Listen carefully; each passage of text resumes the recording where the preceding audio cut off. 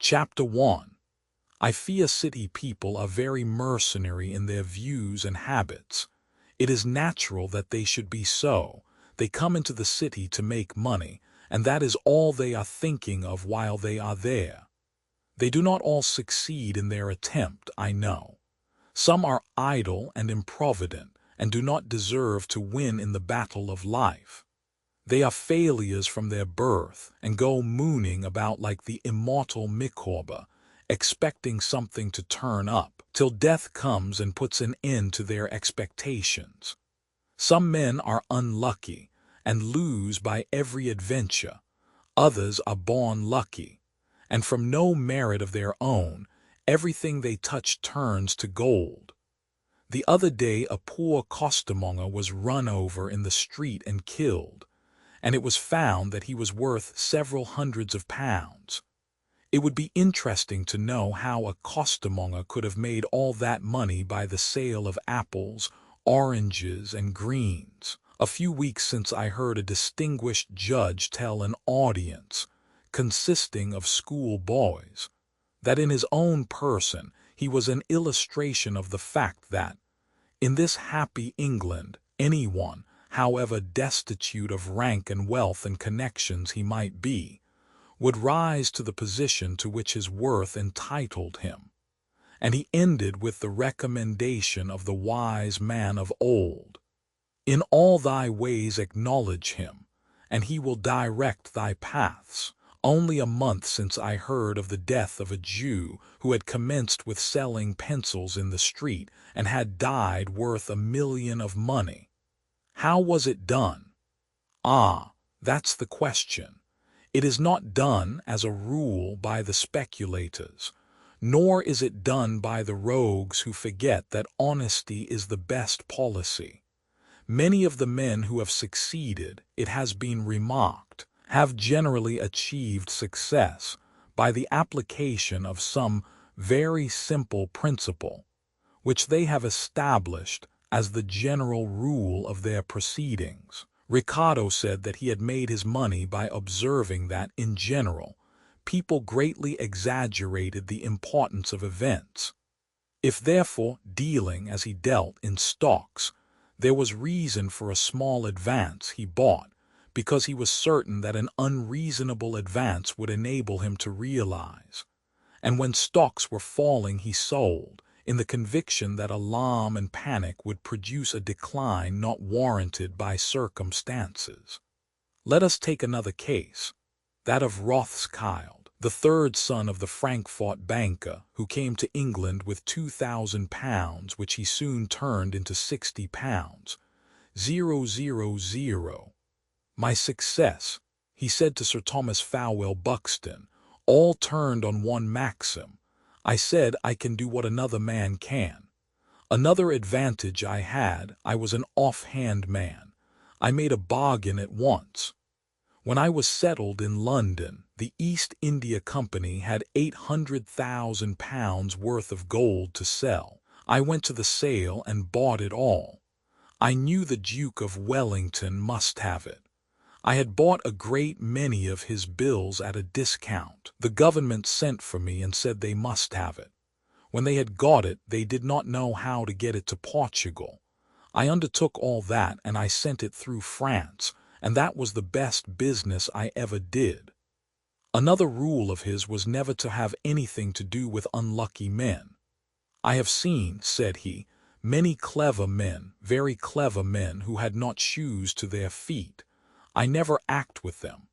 Their advice sounds very well, but fate is against them. They cannot get on themselves, and if they cannot do good to themselves, how can they do good to me?" His advice to Sir Thomas's son was sound. "Stick to your business, young man. Stick to your brewery, and you may be the great brewer of London. Be a brewer and a banker, and a merchant and a manufacturer, and you will soon be in the Gazette." How true this is, anyone who has the slightest acquaintance with city life can at once understand. The advice should be printed in gold in every counting house in London. If it were, and were acted on as well, we should hear of fewer commercial failures. Let me give another anecdote of the Rothschilds. It is related of Baron Nathan de Meyer that on one occasion he gave a lady the following pithy piece of advice. Seated at the dinner table, she informed him she had an only son, whom she was anxious to see placed well in business, and begged him to give her a hint on the subject. For a long time the Baron hesitated, and at length, when urged by the lady, half good-naturedly and half worried, he turned round and said, "Well, madam, I will tell you. Selling lucifer matches is a very good business if you have plenty of it." In his autobiographical recollections, Sir John Bowring thus speaks of the celebrated Morrison, the founder of the great commercial house in Fore Street. Morrison told me that he owed all his prosperity to the discovery that the great art of mercantile traffic was to find out sellers rather than buyers, that if you bought cheap and satisfied yourself with only a fair profit, buyers, the best sort of buyers, those who have money to buy, would come of themselves. He said he found houses engaged with a most expensive machinery, sending travelers about in all directions to seek orders and to effect sales, while he employed travelers to buy instead of to sell, and if they bought well, there was no fear of his effecting advantageous sales. So uniting this theory with another, that small profits and quick returns are more profitable in the long run than long credits with great gains, he established one of the largest and most lucrative concerns that has ever existed in London, and was entitled to a name which I have often heard applied to him, the Napoleon of shopkeepers. Mr. James Morrison, the founder of the Fore Street warehouse, certainly deserves further record. He was a native of Hants, and born of Scotch parents. Early transplanted to the metropolis at the end of the last century, the country youth first set foot in London, unaided in search of fortune. His first employment was a very menial one in a warehouse, and procured him a bare maintenance, but his industry and trustworthiness soon secured him a partnership in the Fore Street business of the late Mr. Todd, whose daughter he married. So far it may be said that his rise was accidental, but his constant rise was no accident. His enormous wealth was the result of his own natural sagacity, perseverance, and integrity. During the long course of his devotion to trade and commerce, Mr. Morrison's mind never stood still. Every social change in business, in demand and supply, he keenly discerned and promptly acted on. Thus his great business at once became the first of its class. After the close of the great continental wars and the consequent rapid increase of population and wealth, Mr. Morrison was one of the first English traders who reversed his system of management by an entire departure from the old exaction of the highest prices. His new principle was the substitution of the lowest remunerative scale of profit and more rapid circulation of capital, and the success of the experiment speedily created his wholesale trade preeminence. Small profits and quick returns was his motto, and other houses quickly followed in his wake, but the genius which originated the movement, notwithstanding active competition, maintained its supremacy. The result was that, in middle age, Mr. Morrison found himself in possession of an enormous fortune. At the time of his death, his English property was said to be of the value of 3 or 4 millions, and besides, he was possessed of large investments in the United States. He was a lover of art, an advanced politician and M.P., and to the last almost a man of study and thought. In our own day, as much as in earlier times, the same rule applies to city life. The linen-drapers, it seems to me, are, as a rule, the most successful. Since fig leaves went out of fashion, the ladies, God bless them, have always supported the linen-drapers and the silk mercers. The founder of the great house of Shoolbred and Co. in Tottenham Court Road was originally educated at the Orphan Working School, then in the City Road but now at Haverstock Hill. The will of the late Mr. Tarn, whose shop was near the Elephant and Castle, was proved a little while since under £1 million. He was only about 60 years old when he died, and commenced business some 30 years ago in a little shop, being his own shopman. Mr. Meeking, whose premises in Holborn are a series of palaces, rose, I am told, from very small beginnings. A writer in a newspaper says, "Not long ago I was at a meeting where there were 6 men, of whom the poorest, who could scarcely write, was worth £100,000, and the richest, who never read a book of information through in his life, was making £50,000 a year. They had all begun as working men except one, who is an M.P., and he had commenced life as a shopman and had made £10,000 a year. Such are the chances for money-makers in England, where credit is easy, but then money-making is an art like poetry, a born gift." So says the writer. I differ from him. A tradesman who lives within his income and who sells that for which there is a yearly increasing demand, such as beef or shoes or butter and cheese, however stupid he may be, however dense his ignorance, cannot but prosper. He has only to shut his eyes and open his mouth and take what heaven will send him. With trade ability, good health, and frugality, a man cannot help making a fortune. People fail because they want to have their cake and eat it at the same time, because they like to discount their good fortune, because they prefer to enjoy from day to day rather than to accumulate capital, and lastly, because when they have money, in their eagerness to make more, they go into some rotten company and lose all. Once upon a time I was at a grand party at the house of a West End swell and M.P. As I left I said to a friend, "How did Mr. make his money?" "Why," was the reply, "by borrowing 10 shillings."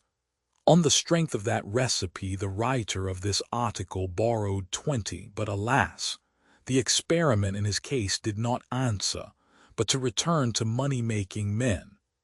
The Floodayers had begun their career, wrote Sir Samuel Romilly, in very narrow circumstances, but by extraordinary activity, enterprise, and good fortune they had acquired inordinate wealth, and were every day increasing it by the profits of a most extensive commerce. Sir Samuel was an alderman of the City of London, and a member of Parliament. He had been created a baronet, and had served the office of Lord Mayor, in a year very memorable in the history of city honours, for it was that in which the King, upon his marriage, made a visit to the corporation, and dined in Guildhall. Notwithstanding, however, the great elevation at which fortune had placed these opulent relatives beyond my father, they always maintained a very friendly intercourse with him, and professed, perhaps sincerely, a great desire to serve him. Sir Samuel, too, was my godfather. He died of apoplexy, and Sir Thomas did not long survive him. But instances of money-making men in the city are as plentiful as blackberries, and I merely refer to a few of them. We all have heard of Sir Peter Lorre, who had such a wonderful way of putting down suicide and other evils. He came to London in early life, and worked, it is said, as a journeyman saddler at a house in the neighbourhood of Charing Cross, with the late Sir Richard Burney. The late Mr. Thomas Tegg, who at one time was one of the largest booksellers in the kingdom, acquired his fortune solely through the force and energy of his character as a man of business. When he first came to London, He called on Mr. Newman, a bookseller in Leadenhall Street, to ask for employment. "What can you do, young man?" "Anything you please, sir. I shall be willing to make myself generally useful." "Then," said Mr. Newman, "go and see if you can tie up that parcel," pointing to a quantity of books in a loose state which were lying on the floor. "That," said Mr. Tegg at a public meeting, "was the first employment I was ever engaged in as a bookseller." And thus he made his money. Sir John Peary, who in 1841 was elected Lord Mayor, on returning thanks in the Guildhall for the honor done him, said, "I little thought 40 years ago, when I came to the city of London, a poor lad from the banks of the Tweed, that I should ever arrive at such a distinction." Gentlemen learned in the law are occasionally money-making men. One of these was John Campden Neild, M.A., barrister at law. He was the son of a wealthy gold and silversmith in St. James's Street, and who bequeathed a large property to his miserly son, which he, in turn, considerably enlarged and bequeathed to Her Majesty. It appeared that, since his father's death in 1814, he had allowed his money to accumulate, and had scarcely allowed himself the common necessaries of life. He usually dressed in a blue coat with metal buttons, which he prohibited being brushed, as it would take off the nap and deteriorate its value. He was never known to wear a great coat. He was always happy to receive an invitation from his tenantry in Kent and Berks to visit them, which he occasionally did, often remaining a month at a time, as he was thus enabled to add to his savings. His appearance and manners led people to imagine that he was in the lowest state of poverty. Just before the introduction of the railway system of traveling, he had been on a visit to some of his estates, and was returning to London, when the coach stopped at Farningham. With the exception of Almiza, the passengers all entered the inn. Missing their companion and recollecting his decayed appearance, they conceived he was in distressed circumstances, and accordingly a sum was subscribed for the purchase of a thumping glass of brandy and water for the benefit of the poor gentleman, which he thankfully accepted. Many instances of a similar character may be related. Alderman Harmer was the son of a Spitalfields weaver, and was left to work his way as an orphan at the age of 10. Alderman Wyer was the son of a baker at Colchester. Alderman Kelly, who died in his 80th year, was the architect of his own fortune. He was originally an assistant in the employ of Mr. John Cook, of Paternoster Row. The business chiefly consisted in publishing works in numbers, which were sold up and down the country by means of book hawkers. Mr. Kelly succeeded to this business, and so won fame and fortune. In 1836, he was Lord Mayor of London. Thomas Cubitt, the well-known builder born near Norwich in 1788, at an early period in life was thrown upon his own resources, and soon learned to trust in them. At the death of his father when he was in his 19th year, he was working as a journeyman carpenter. He shortly afterwards, with a view to improve his circumstances, took a voyage to India and back as captain's joiner. On his return to London, then about 21 years of age, with the savings he had put by, he commenced a small business in London as carpenter.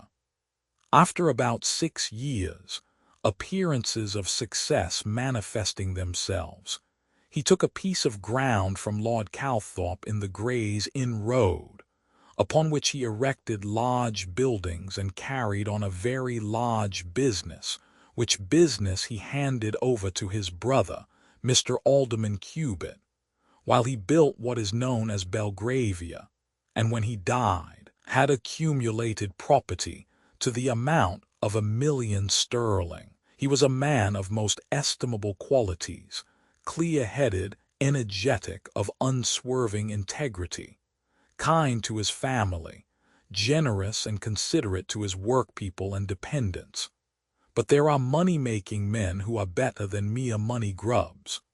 Mr. Gompertz, born in London in 1799, the son of a Dutch diamond merchant, was a self-taught mathematician of very high attainments, who had distinguished himself early in life by the publication of new logarithms. At the age of 30, having married Miss Abigail Montefiore, sister of Sir Moses Montefiore, Mr. Gompertz entered his name as a member of the Stock Exchange, doing a large amount of business, but without relinquishing his mathematical pursuits, which gradually turned to tables connected with life insurance.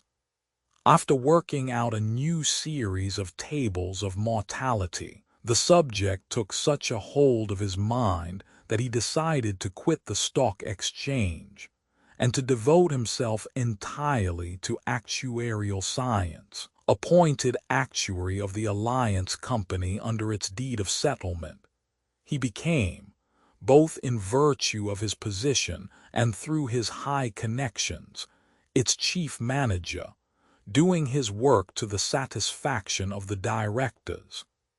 Mr. Benjamin Gompertz, however, aimed to be nothing more than a man of science, his ambition being to make the best actuarial investigations and not to do the largest amount of business. Another illustration we have of this higher life is afforded in the case of Mr. Grote. Mr. Samuel Rogers may also be quoted as another illustration. It is well to feel that, after all, there is something better than money-making, that man does not live by bread alone. The great lesson of London life is that perseverance, industry, and integrity will win the day. In the city daily, we see the poorest rise to the possession of great wealth and honor. Poor lads have come to town friendless and moneyless, have been sober and steady and true to themselves. They have been firm in their opposition to London allurements and vices, have improved the abilities God has given them, and the opportunities placed within their reach, and become, in their way, men of note and mark. Many a Lord Mayor has been an office lad in the firm of which he grew to be the head.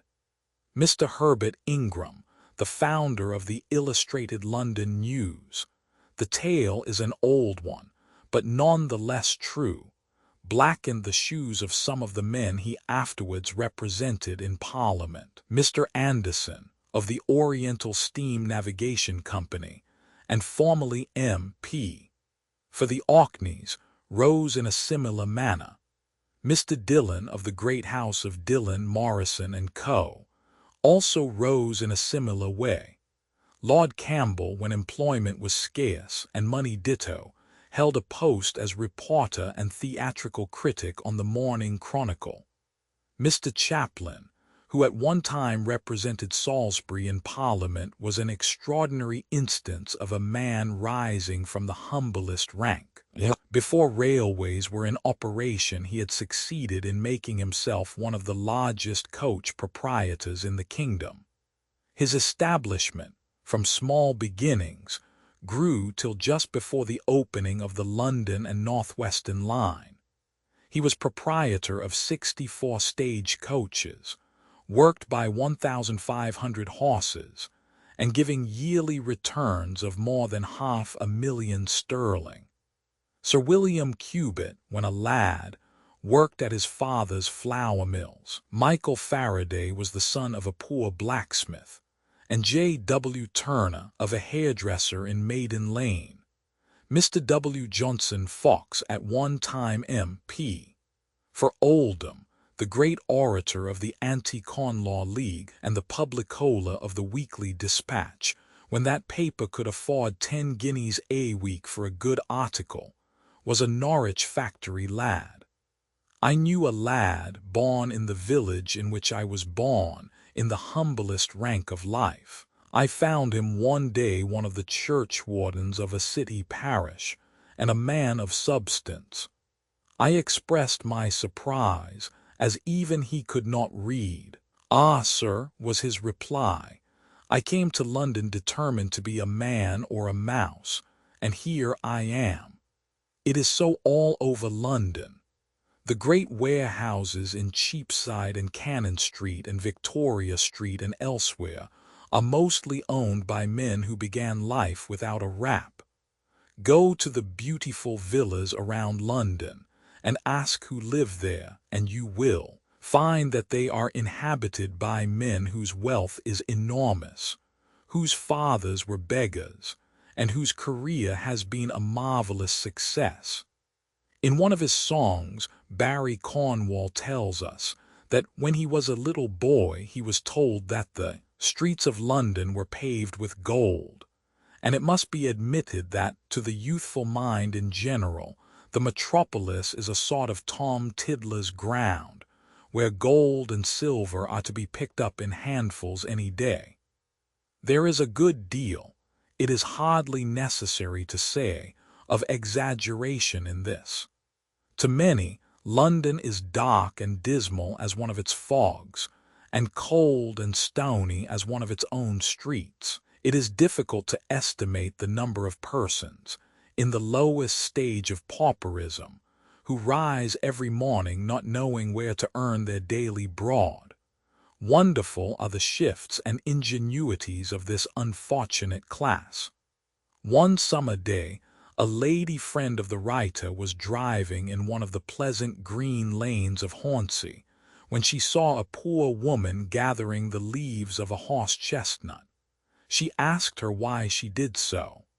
The reply was that she got a living by selling them to the fruiterers in Covent Garden, who lined their baskets of fruit with them. One day it came out in evidence at a police court that a mother and her children earned a scanty subsistence by rising early in the morning, or rather late at night, and selling, as waste paper, the broad sheets and placards with which the waste walls of the metropolis were adorned. It seems to me, one of the worst sights of the outskirts of London is that of women, all black and grimy, sifting the cinders and rubbish collected by the wandering dustmen. Perhaps that is as dirty a way for a woman to make money as possible, and yet it seemed to me that their hands were clean, compared with those of certain stock and money brokers and promoters of public companies, to whom it is needless more particularly to allude. Fortunes in London are made by trifles. I knew a man who kept a knacker's yard, who lived out of town in a villa of exquisite beauty, and who drove horses which a prince or an American millionaire would have envied. Out of the profits of his vegetable pills, Morrison bought himself a nice estate. Mrs. Holloway used to be seen riding in one of the handsomest carriages to be met with in the Strand, and the princely liberality of Mr. Holloway astonished all England a little while since. And as to the keepers of dining-rooms and city taverns, how well they live, and in what good style, most of us know well. Before suburban railways had become developed, in the city was to be seen more than one proprietor of a dining-room, who drove daily a handsome male phaeton and pair to town in the morning to do his business, and back at night. Thackeray had a tale, if not founded on fact, at any rate not improbable, of a gentleman who married a young lady, drove a swell cab, and lived altogether in great style. The gentleman was dumb as to his daily occupation. He would not impart even the secret to his wife. Even the prying mother-in-law was unable to solve the mystery. All that she knew was, what everyone else knew, that her son-in-law went out in his cab, with his tiger mounted behind, in the morning, and returned home in the same style at night. At length, one day, the wife, going with her dear mamma into the city shopping, recognized her lord and master in the person of a street sweeper, clothed in rags and covered with dirt. The discovery was too much for him. He was never heard of more. In one of his pleasant letters, Mortimer Collins wrote, "The modern millionaire's beneficence is ostentatious. £1,000 to a charity is as good a way of saying, 'See, I am rich,' as the same sum spent on a horse or a picture." The same idea has occurred to the writer of a modern play. The hero calls for his secretary and asks him to bring him the book which contains a list of his donations. "Ah," he says, after looking at it, "double my subscriptions to all the charities that advertise, and put it down to our advertising account." It is to be feared a good deal of that charity, which covers a multitude of sins in the city, is due to a similar desire for publicity. A good deal of ostentatious expenditure is simply put down under the head of advertising expenditure, and very often it is the only way by means of which a rich tradesman or ambitious merchant can draw attention to himself and his proceedings. This ostentation is a little annoying occasionally. For instance, it was particularly unpleasant to Sarah Coleridge, the gifted daughter of a gifted sire. At Broadstairs, she lodged in a house where there were some children belonging to a London shopkeeper and his wife. "These children," the lady writes, "live on the stairs or in the kitchen, and never take a book or a needle in their hands, and yet their parents are overburdening Mrs. Smith with attendance, dressing well, and living for many weeks by the sea in commodious lodgings. The extravagance and recklessness that go on in the families of tradesmen in London is beyond what the rank above them ever dream of." Sarah Coleridge, as the wife of a clergyman and daughter of the great philosopher, I dare say found it hard to make both ends meet, and perhaps was needlessly severe on the London tradesmen, and the way in which they spend their money. Such sharp censure as she penned was natural under the circumstances.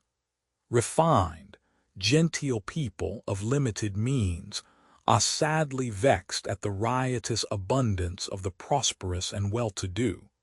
As to ostentation, Morrison, the pill man, beat everyone when he gave a grand banquet to all that was fashionable in society at Paris, and to each parting guest presented his card with an advertisement of his far-famed pills. "Two causes led," writes Mr. Page, "to the accumulation of the wealth which Mr. Brassey realized. One was the small extent of his personal expenses. He hated all show, luxury, and ostentation. He kept but a moderate establishment, which the increase of his means never induced him to extend. He was wont to say, 'It requires a special education to be idle, or to employ the 24 hours in a rational way, without any particular calling or occupation. To live the life of a gentleman one must have been brought up to it. It is impossible for a man who has been engaged in business pursuits the greater part of his life to retire. If he does so, he soon discovers that he has made a mistake. I shall not retire, but if for some good reason I should be obliged to do so, it would be to a farm. There I should bring up stock which I should cause to be weighed every day, ascertaining at the same time their daily cost, as against the increasing weight. I should then know when to sell, and start again with a fresh lot." The second and far more important cause which led to Mr. Brassey's wealth was the extent of his business. "He knew the value of money as well as anyone," wrote a friend, "and how far a pound would go, but he had no greediness to acquire wealth, and he was always willing to give away a portion of his profits to anyone who was instrumental in making them, and that to a remarkable extent. At no time did he realize more than 3% on the money turned over by him. He laid out 78 millions of other people's money on works, every one of which was of public utility, and upon that outlay he retained 2,500,000. Mr. Brassey's financial management was very simple. On each contract the agent was responsible for the money he received. He relied upon the cashier to keep the accounts. The money-making men have, some of them, done good service in their day and generation. To the latter class emphatically belongs George Grote, the historian, whose grandfather came over to this country from Bremen and established the banking house of Grote, Prescott & Co. on the 1st of January, 1766. At the early age of 16 he was placed in the banking house in Threadneedle Street and commenced a business career which he carried on 32 years. When, having enough to live on, he retired to devote himself more particularly to historical studies. And to his house in Threadneedle Street came the Mills, father and son, Mr. David Ricardo, Mr. John Smith, M.P., Dr. Black of the Morning Chronicle, and Mr. Charles Austin, whom Mrs. Grote describes as the most brilliant conversationalist of his time. Some of our greatest lawyers became moneyed men by habits of extreme economy in their young days. Lord Kenyon commenced his London career by lodging in Bell Yard, Carey Street, and paying for the accommodation 6 shillings a week. His friends at this time were Dunning and Horne Tooke. They used generally to dine, in vacation time, at a small eating house near Chancery Lane, where their meal was supplied to them at the charge of 7.5d. a head. Tooke, in giving an account of these repasts many years after, used to say, "Dunning and myself were generous, for we gave the girl who waited upon us a penny apiece. But Kenyon, who knew the value of money, rewarded her with a halfpenny and sometimes a promise." In Addison's club, as wittily described in The Spectator, the city merchant who has made his fortune figures in a very favorable light. His notions of trade are, we are told, noble and generous, and as every rich man usually has some sly way of jesting, which would make no great figure were he not a rich man, he calls the sea the British Common. He is acquainted with commerce in all its parts, and will tell you that it is a stupid and barbarous way to extend dominion by arms, for that power is to be got by arts and industry.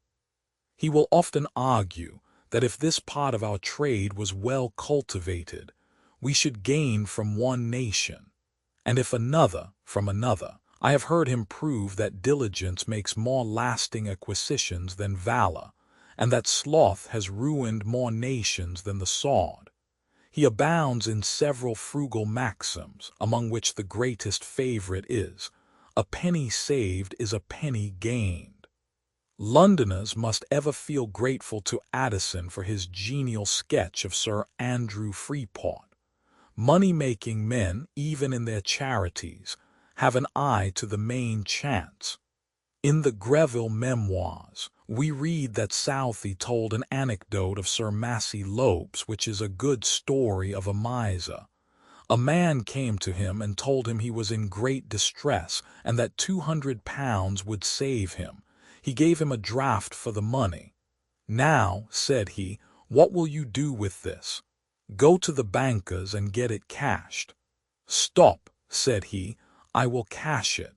So he gave him the money, but first calculated and deducted the discount, thus at once exercising his benevolence and his avarice. Money-making has its disadvantages. There was a Lord Compton who ran away with a rich citizen's daughter. I refer to Sir John Spencer, to whom there is such a fine monument in St. Helens, Bishopsgate. When the nobleman became, by the death of Sir John, possessor of his fortune, it is reported that for the time his lordship became stark staring mad, and had to be confined. And this reminds me that city men, who are considered warm in a worldly point of view, are apt to make great mistakes as to getting their daughters married. It is not unfrequently that they allow cash considerations too much to interpose, and thus many an advantageous marriage is frustrated. It is not what a man has, but what a man is that is the true test of character, and a citizen who has well feathered his nest, and who thinks of the store laid up in his barn and of his cattle and sheep and other substance, is too apt to overlook the fact that a clever man, even if he be poor, may become rich and great. In the life of the Claytons, we have a case in point relating to the late Lord Truro. When a young man, and beginning his honorable career, he formed a strong attachment to an amiable and elegant lady, the daughter of a merchant in the city, and a member of Mr. Clayton's church. His offer, as a suitor, would have been responded to by the lady, but met with a stern and inflexible opposition from her father, on the ground of the pecuniary inequality that there appeared between them, and thus the city merchant lost a lord for a son-in-law. One money-making city man is to be specially remembered as a warning to rich capitalists as to how they make their wills. I refer to Mr. Peter Thellason, the banker. At the age of 70, Mr. Thellason found that he was the owner of £6 million in hard cash, besides an annual rent roll of £9,500. This was not enough for the ambitious Peter, and hence that wonderful will, which was such a fortune to the lawyers. He left about £100,000 to his wife and his 3 sons and daughter, and the rest of his fortune, amounting to more than £6 million, was conveyed to trustees, who were to let it accumulate till after the deaths, not only of his children, but of all the male issue of his sons and grandsons. After that event, the vast property, with its accumulations at compound interest, was to be given to the nearest male descendant who should bear the family name of Thellason, and then the great mountain of accumulated wealth was to be divided into 3 portions. It was a fine will for the lawyers. In 2 years after Peter Thellason was gathered to his fathers, 2 bills had been filed in Chancery impeaching the will, the one by his wife and children, the other by his trustees, and the litigation lasted for 60 years. The wife of the millionaire died, it is said, of a broken heart, and the Court of Chancery so clipped and pollarded Peter Thellason's oak that when they had done with it, it was not much larger than when he left it. Nor was this all. Parliament took the matter up, and though they would not set aside the will, they enacted that the power of devising property for the purpose of accumulation should be restricted to 21 years after the death of the testator. At the head of the money-making men, I suppose, are to be placed Plum Turner and Vulture Hopkins. The former, who was a Turkey merchant, died in 1793. When possessed of £300,000, he laid down his carriage because interest was reduced from 5 to 4%.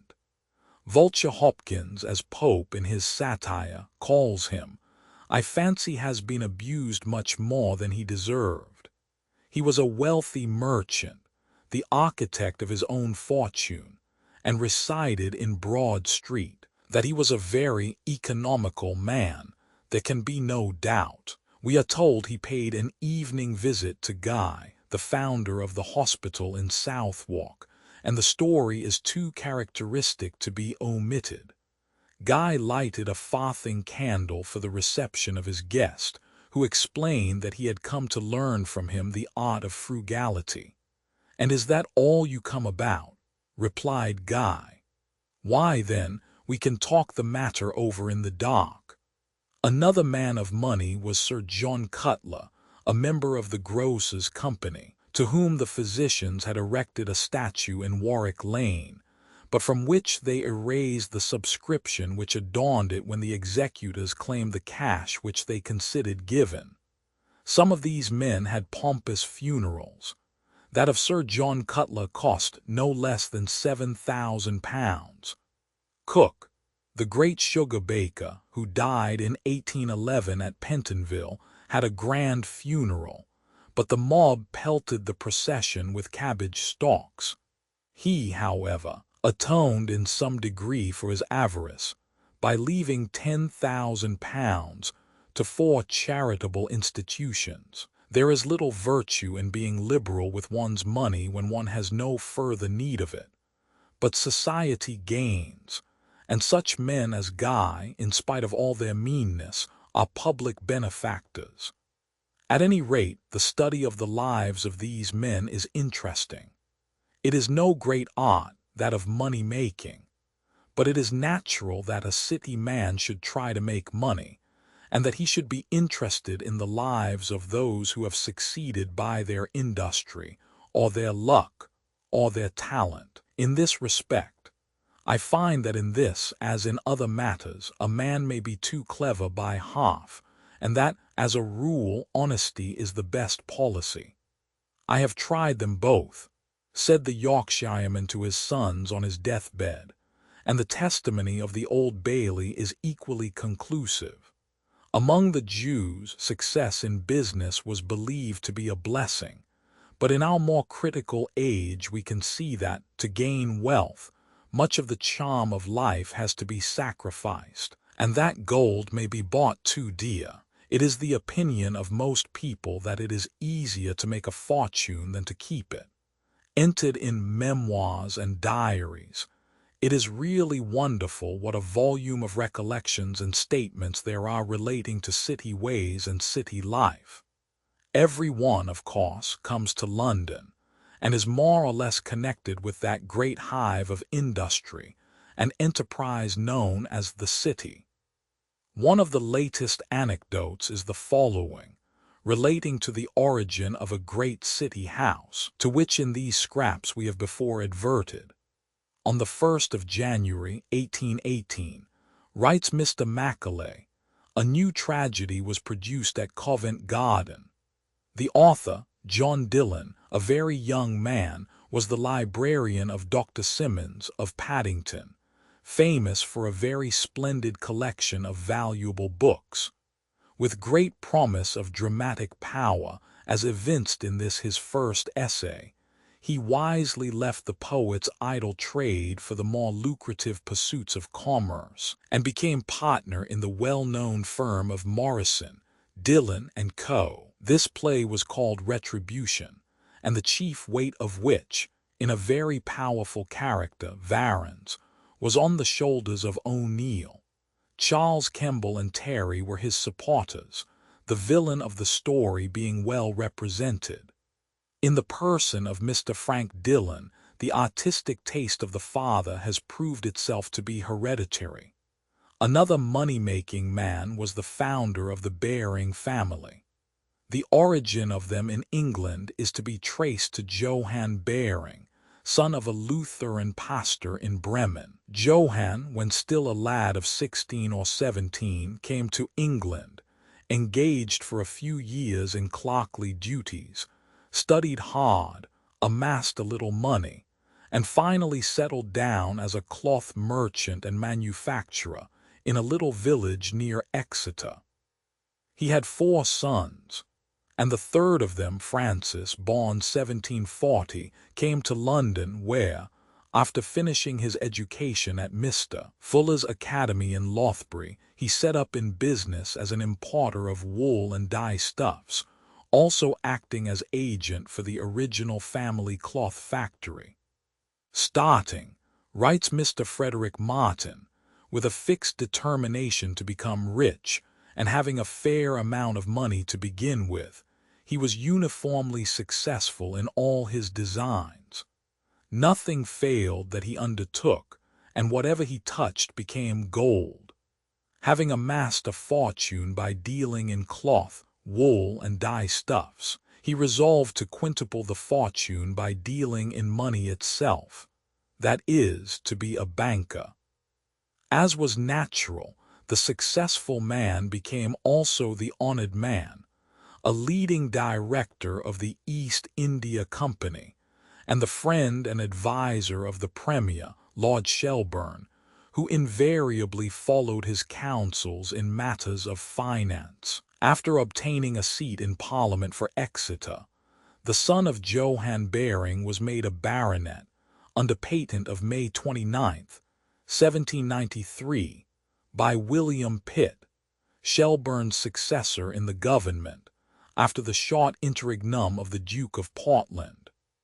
Valuing the friendship of the shrewd man of finance, William Pitt, as much as the Earl of Shelburne, listened to the counsel of Sir Francis Baring, both statesmen delighting to style the reputed possessor of 2 millions, on all occasions, the Prince of Merchants. There is another great house now flourishing in the city, of whose origin a still more extraordinary tale is told. One of the family is now a baronet and an M.P. And yet the first of the line, he who laid the foundation of the fortune of his descendants, was a ragged street boy. A curious anecdote relative to Nathan Rothschild and Mr. Gompets, not many years ago, found its way into print. Nathan, so the story runs, was leaning one day early in the spring of 1824 against his favorite pillar in the Royal Exchange, long known as the Rothschild pillar, his hands in his pockets, when his relative Gompets ran up to him in a high state of excitement. "That ish de matter?" queried Rothschild. Thereupon the other recounted in gasps how he had been applying for the vacant actuaryship of a large insurance company, and had been beaten in the competition. Though being admittedly the best candidate on account of his religion, the directors declared they would have no Jew. Now Nathan, too, got excited. "That," he cried, disengaging his hands from his pockets and laying hold of his brother-in-law by the shoulders, "not take you peccause of your religion. Mein Gott, den I will make a bigger office for you than any of 'em." And Nathan was as good as his word, founding not only a bigger company than any other, but appointing Mr. Gompets actuary under the deed of settlement. Let me remark here, by way of parenthesis, that it is seldom, however, this kind of thing succeeds. A man who starts a business in a passion, merely to injure another, generally comes to grief. A remarkable illustration of this occurred, a few years since, in the case of the Illustrated News of the World. It was started by a gentleman who had long coveted the Illustrated London News, and had agreed on one occasion to purchase that paper of its original proprietor, the late Mr. Herbert Ingram. Negotiations had been carried on for that purpose. The price was named, and almost every detail was settled, when Mr. Ingram wrote to say that, on reconsidering the matter, he was determined not to part with the journal in question. The result was the establishment, in opposition, of the Illustrated News of the World, and the bankruptcy of the proprietor, who died hardly better off than a pauper. If Nathan Rothschild's new venture succeeded, it was, under the circumstances, an exception to the general rule. Next to making a business for oneself, the best way of growing rich undoubtedly is to purchase the business of one who has done well for himself, but who leaves a few ears of corn for his successors to glean.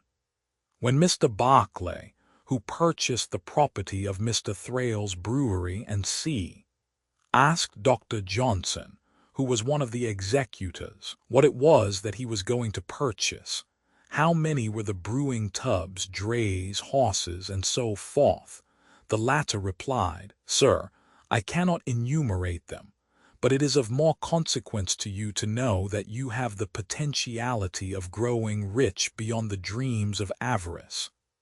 And as it turned out, Johnson was correct in his surmise.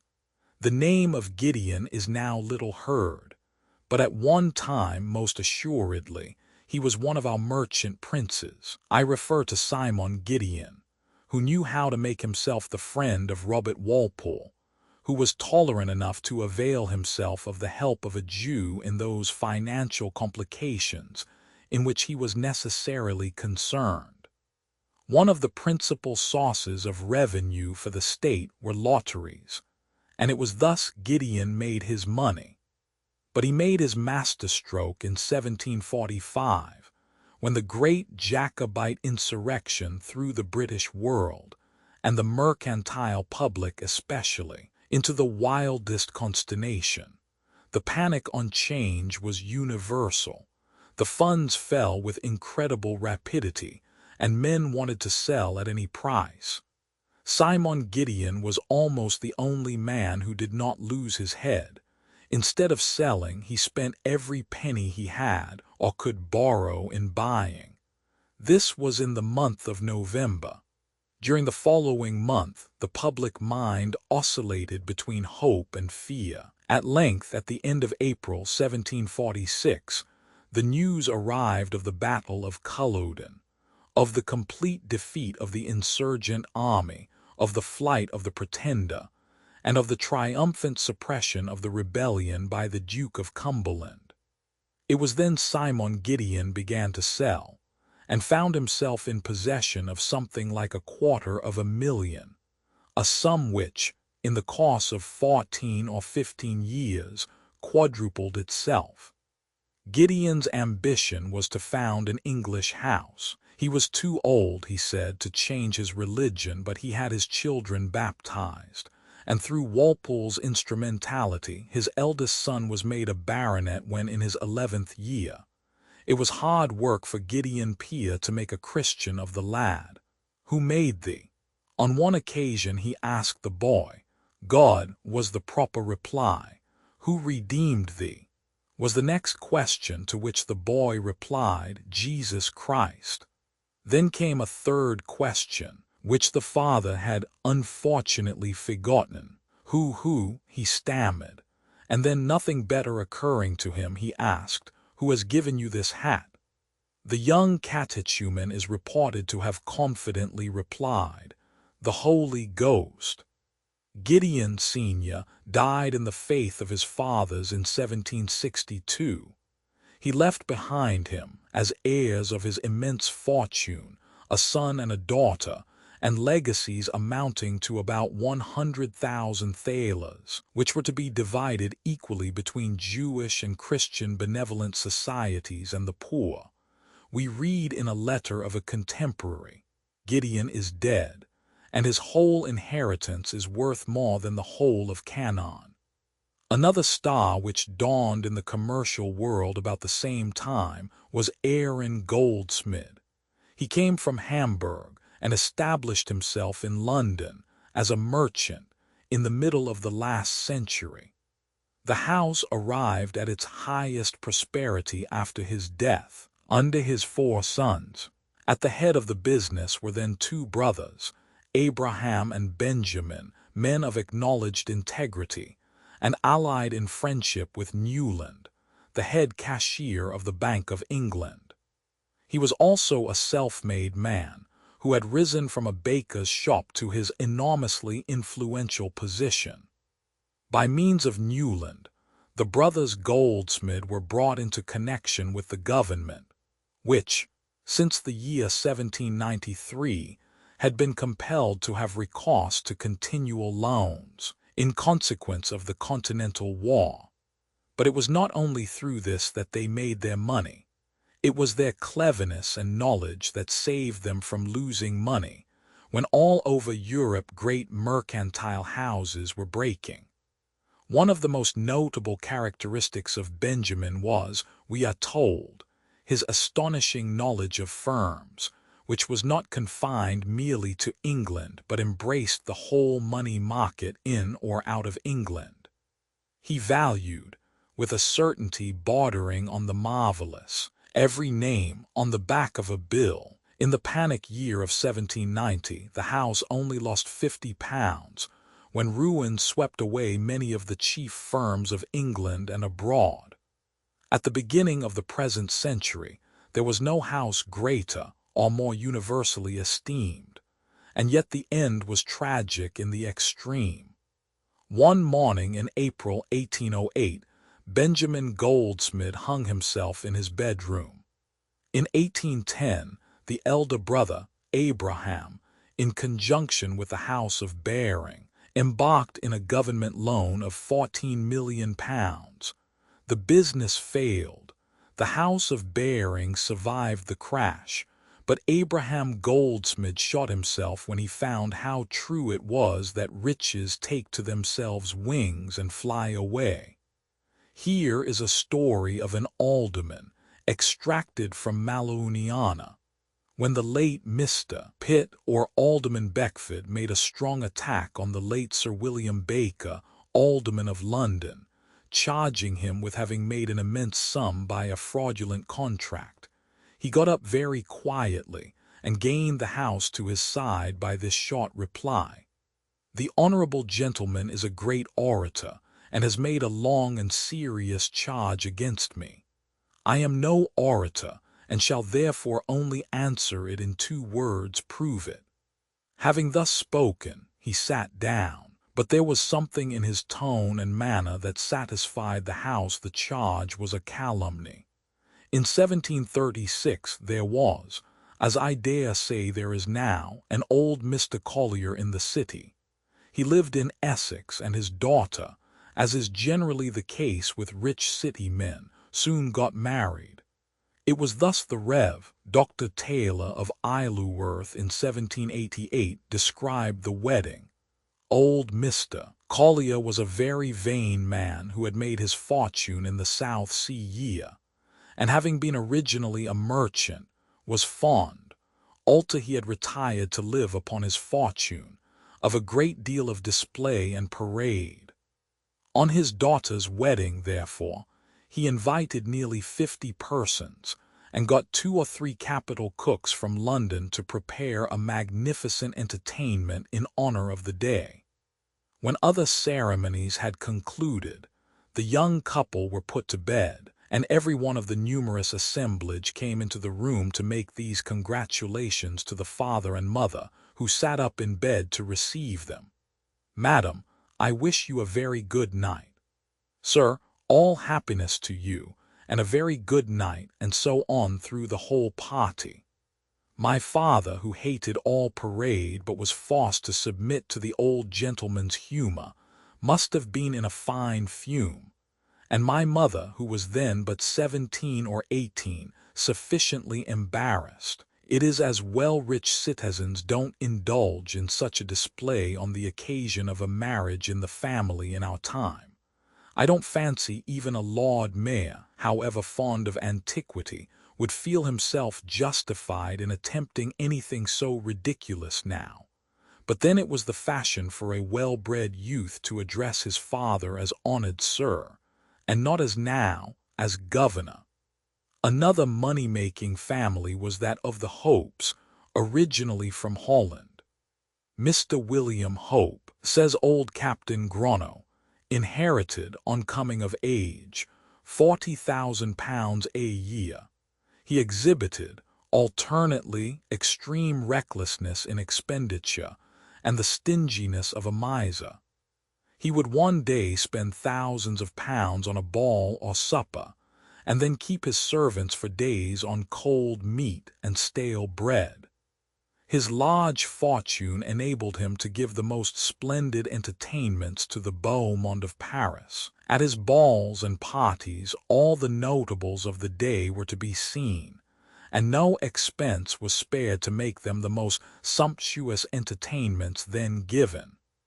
It was his custom, when the invitations were issued, not to open any letters till the party was over, to save him the mortification of refusing those who had not been invited. If we are to believe the great poet, who mostly spent his life in London, and whose name still graces a street very much reduced from what it was in his day, Mammon worship must have a very bad moral effect.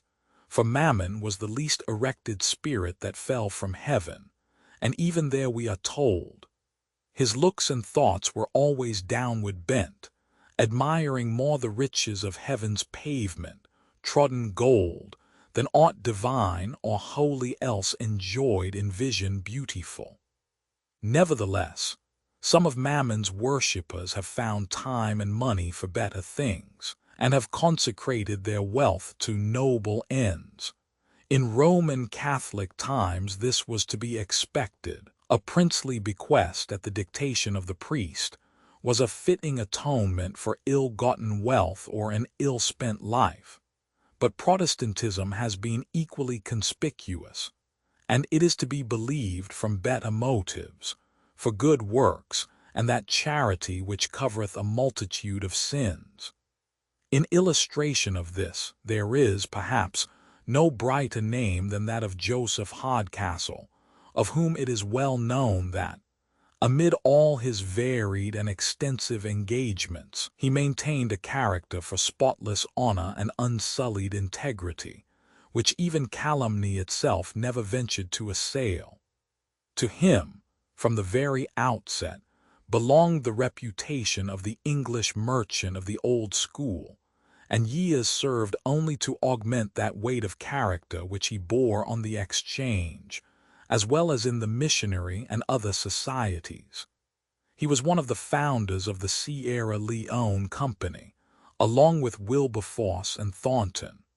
Also, he was treasurer of the Missionary Society. In 1799, the Religions Tract Society was founded under his roof, and at his offices, Old Swan Stairs, the Bible Society was first launched into existence.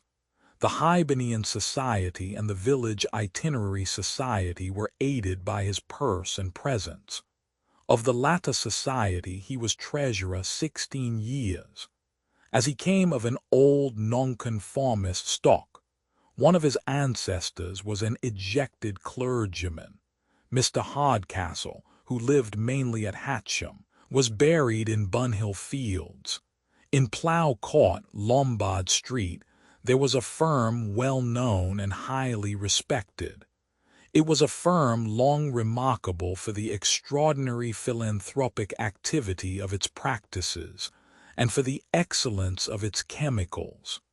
Mr. Allen, the senior partner, was a lecturer in chemistry at Guy's Hospital, a fellow of the Royal Society, a personal and intimate friend of the Duke of Kent, the Duke of Sussex, Lord Brougham, Sir Fowell Buxton, the Gurneys, Thomas Clarkson, and many other of the leading philanthropic and public characters of the past generation.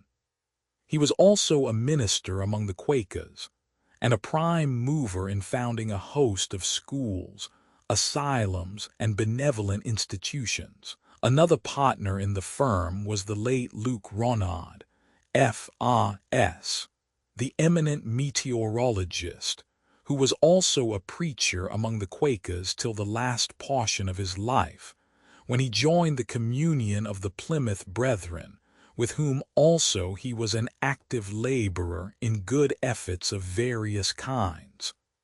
A third partner of the firm was the late Mr. John Thomas, who, after his very accurate and skillful scientific researches had gained him a competency, retired from business, and devoted the remainder of his life to an extraordinary series of efforts, in conjunction with Mr. William Ewart, M.P., Mr. Barrett Leonard, M.P., Mr. John Sidney Taylor, the editor of the Morning Herald, the Right Hon., Stephen Lushington, D.C.L., and the late Mr. Peter Bedford of Croydon, for the removal of the punishment of death from the numerous offenses, some of them very trivial, for which it was at one time inflicted.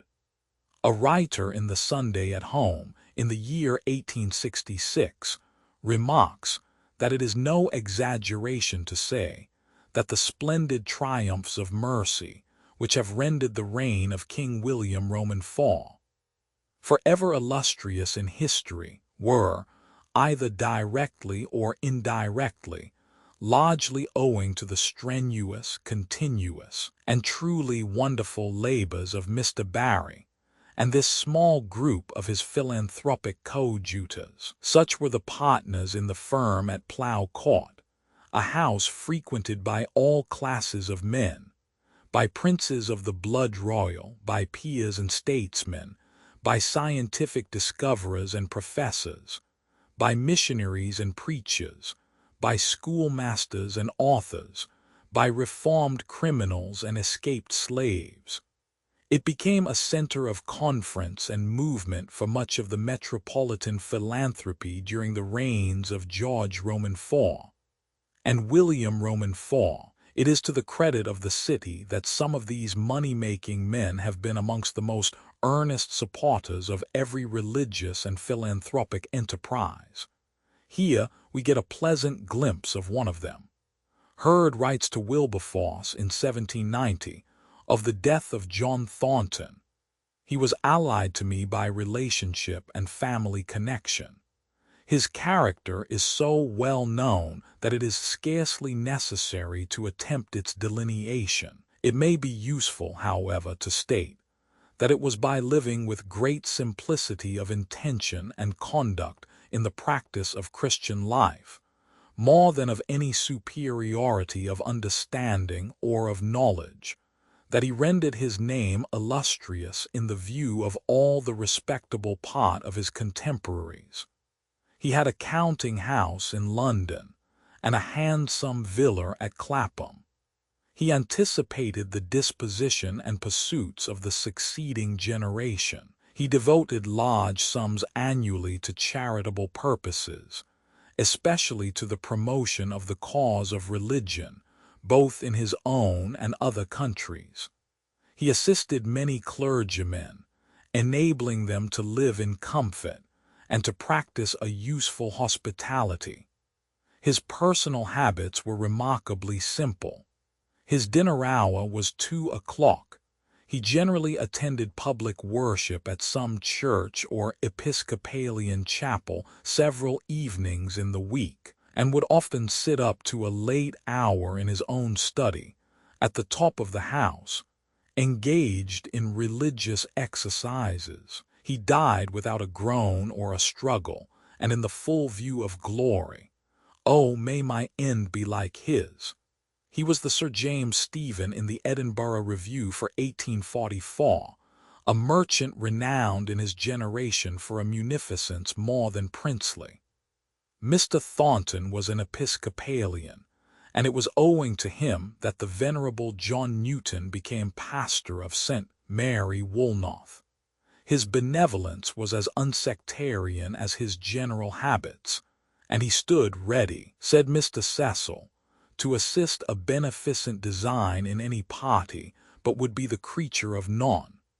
It was thus he was mainly instrumental in founding, and supporting for a while, a dissenting academy at Newport Pagnell, which was placed under the care of the Rev. Josiah Bull. Also he extended his patronage and pecuniary assistance to the institution at Marlborough, under the direction of the Rev. Cornelius Winter, and was thus brought into connection with Mr. J., towards whose support he contributed while passing through his academic course. Mr. Thornton spent myriads of pounds in the purchase of livings for evangelical preachers, in the erection and in enlargement of places of worship, both in the Church of England and among dissenters, in sending out Bibles and religions books by his ships to various parts of the world, and in numerous other ways. Nor was his beneficence exclusively confined to religious objects. Mr. Newton says, Mr. Bull told my father that while he, Mr. Newton, was at Olney, he had received from Mr. Thornton more than £2,000 for the poor of that place. He not only, continued Mr. Bull, gave largely, but he gave wisely. He kept a regular account, not for ostentation or the gratification of vanity, but for method, of every pound he gave in a ledger which he once showed me. I was then a boy, and I remarked on every page was an appropriate text. With him giving was a matter of business. Cowper, in an elegy he wrote upon him, said truly, "Thou hadst an interest in doing good, restless as his who toils and sweats for food." It is needless to add that he lived at Clapham and had Wilberforce for a nephew. His son, Henry Thornton, M.P., for Southwark, followed in his father's steps to a certain extent. One day when he was at Bath, he desired Jay to bring with him Foster, the essayist, to dinner. The attempt was a failure. Jay writes, "Mortifyingly Foster again showed his indisposition to talk, and our most excellent entertainer was not much favored to make his company easy and free and communicative, for his manner was particularly cold, distant, and reserved." Foster said, "Yet I think very untruly, that he sat as if he had a bag of money under his arm." But at this time Mr. Foster had a silly kind of prejudice against persons of affluence, however their wealth had been obtained. Let us recall the memory of Mr. John Poinder. As an East Indian proprietor, he spoke much in favor of the abolition of suttyism, and against the monstrous tax arising from the idolatrous worship of Juggernaut. His publications were numerous and chiefly on religious subjects, the evangelization of our East Indian dominions, the paganism of popery, the sanctification of the Lord's Day. He was a staunch Tory and churchman. But, writes Jay of Bath, never was there a warmer advocate of evangelical truth and the doctrines of the Reformation. Never was there a more determined enemy to popery and its half-sister, Puseyism. Never did man more strive to serve his generation by the will of God.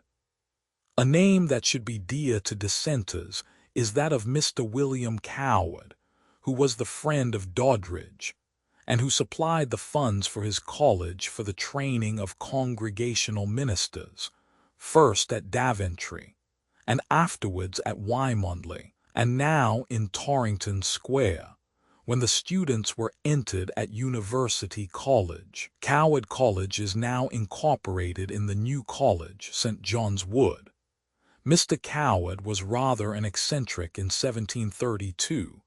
Dr. Jennings first intimated Mr. Coward's idea to Doddridge, and recommended him not to comply with Mr. Coward's idea to come and live at Walthamstow, where the latter lived, adding, that the likeliest way to keep it in the worthy old gentleman's good graces is perhaps not to be quite so near him.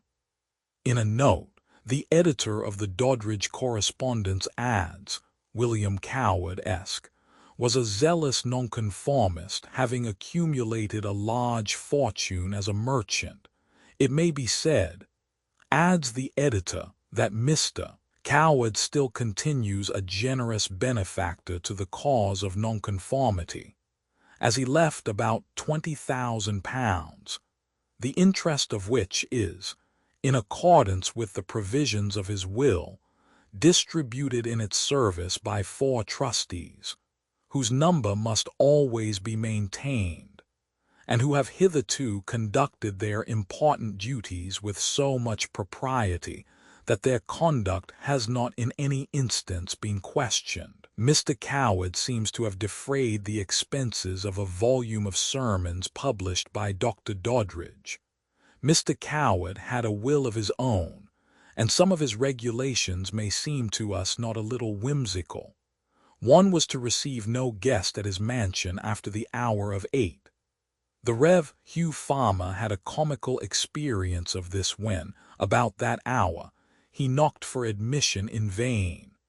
Mr. Farmer, after repeated raps at the floor, began to feel uncomfortable. While involved in this dilemma, he was observed by a footman of Mr. Snell's, who was passing near on his way home, and who reported to his master that a strange gentleman was trying to gain admittance at Mr. Coward's beyond the hour. The hospitable Mr. Snell immediately sent to say that his door was open, and from that evening the celebrated Mr. Farmer, he was a favorite pupil of Doddridge, and was thought in many respects to resemble him, became a permanent member of Mr. Snell's family circle. Mr. Coward seems to have had a keen eye for orthodoxy, and complained of Dr. Watts that he was a Baxterian. He is also reported as growing cold to Dr. Geiss and Dr. Jennings, and falling most passionately in love with Dr. Taylor. Mr. Coward seems to have died in 1738. In 1818, there was a wealthy stockbroker, the late Mr. Thomas Thompson of Ponsford Park, who was deeply grieved with the destitute condition of the seamen in the port of London. In the February of that year, a meeting on the subject was held in the London Tavern to form a provisional committee to purchase and prepare a ship. At a subsequent meeting, it was announced that the Speedy, an old sloop of war, had been purchased of the government and fitted up at a cost of nearly £3,000 to seat 750 hearers. The opening services on board the floating chapel were held on May 4th, when 3 sermons were preached, that in the morning by the Rev. Rowland Hill. Mr. Thompson called on the reverend gentleman, stated the neglected condition of sailors and the plans in contemplation, and begged him to consent to preach the opening sermon on board the floating chapel. Mr. Hill heard all, rang the bell in silence, and his old servant appeared. "John," he said, "fetch my pocket-book." Mrs. Hill, who had hitherto been a quiet listener, now interposed, asserting that his engagements were already too numerous, and that he would wear himself out. Stroking his chin and shaking his head with his characteristic habit, he replied, "My dear, I must preach for poor Jack." Thus was the first floating chapel for sailors happily launched, and the Port of London Society for the spiritual benefit of sailors brought into active operation. To the ship and the general objects of the society, Mr. Smith contributed, from first to last, about £3,000. Another society, called into existence by Mr. Thompson's activity and Christian devotedness and liberality, was the Home Missionary Society, which was inaugurated at the London Tavern on August 11th, 1819. At that time, Mr. Thompson resided at Brixton Hill, and on weekday evenings held religious meetings amongst the neglected poor of that district and of Streatham. Gas lights and police being then unknown, Mr. Thompson's family were thankful when he came home from these charitable peregrinations safe and sound. It must be remarked here that Mr. Thompson was one of the founders in 1827 of the Merchant Seamen's Orphan Asylum. The first election was for 5 boys only, but it soon became a large and flourishing institution.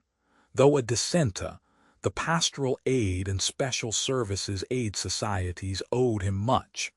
As his daughter truly writes of him, Mr. Thompson was one of those who helped to mold the benevolent character of the age in which he lived. Another name, well known in religious circles, was that of the late Mr. Thomas Wilson, who was the first to begin chapel building on a large scale in London. Even in our more ostentatious day, Mr. Wilson's charities would be considered princely. And here, for the present, we take leave of the Christian merchant princes of London, the righteous men who possibly may have preserved it from the fate of Sodom and Gomorrah. In the great medieval cities of the continent, It was the men who had made money by trade who were the first to spend it liberally for the promotion of art and the benefit of charity and religion. It has been so in London. Our Norman barons, our men with pedigrees running up to the time of the Conqueror, have done little for the welfare of the people compared with the men of humble birth, who, as they have grown in wealth, have also grown in their estimate of its power to help those lower in the social scale than themselves. Chapter 2. It is in America, as was to be expected, that rise more quickly than in any other country. Everyone is ambitious, and there he realizes the fact that no position is beyond his power if he will but work for it. Franklin was a printer's boy, General Putnam was a farmer, Roger Sherman was a shoemaker, and Andrew Jackson was a poor boy who worked his way up from the humblest position. Patrick Henry, the great American orator, was a country tavern keeper. Abraham Lincoln was equally low placed in his start in life. But even in America it is hard work to make a fortune. Nios, an American artist, but a better chemist and mechanician than a painter, thought out the magnetic telegraph on a Havre packet ship, but met the common fate of inventors. He struggled for years with poverty and 1,000 difficulties. He failed to interest capitalists. At last, when he was yielding to despair, and meditated suicide on the last night of a session of Congress, at midnight, when the appropriation bill was being rushed through, he got an appropriation of £6,000 for an experimental line between Washington and Baltimore. Then success, rewards, honors, titles of nobility, gold medals, and an immense fortune. The American inventor of the sewing machine had similar misfortune, and then as great a success. There are two kinds of men and two kinds of business in New York, says an American author. The old-school merchants of New York are few, their ranks are thinning every day. They were distinguished for probity and honor. They took time to make a fortune. Their success proved that business success and mercantile honor were a good capital. Their colossal fortunes and enduring fame prove that to be successful, men need not be mean or false or dishonest. When John Jacob Astor was a leading merchant in New York, there were few who could buy goods by the cargo. A large dealer in tea, knowing that few merchants could outbid him or purchase a cargo, concluded to buy a whole shipload that had just arrived and was offered at auction. He had nobody to compete with, and he expected to have everything his own way. Just before the sale commenced, to his consternation, he saw Mr. Astor walking slowly down the wharf. He went to meet him and said, "Mr. Astor, I am sorry to meet you here this morning. If you will go to your counting room and stay till after the sale, I'll give you $1,000. Without thinking much about it, Mr. Astor consented, turned on his heel, and said, "Send round the check." He lost money, but he kept his word. When the lease for Astor House was nearly out, some parties from Boston tried to hire it over the heads of the then tenants. In a private interview with Mr. Astor, they wanted to know his terms. He replied, "I will consult Mr. Stetson, the tenant, and let you know." To do that was, as they were well aware, to defeat the object they had in view. The old New York merchant never gave a guarantee as to the genuineness of the article he sold. It were needless to ask it. In New York, in Boston, and elsewhere, the rule of prosperity is plain. One of the best-known presidents of a New York bank began his career by blacking boots. He came to New York a penniless lad, and sought employment at a store. "What can you do?" said the merchant. "I can do anything," replied the boy. "Take these boots and black them." He did so, and he blacked them well and did everything else well. Alexander Stewart, when alive, reputed to be the richest man in the world, was born in Ireland, came young to New York, and with a little money that was left him by a relative in Ireland, took a small shop. He kept in it from 14 to 18 hours a day. He was his own errand boy, porter, bookkeeper, and salesman. He lived over his stall, and for a time one room served as kitchen, bedroom, and parlor. Mr. Stewart began business when merchants relied on themselves, when banks gave little aid, when traders made money out of their customers, not out of their creditors. One day, while doing business in this little stall, a note became due which he was unable to pay. The banks were unfriendly, and his friends, as is always the case when you want to borrow, were peculiarly hard up. Resolving not to be dishonored, he met the crisis boldly. He made up his mind never to be in such a fix again. He marked every article in his shop below cost price. He flooded the city with handbills. They were everywhere, in basements, shops, steamboats, hotels, and cars, promised everybody a bargain, and took New York by storm. The little shop was crowded. Mr. Stewart presided in person. He said but little, offered his goods, and took the cash. All attempts to beat him down, he quietly pointed to the price plainly written on each package. He had hardly time to eat or sleep. Everyone came and bought, and when they got home, customers were delighted to find that they were not cheated, but that they had secured a real bargain. Long before the time named for closing the sale in the handbill, the whole store was cleaned out, and every article sold for cash. The troublesome note was paid, and a handsome balance left over. For the future, he resolved to trade no more on credit. The market was dull, times were bad, cash was scarce. He would buy on his own terms the best of goods, and thus he laid down the foundation of a fortune which, long before he died, was reckoned at $30 million. 1836, an American writer thus described his mode of doing business. Though Mr. Stewart sells goods on credit, as do other merchants, he buys solely for cash. If he takes a note, instead of getting it discounted at a bank, he throws it into a safe and lets it mature. It does not enter into his business, and the non-payment of it does not disturb him.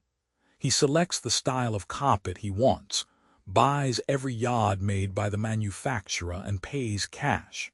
He monopolizes high-priced laces, sells costly goods, furs, and gloves, and compels the fashionable world to pay him tribute.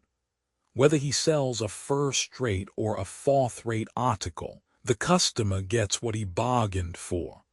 A lady on a journey who passes a couple of days in the city can find every article that she wants for her wardrobe at a reasonable price. She can have the goods made up in any style and sent to her house at a given hour for the opera or ball or for travel.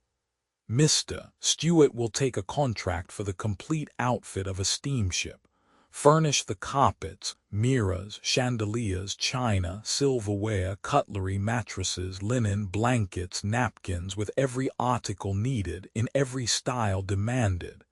He can defy competition. He buys from the manufacturer at the lowest cash price.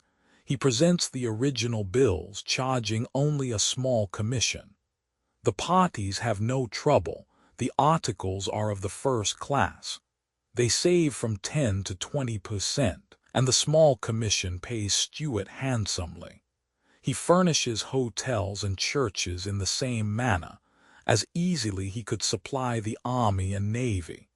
He attends personally to his business. He is down early and remains late.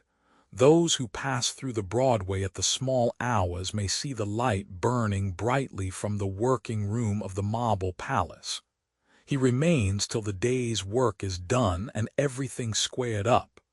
He knows what is in the store, and not a package escapes his eye. He sells readily without consulting books, invoice, or salesmen. He has partners, but they are partners only in the profits.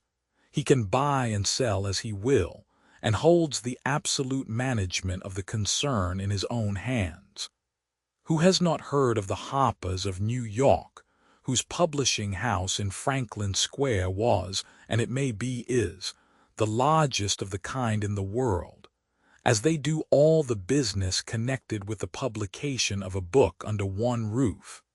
In 1810, James Harper left his rural home on Long Island to become a printer.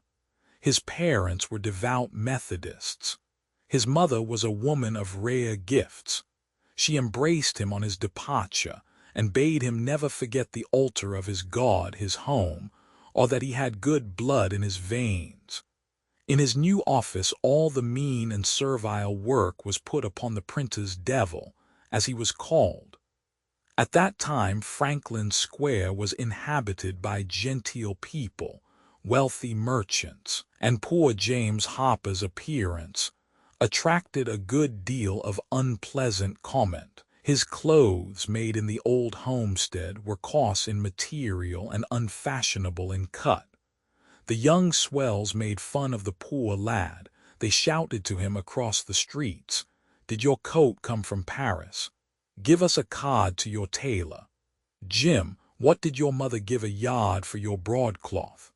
Sometimes, in their insolence, the fellows came near, and under pretense of feeling the fineness of the cloth, would give an unpleasant nip.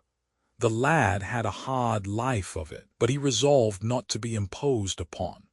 One day, as he was doing some menial work, he was attacked by one of his tormentors, who asked him for his card. He turned on his assailant, having deliberately set down a pail that he was carrying, kicked him severely, and said, "That's my card, take good care of it. When I am out of my time and set up for myself, and you need employment, as you will, come to me and I will give you work." 41 years after, when Mr. Harper's establishment was known throughout all the land, after he had borne the highest municipal honors of the city, and had become one of the wealthiest men in New York, the person who had received the card came to Mr. James Harper's establishment and asked for employment, claiming it on the ground that he had kept the card given him 41 years before. With great fidelity, James served out his time. His master was pleased with him. In a patronizing way he told him, when he was free, he should never want for employment. James rather surprised his old master by informing him that he intended to set up for himself, that he had already engaged to do a job, and that all he wanted was a certificate from his master that he was worthy to be trusted with a book. In a small room in Dover Street, James and his brother John began their work as printers. Their first job was 2,000 volumes of Seneca's Morals. Their second book laid the foundation of their fortune. The Harpers had agreed to stereotype an edition of the prayer book for the Episcopal Society of New York. Stereotyping was in a crude state, and the work was roughly done. When the Harpers took the contract, they intended to have it done at some one of the establishments in the city. They found that it would cost them more than they were to receive. They resolved to learn the art and do the work themselves. It was a slow and difficult labor, but it was accomplished. It was pronounced the best piece of stereotyping ever seen in New York. It put the firm at the head of the business. It was found to be industrious, honorable, and reliable. In 6 years it became the great printing house of New York. Other brothers joined the firm of Harper Brothers. Besides personal attention to business, the brothers exercised great economy in their personal and domestic expenses. $1,000 was what it cost the brothers each to live for the first 10 years of their business life. As regarded their employees, the utmost care was taken. The liberal, genial, honorable spirit of the proprietors prompted them to pay the best wages and secure the best talent. Those who entered the house seldom or never left it. Boys became men and remained there as employees all the same. In New York, the love of mammon finds no small place even in sanctified breasts. The author of Sunshine and Shade in New York says, among the most excited in the stock market are men who profess to be clergymen. One of this class realized a snug little fortune of $80,000 in his speculations. He did not want to be known in the matter. Daily he laid his funds on the broker's desk. If anything was realized, it was taken quietly away. The broker, tired of doing business on the sly, advised the customer, if the thing was distasteful to him, or he was ashamed openly to be in business, he had better retire from Wall Street. Men of this class often have a nominal charge. They affect to have some mission for which they collect money. They roam about among our benevolent institutions, visit prisons or penitentiaries, wherever they can get a chance to talk, to the great disgust of regular missionaries and the horror of superintendents. They can be easily known by white cravats, sanctified looks, and the peculiar unction of their wine. One man, continues the writer in question, especially illustrates the gentlemen of the cloth who are familiar with stocks. His name appears in the Sunday notices as the minister of an uptown church. Downtown he is known as a speculator. His place of worship is a little house built in his yard. It is not as long or as wide as the room in which he writes his sermons.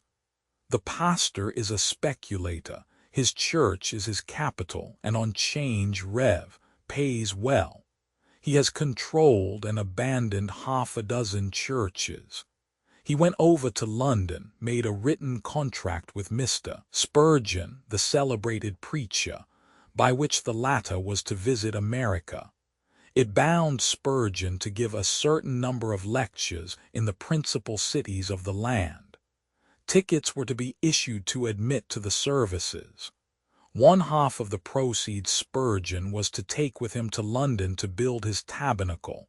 The other half was to be left in the hands of the gentleman who brought him over and engineered him through. The contract, coming to light, produced a great commotion, and Mr. Spurgeon declined to fulfill it. The war breaking out, this clerical gentleman tried his hand at a horse contract.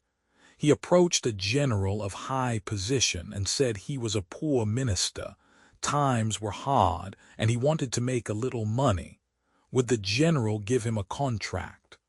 One was placed in his hands for the purchase of a number of horses. The minister sold the contract and made a handsome thing of it. The government was cheated. A committee of Congress, in looking up frauds in the city, turned up this contract. In a report to Congress, the general and the minister were mentioned in no complimentary terms. While these transactions were going on in New York, the general was in the field where the battle was the thickest, maintaining the honor of the flag.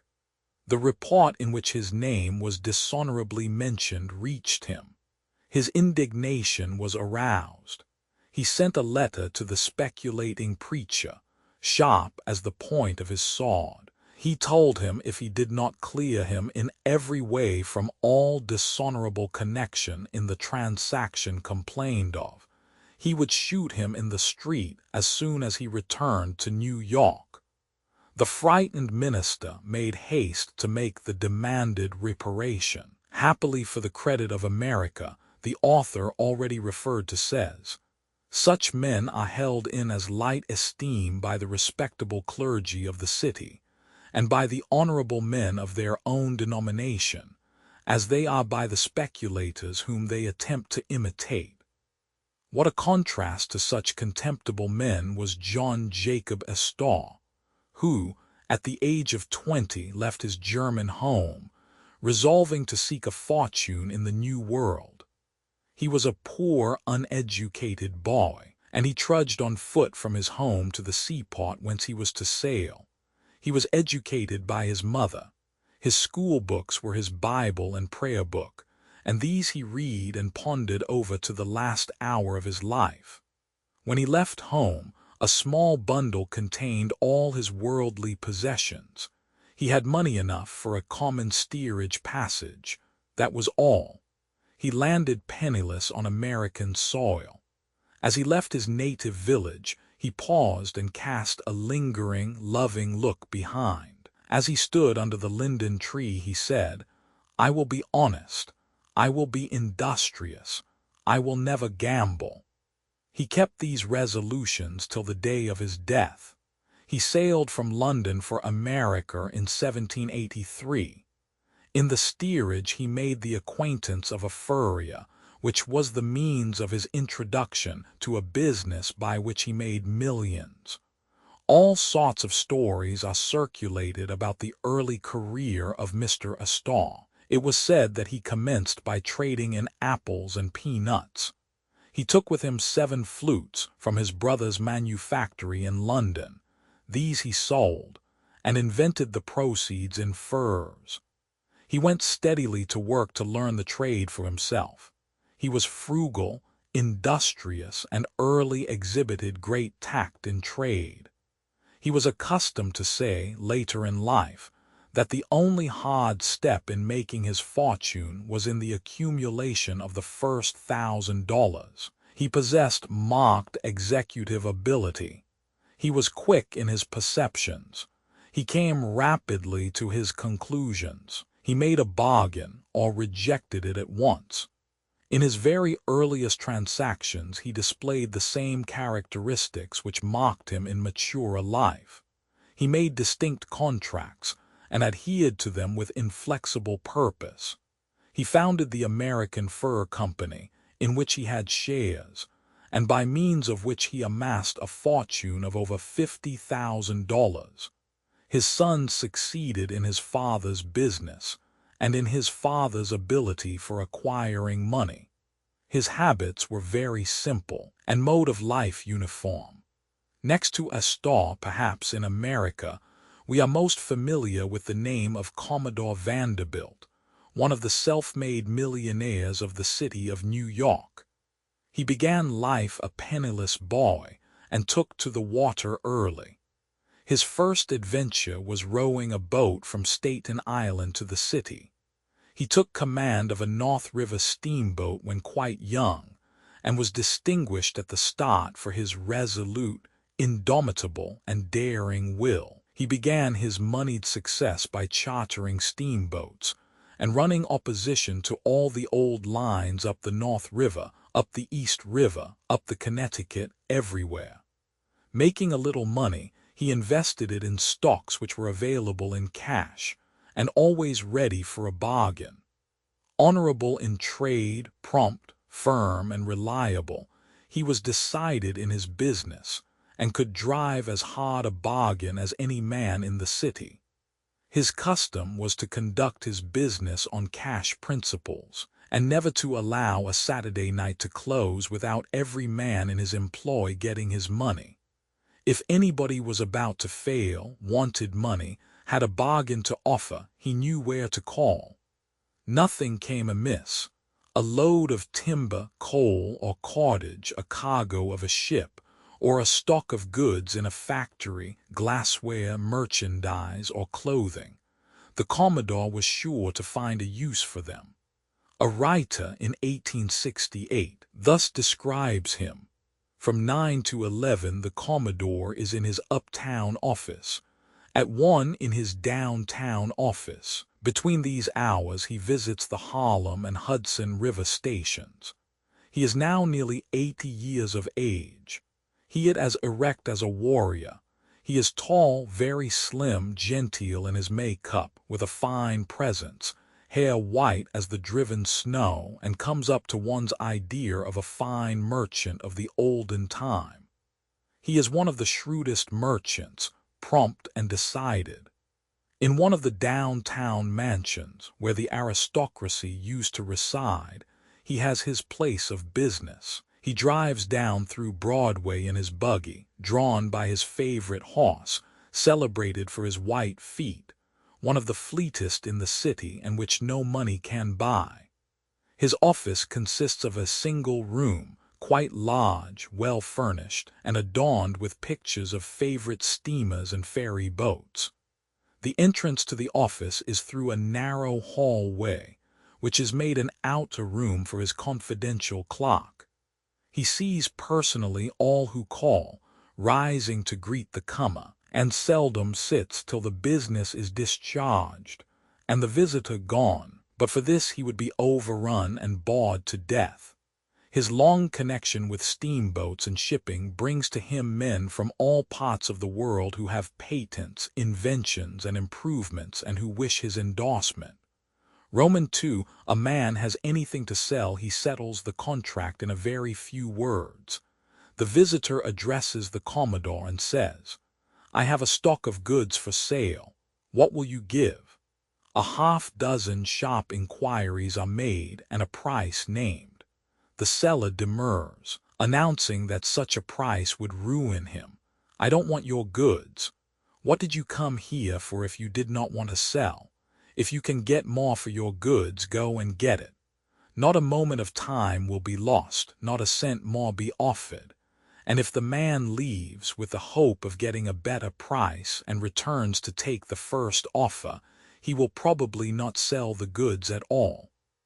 Turning from steamboats, Mr. Vanderbilt long ago became interested in railroads. In this line, so great was his success that he could control the market. An attempt, says an American writer, was made some time since to break him down by cornering the stock. He wanted to consolidate the Harlem Road with the Hudson. Enough of the legislature was supposed to have been secured to carry the measure. The parties who had agreed to pass the bill intended to play foul. Besides this, they thought they would indulge in a little railroad speculation. They sold Harlem, to be delivered at a future day, right and left. These men let their friends into the secret and allowed them to speculate. Clear on to Chicago, there was hardly a railroad man who was not selling Harlem short. The expected consolidation ran the stock up. The failure of the project would, of course, run it down. A few days before the vote was taken, some friends called upon Commodore Vanderbilt and gave him proof that a conspiracy existed to ruin him, if possible, in the matter of consolidation. He took all the funds he could command, and with the aid of his friends bought all the Harlem stock that could be found and locked it up safe in his desk. True to the report, the bill was rejected. The men who had pledged themselves to vote for it openly and unblushingly voted against it. They waited anxiously for the next morning when they expected their fortunes would be made by the fall of Harlem. But it did not fall. To the surprise of everybody, the first day it remained stationary. Then it began to rise steadily, to the consternation and terror of speculators. There was no stock to be had at any price. Men were ruined on the right hand and on the left. Fortunes were swept away, and the cry of the wounded was heard up and down the Central Road. An eminent railway man near Albany, worth quite a pretty fortune, who confidently expected to make $50,000 by the operation, became penniless. One of the sharpest and most successful operators in New York lost over $200,000, which he refused to pay on the ground of conspiracy. His name was immediately stricken from the stock board, which brought him to his senses. He subsequently settled, but thousands were ruined. Vanderbilt, however, made enough money out of this attempt to ruin him, to pay for all the stock he owned in the Harlem Road. Not satisfied with his achievements on the land and on the American rivers, Mr. Vanderbilt resolved to try the ocean. He built a fine steamer at his own cost and equipped her completely. The Collins line was then in its glory. Mr. Collins, with his fine fleet of steamers and his subsidy from the government, was greatly elated and very imperious. It was quite difficult to approach him. Any day, on the arrival of a steamer, he could be seen pacing the deck, the crowd falling back and making space for the head of the important personage. One of his ships was lost. Vanderbilt applied to Collins to allow his steamer to take the place vacant on the line for a time. He promised to make no claim for the subsidy, and to take off his ship as soon as Collins built one to take her place. Collins refused to do this. He felt afraid if Vanderbilt got his foot into this ocean business, he would get in his whole body. If Vanderbilt could run an ocean steamer without subsidy, government would require Collins to do it. He saw only mischief anyway. He not only refused, but refused very curtly, in the sharp Doric way that Vanderbilt had of speaking when he is angry. He told Collins that he would run his line off the ocean if it took all of his own fortune and the years of his life to do it. He commenced his opposition in a manner that made it irresistible and a work of short duration. He offered the government to carry the mails for a term of years without a dollar's cost to the nation. He offered to bind himself, under the heaviest bonds the government could exact, to perform this service for a term of years, more promptly and faithfully than it had been ever done before. His well-known business tact and energy were conceded. His ability to do what he said, nobody could deny. His proposition was not only laid before the members of Congress, but pressed home by 100 agencies that he employed. The subsidy was withdrawn. Collins became a bankrupt. His splendid fleet of steamers, the finest the world had ever seen, were moored at the wharves, where they laid rotting. Had Collins conceded to Vanderbilt's wishes, or divided with him the business on the ocean, the Collins line not only would have been a fact today, but would have been as prosperous as the Cunard line. When the rebellion broke out, the Navy was in a feeble condition. Every ship in the South was pressed into the rebel service. The men of war at Norfolk were burned. At Annapolis they were mutilated and made unfit for service. The efficient portion of the Navy was cruising in foreign seas, beyond recall. The need of ships of war and gunboats was painfully apparent. The steamship Vanderbilt was the finest and fleetest vessel that ever floated in American waters. Her owner fitted her up as a man of war at his own expense and fully equipped her. He then offered her for sale to government at a reasonable price. Mr. Vanderbilt found that there were certain men, standing between the government and the purchase, who insisted on a profit on every vessel that the government bought. He refused to pay the blackmail that was exacted of him if his vessel became the property of the nation. He was told that, unless he acceded to these demands, he could not sell his ship. Detesting the conduct of the men who, pretending to be patriots, were making money out of the necessities of the nation, he proceeded at once to Washington and presented the Vanderbilt with all her equipments as a free gift to the nation. There were few men who attended more closely to business than the late Mr. Vanderbilt, and, as an American writer remarked of him a few years before his death, financially he was ready for the last great change. At that time his property was estimated at about $30 million.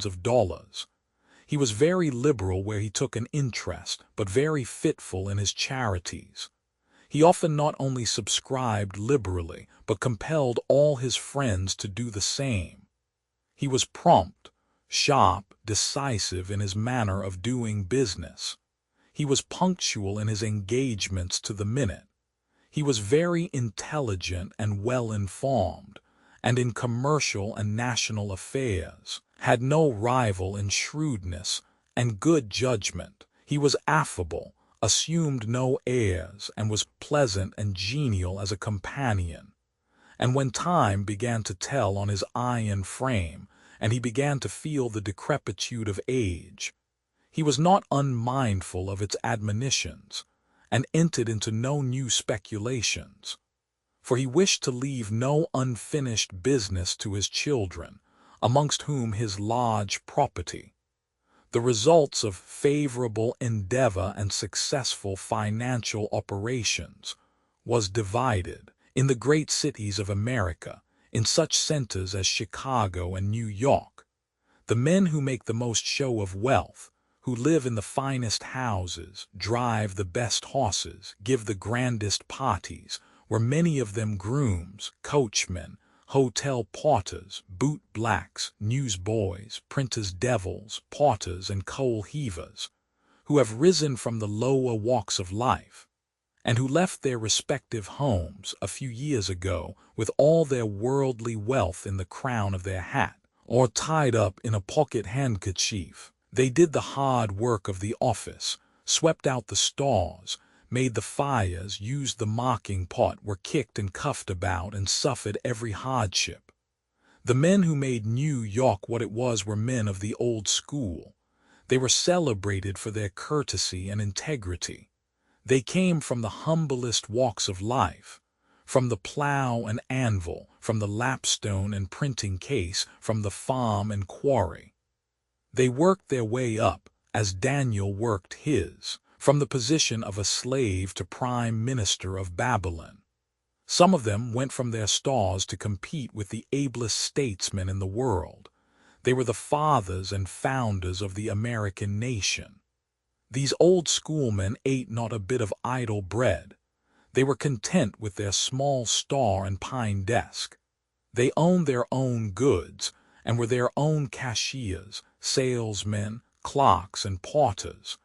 They worked 16 hours a day, and so became millionaires. They would as soon have committed forgery as be mean and unjust in trade. They made their wealth in business and not in fraudulent failures. They secured their fortunes out of their customers and not out of their creditors. Not so young America. An American writer says, he must make a dash. He begins with a brownstone store filled with goods for which he has paid nothing, marries a dashing belle, delegates all the business that he can to others, lives in style, and spends his money before he gets it, keeps his fast horse and other appendages equally fast, is much at the clubroom and in billiard or kindred saloons, speaks of his father as the old governor and of his mother as the old woman, and finally becomes porter to his clerk and lackey to his salesman. Beginning where his father left off, he leaves off where his father began. Let us give a few more American illustrations of the way to wealth. Boston has the honor of originating the express companies of America. One morning a man took the East Boston ferry bound for Salem over the Eastern Railroad. He held in his hand a small trunk trimmed with red morocco and fastened with red nails. The trunk contained a few notes which the person was to collect, a small sum of money he was to pay, and a few commissions he was to execute. These, says an American newspaper, were the tangible things in the trunk. Besides these notes, money, and orders, that little trunk, which a child might have carried, contained the germ of the express business of the land, whose agencies, untiring as the sun, are almost as regular. Alvin Adams, for that is and was the name of the individual referred to, commenced the express business as an experiment between New York and Boston in 1840. He had no business, no customers, and no money. He shrewdly saw the coming greatness of his calling, though for 1 year it was carried on in the smallest possible way. He had indomitable energy. His integrity was without a question. He gained slowly on the confidence of the community and closed the year with a future of success before him. In 1854, the business was transformed into a joint stock company, and it now stretches out its arms to all the towns and villages in the land. It is an express company for merchandise, from a bundle to a shipload. The amount of money received and disbursed every day exceeds that of any bank in the nation. It collects and pays out the smallest sum, and from that to a large wagon loaded with money and drawn by 3 horses. During the war, the company rendered efficient service to the government. In time of peril or panic, when the property of the army was abandoned or sacrificed, it bore away cartloads of money by its coolness and courage, and saved millions to the treasury. The company opened a department expressly to carry money from the private soldiers to their families. For a very small sum, funds were taken from the soldier and delivered to his friends in any part of the land. On several occasions, the transport department in the army being in utter confusion, application was made to the Adams Express Company for relief. Jacob Little originated the dashing, daring style of business in stocks, by which fortunes are made and lost in a single day. In 1817, he came to New York and entered the store of Jacob Barker, who was at that time the shrewdest merchant in the city. In 1822, he opened an office in a small basement in Wall Street. Caution, self-reliance, integrity, and a far-sightedness beyond his years marked his early career. For 12 years he worked in his little den as few men work. His ambition was to hold the foremost place in Wall Street. 18 hours a day he devoted to business, 12 hours to his office. His evenings he spent in visiting retail houses to purchase uncurrent money. He executed all orders committed to him with fidelity. He opened a correspondence with leading bankers in all the principal cities from New York to New Orleans. For 12 years, Mr. Little was at the head of his business. He was the great bear of Wall Street. His mode of business enabled him to accumulate an enormous fortune, and he held on to his system till it beat him down, as it had done many a strong man before. For more than a quarter of a century, writes the author of Sunshine and Shadow in New York, Mr. Little's office in the old exchange buildings was the center of daring, gigantic speculations. On 'Change his tread was that of a king. He could sway and disturb the street when he pleased. He was rapid and prompt in his dealings, and his purchases were usually made with great judgment. He had unusual foresight which, at times, seemed to amount to defiance. He controlled so large an amount of stock that he was called the Napoleon of the board. When capitalists regarded railways with distrust, he put himself at the head of the railroad movement. He comprehended the profit to be derived from their construction. In this way he rolled up an immense fortune and was known everywhere as the Railway King. He was the first to discover when the business was overdone and immediately changed his course.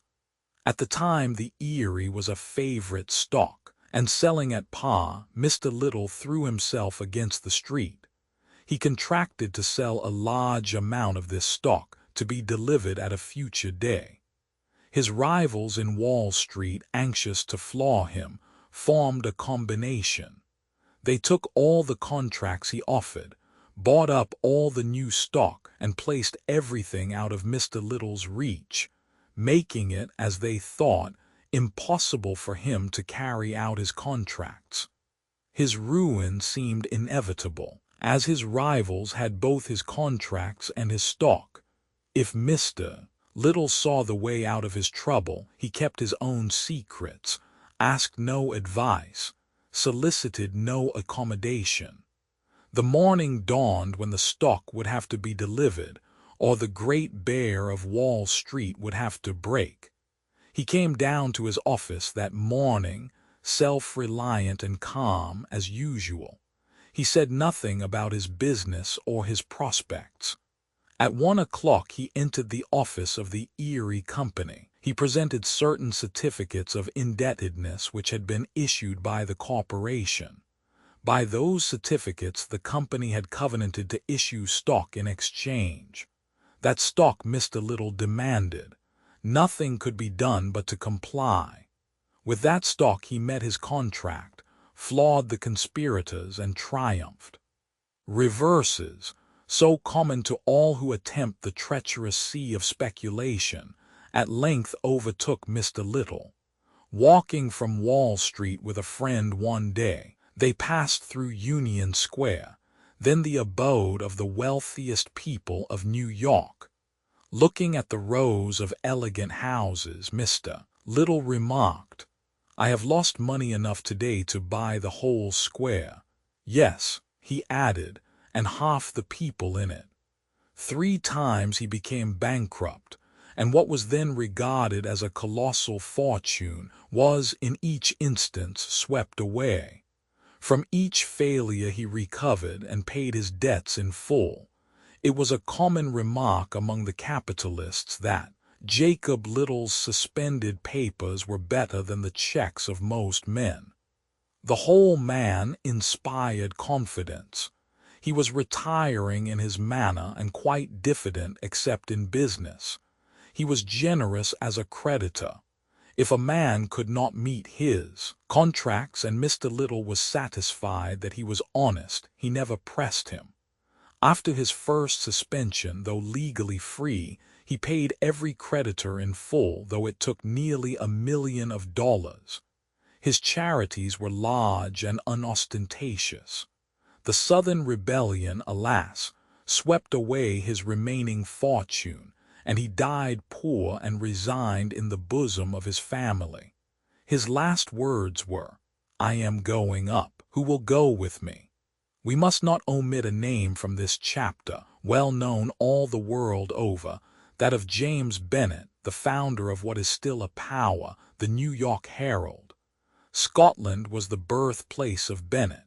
He was reared under the shadow of Gordon Castle. His parents were Roman Catholics, and he was trained in their religion. Every Saturday night the family assembled for religious service. James was kept at school till he was 15 years of age, and he then entered a Roman Catholic seminary at Aberdeen, his parents intending him for the ministry. He pursued his studies on the banks of the Dee for 3 years, and then threw up his studies and abandoned his collegiate career.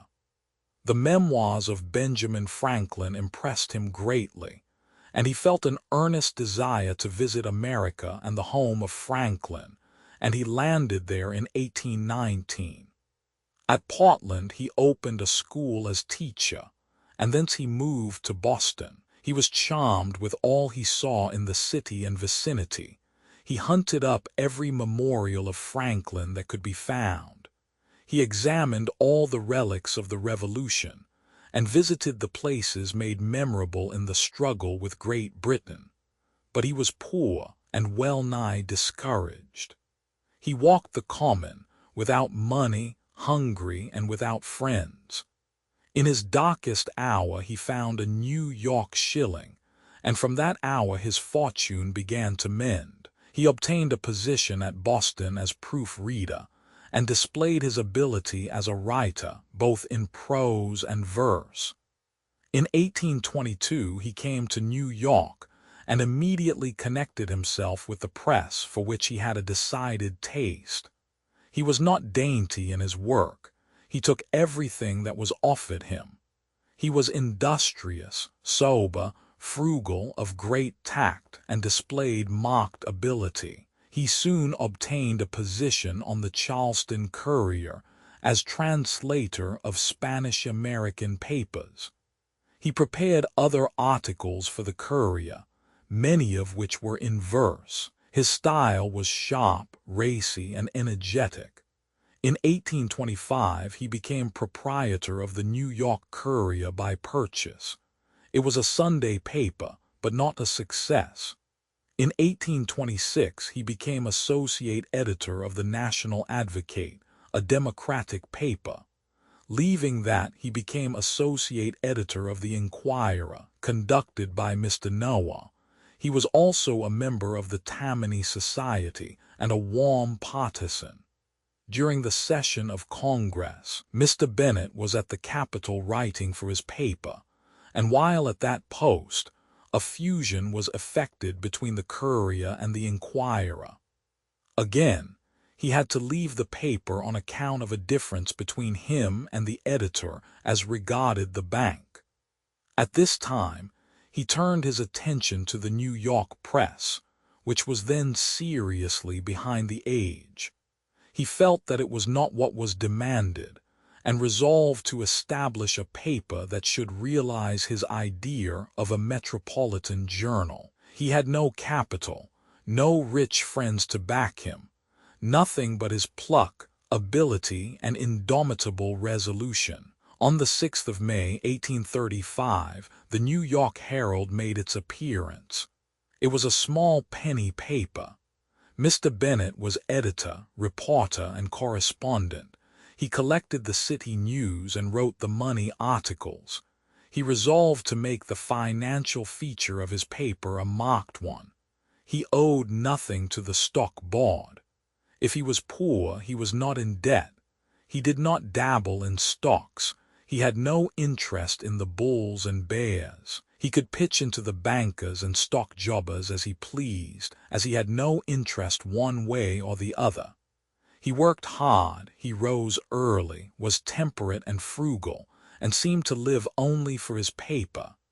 He was his own compositor and errand boy, collected his own news, mailed his papers, kept his accounts, and he grew rich. His marble palace was the most complete newspaper establishment in the world. Before the Herald buildings were completed, and while he was making a savage attack on the national banks, he was waited upon by the president of one of them, who said to him, "Mr. Bennett, we know that you are at great expense in erecting this building, besides carrying on this immense business. If you want any accommodation, you can have it at our bank." Mr. Bennett replied, "Before I purchased the land or began to build, I had on deposit $250,000 in the Chemical Bank. There is not a dollar due on the Herald buildings that I cannot pay. I would pay off the mortgage tomorrow if the mortgagee would allow me to. When the building is open, I shall not owe a dollar to any man if I am allowed to pay. I owe nothing that I cannot discharge in an hour. I have not touched $1 of the money on deposit in the bank, and while that remains, I need no accommodation." One secret of his success is soon told. He can command the best talent in the world for his paper. He pays liberally for fresh news, of which he has the exclusive use. If a pilot runs a steamer hard, or an engineer puts extra speed on his locomotive, they know that they will be well paid for it at the Herald office, for its owner does not higgle about the price. When news of the loss of Collins' steamer was brought to the city, late on a Saturday night, the messenger came direct to the Herald office. The price demanded was paid, but the messenger was feasted and confined in the building until the city was flooded with extra Sunday morning copies. The attachés of the Herald are found in every part of the civilized world. They take their way where heroes fear to travel. If in anything they are outdone, outrun, outwritten, if earlier and fresher news is allowed to appear, a sharp, pungent letter is written, either discharging the writer or sending him home. During the war, the Herald establishment at Washington was a curiosity. The place was as busy as the War Department. Foaming horses came in from all quarters, ridden by bespattered letter carriers. Saddled horses were tied in front of the door like the headquarters of a general. The wires were controlled to convey the latest news from every section to the last moment of the paper going to press. Mr. Bennet is a fine illustration. This was written, of course, in his lifetime, of what America can do for a penniless boy, and what a penniless boy can do for himself if he has talent, pluck, character, and industry. In the conflict of interest and in the heat of rivalry, it is difficult to estimate a man rightly. In coming times, Mr. Bennet will take his place in that galaxy of noble names who have achieved their own position, been architects of their own fortune, and left an enduring mark upon the age in which they lived. Horace Greeley had an origin as humble and a fight as hard as Mr. Bennet. He was born in New Hampshire, and from his earliest years was fond of study. The father had to move to a new settlement, and here, as little was to be done at home, after breakfast the home was left to take care of itself. Away went the family, father, mother, boys, girls, and oxen, to work together. In early life the lad gave proof that the Yankee element was strong in him. In the first place, he was always doing something, and he had always something to sell. He saved nuts and exchanged them at the store for the articles he wanted to purchase. He would hack away, hours at a time, at a pitch pine stump, the roots of which are as inflammable as pitch itself, and tying up the roots in little bundles and the little bundles into one large one, he would take the load to the store and sell it for firewood. His favorite outdoor sport, too, at Westhaven, was bee hunting, which is not only an agreeable and exciting pastime, but occasionally rewards the hunter with a prodigious mass of honey. As much as 150 pounds have frequently been obtained from a single tree. This was profitable sport, and Horace liked it amazingly.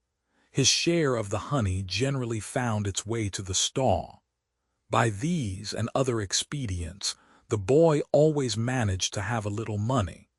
When he started as an apprentice to learn the printing trade, he packed up his wardrobe in a small pocket handkerchief, and small as it was, it would have held more, for the proprietor had never more than 2 shirts and 1 change of clothing at the same time till he was of age. If ever there was a self-made man, wrote an old friend, this same Horace Greeley is one, for he had neither wealthy nor influential friends, collegiate or academic education, or anything to aid him in the world, save his own natural good sense, an unconquerable love of study, and a determination to win his way by his own efforts. He had, moreover, a natural aptitude for arithmetical calculation, and could easily surpass, in his boyhood, most persons of his age in the facility and accuracy of his demonstrations and his knowledge of grammar. He early learned to observe and remember political statistics, and the leading men and measures of the political parties, the various and multitudinous candidates for governor and Congress, not only in a single state, but in many, and finally, in all the states, together with the taxation of and vote of this and that, and the other congressional districts, why Democrat and what not, at all manner of elections. These things he rapidly and easily mastered and treasured in his capacious memory, till we venture to say he has few, if any, equals at this time in this particular department in this or any other country. After Greeley had served his apprenticeship, he came to New York with $10 in his pocket, a bundle on his back, and a stick. It was hard work for him to find a job, but at length he was taken into a newspaper office. After a time he joined in a speculation which was to give New York a penny paper, and in conjunction with his partner, Mr. Story, went on printing after the paper in question had ceased to exist. He then started the New Yorker, having, in the meanwhile, abandoned the use of stimulants and become a vegetarian. After more or less editorial work, more or less profitable, Greeley started the New York Tribune, which from the first was a success. Another of New York's leading men was Daniel Drew. His father died when he was 15 years of age, and he came to New York to seek his fortune. Resolved to do something, and having nothing better to do, he became a soldier as a substitute for another. Then he took to stock keeping, and droves of over 2,000 cattle crossed the Alleghenies under his direction. In 1834, he began the steamboat enterprise. In 1836, he appeared in Wall Street. For 11 years his firm was very celebrated. Mr. Drew was a rapid, bold, and successful operator. His connection with the Erie Railroad, guaranteeing the paper of that company to the amount of $1.5 million, showed the magnitude of his transactions. In 1857, as treasurer of the company, his own paper, endorsed by Vanderbilt to the amount of $1.5 million, saved the Erie from bankruptcy. During that year, amidst universal ruin, Mr. Drew's losses were immense, but he never flinched, met his paper promptly, and said that during all that crisis he had not lost 1 hour's sleep. In conjunction with Vanderbilt, he relieved the Harlem Road from its floating debt and replaced it in a prosperous condition. It would be unpardonable to forget the great Barnum, says a New York writer, one of our most remarkable men. He lives among the millionaires in a costly brownstone house in Fifth Avenue, corner of 39th Street, and is a millionaire himself. He has retired from the details of actual life, though he has the controlling interest of the Barnum and Van Amberg Museum. He has made and lost several fortunes, but in the evening of life he is in possession of wealth, which he expends with great liberality and a genial hospitality. He was born at Bethel, Connecticut, and was trained in a village tavern kept by his father. He had a hopeful, buoyant disposition, and was distinguished by his irrepressible love of fun. At the age of 15, he began life for himself, and married when he was 19. As editor of the Herald of Freedom, he obtained an American notoriety. The paper was distinguished for its pith and vigor. Owing to sharp comments on officials, Mr. Barnum was shut up in jail. On the day of his liberation, his friends assembled in great force, with carriages, bands of music, and flags, and carried him home. His first appearance as an exhibitor was in connection with an old negress, Joyce Heth, the reputed nurse of Washington. His next attempt was to obtain possession of Scudder's American Museum. Barnum had not $5 in the world, nor did he pay any down. The concern was little better than a corpse ready for burial, yet he bound himself down by terms fearfully stringent, and met all the conditions as they matured. He secured the person of Charles S. Stretton, the celebrated dwarf, and exhibited him.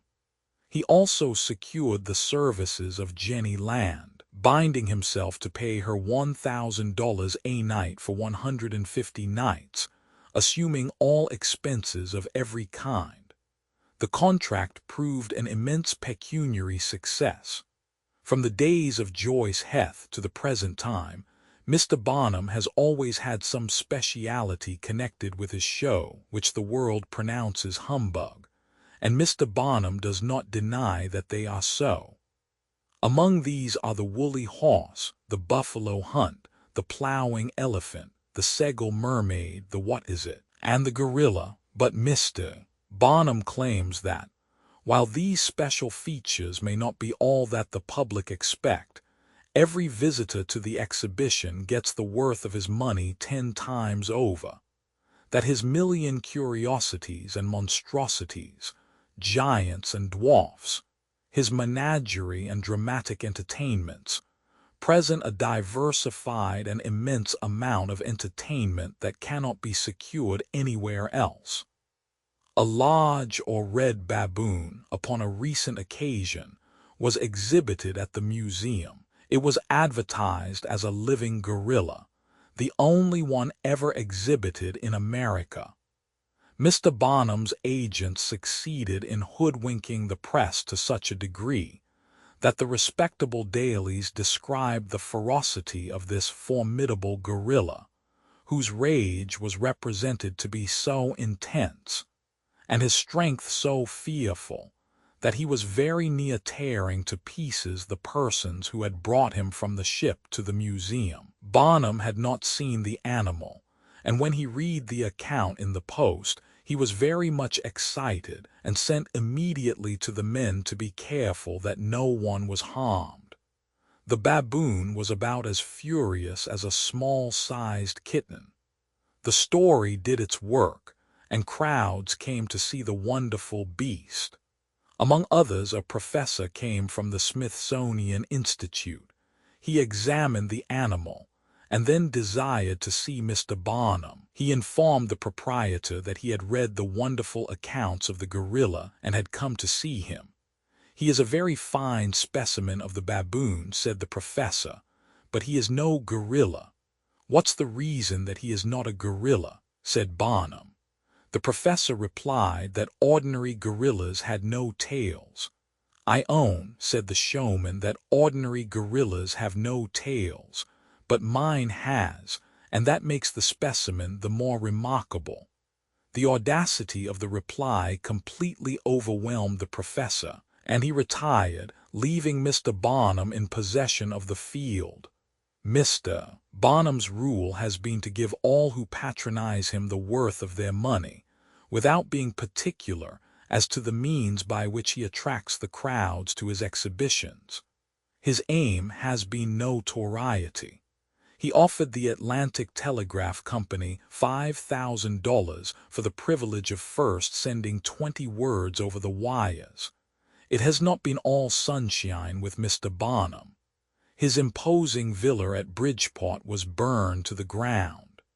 Anxious to build up East Bridgeport, he became responsible to a manufacturing company, and his fortune was swept away in an hour. But with wonderful sagacity he relieved himself. As a businessman, he has singular executive force and great capacity. Men who regard Mr. Barnum as a charlatan, who attribute his success to what he calls humbug, claptrap, exaggerated pictures, and puffing advertisements, will find that the secret of his success did not lie in that direction. Under all his eccentricity, there was a business energy, tact, perseverance, shrewdness, and industry, without which all his humbugging would have been exerted in vain. From distributing Sears' Bible, he became lessee of the Vauxhall Saloon, thence a writer of advertisements for an amphitheater at $4 a week, then negotiating without a dollar for the museum, which was utterly worthless, outwitting a corporation who intended to outwit him on the purchase of the museum over his head, exhibiting a manufactured mermaid which he had bought of a Boston showman, palming off Tom Thumb as 11 years of age when he was but 5, showing his woolly horse and exhibiting his wild buffaloes at Holken. These, and other small things that Barnum did, are known to the public, but there are other things which the public did not know. Barnum was thoroughly honest, and he kept his business engagements to the letter. He adopted the most rigid economy. Finding a hearty coadjutor in his wife, he put his family on a short allowance and shared himself in the economy of the household. $600 a year he allowed for the expenses of his family, and his wife resolutely resolved to reduce that sum to $400. 6 months after the purchase of the museum, the owner came into the ticket office at noon. Barnum was eating his frugal dinner, which was spread before him. "Is this the way you eat your dinner?" the proprietor inquired. Barnum said, "I have not eaten a warm dinner since I bought the museum except on the Sabbath, and I intend never to eat another on a weekday till I am out of debt." "Ah, you are safe, and will pay for the museum before the year is out," replied the owner. In less than a year the museum was paid for out of the profits of the establishment. There are no better rules for business success than those laid down by Mr. Barnum, and which have guided his course. Among them are these: select the kind of business suited to your temperament and inclination. Let your pledged word ever be sacred. Whatever you do, do with all your might. Use no description of intoxicating drinks. Let hope predominate, but do not be visionary. Pursue one thing at a time. Do not scatter your powers. Engage proper assistance. Live within your income. If you almost starve, depend upon yourself and not upon others. Perhaps one of the men who made most money by advertising was Mr. Barnes, the proprietor of the New York Ledger. The manner was entirely his own. When he startled the public by taking columns of a daily journal or one entire side, he secured the end he had in view. His method of repeating 3 or 4 lines, such as, "Jenny Jones writes only for the Ledger," or "Read Mrs. Southworth's new story in the Ledger," and this repeated over and over again, till men turned from it in disgust, and did not conceal their ill temper, was a system of itself. "What is the use," said a man to Mr. Barnes, "of your taking the whole side of the Herald and repeating that statement 1,000 times?" "Would you have asked me that question," replied Mr. Barnes, "if I had inserted it but once? I put it in to attract your attention and to make you ask that question." This mode of advertising was new, and it excited both astonishment and ridicule. His ruin was predicted over and over again, and when he had thus amassed a fine fortune, it was felt that the position he had secured was the one he aimed at when he was a mere printer's lad. He sought for no short paths to success. He mastered his trade as a printer patiently and perfectly. He earned his money before he spent it. In New York he was preferred because he did his work better than others. He was truthful, sober, honest, and industrious. If he took a job, he finished it at the time and in the manner agreed upon. He borrowed no money, incurred no debts, and suffered no embarrassments. He was born in the north of Ireland, not far from Londonderry, and was true to the Scotch Presbyterian blood in his veins. I now come to the most illustrious name, as regards money-getters, either in England or America. Mr. George Peabody was something more than a money-hunter, and in the history of money-making men deserves the post of honor for his philanthropy. He was born in Massachusetts and was, essentially, a self-taught and self-made man. After he had learnt, in the district school, how to read and write, having been 4 years in a grocer's score, and having spent another year with his grandfather in rustic life in Vermont, he went to join his brother David, who had set up a drapery or dry goods store at Newburyport. This was stopped a few months after by a fire, which destroyed Peabody's shop and most of the other houses in the town. Fortunately, at this juncture, an uncle who had settled in Georgetown in the District of Columbia invited young George to become his commercial assistant, and he stayed with him a couple of years, managing the most part of the business. In May 1812, during the unhappy war between Great Britain and America, when a British fleet came up the Potomac, This young merchant's clerk, with others of his time, volunteered into the Patriot Army and served a few months in the defense of Port Warburton as a true citizen soldier. The short war being over, his proved skill and diligence brought him the offer of a partnership in a new concern. It was that of Elisha Riggs, who was about to commence the sale of dry goods throughout the Middle States of the Union. Riggs found the capital, while Peabody did the work, and the firm at once achieved immense success. Peabody acted as bagsman and often traveled alone on horseback through the western wilds of New York and Pennsylvania, or the plantations of Maryland and Virginia, if not farther, lodging with farmers or gentlemen slave owners, and so becoming acquainted with every class of people and every way of living. Indeed, so fast did the Southern connection increase, that the house was removed to Baltimore, though its branches were established 7 years later at Philadelphia and New York. About the year 1830, Mr. Riggs having retired from business, Mr. Peabody found himself at the head of one of the largest mercantile firms in the home trade of America. But Mr. Peabody had also, by this time, distinguished himself as a man of superior integrity, discretion, and public spirit. He coveted no political office. He courted the votes of no party. He waited upon no caucus, put his foot down, says the writer of the account of his life in the Annual Register, upon no platform, but held aloof from the strife of American factions.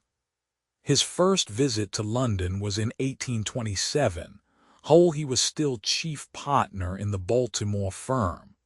In 1843 he fixed himself here, as merchant and money broker with others, by the style of George Peabody & Co., of Warnford Court City, as one of the 3 commissioners appointed by the state of Maryland to obtain means for restoring its credit. He refused to be paid for his services, but the state could not do less than vote him their special thanks. To the last, he retained his fondness for his native land, and used to celebrate the anniversary of American independence on the 4th of July with a kind of public dinner at the Crystal Palace. It is as a magnificent giver, as well as getter of money, that Mr. Peabody has become famous. He knew perfectly well what he was about. He had seen as much of the world as most elderly men of business accustomed to society and travel, and he had come to the conclusion that a man was not made happy by fine houses, and grand equipages, and stately parks, and galleries filled with the choicest productions of art in ancient or modern times, or by the social status which assuredly the possession of money gives. None of these things, he found, made a man happy, though if he had them and were deprived of them, the loss would make him truly unhappy indeed.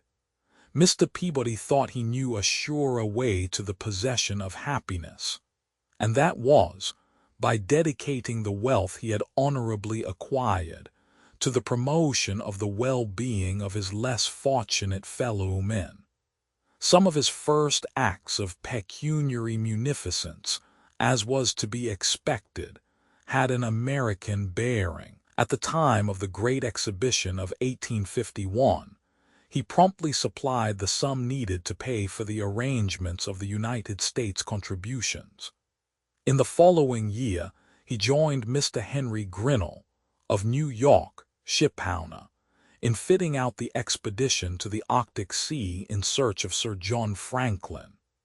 In the same year he bestowed a large donation, since augmented to £100,000, to found a free library and educational institute at Danvers, his native place. In 1857 he revisited his native land after an absence of 20 years. On this occasion he gave £100,000 to farm at Baltimore, a noble institute devoted to science and art, in conjunction with a free public library.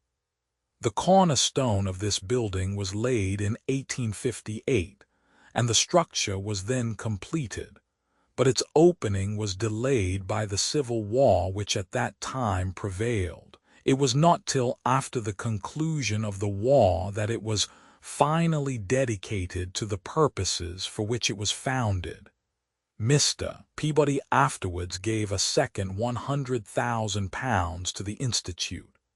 In 1862, Mr. Peabody made the magnificent donation of £150,000 for the amelioration of the condition of the poor of London, and the trustees, who were men of mark and position, immediately employed the money in accordance with the noble donor's wishes, in the erection of model dwellings for working men. In 1866, he added another £100,000 to the fund, and in 1868, he made a further donation of about 15 acres of land at Brixton, 5,642 shares in the Hudson's Bay Company, and £5,405 in cash, altogether another £100,000, thus making the value of his gifts to the poor of London as much as £350,000. By the last will and testament of Mr. Peabody, opened on the day of his funeral, his executors, Sir Curtis Sampson and Sir Charles Reade, were directed to apply a further sum of £150,000 to the Peabody Fund, thus making a sum of £500,000 so employed. This extraordinary beneficence on the part of a private citizen was acknowledged in Great Britain. The freedom of the City of London was conferred on Mr. Peabody by the corporation. The Queen, not content with offering him either a baronetcy or the Grand Cross of the Bath, which he respectfully declined, wrote him a grateful letter, and invited him to visit her at Windsor. In 1866, just before his second visit to his native country, he received from her the gift of a beautiful miniature portrait of herself, framed in the most costly style, which he deposited in the Peabody Institute at Danvers. The last token of public honor which was rendered to Mr. Peabody before his death was the uncovering, by the Prince of Wales, of Story's fine bronze statue of himself behind the Royal Exchange.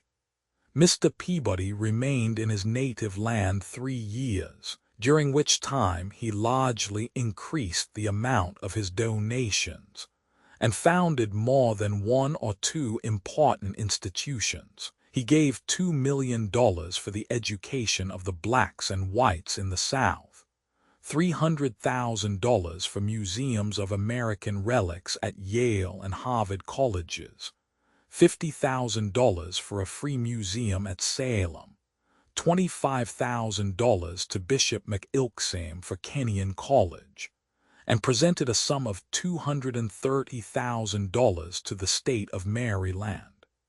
He also expended $100,000 on a memorial church to his mother, and distributed among the members of his family $2 million. In recognition of his many large gifts to public institutions in America, Mr. Peabody received, in March 1867, a special vote of thanks from the United States. He died in London, at the house of his friend, 6 Curtis Sampson, at Eaton Square, in the 75th year of his age. The funeral took place in Westminster Abbey, though, in accordance with the wishes of the deceased, the body was afterwards conveyed to America. The coffin lid bore the following inscription: George Peabody, born at Danvers, Massachusetts, February 18, 1795. Died in London, England, November 4, 1869. The remains were taken over to America in Her Majesty's turret ship, the Monarch. The late Mr. A.T. Stewart, dry goods merchant of New York, has left a curious monument of his administrative skill in the great working women's hotel, recently completed in that city. As a large employer of labor, male as well as female, Mr. Stewart became impressed with the difficulty that working folk have in finding lodgings even in comparatively new cities.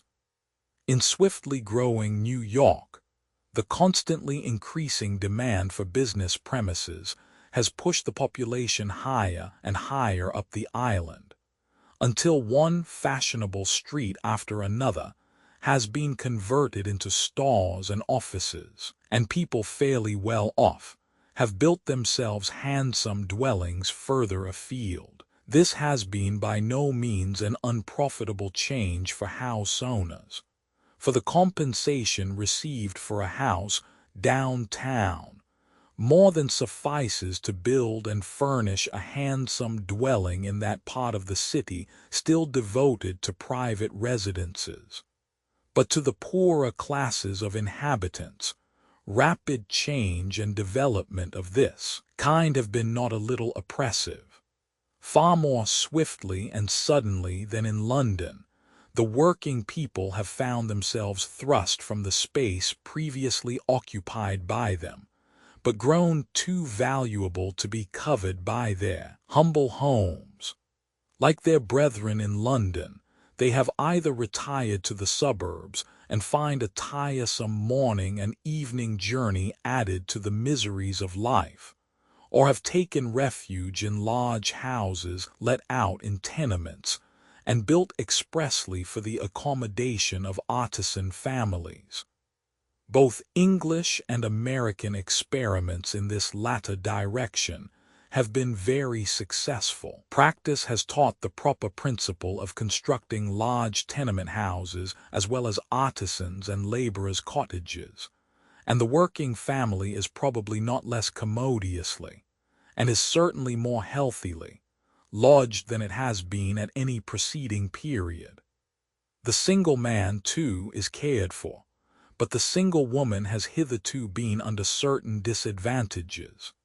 It is obvious that a house almost always contains more space than she wants, and costs more money than she can afford, and it is equally clear that in cooking her own meals separately she is wasting time, food, and fuel.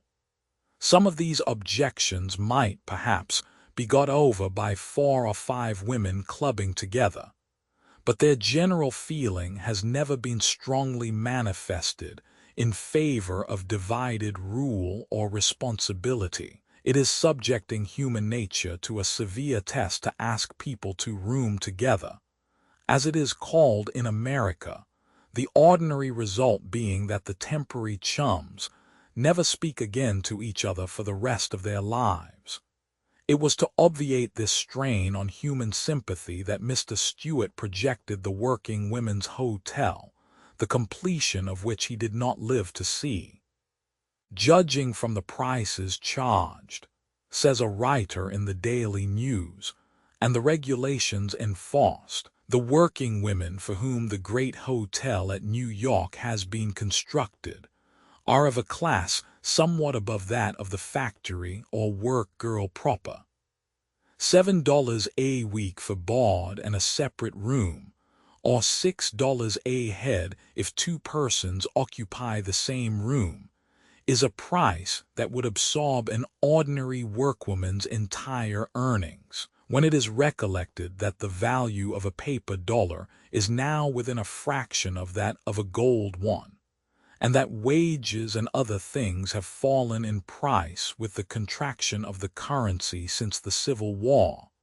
It is not easy to see from what class of actual workwomen the hotel is to draw its customers. Women working at trades clearly cannot aspire to the comforts provided for $7 a week, and it is doubtful whether those in a position to pay that sum will submit to the restrictions imposed upon boarders. For the sum asked they can, at the present moment, obtain board easily elsewhere, and enjoy perfect liberty.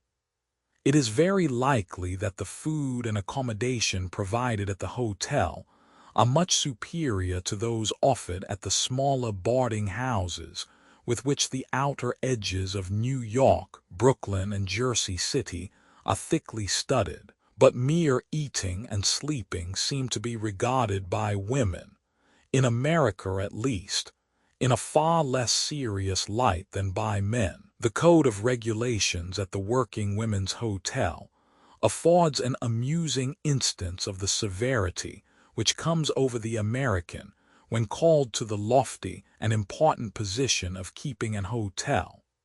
In other walks of life he is easy and good-natured, but when impelled by destiny to run an hotel, he undergoes a sudden transformation into a despot.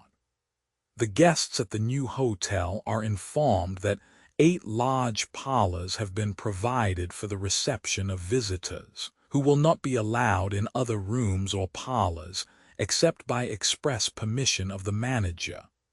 The 8 parlors specified correspond, in fact, to the strangers' rooms at a club. It is furthermore provided that no visiting to a room will be allowed except by consent of all the occupants, that no washing of clothes will be permitted in the rooms, and that no sewing machines or working apparatus shall be brought into them. This last regulation may appear severe, but it is probably intended to protect those who do not sew from annoyance. A sewing machine is an unpleasant neighbor, it is true, but so is a rocking chair. Yet it may be doubted whether even the despot who reigns over this last new institution will prove equal to the task of tabooing that pestilent article of furniture. Animals will be rigidly excluded. No dogs, cats, birds, or other pet creatures will be suffered. Meals will be served at fixed hours. The gas will be turned off and the hotel closed at 11:30.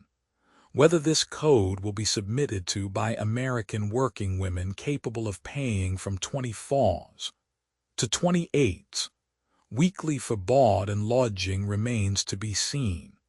The upper lady clerk in a store is, as a rule, gifted with great strength of character, and as a fairly educated, self-reliant, and hard-working member of society, is perfectly entitled to display her sense of independence. She will be quick to perceive the advantages offered by the new hotel, but it is at least probable that she will be equally quick to resent the restrictions which it is sought to impose upon her sovereign will and pleasure. A poor rich man, not long since, died at Cincinnati, leaving property worth considerably more than £500,000. He lived up an alley in one small room, dressed in rags, and looked like a penniless tramp, and yet he owned more than 100,000 acres of land. Another citizen of Cincinnati also offered to present to the city his valuable art collection, worth £40,000, on condition that a fireproof building should be erected in which to store it. It is said that Peter Cooper, of New York, who has now, 1878, entered his 88th year, is worth £2 million. He began life as a coachmaker's apprentice, but having invented a superior kind of glue, which came into general use, he rapidly made an immense fortune. The last illustration of getting on in America may be found in the case of Carl Schurz, now 1878, one of the secretaries of state in America. The history of Carl Schurz reads like a romance, for the wandering Ulysses himself, restricted to narrower limits by the imperfect geographical knowledge of his day, never had a 10th part of his modern imitators' advantages in observant straying over different lands, and amidst diverse languages, nor noting the manners and their climes of widely separated races. Born near Cologne in 1829, and educated first at its gymnasium and subsequently at the University of Bonn. Karl Schurz enjoyed superior educational advantages, by which, naturally studious, he greatly profited. When but 19 years of age, under the influence of his professor Kinkel, he became a revolutionist in his sentiments, and in the year 1848, memorable for the revolutionary tide that swept over Europe, established, in conjunction with his professor, a journal to advocate those principles. Of this journal he was for a time sole editor. When, in the spring of 1849, the abortive insurrectionary effort was made at Bonn, in which both he and the professor took a part, they fled together to the Palatinate. Here our young student joined the Revolutionary Army as adjutant, and aided in the defense of Rastatt against the government troops. On the surrender of that place he escaped to Switzerland, but soon returned to deliver his friend Professor Kinkel from the fortress of Spandau. In this effort he was successful. In 1851, we find the young revolutionist at Paris, as correspondent of German journals, and a little later at London, for a year giving lessons in German. But the exile wearied of Europe, and his fancy drove him to America, where he arrived ignorant of the language, and it is to be presumed short of cash. But he proceeded to grapple resolutely with both difficulties. 3 years he spent in the quiet Quaker city of Philadelphia, teaching and learning and writing, for there is a large German population in Pennsylvania. Then he drifted westwards, first to Wisconsin, where he commenced his career as a political partisan making speeches in German during the presidential canvass of 1856 on the Republican side. He was also an unsuccessful candidate for the lieutenant governorship of Wisconsin that year, fast work for one but 4 years in the country. The first public speech he delivered in the English language was in 1858, about which time he commenced the practice of law. In 1859, he made a lecture tour through the New England states, speaking English, as I have been informed by an auditor, very imperfectly. Now he speaks the language with perfect purity and a scarcely perceptible accent. In 1860, he was an influential member of the National Republican Convention and one of the chief speakers during the canvass that resulted in the election of Lincoln to the presidency. Appointed by Mr. Lincoln minister to Spain, he soon resigned that office to return home and take part in the Civil War, the Germans forming a large portion of the military contingent in the Federal Army, the great bulk of the German immigration having settled in the North and Northwestern states, very few indeed at the South. It was a curious sequel to a revolutionary career at home that Mr. Schurz should have been so soon engaged in suppressing a rebellion in his adopted country. He rose to the rank of Major General in the Federal service, and took part in the Battle of the Second Bull Run, and where Stonewall Jackson defeated the Federals at Chancellorsville. He was also at Chattanooga and Gettysburg fights. At the close of the war, he returned to the practice of the law, and connected himself with the newspaper press in different parts of the country as a Washington correspondent. When, in 1866, after the assassination of President Lincoln, Andrew Johnson was acting President of the United States, he appointed Karl Schurz as special commissioner to visit and report on the actual condition of the southern country, then under process of reconstruction. On his return from this mission, our German Ulysses migrated to Detroit in Michigan, where he founded a newspaper. The ensuing year he moved again to the city of St. Louis, in Missouri, where he founded a German newspaper, took an active part for General Grant in both languages in 1868, and in 1869 was elected United States Senator for 6 years' term from Missouri. Disagreeing with General Grant's policy and mode of conducting public affairs, Mr. Schurz passed over to the opposition to his administration, and in conjunction with Horace Greeley, like himself an abolitionist and Republican, sought to establish a reform party of liberal Republicans, as opposed to the spoils party of Grant. Mr. Schurz was the presiding officer in the Cincinnati Republican Convention, which nominated Horace Greeley for the presidency, and since then his career has been one of unmitigated success.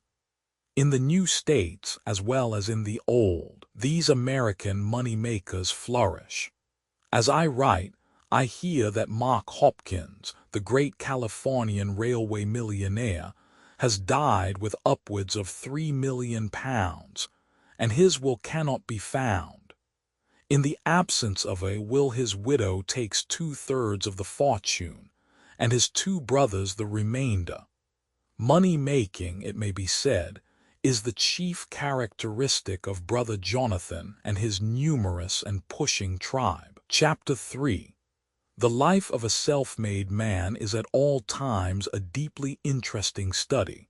We like to see how he mastered surrounding circumstances, with what bravery he met adverse fate, and how he fared when he had triumphed and become strong. Such a man is not always a model to be held up for admiration. Often there is a hardness and coarseness about him which is undesirable, and an assumption of greatness on account of pecuniary success, which, in good society at any rate, will be resented. When the late Mr. Peabody was honored with a statue under the shadow of the Royal Exchange, and within the heart of the city, it was said by some ill-natured Yankee that if England wished to erect statues to such men, there were plenty of rich men America could supply us with for that purpose. And certainly it is not in the true interests of humanity that we should get into the habit of paying too much homage to worshippers of the golden calf. Undoubtedly it will be much to be deprecated if that be the worship of the future. But it is a danger in these leveling days, when democracy is coming more and more to the front, against which the preacher and the moralist must ever guard the nation.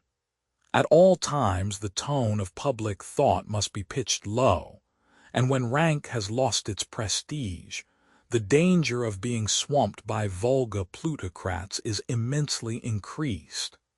As was to be expected, Mrs. O'Connell is very proud of her father, and, as was also to be expected, the father was very proud of himself. He was a very illiterate man. He even could not spell the word money properly, but no man knew better what it meant, and no man could have ever anticipated that he would have secured so much of it as he did. As a boy he had the reputation of being stupid, and also wild, and it seems to have been with the view of getting rid of him that his father sent him from his home in the Lombard Highlands, in company with one Andrea Faroni, to England, where he was to learn to become a dealer in prints, barometers, and eye-glasses.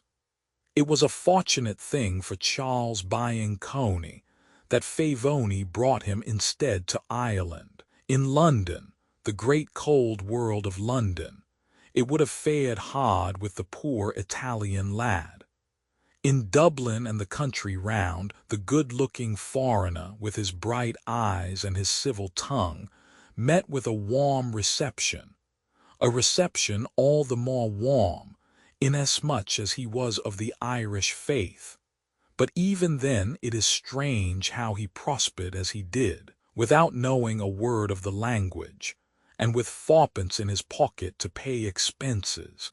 He was sent out into the country on the Monday morning with £2 worth of prints to sell, and with the understanding that he was to be back by Saturday night. But the lad had made up his mind to be a somebody, and he was as good as his word, and he had not been long in Ireland before he hit on the idea which led him to fame and fortune. One of his first lessons in Ireland was, he tells us, the great difference between the peddler doomed to tramp on foot and his more fortunate fellow who could post or ride on horseback. When he became a small shopkeeper at Carrick, the need of equestrian conveyance was brought home to him in a still more forcible manner. "I supplied," he writes, "my Carrick shop with gold leaf from Waterford, going down in Tom Mahony's boat to buy it. Carrick-on-Suir is 12 or 13 miles from Waterford by land, but the windings of the river make it 24 by water. This boat, then, was the only public conveyance. The time of its departure had to depend upon the tide, and it took 4 or 5 hours to make the journey. One day, going to Waterford by the boat, Coney got sodden with the wet, and was laid up with cold and pleurisy for a couple of months. This Irish experience was putting him in the right track, and in 1815, when good horses were to be had cheap in consequence of the peace, he had the courage to start his cars, running at first between Carrick and Clonmel, a distance of some 12 miles. At first, Coney only contemplated carrying the poorer people. There was the aristocratic mail coach for the people of quality, but greatness was thrust upon him. In 1830 he carried the mails direct from the post office, and had bought up some leading coaching lines. In his latter years he had 1,400 horses at work, and daily covered 3,800 miles. Still further, to give the reader an idea of the extent of his business, we may note there were 140 stations for the change of horses, and that these latter consumed from 3,000 to 4,000 tons of hay, and from 30,000 to 40,000 barrels of oats annually. In England, Coney could never have made his fortune in this way. In Ireland he appeared at the right time, and was the right man in the right place. As a benefactor to Ireland, it is almost impossible to overestimate Coney's usefulness. The farmer who formerly drove spent 3 days in making his market. When the cars came into operation, 1 day was sufficient, thereby saving 2 clear days and expense of his horse. Another good object gained was the opening up the resources of the interior of the country. And lastly, there was the civilizing effects of the intercommunion created among classes of the country, by means of traveling together on one or other of the Coney cars. The way in which the system was organized ensured its success. "I take my drivers," said Mr. Coney at the Cork meeting of the British Association for the Advancement of Science, "from the lowest grade of the establishment. They are progressively advanced, according to their respective merits, as opportunity offers, and they know that nothing can deprive them of these rewards, and also of a pension of their full wages in cases of old age or accident, unless it be their own willful and improper conduct. The whole establishment must have had a beneficial influence over a large area. Any man found guilty of uttering a falsehood, however venial, was instantly dismissed, and this consequently ensured truth, accuracy, and punctuality. It must be remembered, too, at the time in which Mr. Coney commenced his career, the county of Tipperary was much disorganized, owing to the maladministration of the laws, and to the almost total severance of the bond which ought to have united the upper and humble classes of society. At that time, the Catholics were generally looked down upon as beings of an inferior race.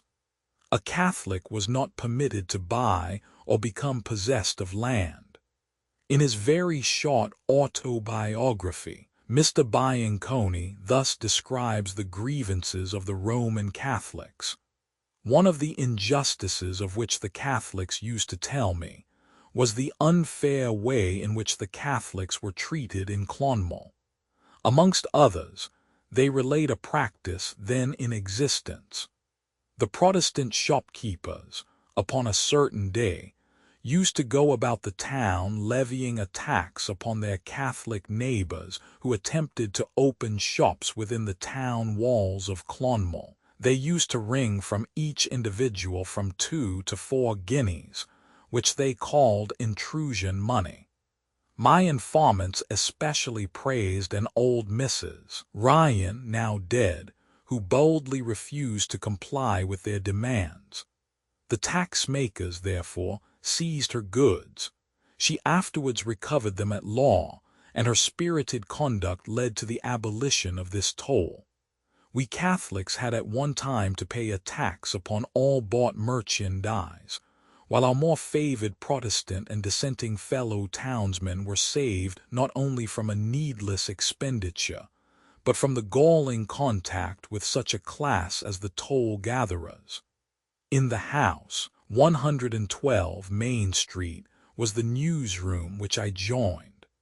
I was greatly struck by the loud and consequential talk constantly going on between a Mr. Jeffson and a Sir Richard Jones, and 2 more of their set, whereas I and my fellow papists were not allowed to speak above a whisper.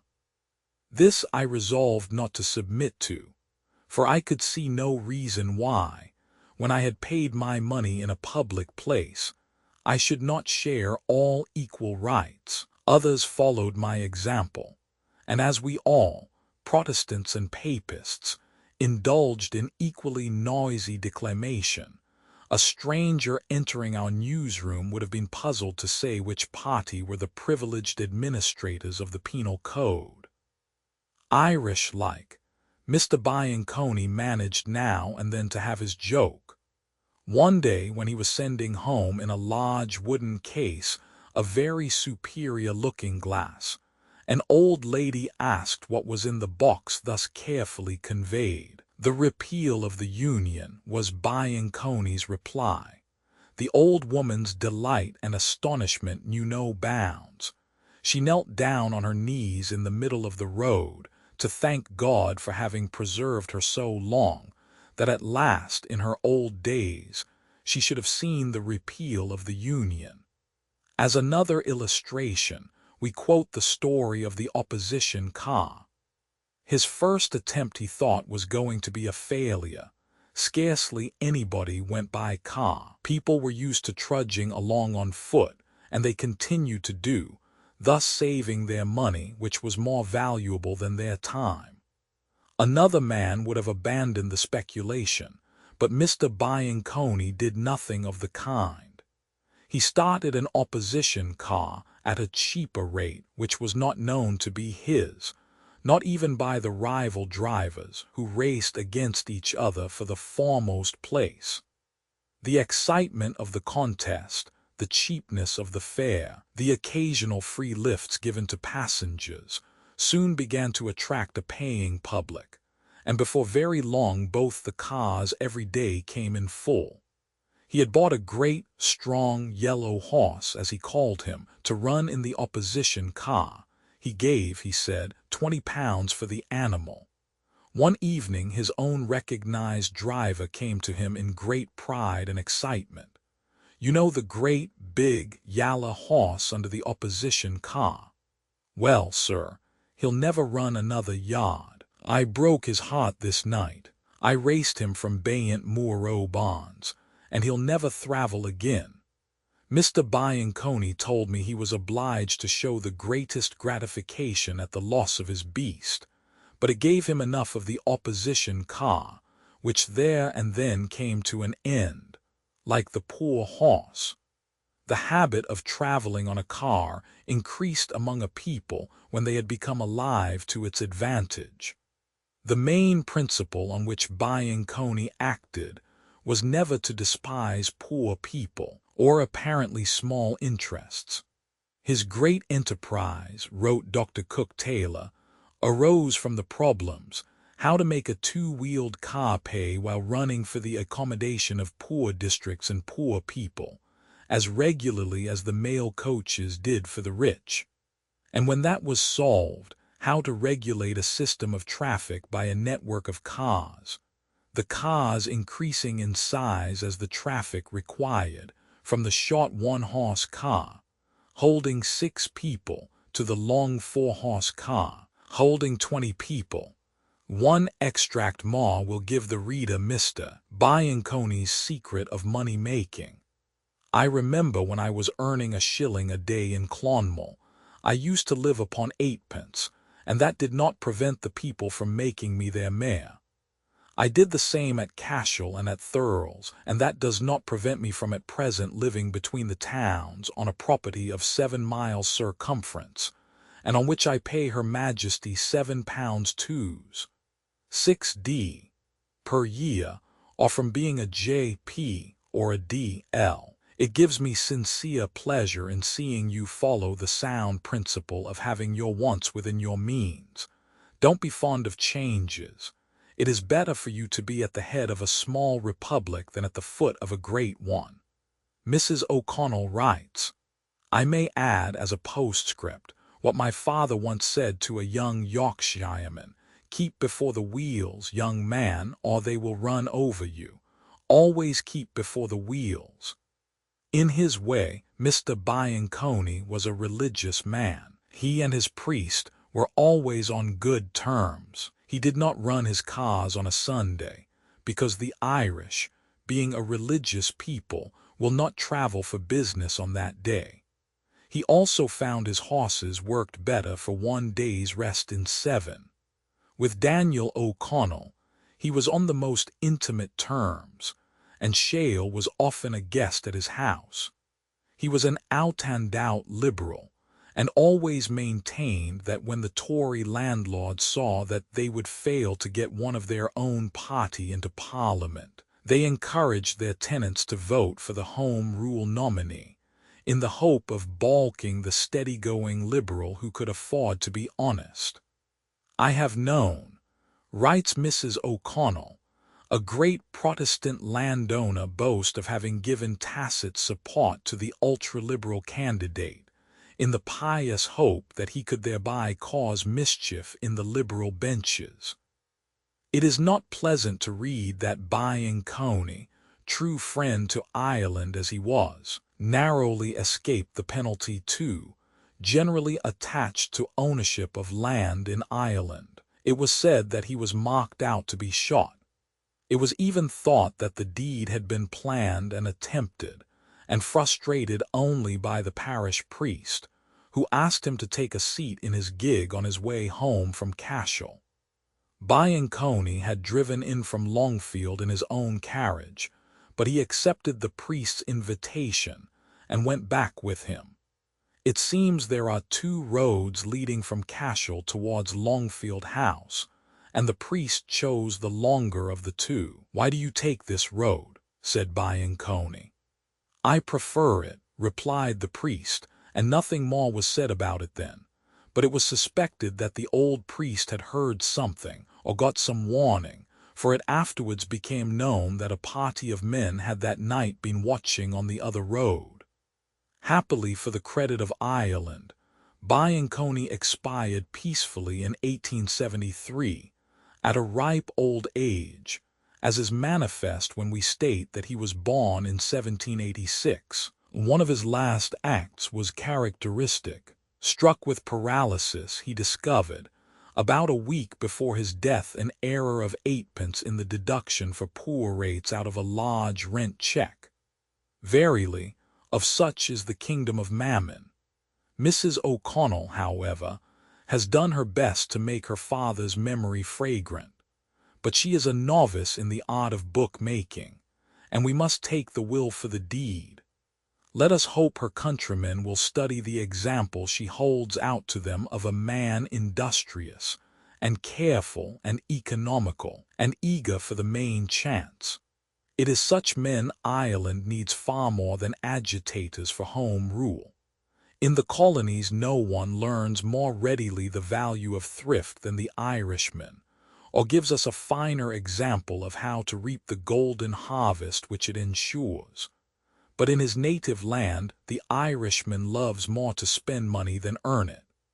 Sir Thomas Dargan, the great railway contractor, was, however, one of those exceptions which teach us how, even in his native land, the poorest Irishman may amass a fortune. Young Dargan received a good education, and after leaving school was placed in a surveyor's office. With little beyond this training and a character for the strictest integrity, he left Ireland to push his fortunes. His first employment was under Telford, who was then engaged in constructing the Holyhead Road. When this was completed, Dargan returned to Ireland and embarked in several minor undertakings, in which he was fortunate enough to gain sufficient to form the nucleus of that princely fortune which entitled him to the appellation of a millionaire. After the highly successful result of the Great Exhibition of 1851, Mr. Dargan, with the view of developing the industrial resources of his native country, and with a munificence certainly without parallel in one who had been the architect of his own fortune, resolved on founding an industrial exhibition in Dublin, and placed £20,000 in the hands of a committee consisting of the leading citizens, and empowered them to erect a building, and to defray all the necessary expenses connected with the undertaking, on the sole condition that no begging box should be found for further contributions.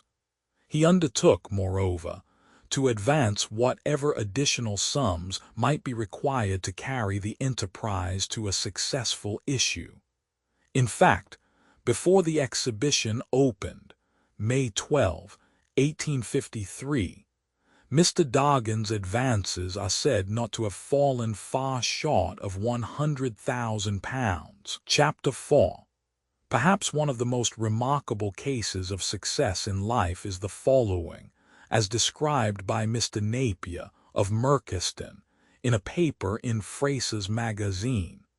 He says, "After the reading of my paper on the vegetarian cure for intemperance, before the Bristol meeting of the British Association in 1875, I was addressed by an elderly gentleman and his wife, who said my views were strictly in accordance with theirs. After some conversation, we adjourned to his hotel, where he hospitably entertained me, and gave me a narrative of his life, with permission to publish it in the interest of the good cause, suppressing his name and abode, as he said he was particularly shy and retired in his habits, and had a great objection to see his name in print. He was born in the north of England in 1811, but although his hair was gray, he otherwise appeared better preserved by 15 years than most persons of his age. His father was a minister of religion, and he was the eldest of 12 children.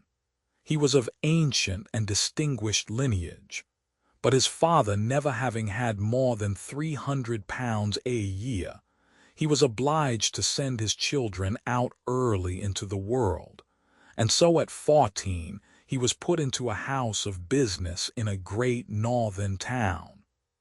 For the first 3 years he had nothing but his board with one of the senior clerks, but at the end of that time he got as much dry bread and water for his lunch as he could take, and 10 shillings a week to board and lodge himself. He accidentally obtained some works on vegetarianism, and was resolved to put in practice what he had read, as otherwise he found he could not support and clothe himself decently. I will give now his own words as nearly as I can recollect. I was 17 years of age then, 5 feet 8 inches high, and strongly built. I had but 10 shillings a week for everything. How should I best lay it out? The senior clerk took me as a lodger at 18 pence a week for one good room. There was a bedstead in it, but no bedding or other furniture. I was resolved to do what best I could, and owe no man anything. Some canvas coverings, which my good mother had put round my packages, served me to make a mattress when filled with hay. For the first 8 weeks I slept in my oldest clothes on this mattress. My diet was ample and nourishing, but very cheap. 3 pence a day was the cost. About 1 pound of beans, which did not cost more than a penny, half a pound of bread daily, and 2 halfpenny cabbages, and 3 pounds of potatoes in the week. 2 pennyworth of seed oil, 76 a 1 pound of 2 penny rice, and about a farthing's worth of tata 76b from the wine casks, constituted my very nourishing diet.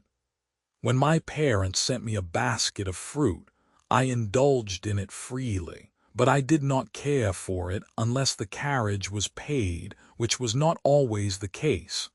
Thus ones 9d for my food and ones 6d for my lodging and 9.5d for my fuel and light left me 5s, 11.5d for other purposes. At the end of the 8 weeks I have specified, I was in possession of above 2 pounds. It took me nearly this sum to purchase a straw paillasse, blankets, sheets, and pillows second hand. I persevered for another year on this diet and found myself in possession of about 12 pounds. As I had some respectable acquaintance in the town, I resolved on spending this sum in furniture, in order that I might have a decent room into which to ask my visitors. Taking a lesson from the poet Goldsmith, I had a bed by night, a chest of drawers by day, so that my apartment, alternately sitting room and bedroom, was suitable for lady visitors.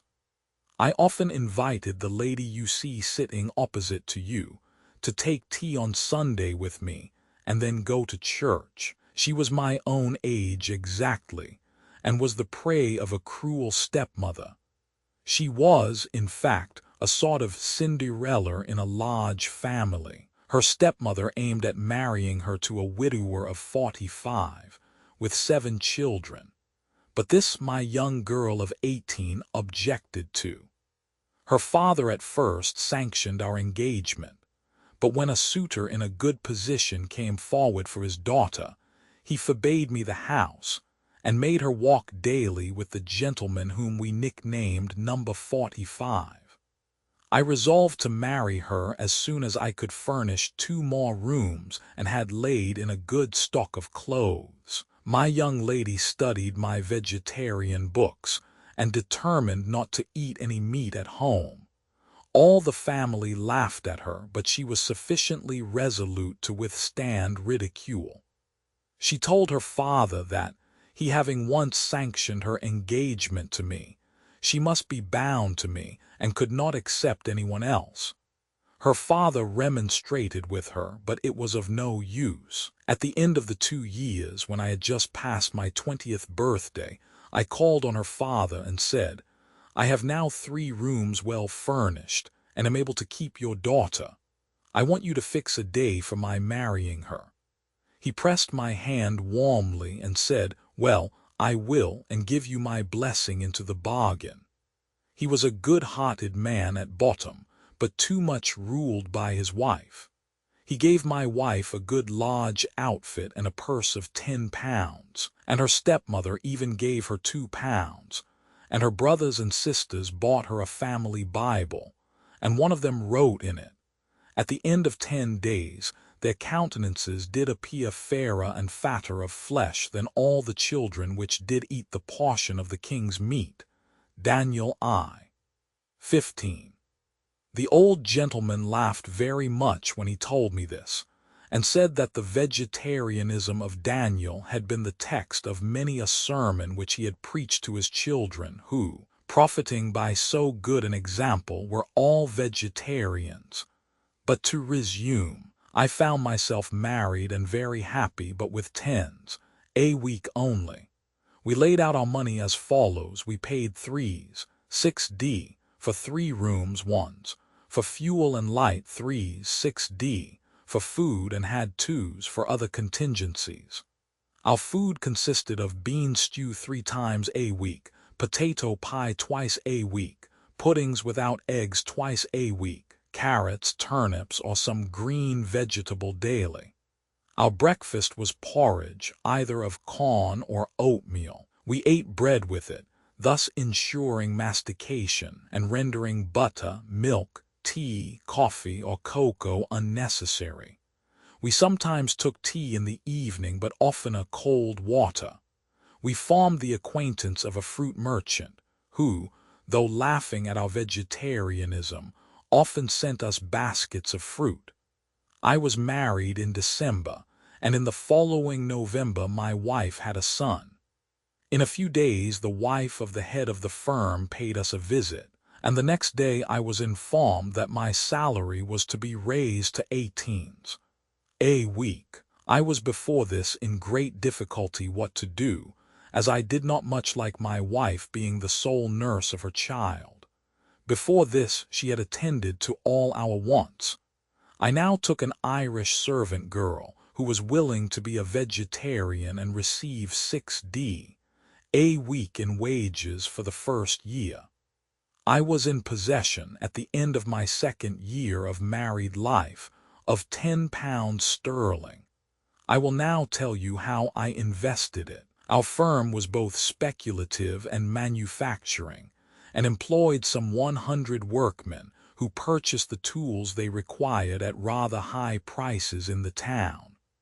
Ascertaining that the tools might be had cheaper at Birmingham and Sheffield, I went myself and laid in a small stock, which I sold within a week to the workmen at 18% profit, but still full 10% under what they were in the habit of paying.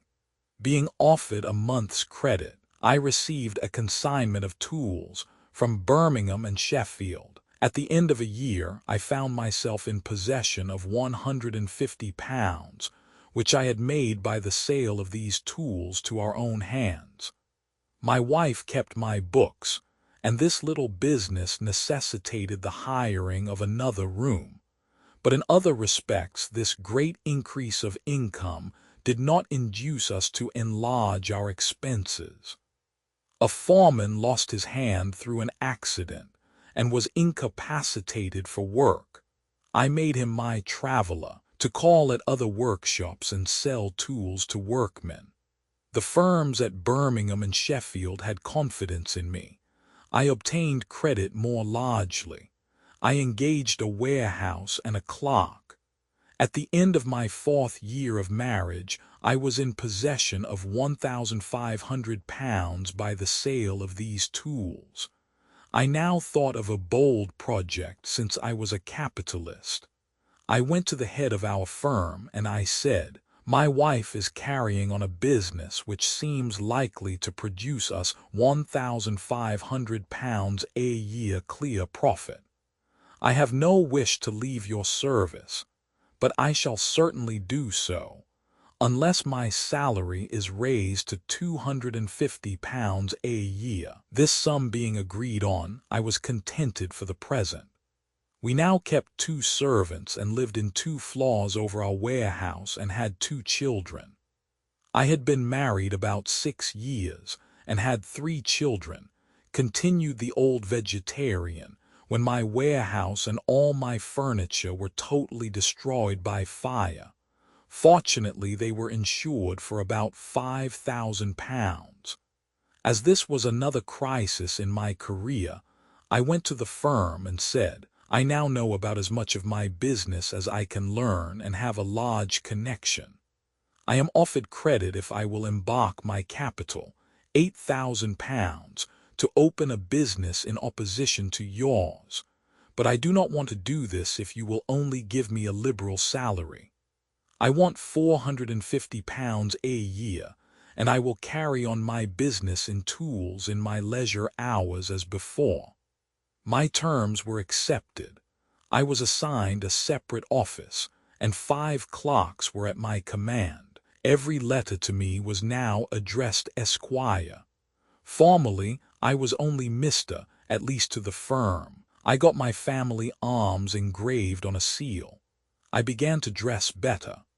I kept 3 maidservants and a page and lived in a house out of the town, a roadside villa with vegetable garden, bringing my expenses within the £450 a year, reserving the profits of my business for the increase of my capital. The heads of the firm, 2 brothers, paid a visit to Ireland, and coming back, a terrific storm arose. They were washed off the deck of the steamer and drowned, leaving in the firm only the junior, the son of the elder brother, a young man of 20 years of age. As his capacity was moderate and his habits not very regular, the trustees of the 2 deceased partners, of their own accord, proposed that I should receive £750 per annum, take the entire charge of the business, and stay an hour longer than hitherto. But after 6 months, finding that I lost rather than gained by the arrangement, as it encroached on the time I had hitherto devoted to my private business, I plainly told the trustees that I must be taken into partnership, or I would abandon the concern and establish a rival business, which might very seriously damage theirs. They proposed that I should be partner for life, with £1,500 a year as a first charge on the profits of the business, but should have no right to leave any part of it to my family, but should have 2/3 of the profits as surviving partner in case of the death of the present head of the firm without children. A deed was executed to embrace these provisions, and I bound myself not to enter into any other business which would aim to rival that of the firm. On this, I took a superior house, kept a horse and open carriage, 2 gardeners, and otherwise lived at the rate of about £1,200 a year. My wife now retired entirely from business, which she had seen after for about the half of 3 days in the week. About 4 years after this, to my sorrow, but at the same time pecuniary advantage, the young man, my senior partner, died after a few days' illness from pleurisy brought on by bathing. His constitution was mainly built up on beer, beef, and tobacco. I, a vegetarian, was never ill after bathing. This young man was a martyr to the abuse of stimulants, who his foolish doctor encouraged in their use. I have made my will, and none of my children shall inherit a penny if they are not at the time of my death vegetarians and total abstainers.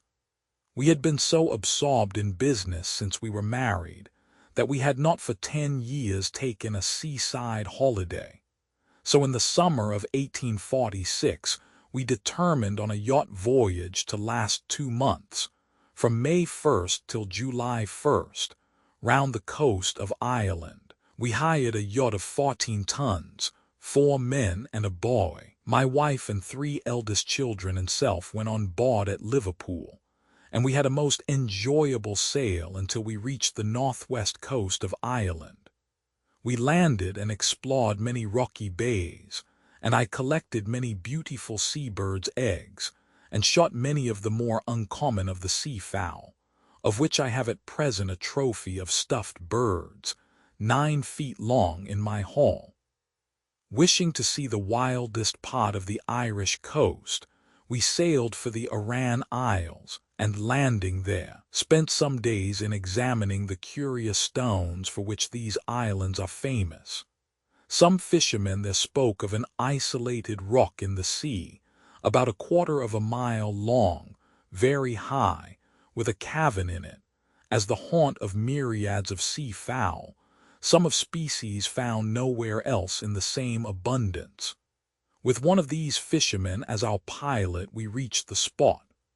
There was a heavy swell round this island rook, and we had great difficulty in landing. We determined to anchor the yacht about half a mile off, and proceed to the island in the boat with 2 of our men.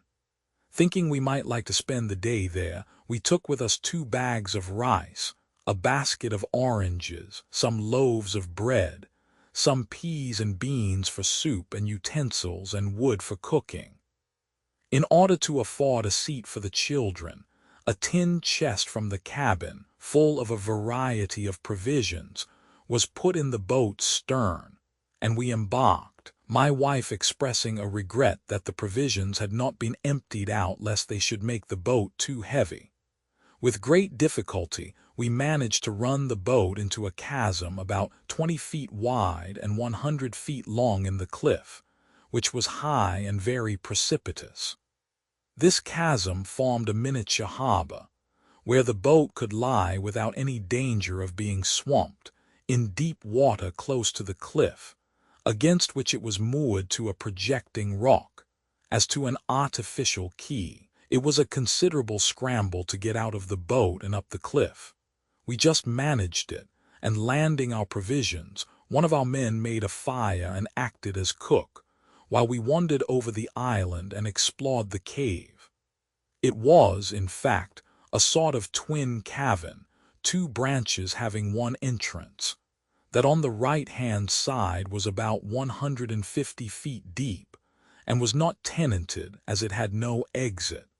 That on the left hand was a tunnel of even greater length, and about 40 feet high. It was the nesting place of many sea-birds, cormorants, puffins, guillemots, razorbills, several species of seagulls, the Arctic tern and gannet very abundant, and a few pairs of the shearwater. Of some sort we took a good many eggs. We packed baskets with at least 100 dozen. I did not shoot, as I did not like disturbing the birds, they were so tame, being but little accustomed to the visits of man. There were some goats on the island, which we conjectured had swum ashore from a shipwrecked vessel. This plateau, which was the highest part of the island, was reached by a path ascending about 200 feet. It was a beautiful emerald meadow, bounded by almost precipitous cliffs, which my eldest boy and I climbed up, but my wife declined the ascent. At about 5 we sat down to our dinner of pea soup, boiled cabbage, bread, haricot beans, batter pudding, and fruit. We were seated in the entrance of the cave when suddenly a storm sprang up. The wind was so violent that though we sadly wished it, we did not deem it prudent to get into our boat to rejoin the yacht. One of the sailors went on a high part of the island to observe, and soon informed us that the yacht had apparently dragged its anchor and was fast disappearing. We were all in a sad dilemma. Leaving my dinner unfinished, I, with my eldest son, went up the cliff. The yacht was nowhere to be seen, and the wind was so violent that we were hardly able to keep our feet on the cliff. I came down and said we should be obliged to pass the night on the island. Accordingly, the sailors brought out of the boat all we had left in it, including some shawls, a large fur rug and 2 sails and a quantity of tarpaulin, which we had intended to sit on had the ground been damp. Lighting a small lamp, I made a careful survey of the right-hand cavern. It was not straight, but turned at a sharp angle. The floor was dry, as were also the walls. I collected a heap of loose, dry sand 8 or 10 feet long by as many feet wide, and in this I spread the tarpaulin, and over this some shawls. As it got dark, myself, wife, and 3 children lay down on this extemporized bed, covering ourselves with the large fur rug. The wind made a great noise. The sailors lay down a short distance from us, wrapped in the sails. The next morning, between 5 and 6, we were all up, and I made an inventory of our provisions. We had about 8 pounds of oatmeal, about the same quantity of haricot beans, about 14 pounds of lentils, about 12 pounds of maize flour, 3 pounds of arrowroot, 2 pounds of potatoes, a cabbage, 4 loaves of bread, and about a dozen oranges. With economy, we had vegetarian provisions to last a fortnight if we could get fresh water. As yet we had found none. In the cavern where the seabirds were, there was a patch of green moss on the wall, nearly obscuring a deep crack, extending for some yards into the rock. On putting my ear to the crack, I distinctly heard water dropping. I tied a towel to a walking stick and poked it into the crack, and pulled out the towel dripping. By dint of probing the rock, I increased the supply, and at last was enabled to get an oar into the crack, which, being placed obliquely, acted as a lead to the water, which now trickled down sufficiently fast to fill a tin can of a gallon capacity in about a quarter of an hour. I considered this providential. We were on this island 10 days and slept in the same manner. During the day we kept a sail on an oar attached to the boat's mast on the highest part of the island as a signal of distress. We saw several vessels, but they did not come near the island. At last a smack lay to and sent a boat to the island, and in about an hour we were on board the smack. On the island we adhered strictly to our vegetarian diet, substituting seafowl's eggs for hen's eggs. 83 the sailors killed and roasted 2 kids. The smack put us on shore at Dingle Bay, and after a month's travel in Ireland we returned home and heard that our sailors, taking advantage of our absence, had drunk too much of the store of rum they had provided at their own expense for the voyage, and that the vessel, becoming unmanageable, had capsized, the 2 men and pilot being drowned, the boy alone escaping, and, clinging to the keel of the yacht, he was picked up a few hours after. The yacht was righted by some fishermen, and eventually brought to the Isle of Man, where she was claimed by her owners, who had to pay a salvage of 70 pounds. As this incident had occurred during my hiring of her, I recouped them of part, and received back my baggage, not so very much injured as I expected. At the bottom of our box of provisions were some seeds from our garden, which we were carrying to distribute amongst the poor Irish at the places where we landed. So, thinking that some future shipwrecked wanderers might be benefited thereby, I cleared a patch of ground, and planted carrot, parsnip, and cabbage seed before I left the little island, hoping, but not expecting, the goats would leave the tender vegetables unmolested. I had been married about 16 years when I resolved to print a pamphlet on the subject of vegetarianism, giving my experiences and those of my wife and family. I gave away 2,000 copies, and with some result, for they were the means of adding over 40 to the vegetarian flock. In this pamphlet I propounded a scheme for the renovation of my neighborhood on vegetarian principles. At this time I employed about 8 servants, male and female, in the house and garden. I gave the men 14s a week to find themselves, and they were allowed a certain proportion of such common vegetables as potatoes, carrots, turnips, and onions free. Being married men, they had each a distinct cottage, large and comfortable, with an ornamental flower garden in front and a fruit garden at the back. They were built in the Gothic style, after my own design.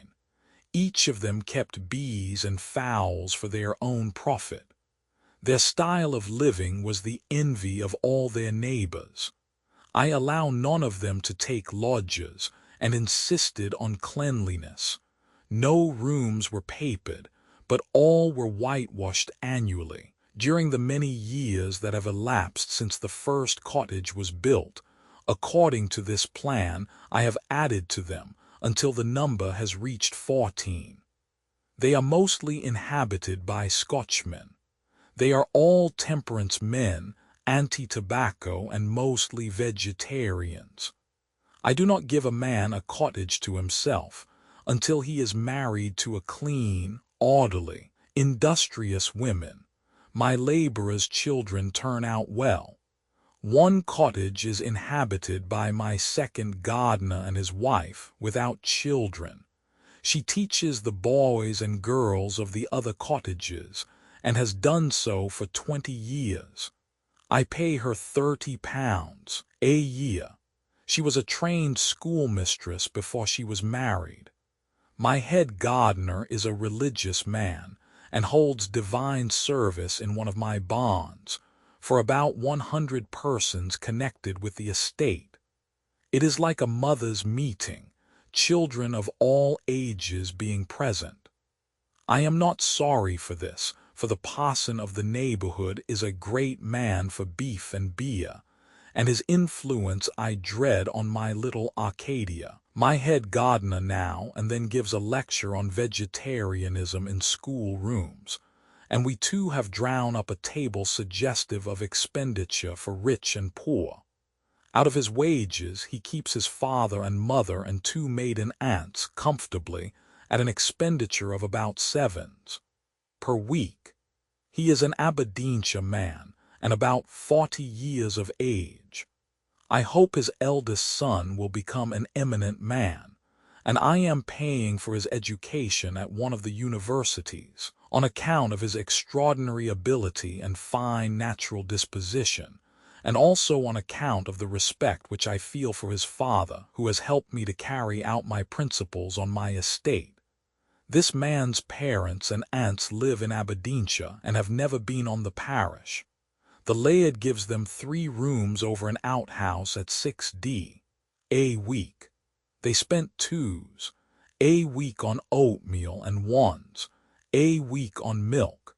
They grow vegetables enough to make a stew for dinner. A shilling's worth of flour gives them a meal of bread in the evening. They eat their bread without butter, but with their vegetable soup made either of peas or beans. 3d buys what condiments or groceries they require.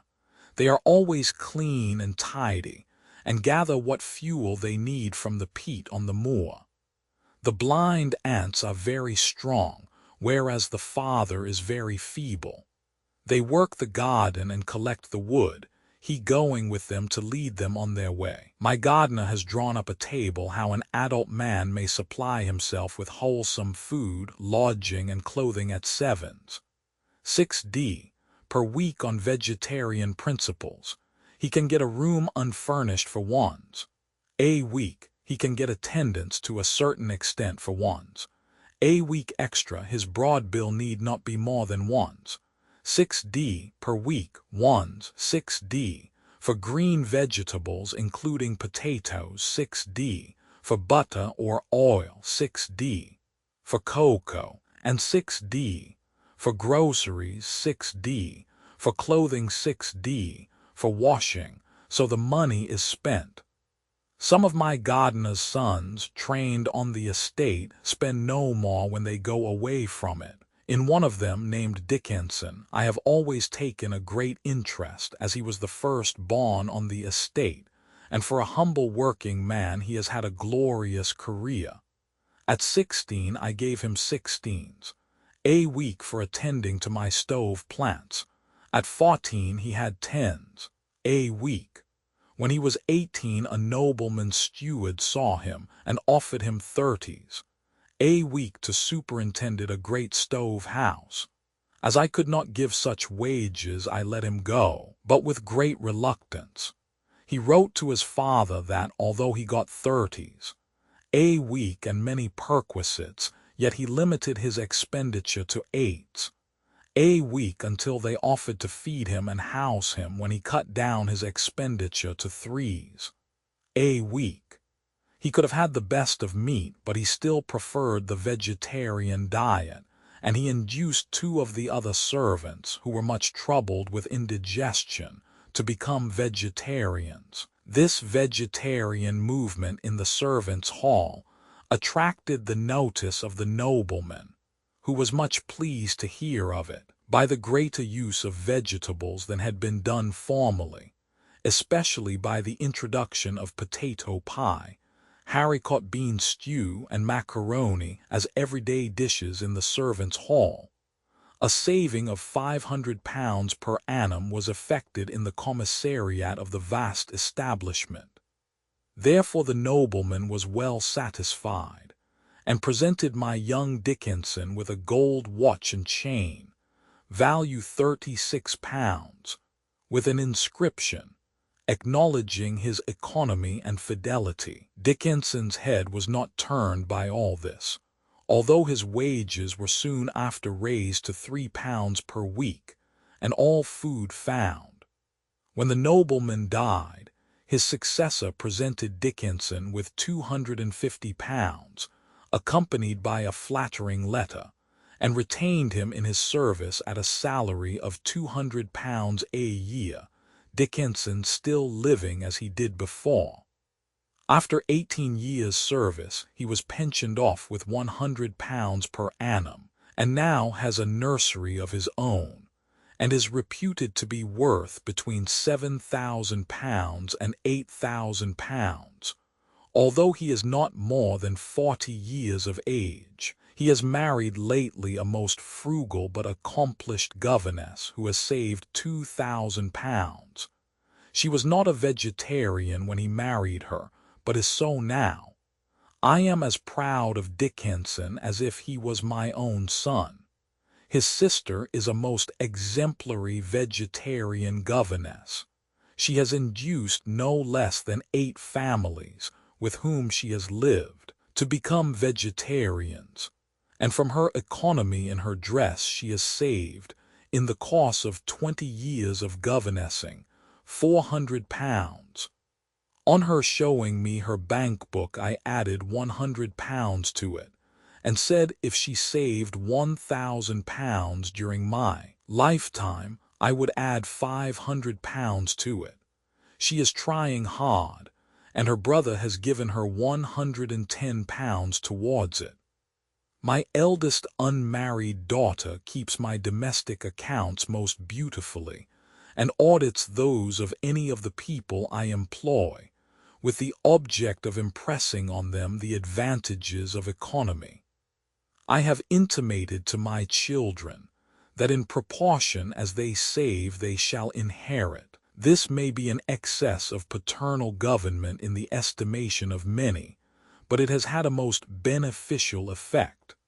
My family are so methodical and self-denying that they are said to realize some people's idea of Quakers, but I have had little intercourse with that sect. The success of my own offspring and the prosperity of my household and establishment, as you remarked to me, seem to be due to an exceptional combination of qualities and circumstances, in my wife and myself in the first instance, and, secondly, in those I employ who are somewhat like myself.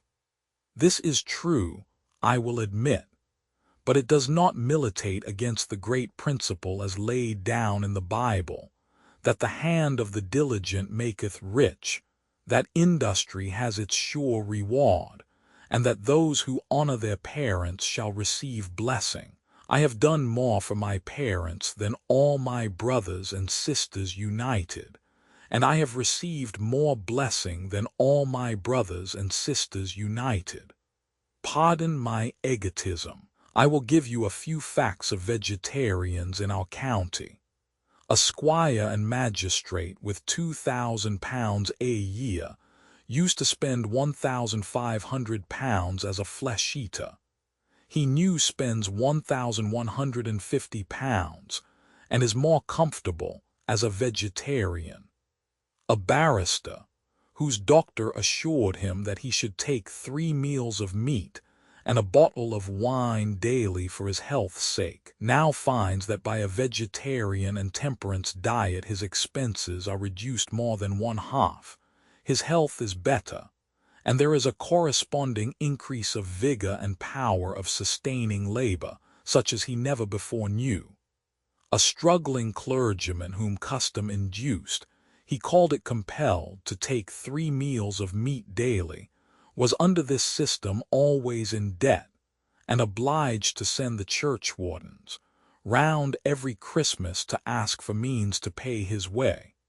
Now, on the vegetarian diet, he balances his income and expenditure, and is able to carry forward a few pounds every quarter. I believe from more than 40 years' experience of the vegetarian diet, that were it generally adopted, 9/10 of the pauperism and crime would disappear, that England would be able to supply herself with all the home-grown corn she requires, and that the national debt, if deemed desirable, could be paid off in 30 years.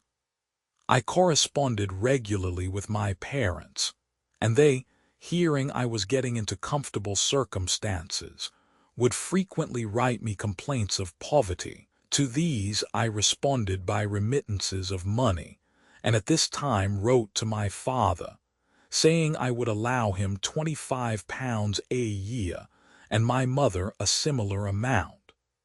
I visited my father about once in 2 years, but always took a lodging and took my meals apart from him, for he was an inveterate smoker and a great beer drinker, and filled his snuff-box 3 times weekly. I once made a random calculation that he had wasted £1,500 on stimulants in his life.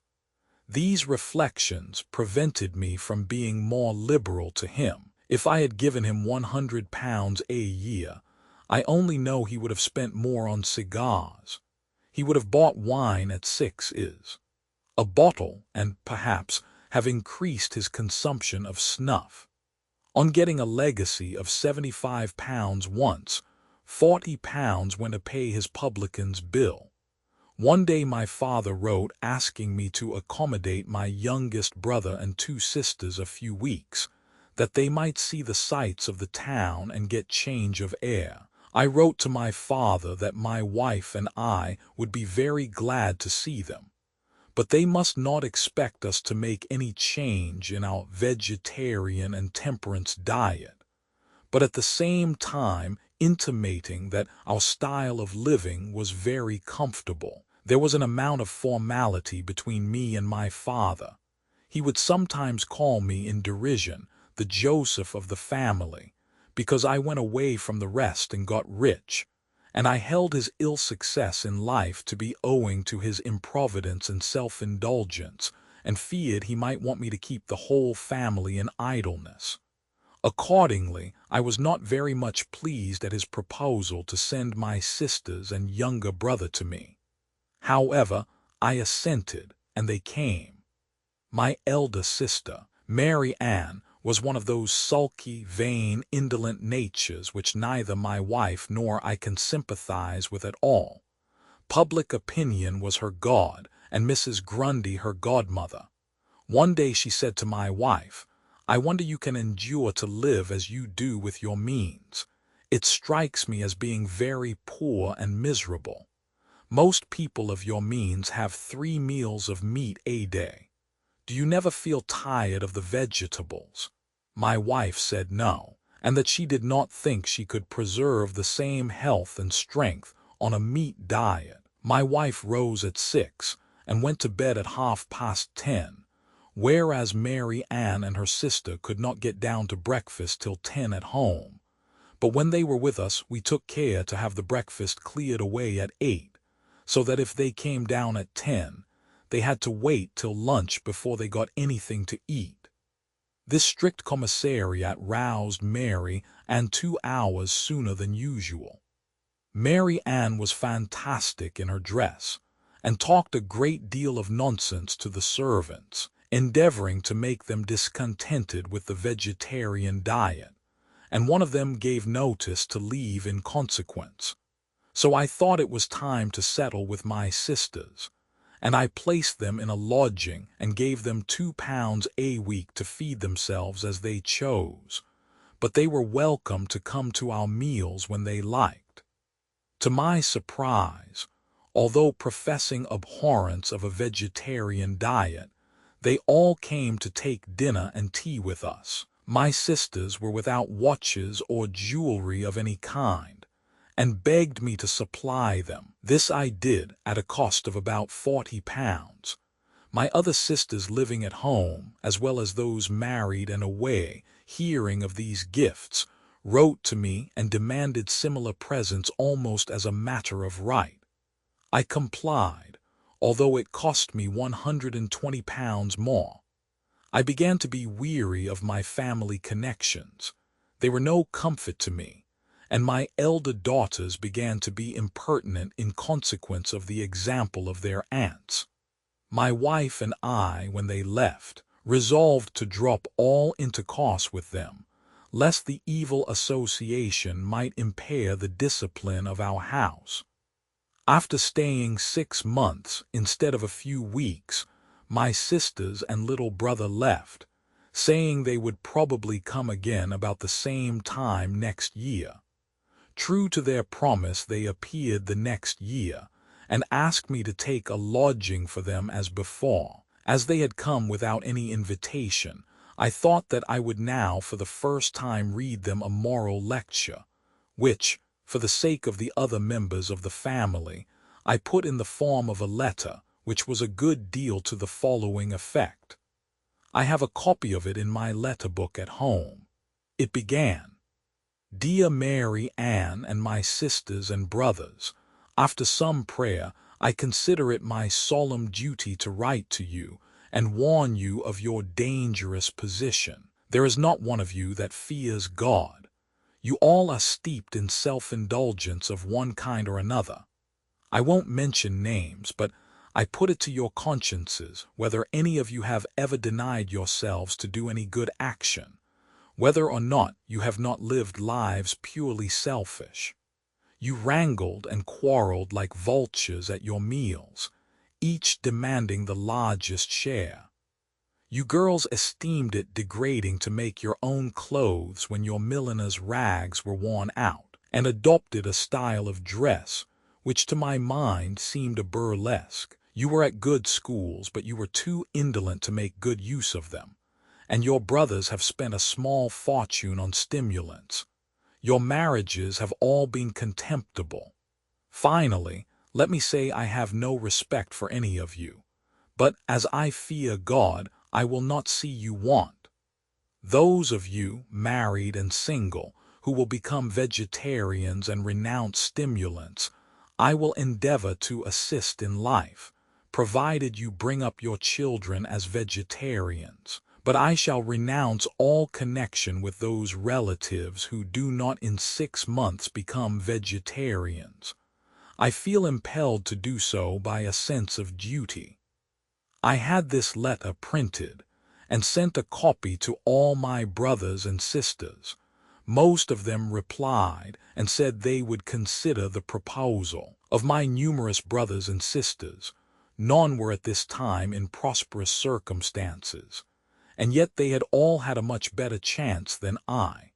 More money had been spent on their education, and all of them had some legacies left them by an uncle, who left me nothing, as I was supposed to be separated from the rest. After spending about £15,000 in endeavoring to benefit my brothers and sisters and their children, I have determined to spend no more money on them, as they are incorrigibly self-indulgent, reckless, and vainglorious, but keep all my money for my own offspring and those whom I can morally respect. Do you not think I am right, Mr. Napier? I will now tell you the state of my family. They are all healthy and well-formed, luxuriant in hair, sound in teeth, and much better proportioned in feature and figure than usual. I confess, sir, that I take no small pleasure in my family. Even my married children do nothing of importance without consulting me. I share my income liberally with them, but they, with commendable prudence, live plainly and economically and save much. Some are better at it than others, but I cannot complain of any of them. They are liberal too. My grown-up sons spend 1/10 of their incomes on moral and religious purposes. I do not devote much time to business now, not more than 3 hours daily. Literary, scientific, and other intellectual pursuits fill up the rest of my time. The vegetarian's wife described their mansion in the country as containing 30 rooms, among which is a fine picture gallery, 90 feet long. About 20 conservatories and 30 gardeners are attached to the house. By the sale of early fruits and vegetables, and the rearing of certain orchids, the great expense of this wholesale gardening is reduced to about £1,000 a year, which her husband does not wish this hobby to exceed. He grows grapes throughout the greater part of the year, and pineapples also, so that the dessert fruit on his table is scarcely to be surpassed. His entire living expenses do not exceed £3,000 a year, although his income is something like 6 times that amount. Sometimes he will spend £3,000 a year in relieving distress, as he did at the time of the cotton famine. His wife said he is so shy and reserved with people in general that he avoids society. But rich people are sought after, and he sometimes receives 1,000 begging letters in the year. He thought his life ought to be written, and added as an appendix to Mr. Smiles's self-help, and so I have sent this sketch of it for publication. Vegetarianism has been a stepping stone to wealth in more than one instance. Undoubtedly, Franklin's vegetarianism was useful to him in a pecuniary as well as in a moral point of view. He writes, "When about 16 years of age, I happened to meet with a book written by one Trison recommending a vegetable diet. I determined to go into it. My brother, being unmarried, did not keep home, but boarded himself and his apprentices in another family. My refusing to eat flesh occasioned an inconvenience, and I was frequently chid for my singularity. I made myself acquainted with Trison's manner of preparing some of his dishes, such as boiling potatoes or rice, making pastry, puddings, and a few others, and then proposed to my brother that if he would give me weekly half the money he paid for my board, I would board myself. He instantly agreed to it, and I presently found that I could save half what he paid me. This was an additional fund for the buying of books, but I had another advantage in it. My brother and the rest going from the printing house to their meals, I remained there alone, and dispatching presently my light repast, which was often no more than a biscuit or a slice of bread, a handful of raisins, or a tart from the pastry cook's, and a glass of water, had the rest of the time till their return for study, in which I made the greater progress from that greater clearness of head and quicker apprehension which generally attend temperance in eating and drinking. Now it was that, being on some occasion made ashamed of my ignorance in figures, which I had twice failed learning when at school, I took Cocker's book on arithmetic, and went through the whole by myself with the greatest ease. I also read Sellers and Thorney's book on navigation, which made me acquainted with the little geometry it contains, but I never proceeded far in that science. I also read about this time Locke on the Human Understanding, and the Art of Thinking by one of the writers of Port Royal. The vegetarians would do better did they exercise more of the grace of charity. In one of the numbers of Social Notes, Mr. Nunn, who is secretary of the Food Reform Society, is indignant at the bill of fare in the coffee public houses. The food is too stimulating, and not at all in accordance with dietetic principles. They sell the highly seasoned, and drunkards thirst-creating, and expensive corned beef, and innutritious and indigestible ham and bacon. Worse than all, the unhappy directors must needs of all miserable and doubtful food sell pork sausages, and not only pork sausages but wheaten bread, and not only wheaten bread, tell it not in 7 dials, but absolutely pander to the wretched drunkard's appetite for stimulating, innutritious, unhealthy, and expensive food, by letting their customers have beef steaks. Now, says the Echo, allowing all of Mr. Nunn's premises, and we gladly allow many of them, we think he is going a little too far, and certainly a good deal too fast, to attempt to entirely alter the food proclivities of the British workman while the experiment of the coffee public house is yet unsolved, would, we humbly think, be decidedly of that character. It might be perfectly true that pork sausages and wheaten bread are not the most theoretically nutritious of food, and that they provoke thirst, yet we fancy if the journeyman bricklayer could not get them in the coffee house, he would seek them in the public house, which it is the object of the directors of the former to win him away from. When one has to choose between gin and beef, we fancy, even Mr. Nunn would agree that the latter is of 2 evils the least. Accordingly, we think that to a more convenient season, it would be well to relegate the reformation of the coffee public houses bill of fare. Money-Making Men by J. Ewing Ritchie. Chapter 5.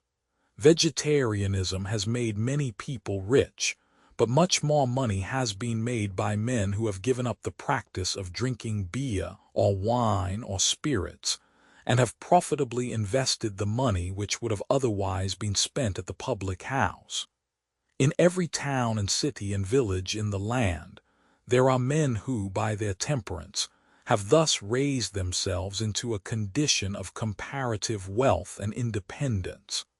I have met with hundreds of such men. Let me give, as an illustration, the career of Mr. James M. Curry, who claims to be the teetotal father of the Rev. Dr. Robert Maguire. M. Curry was born in Glasgow as far back as 1801, and he is now, in the year 1878, a fine, hearty-looking old man, with apparently many years of usefulness before him. His parents were working people, and when M. Curry first went to work as a lad, his chief employment was to fetch in the drink for the men, and for his reward to have a sup for himself. No wonder the lad at times drank, and, as he says, worked hard in the workshop and worked with equal energy at the devil's workshop, the public house.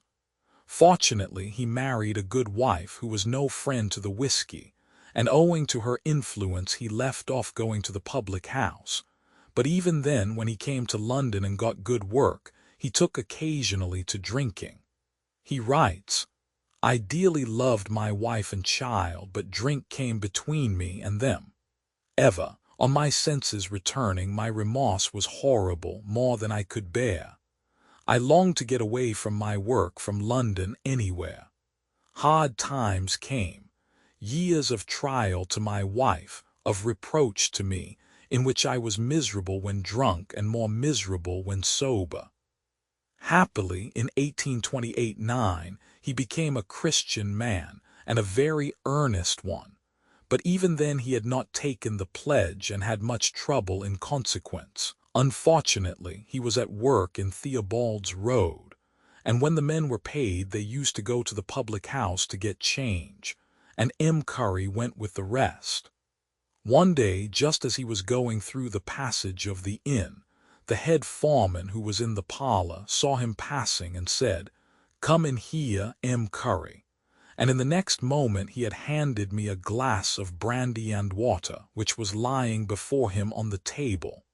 He then said, "Sit down and have a pipe." Being called upon to do this by a man in his position, I did so, for I thought to myself, I cannot very well say no. The tempter came in an insidious form, and I fell before his wiles. That night I was taken home drunk to my wife. She was fit to go beside herself with grief. There was I lying drunk in the house, where for a long time past we had been so comfortable. I, who had been one of the visitors of the stranger's friend. I, who had gone to Guy's hospital to talk to people about their soul's eternal salvation. There was I lying drunk. It was a dreadful fall for me. I went to my class leader about it. He said, "Well, Brother M. Curry, what is the matter?" I told him, but there he was, the man to whom I had gone for advice, sitting with a bottle of gin on the table and a jug of spring water. He filled up some and handed it to me. He said, "You see, Mr. M. Curry, you take too much. Take a little now and it will steady your nerves," for I was trembling like a leaf. It is the accursed little, sir, that is the stumbling block to me. Never mind, you take a little of this and don't be tempted to take too much.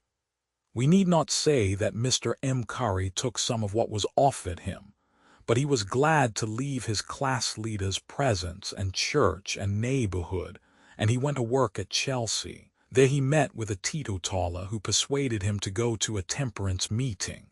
He did and became a teetotaler. The struggle at first was long and severe. Times were bad, and he had to borrow tools to go to work with.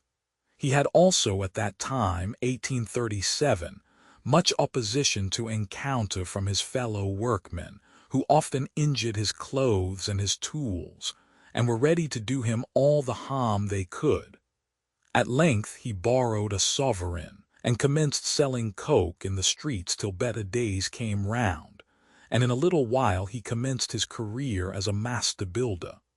It is thus he writes in his interesting autobiography.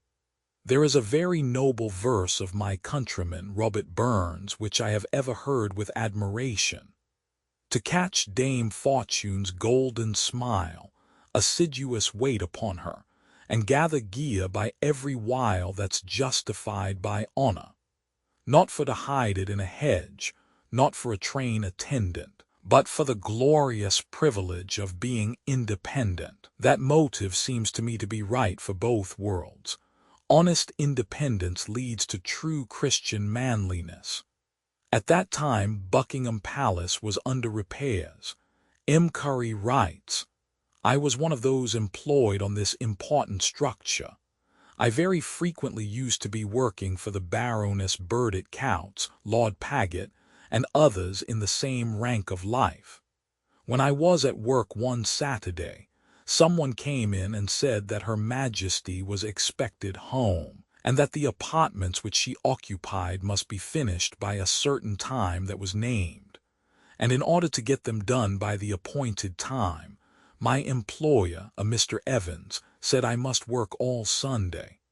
I said, I will not work at all on Sunday, though I am prepared to work till midnight every other day to get the work done, or I am willing to come at 2 o'clock in the morning on Monday, and work till it is finished. He said, You are not a loyal subject. Yes, I am.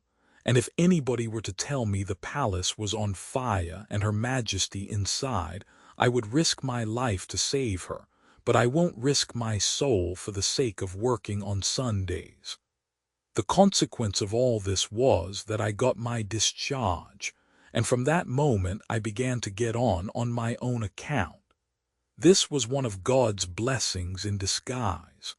When I came home, my wife said, Never mind about it, and we kneeled down and prayed, and we opened the hymn hook at the very hymn where it says, Ye fearful saints fresh courage take, the clouds ye so much dread are big with mercy, and shall break in blessings on your head.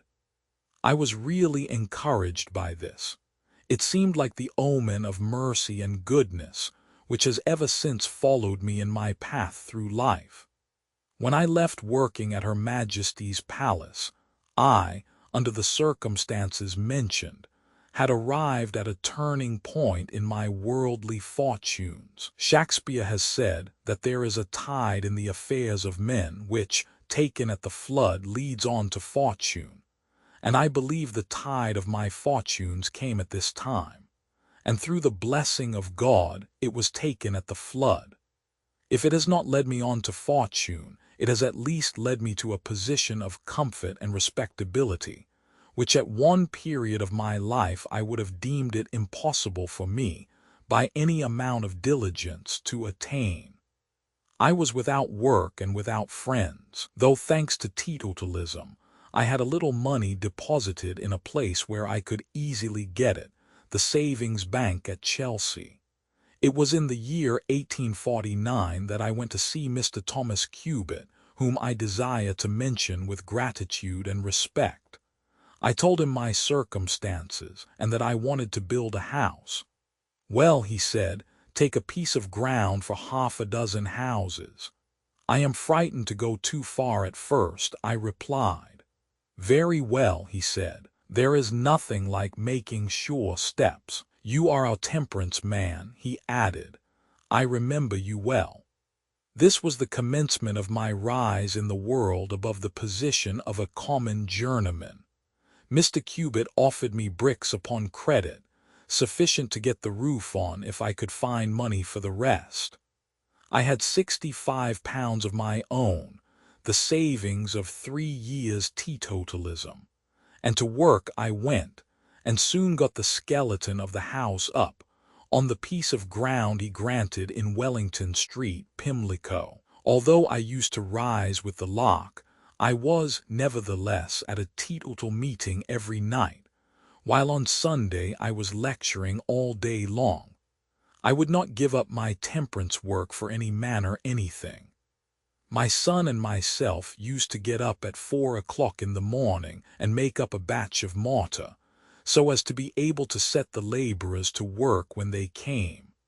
We had 2 laborers to assist us, and now and then I took on a man, just to give him a little help to bide over the hard time, immediately succeeding his signing the pledge. At times I used to go away, and perhaps my son with me, to another job which would bring in a little money.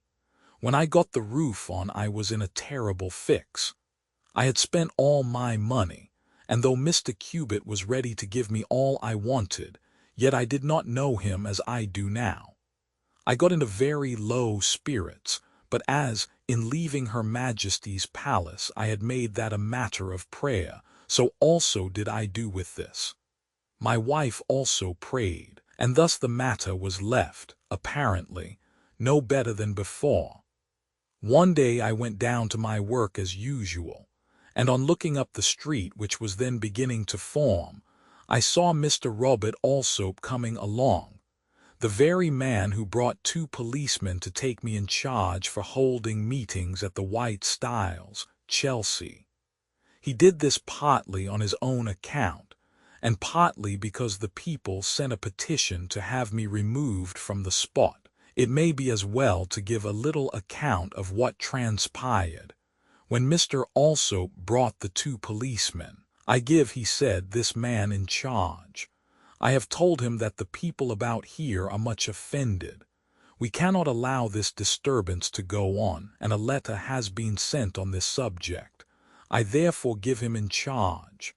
"Then," said I give Mr. Alsop in charge, and I dare you to take me without taking him." The policemen were in a fog, likewise Mr. Alsop. "Well, sir," said one of them at last, "it appears Mr. M. Curry knows what he is doing. We know nothing about the case, and if you force us to take this man in charge, we must take you too." Mr. Alsop considered for a little. He did not know what to do. The people and the policemen were alike awaiting his decision. If he persisted, he must be conveyed, like a culprit, along with me, and he knew well that I cared little what was done, for by this time the roads to the various station houses were getting pretty familiar. If, on the contrary, he retired from the conflict, He must do so with the ridicule of all about him. I think he chose the wisest course. He walked away amidst the derisive laughter of the crowd. This, then, was the man whom God and God alone had sent to relieve me from my embarrassment. I stood in front of the house as Mr. Alsop came by, thinking what on earth I should do, but never for a moment dreaming that he was likely to be a customer. "What will be the amount?"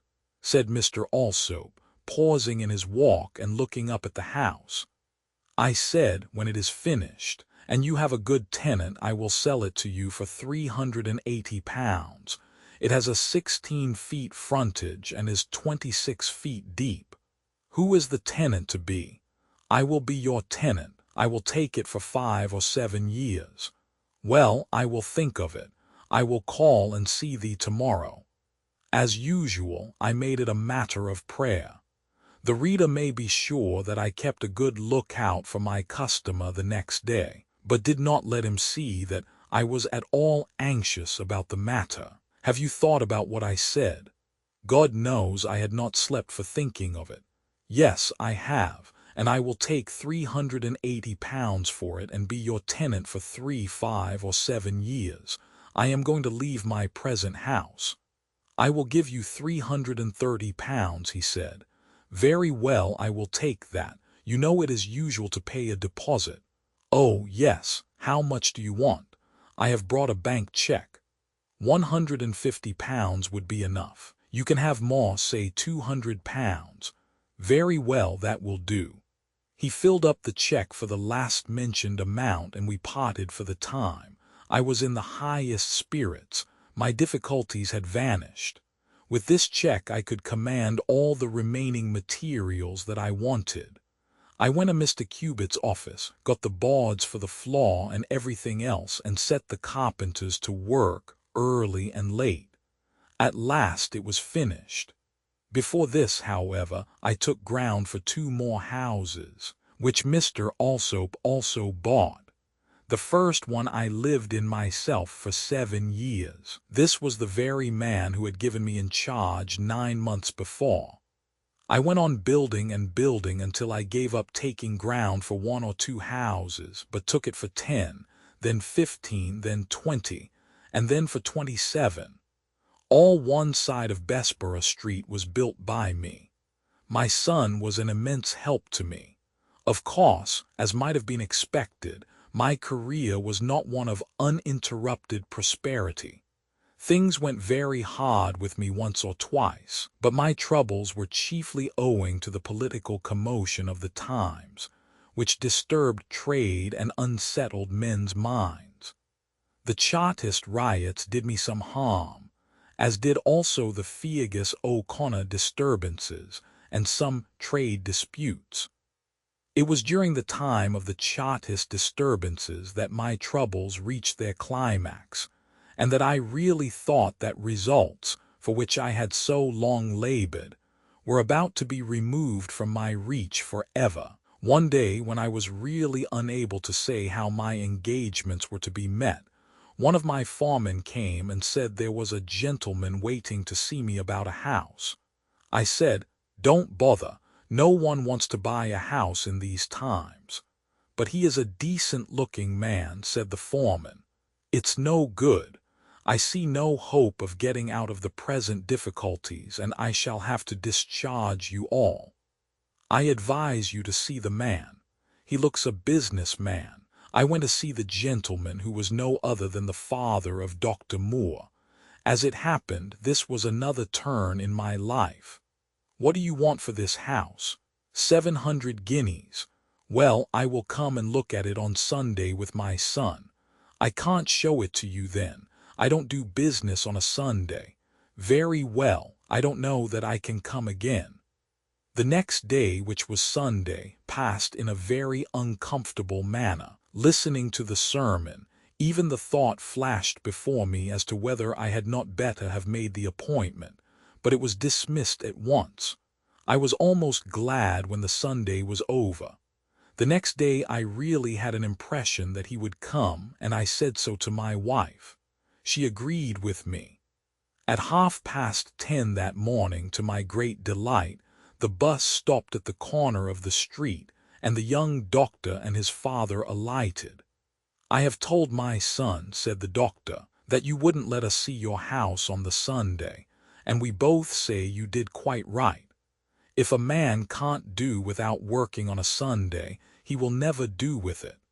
I went to sea when I was 14 years of age, and have traveled the world almost twice over, and I have done my business without working on Sunday." He looked at the house, and liked it very well, and then said, "I will give you the money in Dutch consols." "Well, doctor, I don't know what Dutch consols really are. I want 700 guineas in British money." He left me, the matter being still rather uncertain, but the next day he came to see me again, and I took him into my parlour. He said, "I have the money ready, £50 for a deposit. I have brought it in money, as perhaps you will like it better that way." "Thank you, I will give you a receipt." "No," he said, "you needn't. I know your countrymen are a respectable lot but for the drink, and I know you will not want to be paid twice." The business was settled, and a friendship sprang up between myself and the old gentleman, which lasted until he died. The arrangements for his funeral were entrusted to me, and were carried out without any of the men employed being allowed to partake of intoxicating drinks. In this way, those disgraceful scenes which so frequently are associated with funerals were altogether avoided, and I was subsequently complimented by Dr. Moore, Jun., on the highly respectable way in which the arrangements were carried out.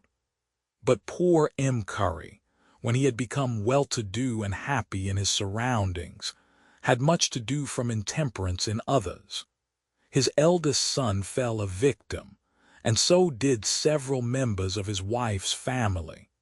One son, who became a teetotaler when his father prospered in the world, unfortunately, in the course of his business, met with an accident in falling from a building, which caused his death at the early age of 41. After providing for his family, he did not forget, says the temperance record, the benevolent institutions of his country. He has left £100 each to St. George's, Westminster, and consumptive hospitals, £100 to the Strangers' Friend Society, and £600 to the Total Abstinence Cause. One of old M. Curry's converts said to him one day, "You inoculated me into teetotalism, on the White Stiles, Chelsea, at a time when I had not a sixpence. I signed the pledge at one of your open-air meetings there, 15 years ago, and am doing well, as you may judge from the fact that I have now 3 houses." It is thus clear that, in many quarters, teetotalism has not only saved men from ruin, but has made them rich as well. In the career of Mr. David Davies, M.P., we have a remarkable illustration of this fact. He was once a navvy. He is now, 1878, a man of wealth and a member of Parliament. Chapter 6. One of the largest publishing houses in London, that of Messrs. Cassell, Petter and Galpin, was founded by John Cassell, a Lancashire carpenter who walked to London, and when he arrived in the metropolis, found himself with the handsome sum of 2 halfpenny in his pocket. He was an earnest teetotaler, and became known as a temperance lecturer. He next commenced the sale of coffee, and finding that there was little wholesome reading for the class to which he originally belonged, he commenced a cheap publication called The Working Man's Friend. In time, other works followed. He then got an immense number of stereos of engravings from French publications, and began to publish illustrated periodicals. In time, he was joined by Messrs. Petter and Galpin, printers, and after Mr. Cassell's lamented death, the firm developed the business, till it became one of the most gigantic character. As an illustration of the remarkable extent of the firm's business, I may mention that, at a tea meeting held in the Cannon Street Hotel in the early part of 1878, at which more than 600 workmen were present, Mr. Jeffrey, one of the partners, stated that Messrs. Cassell, Petta, and Galpin, with the view of benefiting those of their employees who had already given, or might hereafter give, long and faithful service to the firm, had resolved to set aside, from year to year, a fixed proportion of their profits to form a fund, out of which certain benefits might, at their discretion, be paid. The scheme would provide for the payment of a sum of money, varying according to length of service, to the family or representative of any person who might die in their employment after 7, 14, or 21 years' service, or, as the case might be, for the payment of bonuses of similar amounts to those who, having served at least 7 years, might be incapacitated by old age, after the age of 65, or who might before that age be totally unable to perform any labor owing to accident or disease. It had been estimated that the fund about to be instituted would provide for the following payments: to overseers and managing clerks after 7 years' service, £50; after 14 years' service, £75; after 21 years' service, £100; to clickers, sub-foremen, and first-class clerks after 7 years' service, £37 tens; after 14 years' service, £56 fives; after 21 years' service, £75; to workmen, workwomen, and clerks after 7 years' service, £25; after 14 years' service, £37 tens; after 21 years' service, £50. The scheme, which also provided for some other payments, would come into operation from the commencement of the present year. It was intended that a periodical revision of these tables should be made by an actuary. The amount appropriated for carrying out the proposal for 1878 amounted to £600, and Messrs. Cassell, Petta, and Galpin wished to set out the fact that these benefit arrangements were voluntary on their part, and might be withdrawn by them, wholly or in any particular case, if they should see reason for doing so. It is wonderful, indeed, that such a business should have sprung from the unaided efforts of a raw, uneducated, uncouth Lancashire lad. Originally, most of the great London publishers were anything but wealthy men. Jacob Tonson started with a capital of £100, left him by his father, a barber sturgeon in Holborn. He is reported to have said when he died, "I wish I could have the world to begin again, because then I should have died worth £100,000, whereas I am now only worth £80,000.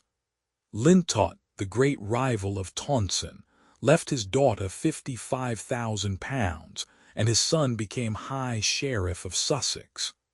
Edmund Curlell, who was born in the west of England after passing through several menial capacities, became a bookseller's assistant, and then kept a stall in the purlieus of Covent Garden. Thomas Guy, whose name is still held in veneration as the founder of Guy's Hospital, was the son of a coal heaver and lighterman. Very early he seems to have contracted most frugal habits. According to Nichols, he dined every day at his counter, with no other tablecloth than an old newspaper, and he was quite as economical in his dress. In order to get a frugal helpmate, he asked his servant maid to become his wife. The girl, of course, was delighted, but presumed too much on her influence over her careful lover. One day, seeing that the Pavias, repairing the street in front of the house, had neglected a broken place, she called their attention to it, but they told her that Guy had carefully marked a particular stone beyond which they were not to go. "Well," said the girl, "do you mend it? Tell him I bade you, and I know he will not be angry." However, Guy was, and the marriage did not take place. As a bachelor, Guy lived to a ripe old age. The cost of building Guy's hospital was £18,793, and he left £219,499 as an endowment. He left also money to Tamworth, his mother's birthplace, which he represented in Parliament for many years, £400 a year to Christ's Hospital, and £8,000 to his relative, Robert Dodsley, who made a handsome fortune as a publisher, commenced life as a footman. The far-famed Lackington was the son of a drunken cobbler at Wellington, and had no education at all, loafing about the streets all day as a child. He thought he might turn his talents to account by crying pies, and as a pie boy he acquired such a preeminence that he was soon engaged to vend almanacs. At 14 he left this vagrant life to be apprenticed to a shoemaker. He came to London with £50 and a wife, but in time he scraped together £25 and started in business in Kiswell Street. His plan was to sell for ready money, and at low prices. He then bought remainders of books which were generally destroyed, and thus he made a fortune. On his chariot, when he started one, he put for his motto, "Small profits do great things." Again, he was very fond of repeating, "I found all I possess in small profits, bound by industry, and clasped with economy." Few have done better than the Chamberses of Edinburgh. After months of pen scraping and book hoarding, Robert succeeded in collecting a stock worth about 50 shillings. And with nothing but these and his yearnings for independence and his determination to write books by and by, but at present to sell them, he, at the age of 16, opened a little shop, a stall in Leith Street. His brother William also started as a bookseller and printer in the same neighborhood. William Chambers was born in Peebles, April 16, 1800, and Robert, coming next in order in the family, was born July 10, 1802. The father carried on the hereditary trade of the manufacture of woolen and linen clothes. The grandfather held the office of elder of his church for the last 30 years of his existence. The grandmother was a little woman of plain appearance, a great stickler on points of controversial divinity, a rigorous critic of sermons, and a severe censor of what she considered degenerating manners. The mother was a beauty, and her pretty face led her into an alliance which, in the end, could have been productive of little happiness. Mr. Chambers speaks of his father as accurate, upright, aspiring in his tastes and habits, with a fund of humor and an immense love of music. He made some progress in science. Affected, like others at the time, with the fascinating works of James Fergusson on astronomy, he had a kind of rage for that branch of study, which he pursued by means of a tolerably good telescope, in company with Mungo Park, the African traveler who had settled as a surgeon in Peebles, and one or two other acquaintances. The failing of his father was his pliancy of disposition. He was cheated with his eyes open. For such men, worldly ruin is only a question of time. In a little while the family were driven from Peebles, and William had to fight the battle of life on his own account. His education, which closed when he was 13, had been by no means an expensive one. Books included, it had cost somewhere about £6. For this he was well grounded in English. The most distressing part of his school exercises consisted in learning by heart the Catechism of the Westminster Assembly of Divines, a document which he tells us it was impossible for any person under maturity to understand, or to regard in any other light than as a torture. In the case of the two brothers there was a curious malformation. They were sent into the world with 6 fingers on each hand, and 6 toes on each foot. By the neighbors this was considered lucky.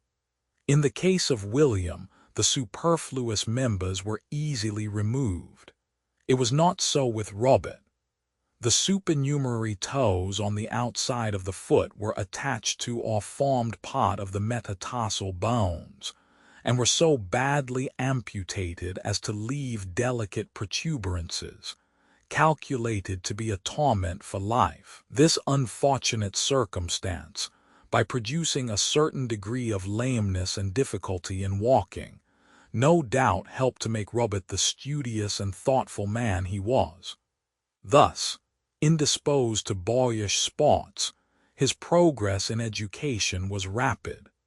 Indeed, as William confesses, he was left far behind. In 1813, the family difficulties came to a head, and an emigration from Peebles to the good old town of Edinburgh was necessitated. Henceforth the mother seems to have been the head of the family. Chambers Sr. seems to have been a bit of an encumbrance. Poor themselves, they were surrounded by companions in misfortune, widows of decayed tradesmen, teachers in the decline of life too old to teach, licensed preachers to whom an unkind fate had denied all church preferments, genteel unmarried women who had known better times, and who had now to eke out a precarious existence by coloring maps, or sewing fine needlework for the repository. This little pauperized colony, clinging as it were on to the skirts of respectability, was located on flats in that part of Edinburgh where rents were not of the highest, nor the houses of the grandest architectural character. Here they met with noteworthy individuals, and here William found his first situation as a bookseller's assistant, with the magnificent salary of 4 shillings a week. Lad as he was, William then laid down a resolution, which was not only heroical, considering the depressed circumstances of his family, which may not only be held up as an example to others, but which laid most assuredly the foundation of his success in after life. From necessity, he tells us, not less than from choice, I resolved to make the weekly 4 shillings serve for everything. I cannot remember entertaining the slightest despondency on the subject. For a lad of 14 thus to resolve, showed that he had the right spirit to conquer circumstances, and to win an old age of respectability and renown. As at this time, his father was appointed commercial manager of a salt manufactory, called Joppa Pans, a smoky, odorous place, consisting of a group of buildings situated on the seashore halfway between Portobello and Musselburgh.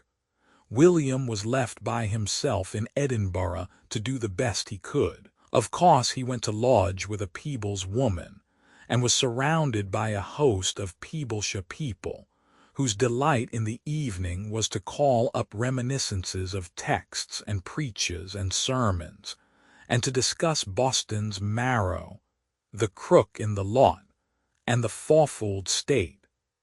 It is to be feared we have not much improved on this. Such modes of spending the evening were certainly quite equal to the modern ones of frequenting music halls, or of reading some of the trash now issued from the press. We must add that William Chambers had read Franklin's autobiography, and had imbibed somewhat of his spirit. It is thus that a good, genuine book goes on bearing fruit. It is thus a good example tells in all strata of society. It is thus the life of one man is a blessing in all after time. William Chambers all the while pursued with more or less diligence his studies. He always rose at 5 in the morning to have a spell at reading. In the same way, he made some progress in French, with the pronunciation of which he was already familiar from the speech of the French prisoners of war in Peebles. He likewise dipped into several books of solid worth, such as Smith's Wealth of Nations, Locke's Human Understanding, Paley's Moral Philosophy, and Blair's Bell's Letters. His brother Robert, who had come to live with him, seems also to have done the same. In 1816, the latter became self-supporting. He had up to that time continued his studies in the hope of becoming a clerk or teacher. All hope in that direction, fortunately for himself and his country, was abandoned, and with a few old books, the remnant of the family library, he started in the world as a second-hand bookseller in Leith Walk. It was in 1819 that William did the same, having left his employers with 5 shillings in his pocket, to which sum his weekly wages had latterly been considerately advanced.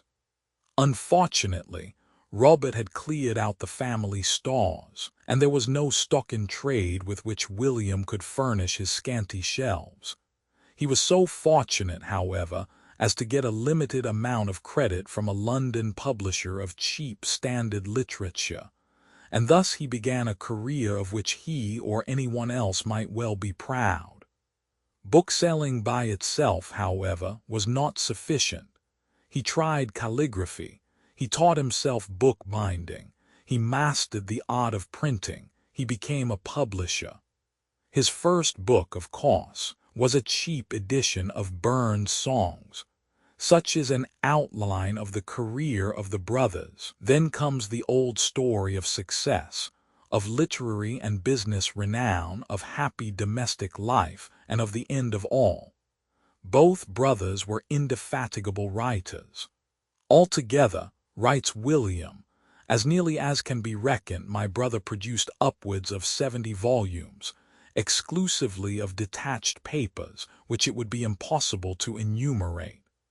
His whole writings had for their aim the good of society, the advancement in some shape or other of the true and the beautiful. It will hardly be thought, he modestly and affectionately adds, that I exceed the proper bounds of panegyric in stating that, in the long list of literary compositions of Robert Chambers, we see the zealous and successful student, the sagacious and benevolent citizen, and the devoted lover of his country.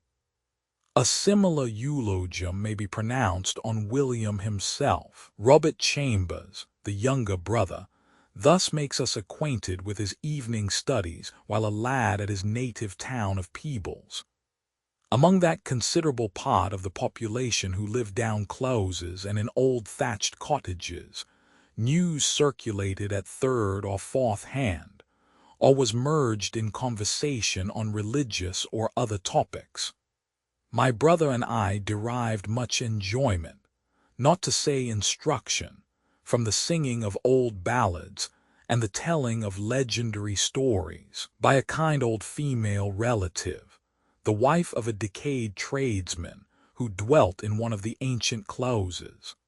At her humble fireside, under the canopy of a huge chimney, where her half-blind and superannuated husband sat dozing in a chair, the battle of Coronah and other prevailing news was strangely mingled with disquisitions on the Jewish wars.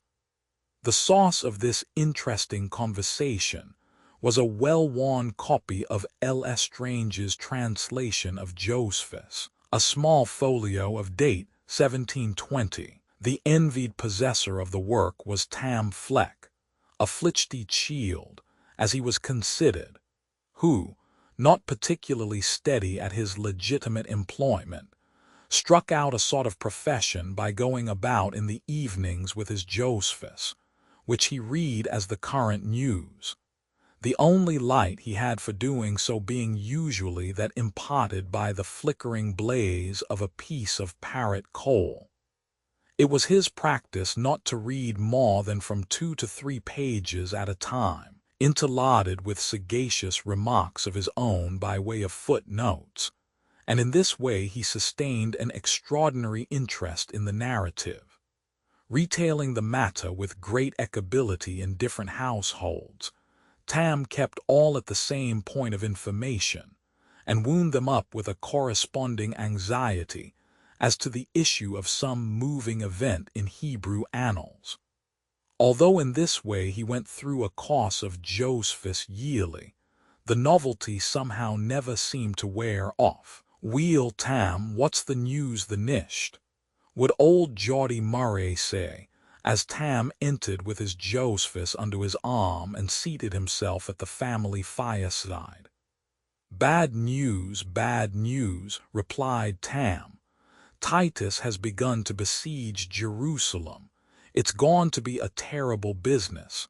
And then he opened his budget of intelligence, to which all paid the most reverential attention. The protracted and severe famine which was endured by the besieged Jews was a theme which kept several families in a state of agony for a week. And when Tam in his readings came to the final conflict and destruction of the city by the Roman general, there was a perfect paroxysm of horror. At such seances, my brother and I were delighted listeners. All honor to the memory of Tam Fleck. We must again quote from Robert's Reminiscences the following characteristic anecdotes of the grandmother of the Chamberses. She possessed a good deal of character, and might also be taken for the original of Mors Hedrig. As the wife of a ruling elder, she possibly imagined that she was entitled to exercise a certain authority in ecclesiastical matters. An anecdote is told of her having once taken the venerable Dr. Dalglish, the parish minister, through hands.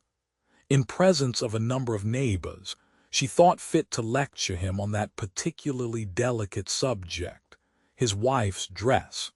It was a sin and a shame to see sae mickle finery. The minister did not deny the charge, but dexterously encouraged her with the Socratic method of argument. "So, Margaret, you think that ornament is useless and sinful in a lady's dress?" "Certainly I do." "Then, may I ask why you wear that ribbon around your cap? A piece of cord would surely do quite as well." Disconcerted with this unforeseen turn of affairs, Margaret determinedly rejoined in an undertone, "Ye'll no he lang to speir sic a like question." Next day her cap was bound with a piece of white tape, and never afterwards, till the day of her death, did she wear a ribbon or any morsel of ornament. I am doubtful if we could match this out of Scotland. For a novelist to depict characters of this kind, he would require to see them in real life. No imagination could reach them.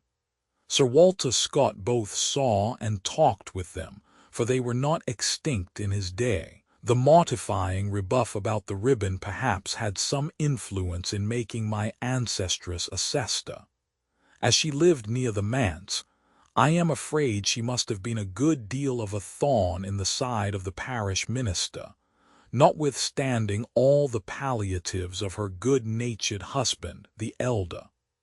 At length, an incident occurred which sent her abruptly off to a recently erected meeting-house, to which a promising young preacher, Mr. Lecky, had been appointed. It was a bright summer morning about 5 o'clock, when Margaret left her husband's side as usual and went out to see her cow attended to.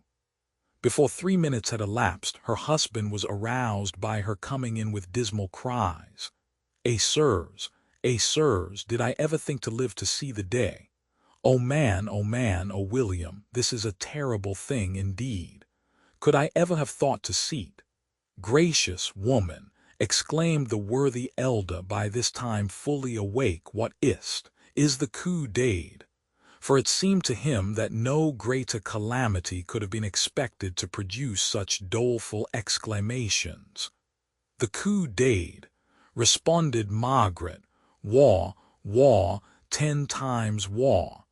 There's Dr. Dalglish only now gone hame at 5 o'clock in the morning. It's awful, it's awful.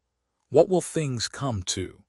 The elder, though a pattern of propriety himself, is not recorded as having taken any but a mild view of the minister's conduct, more particularly as he knew that the patron of the parish was at Miss Ritchie's inn, and that the reverend divine might have been detained rather late with him against his will. The strenuous Margaret drew no such charitable conclusions. She joined the Secession congregation next day, and never again attended the parish church. We now pass on to Mr. William Chambers. He gives us a capital picture of an old Edinburgh book auction. Peter was a dry humorist, somewhat saturnine from business misadventures. Professedly, he was a bookseller in South College Street, and exhibited over his door a huge sham copy of Virgil by way of sign. His chief trade, however, was the auctioning of books and stationery at the agency office, a place with a strong smell of new furniture, amidst which it was necessary to pass before arriving at the saloon in the rear, where the auctions were habitually held. Warm, well lighted, and comfortably fitted up with seats within a railed enclosure, environing the books to be disposed of, this place of evening resort was as good as a reading room. Indeed, rather better, for there was a constant fund of amusement in Peter's caustic jocularities, as when he begged to remind his audience that this was a place for selling, not for reading books, sarcasms which always provoked a round of ironical applause. His favorite author was Goldsmith, an edition of whose works he had published, which pretty frequently figured in his catalogue. On coming to these works he always referred to them with profound respect, as, for example, "The next in the catalogue, gentlemen, is the works of Oliver Goldsmith, the greatest writer that ever lived except Shakespeare. What do you say for it? I'll put it up at 10 shillings.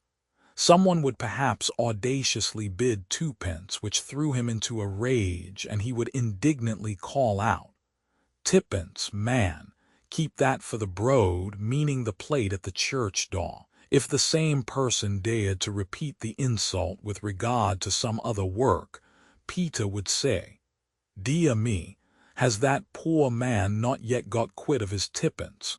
which turned the laugh and effectually silenced him all the rest of the evening. Peter's temper was apt to get ruffled when biddings temporarily ceased. He then declared that he might as well try to auction books in the poor house. On such occasions, driven to desperation, he would try the audience with a bunch of quills, a dozen black-lead pencils, or a quare of Bath post, vengefully knocking which down at the price bidden for them. He would shout to Wully, the clerk, to look after the money, never minding Peter's querulous observations further than to join in the general laugh. I, like a number of other penniless youths, got some good snatches of reading at the auctions in the agency office. I there saw and handled books which I had never before heard of, and in this manner obtained a kind of notion of bibliography.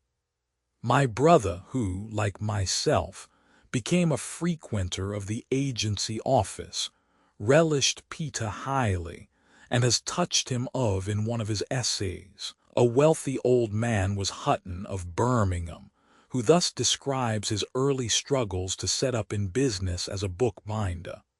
A bookbinder, fostered by the frame, was such a novelty that many people gave me a book to bind, chiefly my acquaintances and their friends, and I perceived 2 advantages attend my work. I chiefly served those who were not judges. Consequently, that work passed with them which would not with a master, and coming from a stockinger, it carried a merit, because no stockinger could produce its equal. Hitherto, I had only used the wretched tools and the materials for binding which my bookseller chose to sell me, but I found there were many others wanting, which were only to be had in London. Besides, I wished to fix a correspondence for what I wanted without purchasing at second hand. There was a necessity to take this journey, but an obstacle arose. I had no money. My dear sister raised 3 guineas, sewed them in my shirt collar, for there was no doubt of my being robbed, and put 11 shillings in my pocket, for it was needful to have a sop to satisfy the rogues when they made the attack. From the diminutive sum I took, it may reasonably be supposed I should have nothing left to purchase. On Monday morning at 3, April 8th, I set out. Not being accustomed to walk, my feet were blistered with the first 10 miles. I must not, however, sink under the fatigue, but endeavor to proceed as if all were well, for much depended on this journey. Aided by resolution, I marched on. Stopping at Leicester, I unfortunately left my knife and did not discover the loss till I had proceeded 11 miles. I grieved, because it was the only keepsake I had of my worthy friend Mr. Webb. 10 times its value could not have purchased it. I had marked it with July 22, 1742, W.H. A mile beyond Leicester, I overtook a traveller with his head bound. "How far are you going?" he asked. "To London," replied I. "So am I. When do you expect to arrive?" "On Wednesday night." "So do I." "What is the matter with your head?" said I. "Have you been fighting?" He returned a blind answer which convinced me of the affirmative. I did not half like my companion, especially as he took care to walk behind me. This probably, I thought, was one of the rogues likely to attack me. But when I understood he was a tailor, my fears rather subsided, nor did I wonder his head was wrapped. Determined upon a separation, I marched apace for half an hour. "Do you mean to hold this rate?" "It is best to hold daylight while we have it." I found I could match him at walking, whatever I might do at fighting. In half an hour more we came to a public house, when he gave up the contest. "Will you step in and drink?" "No, I shall be moving slowly. You may soon overtake me." I stopped at Brixworth, having walked 54 miles, and my whole expense for the day was 5d. The next night, Tuesday the 9th, I reached Dunstable. Passing over Finchley Common on the 3rd day, I overtook a carter, who told me I might be well accommodated at the Horns in St. John Street, Smithfield, by making use of his name. But it happened, in the eagerness of talking and the sound of his noisy cart, he forgot to tell his name, and I to ask it. I arrived at the Horns at 5, described my director, whom they could not recollect. However, I was admitted as an inmate, and then ordered a mutton chop and porter. But alas! I was jaded, had fasted too long. My appetite was gone, and the chop nearly useless.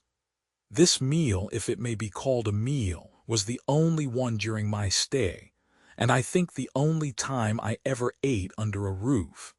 I did not know one soul in London, therefore could have no invitations. Life is supported with a little, which was well for me, because I had but little to give it. If a man has any money, he will see stalls enough in London, which will supply him with something to eat, and it rests with him to lay out his money to the best advantage. If he cannot afford butter, he must eat his bread without. This will tend to keep up his appetite, which will always give a relish to food though mean, and scantiness will add to that relish. Next morning I breakfasted in Smithfield upon frumenty at a wheelbarrow, sometimes a halfpennyworth of soup and another of bread, at others bread and cheese. When nature calls, I must answer. I ate to live. If a man goes to receive money, it may take him long to do his business. If to pay money, it will take him less, and if he has but little to pay, still less. My errand fell under the 3rd. I only wanted 3 alphabets of letters, figures, and ornamental tools for gilding books, with materials, leather and hords for binding.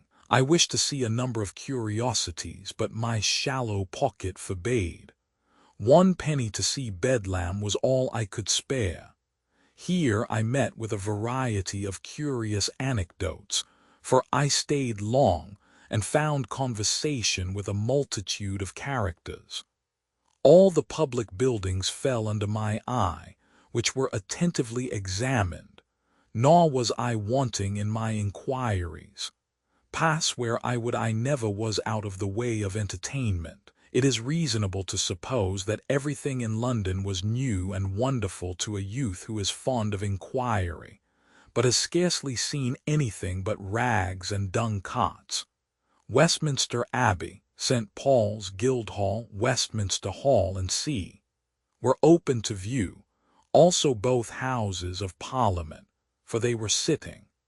As I had always applied deification to great men, I was surprised to see a hawker cram the 2-penny pamphlets into a member's face, who, instead of caning her, took not the slightest notice. I joined a youth who had business in the Tower in hopes of admission, but the warders, hearing the northern voice, came out of their cells, and seeing dust upon my shoes, reasonably concluded I had nothing to give, and with an air of authority ordered me back. The Royal Exchange, the Mansion House, the Monument, the gates, the churches, many of which are beautiful, the bridges, river, vessels, and sea, afforded a fund of entertainment. I attended at Leicester House, the residence of Frederick, Prince of Wales, scraped acquaintance with the sentinels, who told me, had I been half an hour sooner, I should have seen the prince and his family take coach for an airing. Though I had walked 129 miles to London, I was upon my feet all the 3 days I was there. I spent half a day in viewing the west end of the town, the squares, the parks, the beautiful building for the fireworks, erected in the Green Park, to celebrate the Peace of Aix-la-Chapelle in 1748. At St. James's I accosted the guard at the bottom of the stairs, and rather attempted to advance, but one of them put forward the butt end of his piece that I might not step over. At St. James's, too, I had my pocket picked of a handkerchief, which caused me to return home rather lighter. The people at St. James's are apt to fill their pockets at the expense of others. Observing, in one of the squares, the figure of a man on horseback, I modestly asked a bystander whom it represented. He observed, in a surly tone, "It's strange you could see nobody else to ask without troubling me. It's George I could not forbear mentioning at night to my landlord at the Horns the curiosities I had seen, which surprised him. He replied, "I like such a traveler as you.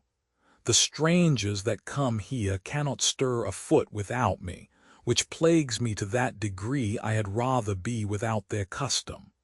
But you, of yourself, find out more curiosities than I can show them or see myself." On Saturday evening, April 13th, I set out with 4 shillings for Nottingham and stopped at St. Albans.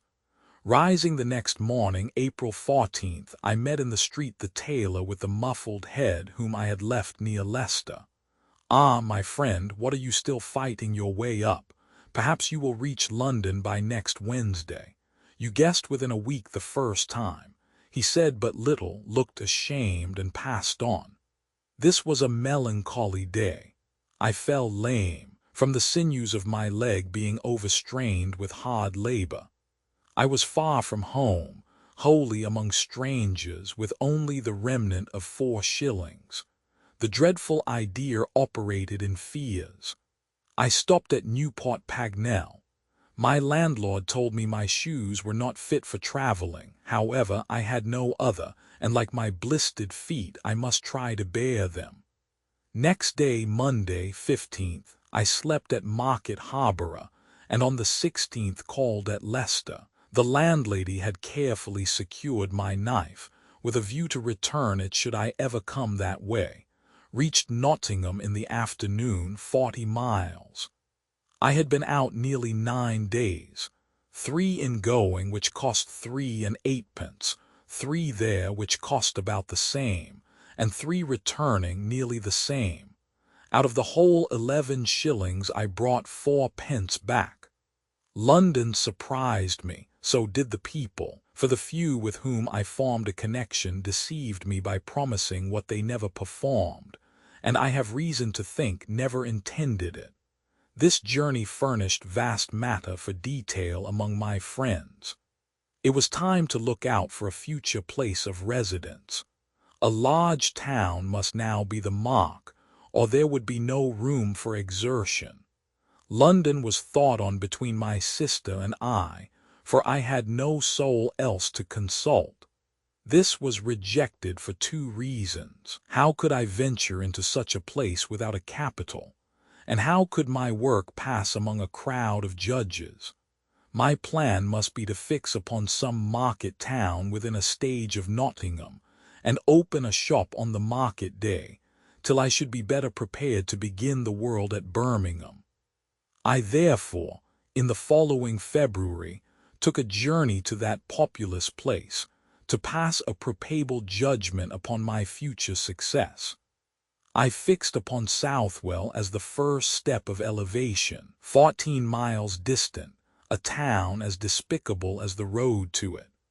I went over at Michaelmas, took a shop at the rate of 20s a year, sent a few boards for shelves, tools to put them up, and about 200 weight of trash, which a bookseller would dignify with the name of books, and with perhaps about a year's rent of my shop.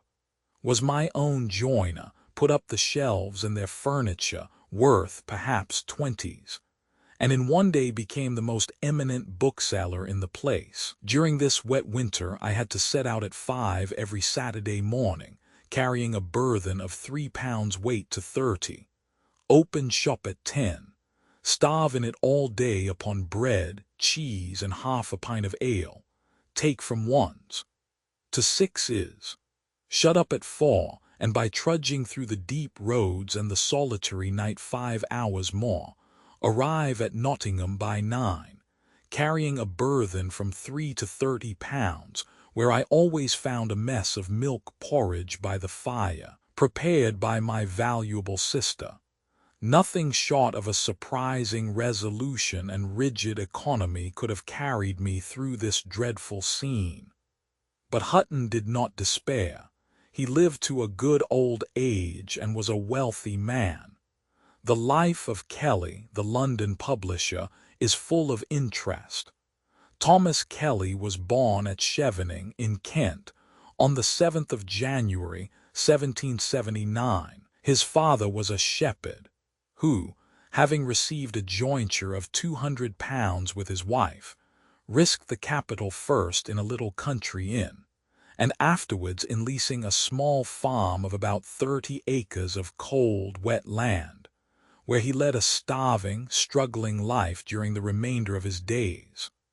When only 12 years old, barely able to read and write, young Kelly was taken from school and put to the hard work of the farm, leading the team or keeping the flock, but he was not strong enough to handle the plow.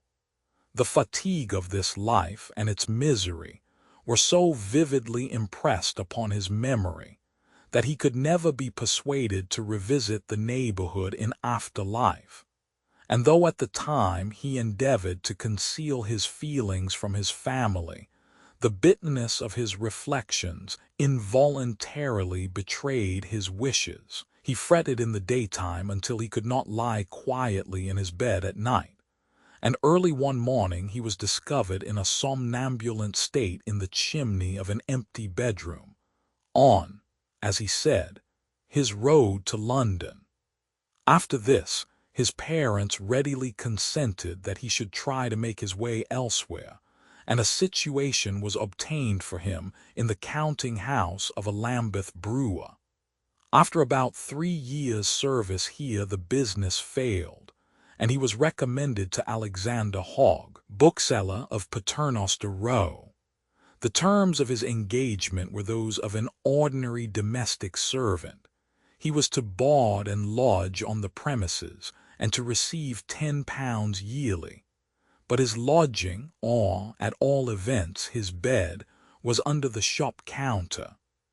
Alexander Hogg of 16, Paternoster Row, had been a journeyman to cook, and had very successfully followed the publication of number books. In the trade he was looked upon as an unequaled puffer, and when the sale of a book began to slacken, he was wont to employ some ingenious scribe to draw up a taking title, and the work, though otherwise unaltered, was brought out in a new edition, as, according to a formula, the production of a society of gentlemen, the whole revised, corrected, and improved by Walter Thornton, Esq., M.A., and other gentlemen. Kelly's duties were to make up parcels of books for the retail booksellers, and his zeal displayed itself even in somnambulism.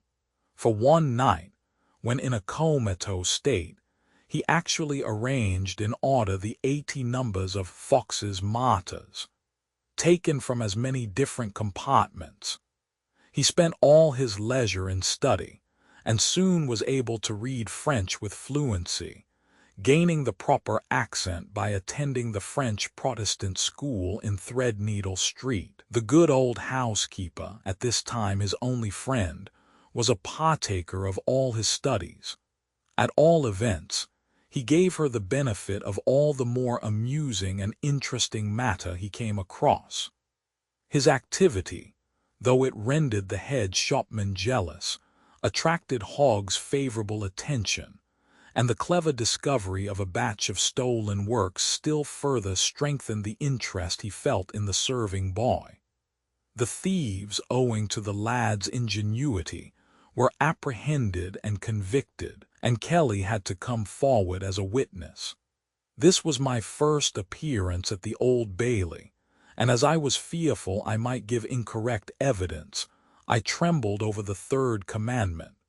How could I think, while shaking in the witness box, that I should be raised to act as Her Majesty's first commissioner at the Central Criminal Court of England?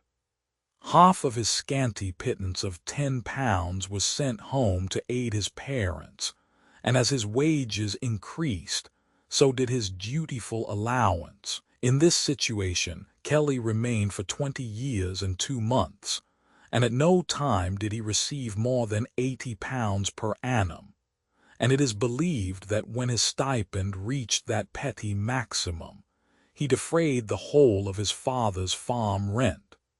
That he was not entirely satisfied with his prospects is evident from the fact that, about 10 years after he joined Hogg, he accepted a clerkship in Sir Francis Baring's office. But so necessary had he become to the establishment he was about to leave, that his master prevailed upon him to accept board and residence in exchange for what assistance he might please to render over the usual hours.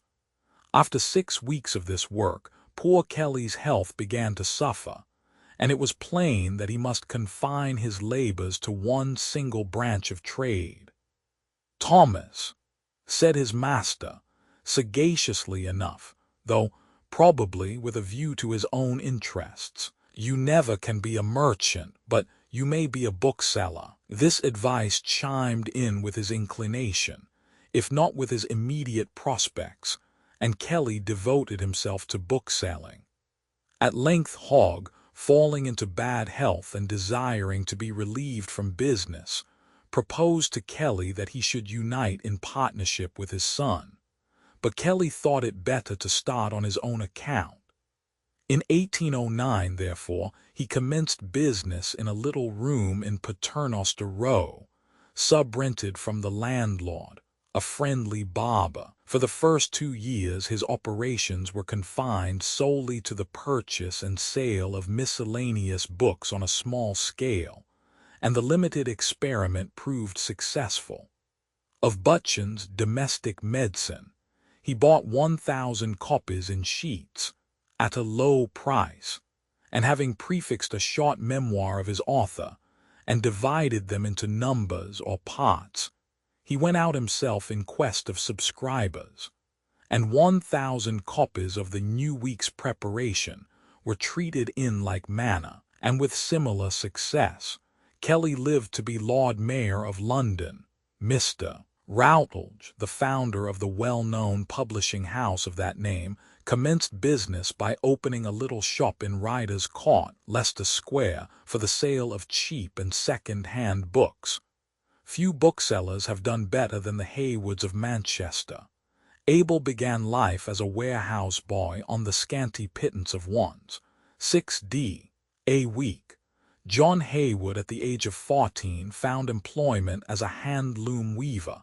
Within 10 years his wages rose from £6d a week to 30s, and when in receipt of this latter sum he regularly allowed his mother 20s a week.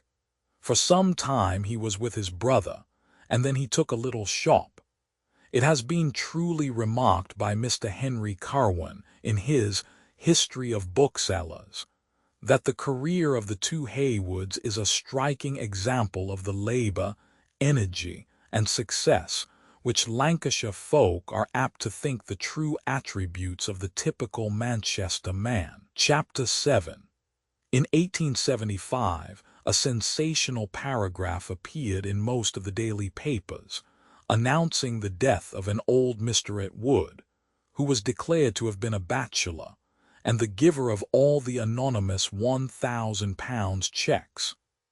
It was further stated that he had given away £350,000 in this way, £45,000 within the last year, that he had died intestate, leaving a fortune of more than £1,000,000, and that £1,000 note was found lying in his room as if it had been waste paper. The truth of the matter, as we are informed by a connection of the family, is this. Mr. Benjamin Atwood was a brother of Mr. Thomas Atwood, who was well known 40 years ago as a leader of the Birmingham Political Union, and one of the first members for that borough. He was not a bachelor, but a widower, and the fortune which he has left is believed to be much less than the above-named sum, though its exact amount is not yet known. After making a competent fortune by his own industry, Mr. Atwood some time ago inherited enormous wealth from a nephew, the late Mr. Matthias Wolverley Atwood, M.P., and he determined to dispose of this accession to his income by giving it partly to his less prosperous kinsfolk, and partly to charitable associations. He would often call at a hospital or other benevolent institution and leave £1,000, asking simply for an acknowledgment in the Times, and never allowing his name to be published. In this way he distributed larger sums than that mentioned in the original rumor. It would be wrong to regard Mr. Atwood as an eccentric man. His life was quiet, gentlemanlike, and unassuming, with no special peculiarities, and his only motive for secret almsgiving was the desire to do good in an unobtrusive manner. He was one of those truly charitable men who loved to do good without letting his left hand know what his right hand did, and he would probably have been better pleased had his secret been kept after his death as well as it was during his life. They are fortunate men, these provincial Croesuses, and don't let the grass grow under their feet. In the art of money-making, they need learn nothing of Cockneys or Americans, but perhaps might teach them something as to the way to get on in the world. One of the most successful of this class was Sir Richard Arkwright, the famous inventor and the improver of cotton-spinning machinery. Sir Richard was born in 1732 and married, first, Patience Holt of Lancaster, and second, Margaret Biggins of Pennington. He was the son of poor parents and the youngest of 13 children. He was never at school, and what little he did learn was without aid. He was apprenticed to a barber, and after learning that wretched business, set up for himself as a barber in Bolton in an underground cellar over which he put up the signboard with the curious wording, "Come to the subterraneous barber, he shaves for a penny," painted upon it. Carrying away by his low prices the trade from the other barbers in the place, they reduced their prices to his level.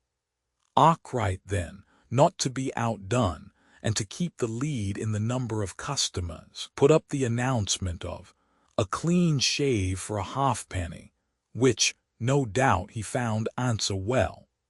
After a time he quitted his cellar and took to tramping from place to place as a dealer in hair. For this purpose he attended statute fairs and other resorts of the people, and bought their crops of hair from girls, bargaining for and cutting off their curls and tresses, and selling them again to the wig makers. He also dealt in hair dye, and tried to find out the secret of perpetual motion. This led to mechanical pursuits. He neglected his business, lost what little money he had saved, and was reduced to great poverty. Having become acquainted with a watchmaker named Kay at Warrington, and had assistance from him in constructing his model, he first, it is said, received from him the idea of spinning by rollers. But only the idea, for Kay could not practically tell how it was to be accomplished. Having once got the idea, Arkwright set to work, and neglected everything else for its accomplishment. And in desperation and poverty, his poor neglected wife, who could only see waste of time and neglect of business in the present state of affairs, and ruin and starvation in the future as the consequence, broke up his models in hope of bringing him back to his trade and his duties to his family. And who can blame the young wife? The unforgiving husband, however, separated from her in consequence, and never forgave her. His poverty, indeed, was so great at this time that, having to vote as a burgess, he could not go to the polling place until, by means of a subscription, some clothes had been bought for him to put on. Having remade and pretty well completed his model, but fearful of having it destroyed, as Hargreaves' spinning jenny had been by a mob, Arkwright removed to Nottingham, taking his model with him. Here, showing his model to Messrs. Wright, the bankers, he obtained from them an advance of money on the proper condition of their sharing in the profits of the invention. Delay occurring in the completion of the machine, the bankers recommended Arkwright to apply to Jedediah Strutt, ancestor of the present Lord Belper, of Derby, who, with his partner Reed, had brought out and patented the machine for making ribbed stockings. Strutt at once entered into the matter, and by his help the invention was completed. Thus the foundation of the fortune of the Arkwrights was laid, and thus arose their cotton mills, and their residence, Wellesley Castle, near Matlock. Arkwright was knighted in the year 1786, and in the same year was High Sheriff of Derbyshire. He died in 1792. Mr. Thornycroft, who realized an immense fortune in the iron trade at the Shrubbery Works near Wolverhampton, was the son of a working man, and himself educated to earn his bread by the sweat of his brow. In his youth he proved himself a most skillful and trustworthy servant to his employers in the iron trade, and when about 26 years of age commenced a small business on his own account. Mr. Thomas Wilson, whose work, The Pitman's Pay, had a national reputation, who died at Gateshead in 1858, at the ripe age of 84, after having achieved a large fortune, began life by working in a colliery. At 19 years of age he was a hewer in the mine. At 16 he had sought more congenial occupation, in which he might profit by the little culture he had won by the sacrifice of needful rest. but he failed in the attempt and retired to his darksome drudgery. In time he got to be a schoolmaster, and afterwards the humble pitman became a merchant prince. Andrews, a famous mayor of Southampton, passed the first years of his life in utter poverty, working as a farm lad at threepence a day from 9 to 12 years of age, then getting employment as a sawyer, next as a blacksmith, but always with aspirations for something better. The first Sir Robert Peel was the third son of a small cotton printer in Lancashire. Enterprising and ambitious, he left his father's establishment and became a junior partner in a manufactory, carried on at Bury by a relative, Mr. Haworth, and his future father-in-law, Mr. Yates. His industry, his genius, soon gave him the lead in the management of the business and made it prosperous by perseverance, talent, economy, and marrying a wealthy heiress, Miss Yates, the daughter of his senior partner. He had amassed a considerable fortune at the age of 40.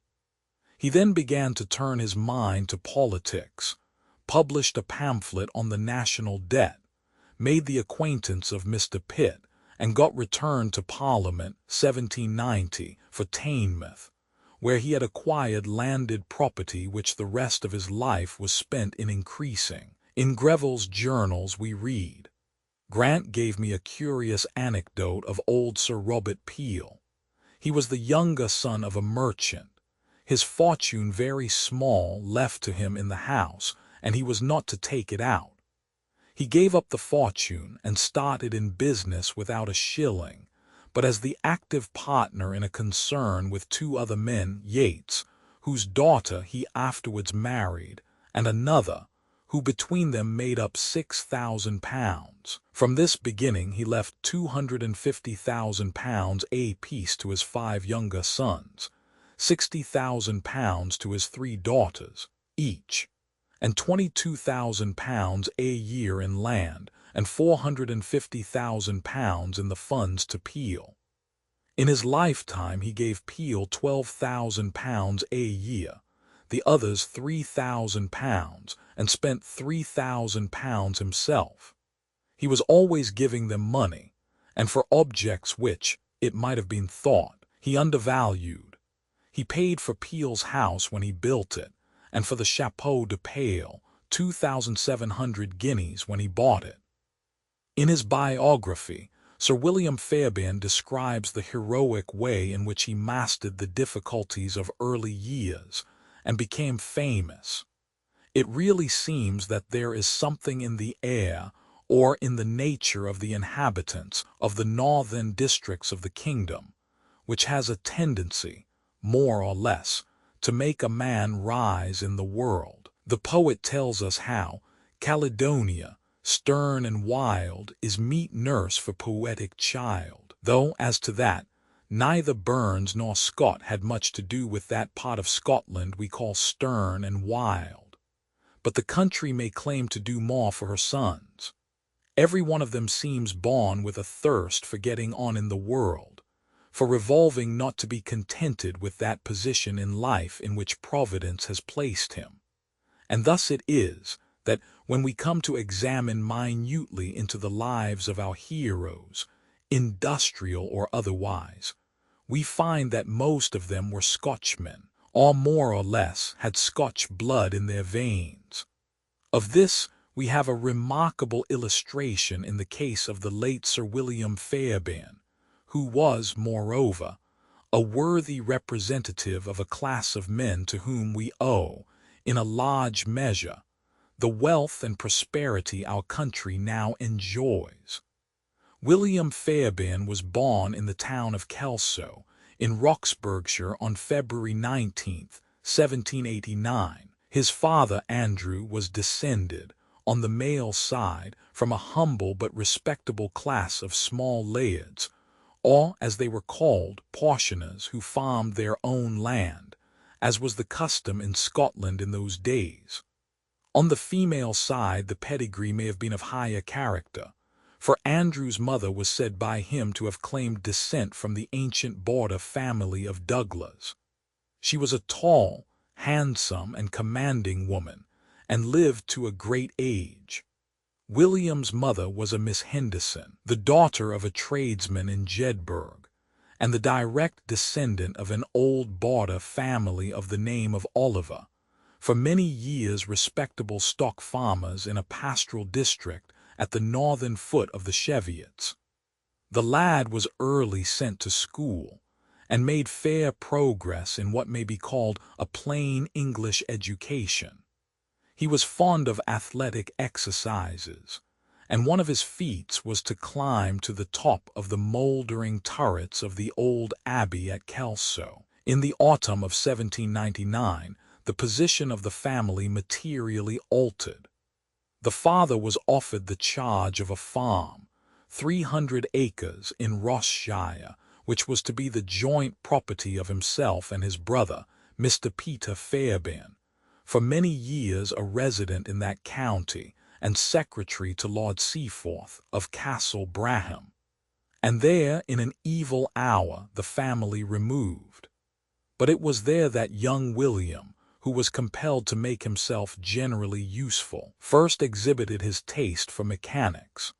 The father next became steward to Mackenzie of Allen Grange, and at the school at Mullochie, which the boy attended, he describes the advantage derived by himself and his brother from wearing Saxon costumes instead of tartan kilts.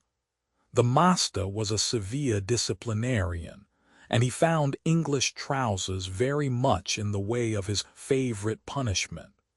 After 2 years the family moved south, and William's father became steward to Sir William Ingleby, of Ingleby Manor, near Knaresborough. After a few months spent in improving himself in arithmetic, in studying bookkeeping and land surveying, William, being a tall lad of 14, was sent to work at Kelso.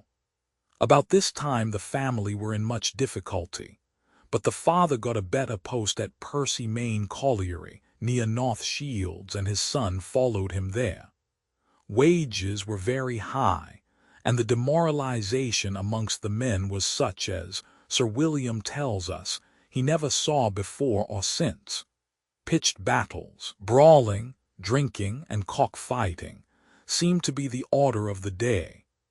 Among the pit lads boxing was considered a necessary exercise, and Fairbairn tells us he had to fight no less than 17 battles before he was enabled to attain a position calculated to ensure respect.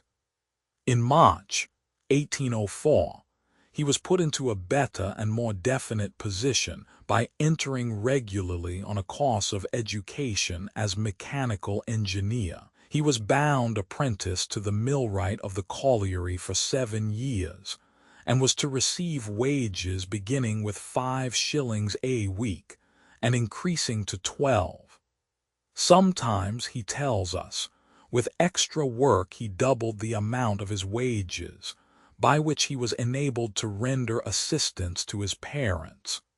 This, we take it, shows the lad was a good one, and the bad manners of his mates had not corrupted him. This appears still further when we see how resolute were his efforts after self-improvement. I became, he writes, dissatisfied with the persons I had to associate with at the shop, and feeling my own ignorance, I became fired with ambition to remedy the evil, and cut out for myself a new path of life. I shortly came to the conclusion that no difficulties should frighten, nor the severe labor discourage me in the attainment of the object I had in view. Armed with the resolution, I set to work in the first year of my apprenticeship, and having written out a program, I commenced the winter course in double capacity of both scholar and schoolmaster, and arranged my study as follows: Monday evenings for arithmetic, mensuration, and C. Tuesday reading, history, and poetry. Wednesday recreation, reading novels and romances. Thursday mathematics. Friday Euclid, trigonometry. Saturday, recreation and sundries. Sunday, church, Milton, and recreation. In this noble cause the young man persevered, in spite of the ridicule of his mates. The battle thus manfully begun was fought bravely to the last. He was aided in his studies by a ticket, given him by his father, to the North Shield subscription library, and by the same tender passion which turned Quentin Masties from a blacksmith into an artist. We quote Sir William's account of his intellectual improvement, whilst making love to the lady whom, however, he did not ultimately marry. During his courtship, he tells us, I was led into a course of letter writing, which improved my style and gave me greater facilities of expression. The truth is, I could not have written on any subject if it had not been for this circumstance, and my attempts at essays, in the shape of papers which I had read with avidity in the Spectator, may be traced to my admiration of this divinity. In the enthusiasm of my first attachment, it was my good fortune to fall upon a correspondence between two lovers, Frederick and Felicia, in the Town and Country magazine for the year 1782, Nos. 3 and 4. This correspondence was of some length, and was carried from number to number in a series of letters. Frederick was the principal writer, and although greatly above me in station, yet his sentiments harmonized so exactly with mine, that I sat down at Frederick's desk, and wrote to my Felicia with emotions as strong as any Frederick in existence. Frederick, by his writing, was evidently a gentleman, and in order to prepare myself for so much goodness as I had conjured up in Mary, I commenced the correspondence by first reading the letter in the magazine, and then shut the book for the reply, and to write the letter that Frederick was supposed to have written. I then referred to the book, and how bitter was my disappointment at finding my expressions unconnected and immeasurably inferior to those of the writer. Sometimes I could trace a few stray expressions which I thought superior to his, but as a whole I was miserably deficient. In this way did I make love, and in this way I inadvertently rendered one of the strongest passions of our nature subservient to the means of improvement. For 3 successive winters I contrived to go through a complete system of mensuration, and as much algebra as enabled me to solve an equation, and a course of trigonometry, navigation, heights and distances, and sea. This was exclusive of my reading, which was always attractive, and gave me the greatest pleasure. I had an excellent library at Shields, which I went to twice a week, and here I read Gibbon's Decline and Fall of the Roman Empire, Hume's History of England, Robertson's History of Scotland, America, Charles V, and many other works of a similar character, which I read with the utmost attention. I also read some of our best poets, amongst which were Milton's Paradise Lost, Shakespeare, Cowper, Goldsmith, Burns, and Kirke White. With this course of study I spent long evenings, sometimes sitting up late, but having to be at the shop at 6 in the morning, I did not usually prolong my studies much beyond 11 or 12 o'clock. During those pursuits I must, in truth, admit that my mind was more upon my studies than my business. I made pretty good way in the mere operative part, but with the exception of arithmetic and mathematics, I made little or no progress in the principles of the profession. On the contrary, I took a dislike to the work and the parties by whom I was surrounded. The possession of tools and the art of using them renewed my taste for mechanical pursuits. I tried my skill at different combinations, and, Like most inventors whose minds are more intent upon making new discoveries than acquiring the knowledge of what has been done by others, I frequently found myself forestalled in the very discovery which I had persuaded myself was original. For many months I labored incessantly in devising a piece of machinery that should act as a timepiece, and at the same time as an orrery, representing the sun as a center, with the earth and moon and the whole planetary system revolving round it. This piece of machinery was to be worked by a weight and a pendulum, and was not only to give the diurnal motions of the heavenly bodies, but to indicate the time of their revolutions in their orbits round the sun. All this was to be done in accordance with one measure of time, which the instrument, if it could be completed, was to record. I looked upon this piece of machinery as a perfectly original conception, and nothing prevented me from making the attempt to carry it into execution but the want of means, and the difficulties which surrounded me in the complexity and numerous motions necessary to make it an useful working machine. The consideration of this subject was not, however, lost, as I derived great advantage in the exercise which it gave to the thoughts. It taught me the advantage of concentration, and of arranging my ideas, and of bringing the whole powers of the mind with energy to bear upon one subject. It further directed my attention to a course of reading on mechanical philosophy and astronomy, from which I derived considerable advantage.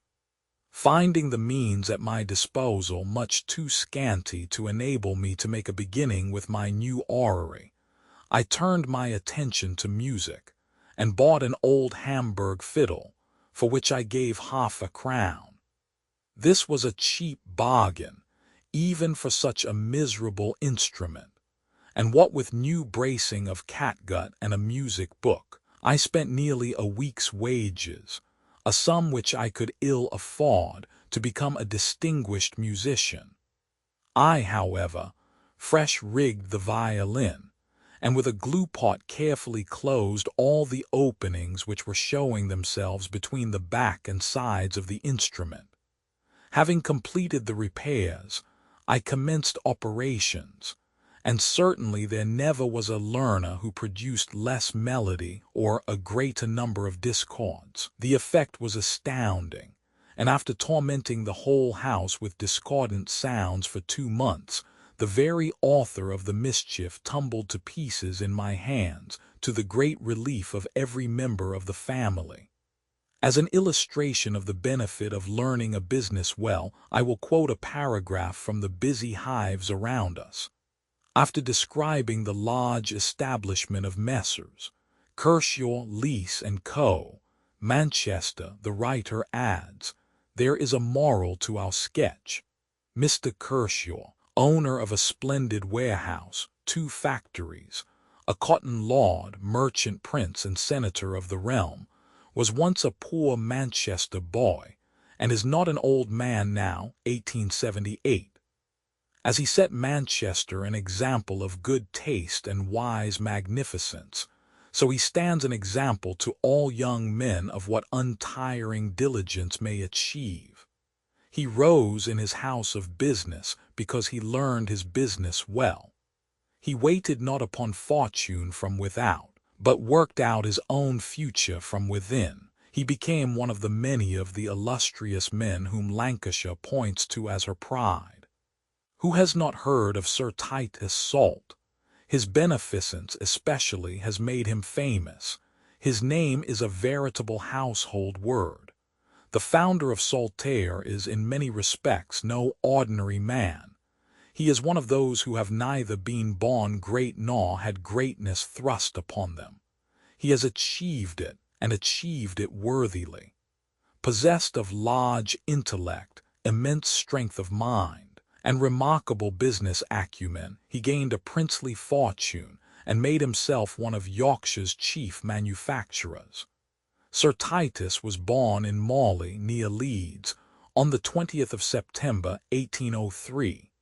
Some time after his birth, his father, Daniel Salt, removed to Bradford, where he became an extensive wool dealer, and by took his son into partnership. At once the young man's rare business qualities showed themselves, and the speculations of the firm, now Daniel Salt and Co., grew larger than ever. Hitherto, however, the Russian Donskoy wool, in which they dealt extensively, had been used only in the woolen trade. The young man saw that it would suit the worsted trade as well, so he explained his views to the Bradford spinners, but they would scarcely listen to him. They knew, said they, the Russian wool was valueless to them. Young Mr. Salt was not disheartened by this. Not he. To prove his theory, he commenced as a spinner and manufacturer himself, and his fortune was assured. The wants of his trade led him occasionally to Liverpool, and it was on one of these visits that the scene took place which Charles Dickens, in his own inimitable way, described in household words.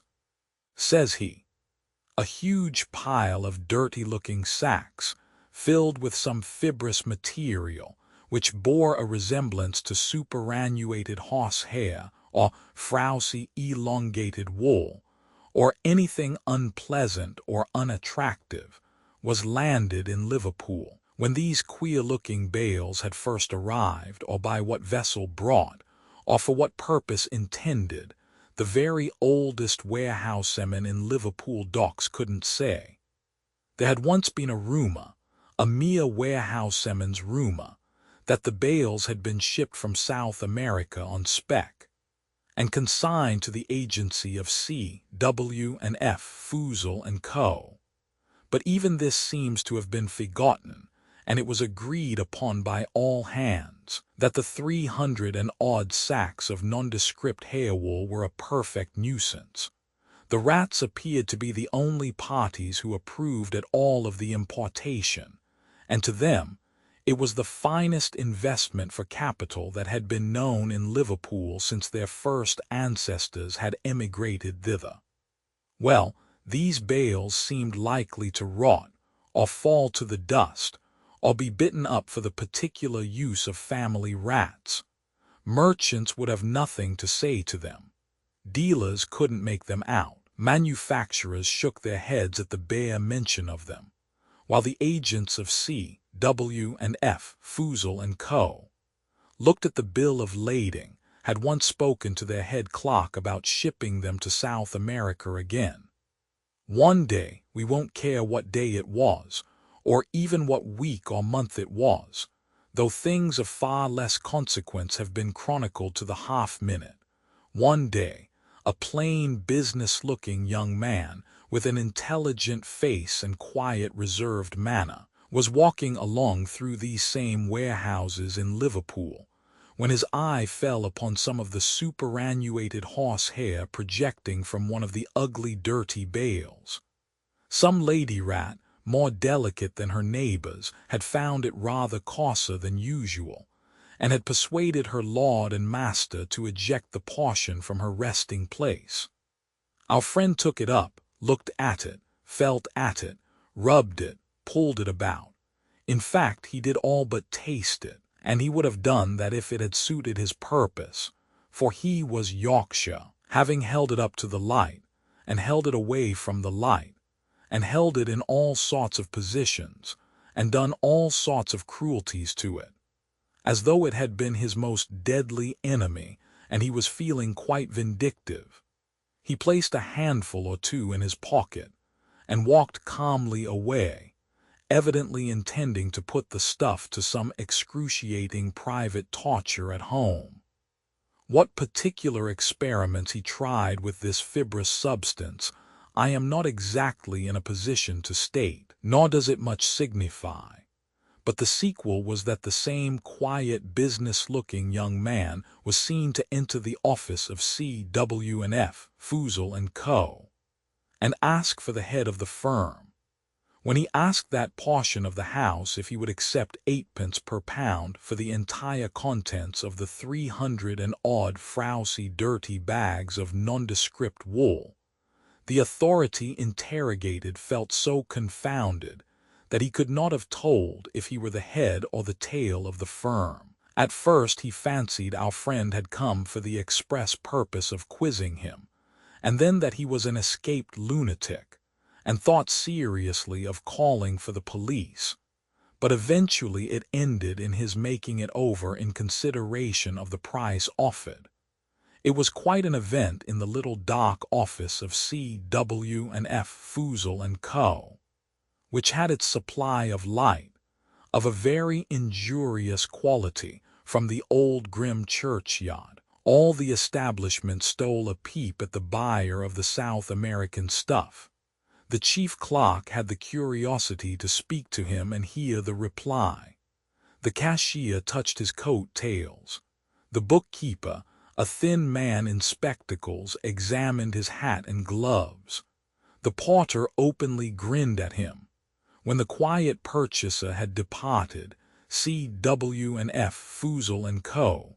shut themselves up and gave all their clerks a holiday. Thus Mr. Salt, afterward Sir Titus, became the introducer and adapter of alpaca wool, and in a few years his wealth was enormous. 17 years afterwards Mr. Salt left Bradford, the scene of his great success.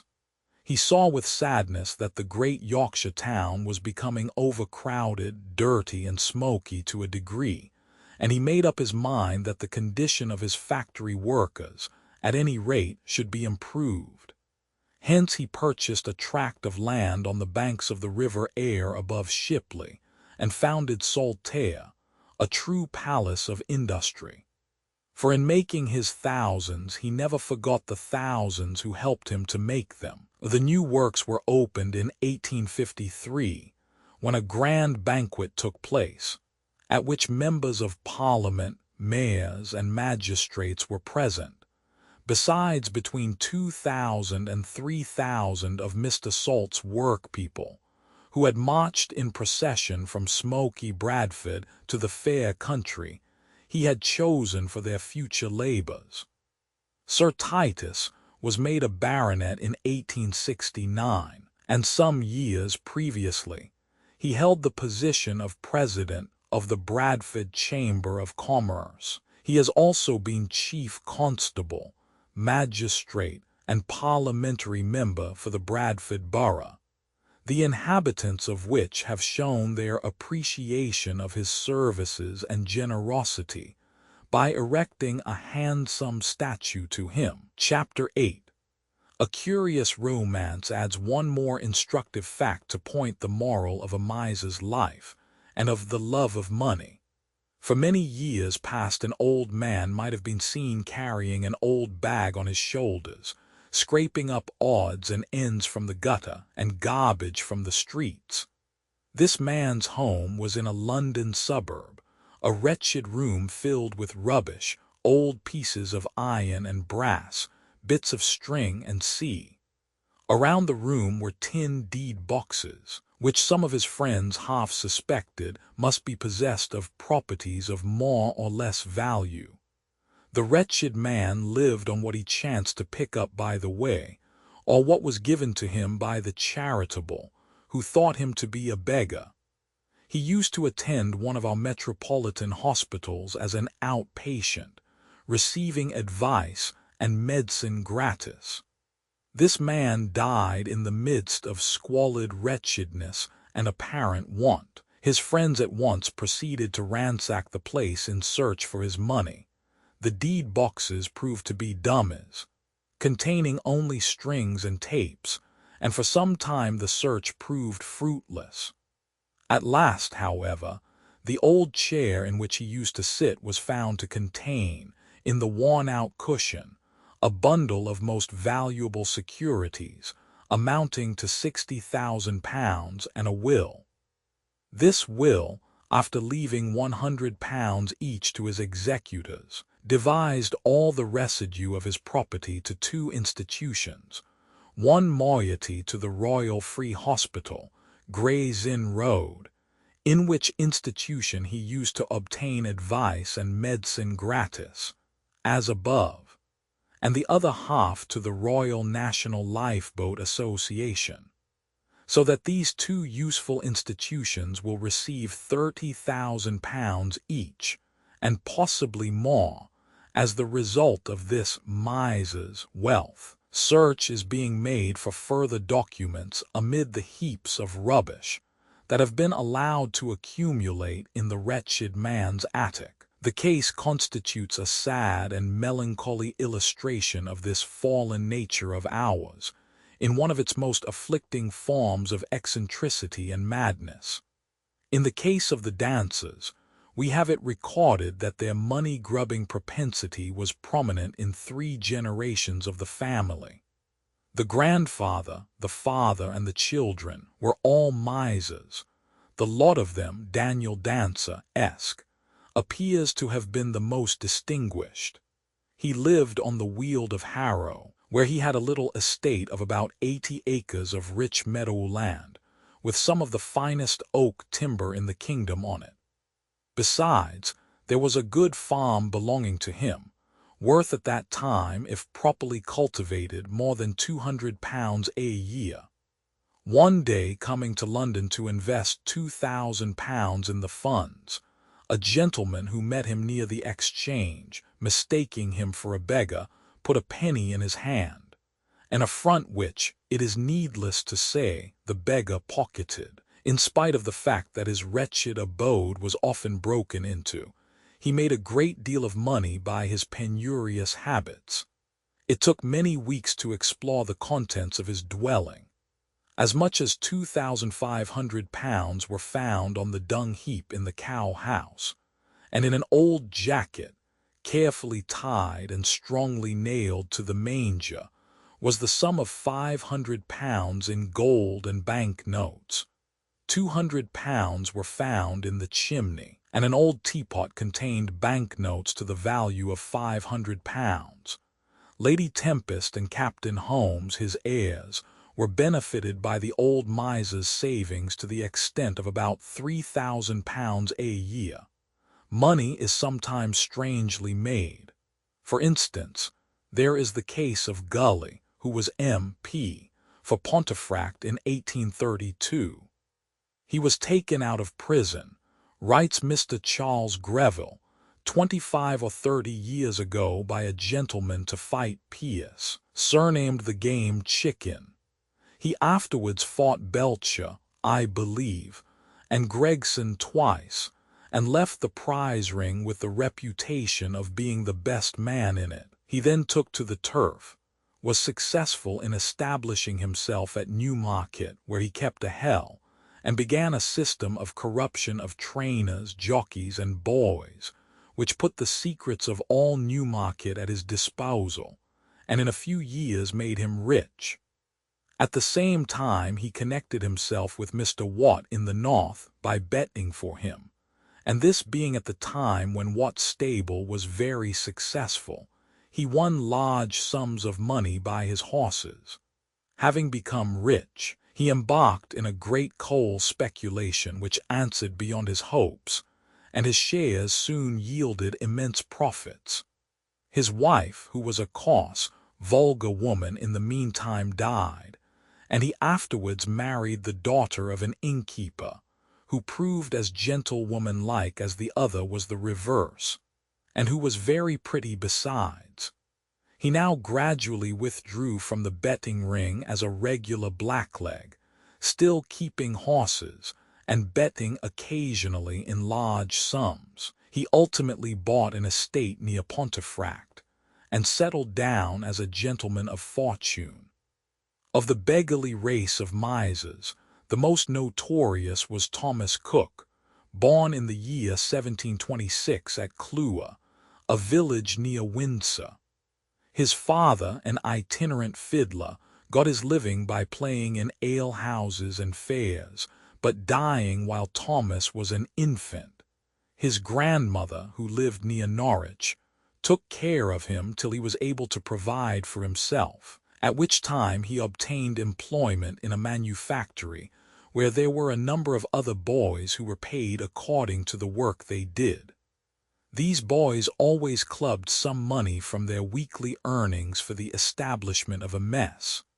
Young Cook, however, resolved to live cheaper, and when the other boys went to dinner, he retired to the side of a brook, and made his breakfast and dinner at one meal upon an halfpenny loaf, an apple, and a draught of water from the running stream, taken up in the brim of his hat. With the money thus saved, he paid a youth, who was usher to a village schoolmaster, to instruct him in reading, writing, and arithmetic. Arrived at years of maturity, Cook found employment at a Norwich warehouse as a porter. There his sobriety and industry caused his master to make him a journeyman and raise his wages. Further, his master, finding that he wished for an appointment as an exciseman, procured a situation for him near London, and he came to the capital by the Norwich wagon with only 8 shillings in his pocket. But that is of little consequence. It is not money that makes a man succeed in life, but the want of it. In the world, a man who begins with money generally ends by losing it.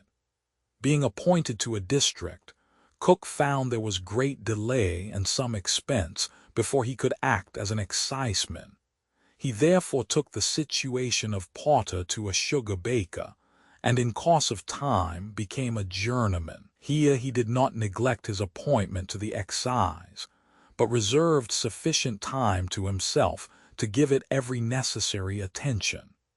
By attending on the superior of the district in which he was to act, and by the money he saved while in the service of the sugar baker, Cook was at length enabled to assume the dignity to which he had so long aspired. Being appointed to inspect the excisable concerns of a paper mill and manufactory near Tottenham, Cook was exceedingly well pleased. For, being already versed in some parts of the trade from the knowledge he had acquired at Norwich, he was desirous of learning those secrets in the trade to which he was still a stranger. During the time he was officially employed in this concern, the master of the paper mills and manufactory died. The widow, however, by the advice of her friends, carried on the business with the assistance of the foreman. Cook's knowledge of the business, but particularly the regularity with which he rendered his accounts to the Board of Excise, induced the commissioners to continue him in the employ. In the meantime, he took a regular and exact account of sundry infractions of the laws, which, either from design or inadvertence, were daily committed in this paper manufactory. Having calculated the value of the concern, and the several £1,000s the penalties incurred by frauds on the revenue would amount to, he seized the opportunity of privately informing the widow that the penalties, if levied, would amount to more than double the value of all her property, and expose her to beggary and the King's Bench. He assured her that the frauds which had been at different times committed were only known to himself, and suddenly proposed marriage to her as the only means of ensuring his secrecy. The widow, no doubt, convinced of the truth of the statement, and seeing in Cook a man of comely countenance and of good figure, gave him a favorable answer, but suggested the propriety of deferring the marriage till the time allotted to the mourning for her first husband had expired. Cook agreed to this delay, having taken care to obtain her consent and promise on parchment. At length his marriage with this lady took place, and Cook became possessed of all her property, which was very large, and particularly of the mills at Tottenham, which were on a lease to her former husband. On the expiration of the lease, he applied to the proprietors for a renewal of it, but, in consequence of a previous treaty, the premises were, to his great mortification, let to another person. He next purchased a large sugar concern in Puddle Dock, and as he knew something of the business, flattered himself that he would be able to add rapidly to his already large fortune. Here he carried his former habits of parsimony and abstemiousness to the utmost extent. At this time, his artfulness and meanness seemed to have quite gained the upper hand. One of his plans was to have his table well supplied by the generosity of other people. His colloquial powers were admirable. In his latter days it was his practice, when he had marked out anyone for his prey, to find his way by some means or other into the house, by pretending to fall down in a fit, or asking permission to enter and sit down, in order to prevent its coming on. No humane person could well refuse admission to a man in apparent distress, of respectable appearance, whose well-powdered wig and long ruffles induced a belief that he was some decayed citizen of better days. The host would soon learn that this was the rich Mr. Cook, the sugar baker, worth £100,000, and this would lead to an introduction to the family, all of whom the artful sugar baker would pretend to admire, asking the fond mamma particularly for their names all in writing. The parents, of course, considered that there could be but one motive for asking such a question, and the consequence was, as he pursued the plan with a score or two of people, that so great was the quantity of poultry, game, vegetables, and provisions of every kind which used to be sent him, that it did not cost him in housekeeping, for himself and his domestics, more than 15 pence a day on an average, but it was considered as great extravagance when the expenses of a day amounted to as much as 2 shillings. Alas! However, in spite of all his parsimony, the sugar-baking business did not pay. At the end of 12 months he found himself considerably the poorer. This would never do, and in order to discover the secrets of the trade to which he had been a stranger, he was induced to invite several sugar-bakers to dine with him, and after plying them with plenty of wine, he put questions to some of the younger and more unguarded of the trade, who, in a state of intoxication, made the desirable discoveries. His wife, astonished at his being so unusually generous, expressed her apprehensions about the expenses of the wine, but he told her he would suck as much of the brains, his usual phrase, of some of the fools as would amply repay him. His wife was as much a victim as anyone else. She died of a broken heart. After he had retired from business, Cook went to reside in Winchester Street, Pentonville, where he cultivated his own cabbages on a plot of ground which had been originally laid out for a garden. To get manure for his cabbages he would sally out on moonlight nights with a little shovel and a basket, and take up the horse dung that had been dropped in the course of the day in the city road. He seldom passed by a pump without taking a hearty drink. In his daily visits to the bank, he regaled himself at the pump near the Royal Exchange. He was in the constant habit of pocketing the bank paper, as he never bought anything if he could get it for nothing. Notwithstanding Cook's inordinate love of money, he was fond of amusement. It was said of Gilpin's wife that, though on pleasure she was bent, she had a frugal mind. It seems the same could be said of Cook.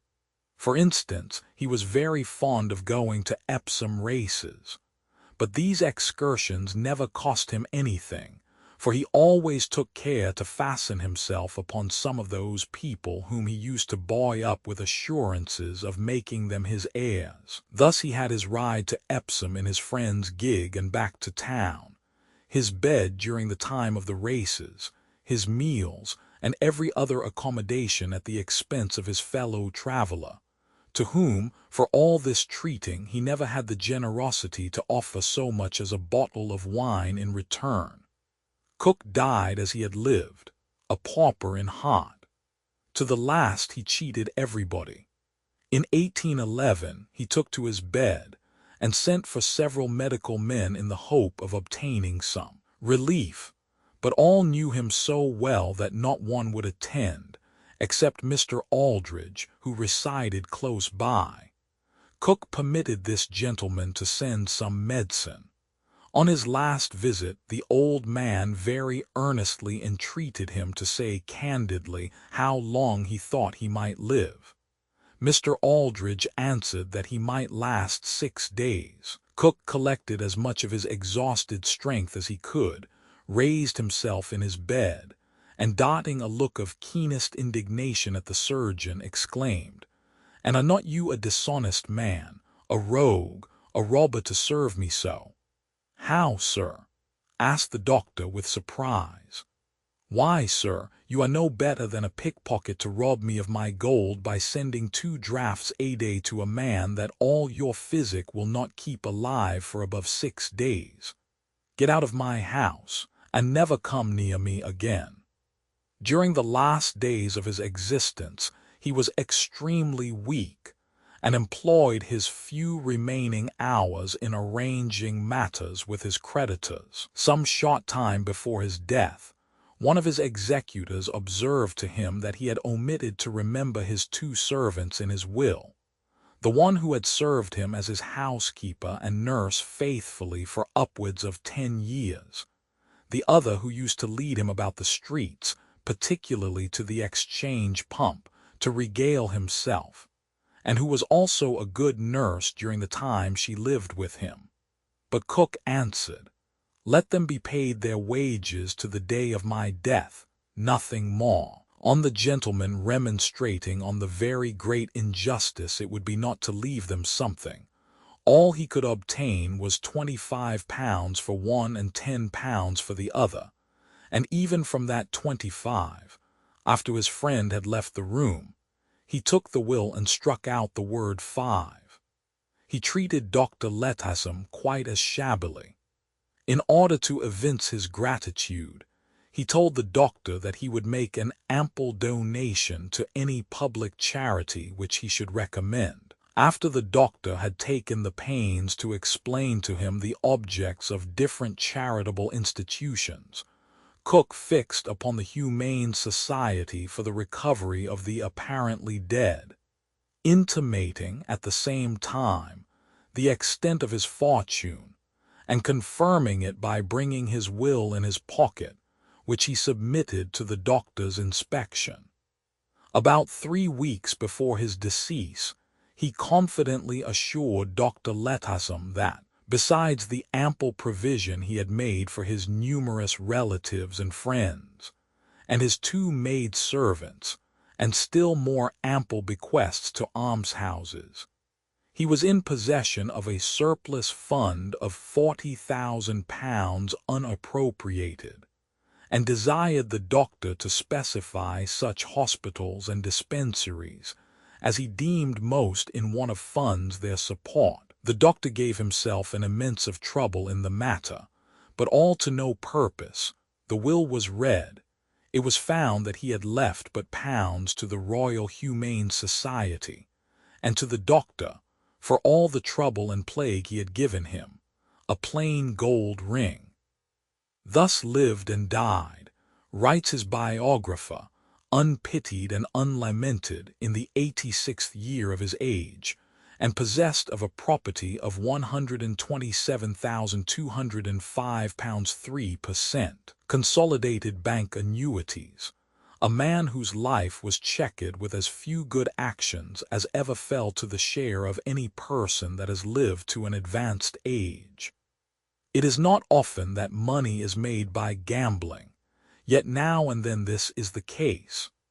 General Scott, the father-in-law of George Canning and the Duke of Portland, was known to have won at White's £200,000, thanks to his notorious sobriety and knowledge of the game of whist. The general possessed a great advantage over his companions by avoiding those indulgences at the table which used to muddle other men's brains. He confined himself to dining off a boiled chicken with toast and water. By such a regimen he came to the whist table with a clear head, and possessing, as he did, a remarkable memory, with great coolness of judgment, he was enabled honestly to win the sum of £200,000. If the general was not an eccentric money-getter, he evidently got his money in an eccentric way. Equally successful was the millionaire Crockford, who was originally a fishmonger, keeping a shop near Temple Bar. His fortune was all made at his gambling house in 15 or 16 years. A vast sum, perhaps £500,000, was sometimes due to him. But as he won, all his debtors were able to raise and gave credit. It was hard for men of fashion, fond of play, to keep out of his lures. He retired in 1840, much as an Indian chief retires from a hunting country when there is not game enough left for his tribe, and the club which bore his name tottered to its fall. It really seems that at that time there were no more very high players visiting the place. It was said that there were persons of rank and station who had never paid their debts to Crockford up to 1844. Morrissey, the well-known American gambler, has passed away. At one time he kept a small drinking saloon of the lowest character. So disreputable was the place that it was closed by the authorities. Morrissey was also a prize fighter. Drunken, brutal, without friends or money, he came from Troy to New York to see what would turn up. At that time an election was in progress, and elections were carried by brute force. There was no registry law, and the injunction to vote early and vote often was literally obeyed. In such a city, and at such a time, Morrissey was in his element.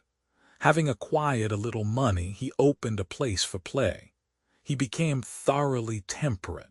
He resolved to behave well, to be sober, and not gamble. Those resolutions he carried out. His house in New York was the most elegantly furnished of any of the kind in the state. The table, the attendants, and the cooking were of the first order. He followed his patrons to Saratoga, and opened there what was called a club-house. Judges, senators, merchants, bankers, millionaires became his guests. The disguise was soon thrown off, and the clubhouse assumed the form of a first-class gambling house at the Springs. Horse racing and attendant games followed, all bringing custom and profit to Morrissey's establishment. And thus he amassed a large fortune, and died in the odor of respectability which wealth confers. Morrissey, as congressman, was not exactly a working member. When he first went to Washington, Mr. Colfax hardly knew on which of the committees of the House it would be best to put him. So he said, in a very apologetic tone, "Well, Mr. Morrissey, I should be very glad to oblige in regard to a great many old members, and all the best places belong by right to them. Still, I will see what I can do for you." "Well, Mr. Speaker," said the new member, "I am pretty particular, but one will at any rate tell you what I want. If there is a committee that has no committee room, never has any business sent to it, and never meets, I should like to be put on the tail end of that committee. How does it strike you?" "You relieve me wonderfully," said Mr. Colfax. "I will put you on the committee of revolutionary pensions." Another case of that rarity. A successful gambler is thus described in Sunshine and Shadow in New York. A man lives in the upper part of this city, and in fine style. He is reputed to be worth $500,000. He came to New York penniless.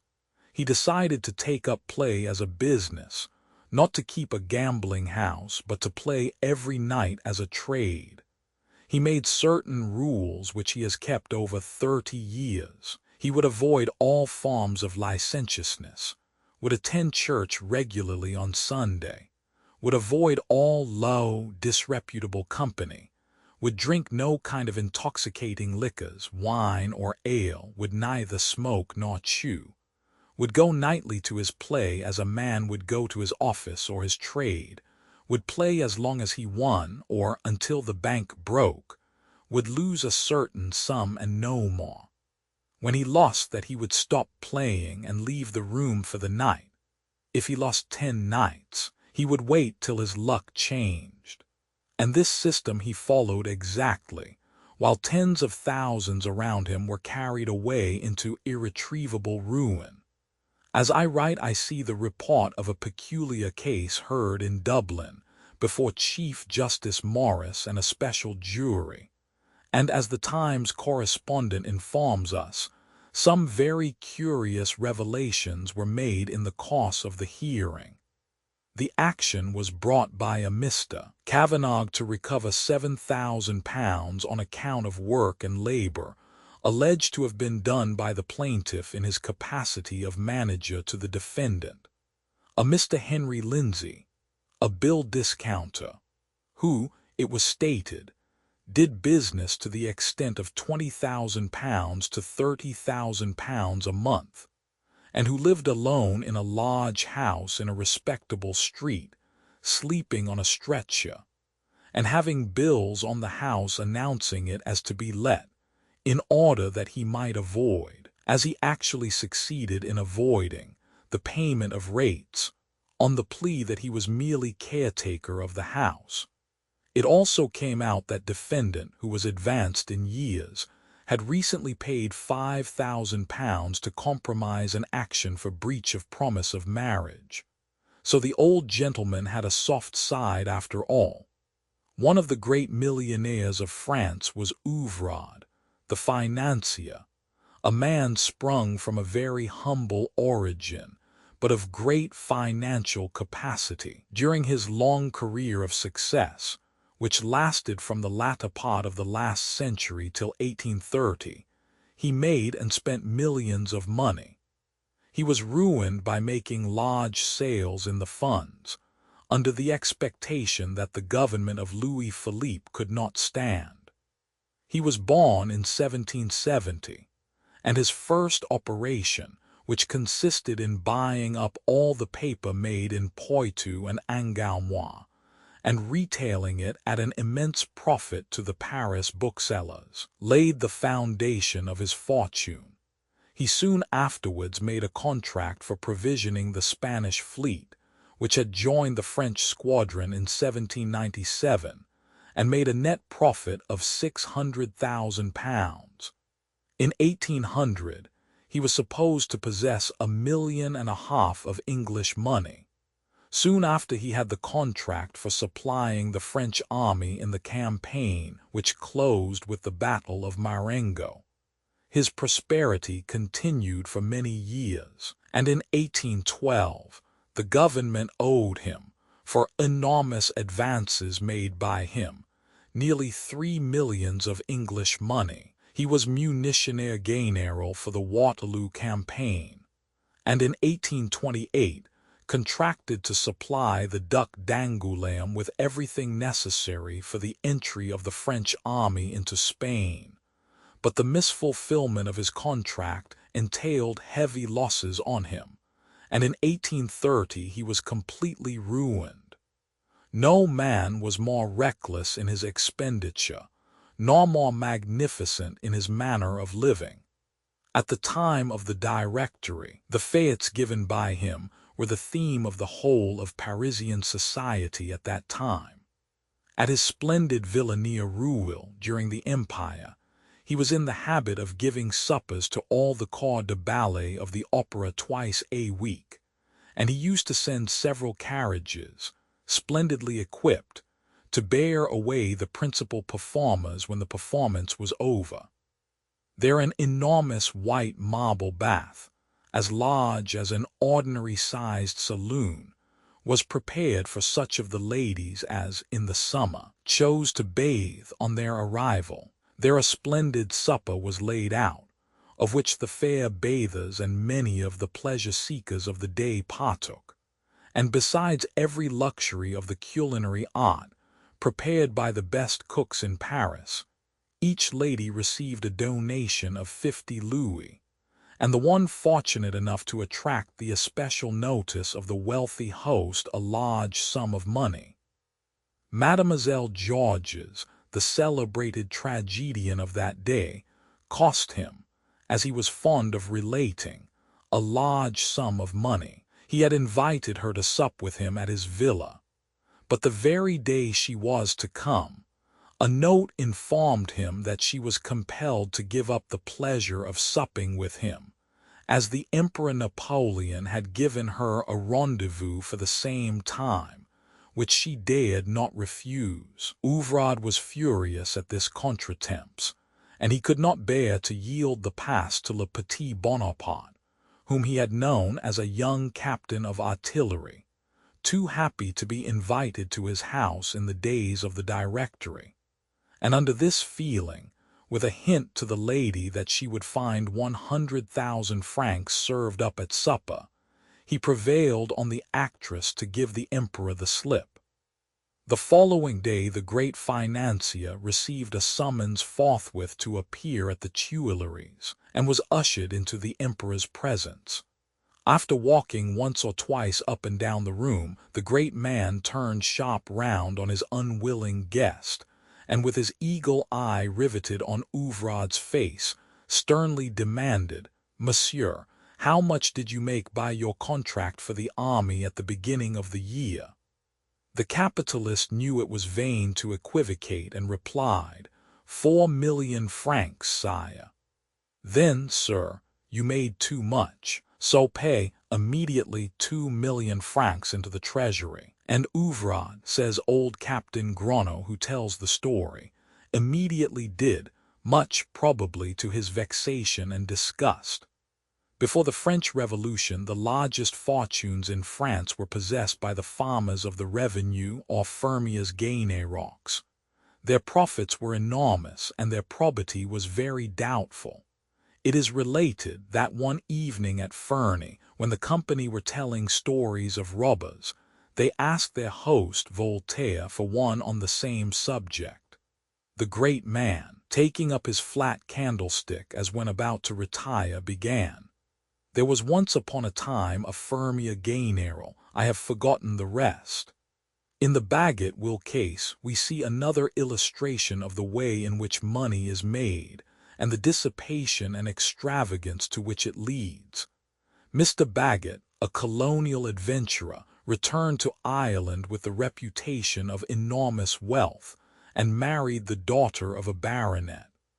Paralyzed as he was, a son was born to him, which he disowned. The Bagot case ended in a verdict setting aside the late Mr. Bagot's will, and disinheriting the infant son, and thus Mrs. Bagot was in a measure legally rehabilitated. The disclosures at the trial, however, revealed a panorama of years of extravagance, folly, and riot, which is, we trust, exceptional. The whole story of the Australian millionaire, Mr. Bagot, is fraught with details that can only disgust, and it would have been much better if the public had been spared recitals which, however entertaining to frivolous persons, can hardly serve any good purpose by the extraordinary publicity they have now gained. Should a new trial take place, a good deal of the money must pass into the lawyer's hands. Not long ago the death was announced of M. Basilowski, the Rothschild of Russia, which took place at St. Petersburg, at the age of 92. The deceased, who was the father of Princess Suvorov, was the owner of gold mines in Siberia, which have already produced for him more than 100 million of francs. In America, even literary men, if they have luck, make money. It is reported of Josh Billings, Henry W. Shaw, that he made more money than almost any American author by persistent working of his peculiar vein of humor. Some years he got as much as $4,000 from a weekly newspaper for exclusive contributions. He made $5,000 or $6,000 by lecturing, and had a profit from his almanac of $8,000 or $9,000 more, $18,000 to $20,000 per annum. That is 5 or 6 times as much as Emerson, Hawthorne, Lowell, or Holmes had ever made.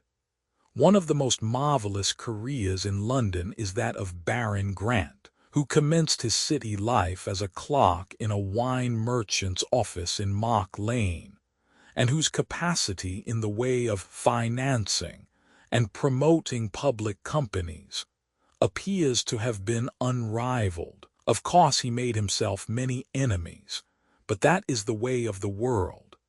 The men who are the first to fling stones at a successful rival and to call him hard names are the men who morally have no claim to be censors on the ground of higher principle or superior virtue. It is thus the unlucky ones revenge themselves on their luckier rivals. They are prone to hit a man when he is risen in the world. Nowhere is there more lack of charity, or more evil speaking of one another, than in the circles where Mammon is king, and where the great object of life is held to be the art of money-getting and money-making. Chapter 9.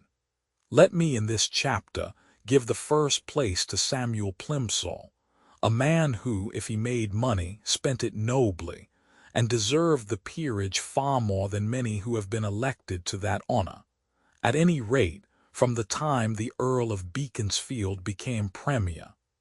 He was down very low in the social scale, and it is thus he writes of his noble poverty and of his companions in misfortune, in that appeal on behalf of our seamen, which stirred up the community as with the voice of a trumpet, and actually forced Parliament to legislate. I don't wish, he writes, to disparage the rich, but I think it may reasonably be doubted whether these qualities are so fully developed in them.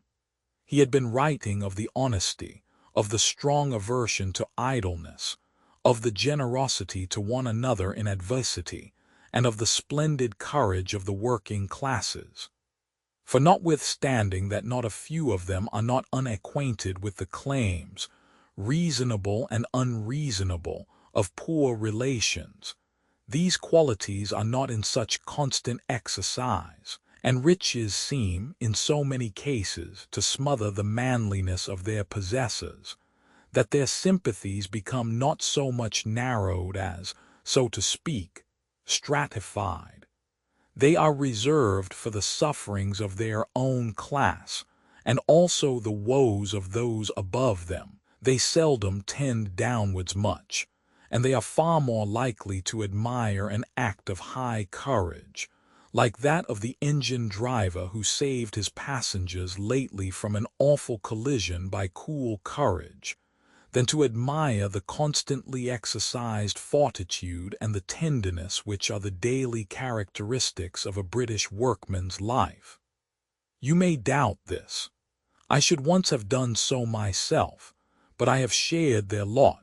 I have lived with them. For months and months I lived in one of the model lodging houses, established mainly by the efforts of Lord Shaftesbury. There is one in Fetter Lane, another in Hatton Garden, and indeed they are scattered all over London. I went there simply because I could not afford a better lodging. I have had to make 7 shillings and 9 pence halfpenny, 3 shillings of which I paid for my lodging, last me a whole week, and did it.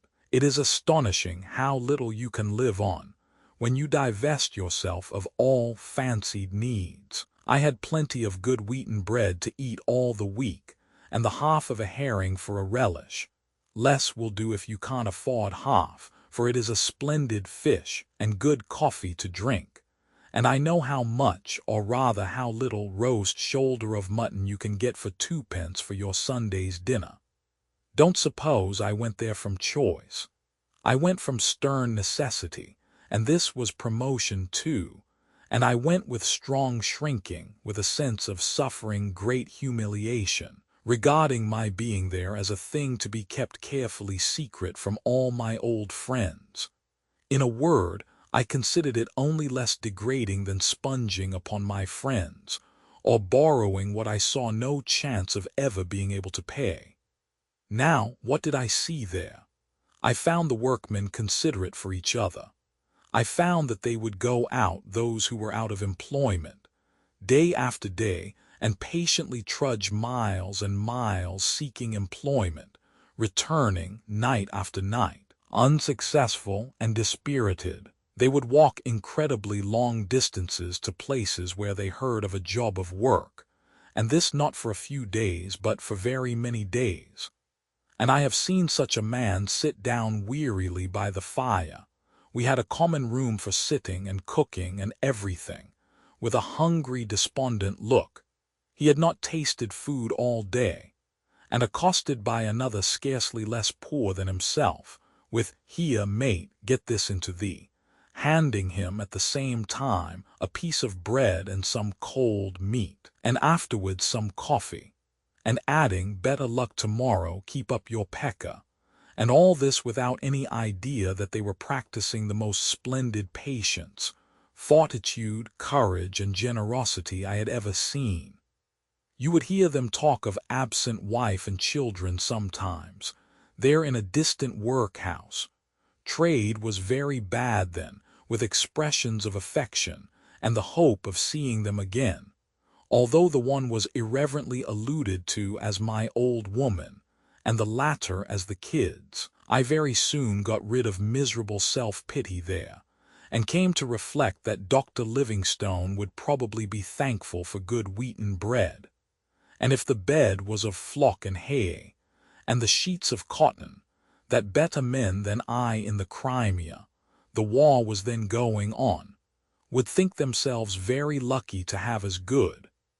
And then, too, I began to reflect that when you come to think of it, such as these men were, so were the vast majority of the working classes, that the idle and the drunken we see about public houses are but a small minority of them made to appear more, because public houses are all put in such places that the great bulk are at home.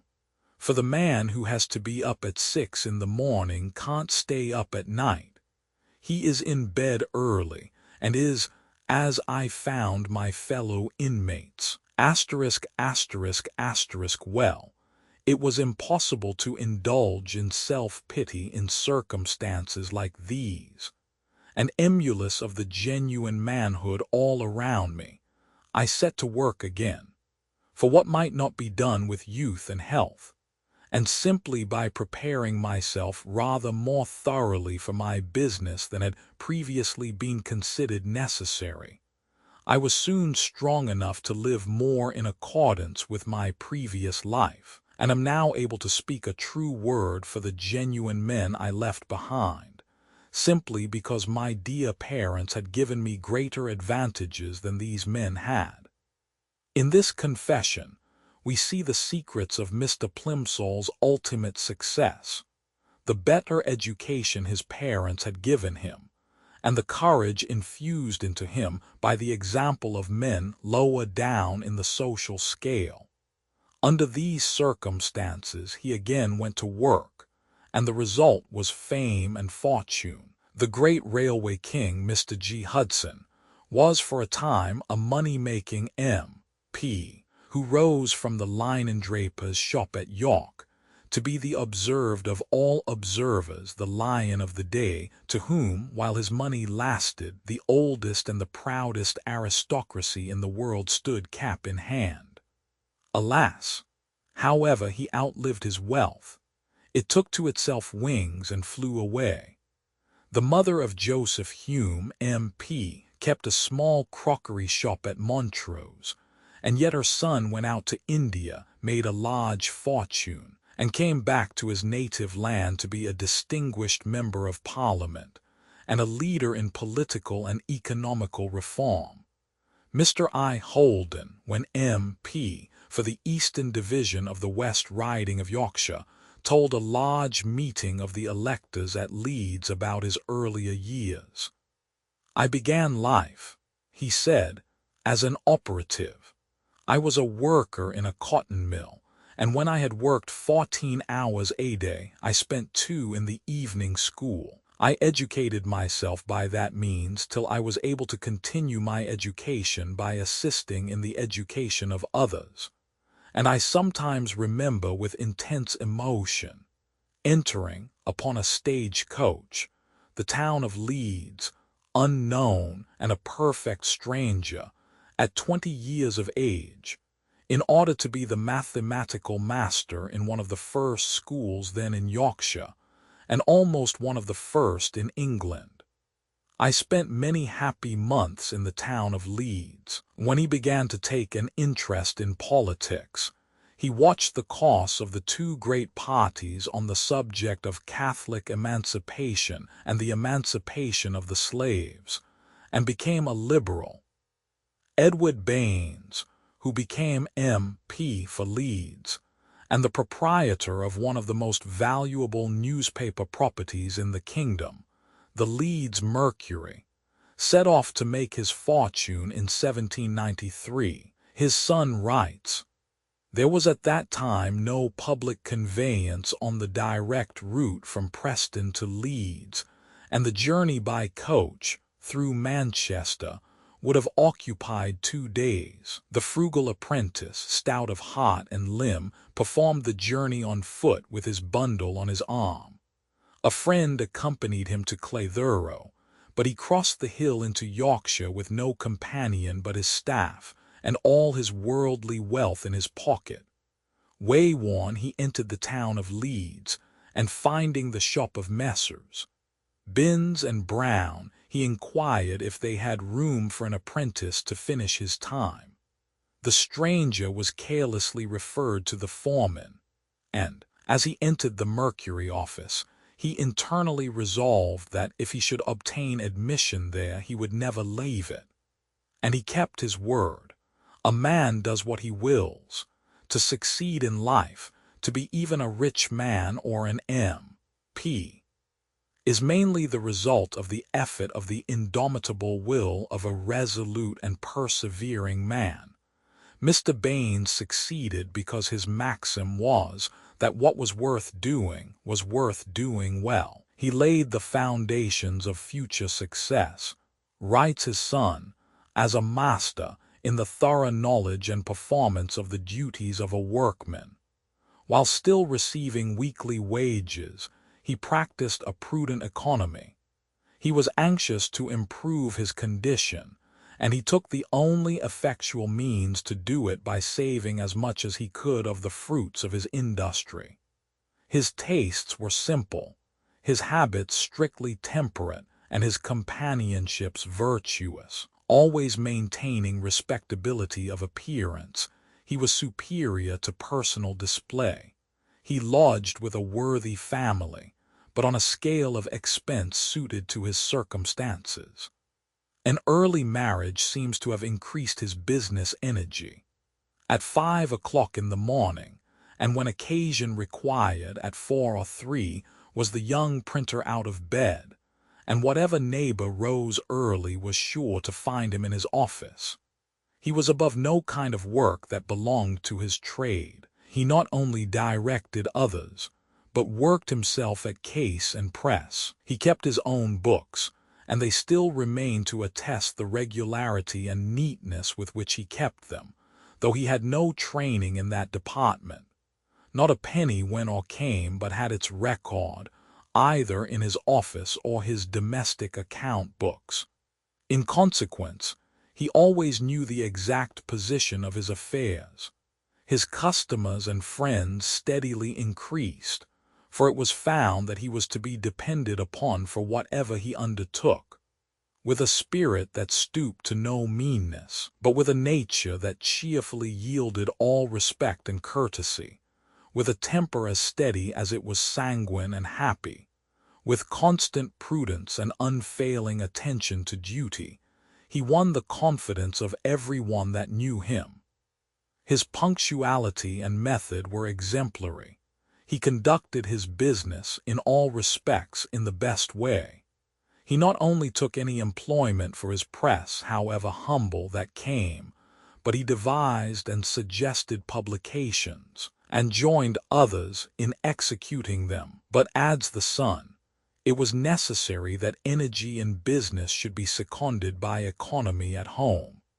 He began by laying down the rule that he would not spend more than half his income, and he acted upon it. Great was his resolution, and many the contrivances to carry out his purpose, but husband and wife being of the same mind, assiduous and equally prudent, the thing was done. For some time they kept but one servant. A main secret of his frugality was that he created no artificial wants. He always drank water. He never smoked, justly thinking it a waste of time and money to gratify a taste which does not exist naturally but has to be formed. He took no snuff. Neither tavern nor theater saw his face. The circle of his visiting acquaintance was small and select, yet he was not an earthworm. He took an active part in the benevolent or stranger's friend society, and was a man of public spirit. The pure joys of domestic life, the pleasures of industry, and the satisfaction of doing good, combined to make him as happy as he was useful. Thus it will be seen that the foundation of Mr. Baines's success in life, and of his eminent usefulness, was laid in those homely virtues which are too often despised by the young and ardent, but which are of incomparably greater value than the most shining qualities. In integrity, industry, perseverance, prudence, frugality, temperance, self-denial, and courtesy. The young man who would use his harvest must plow with his heifer.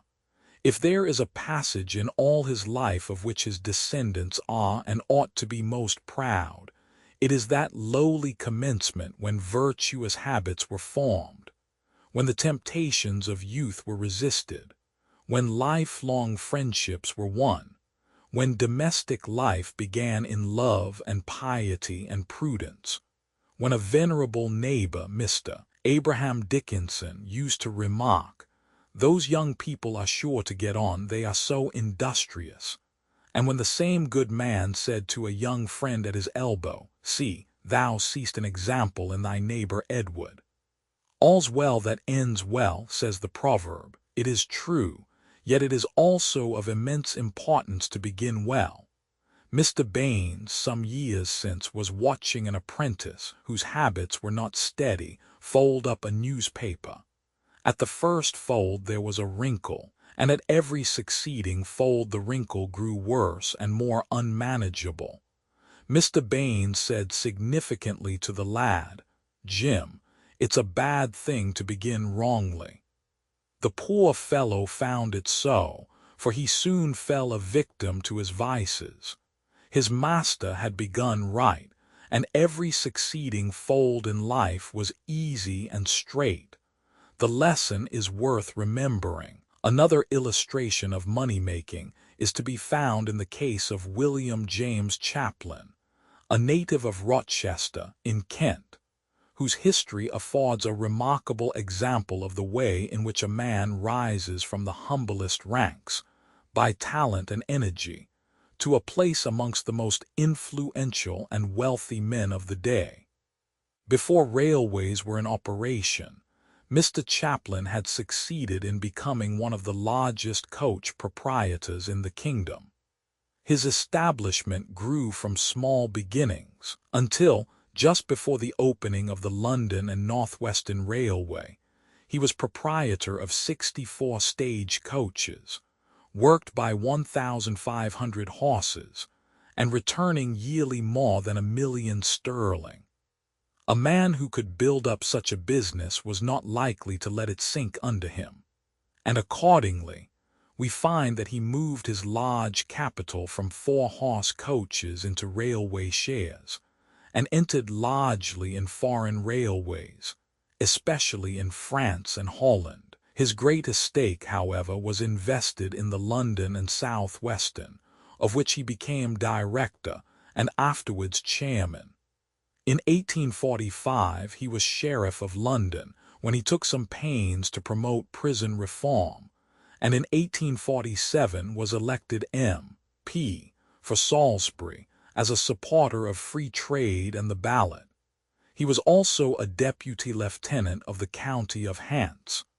One of the most remarkable careers was that of Mr. Lindsay, M.P., who was a native of Ayr in Scotland, where he was born in 1816 and left an orphan at 6.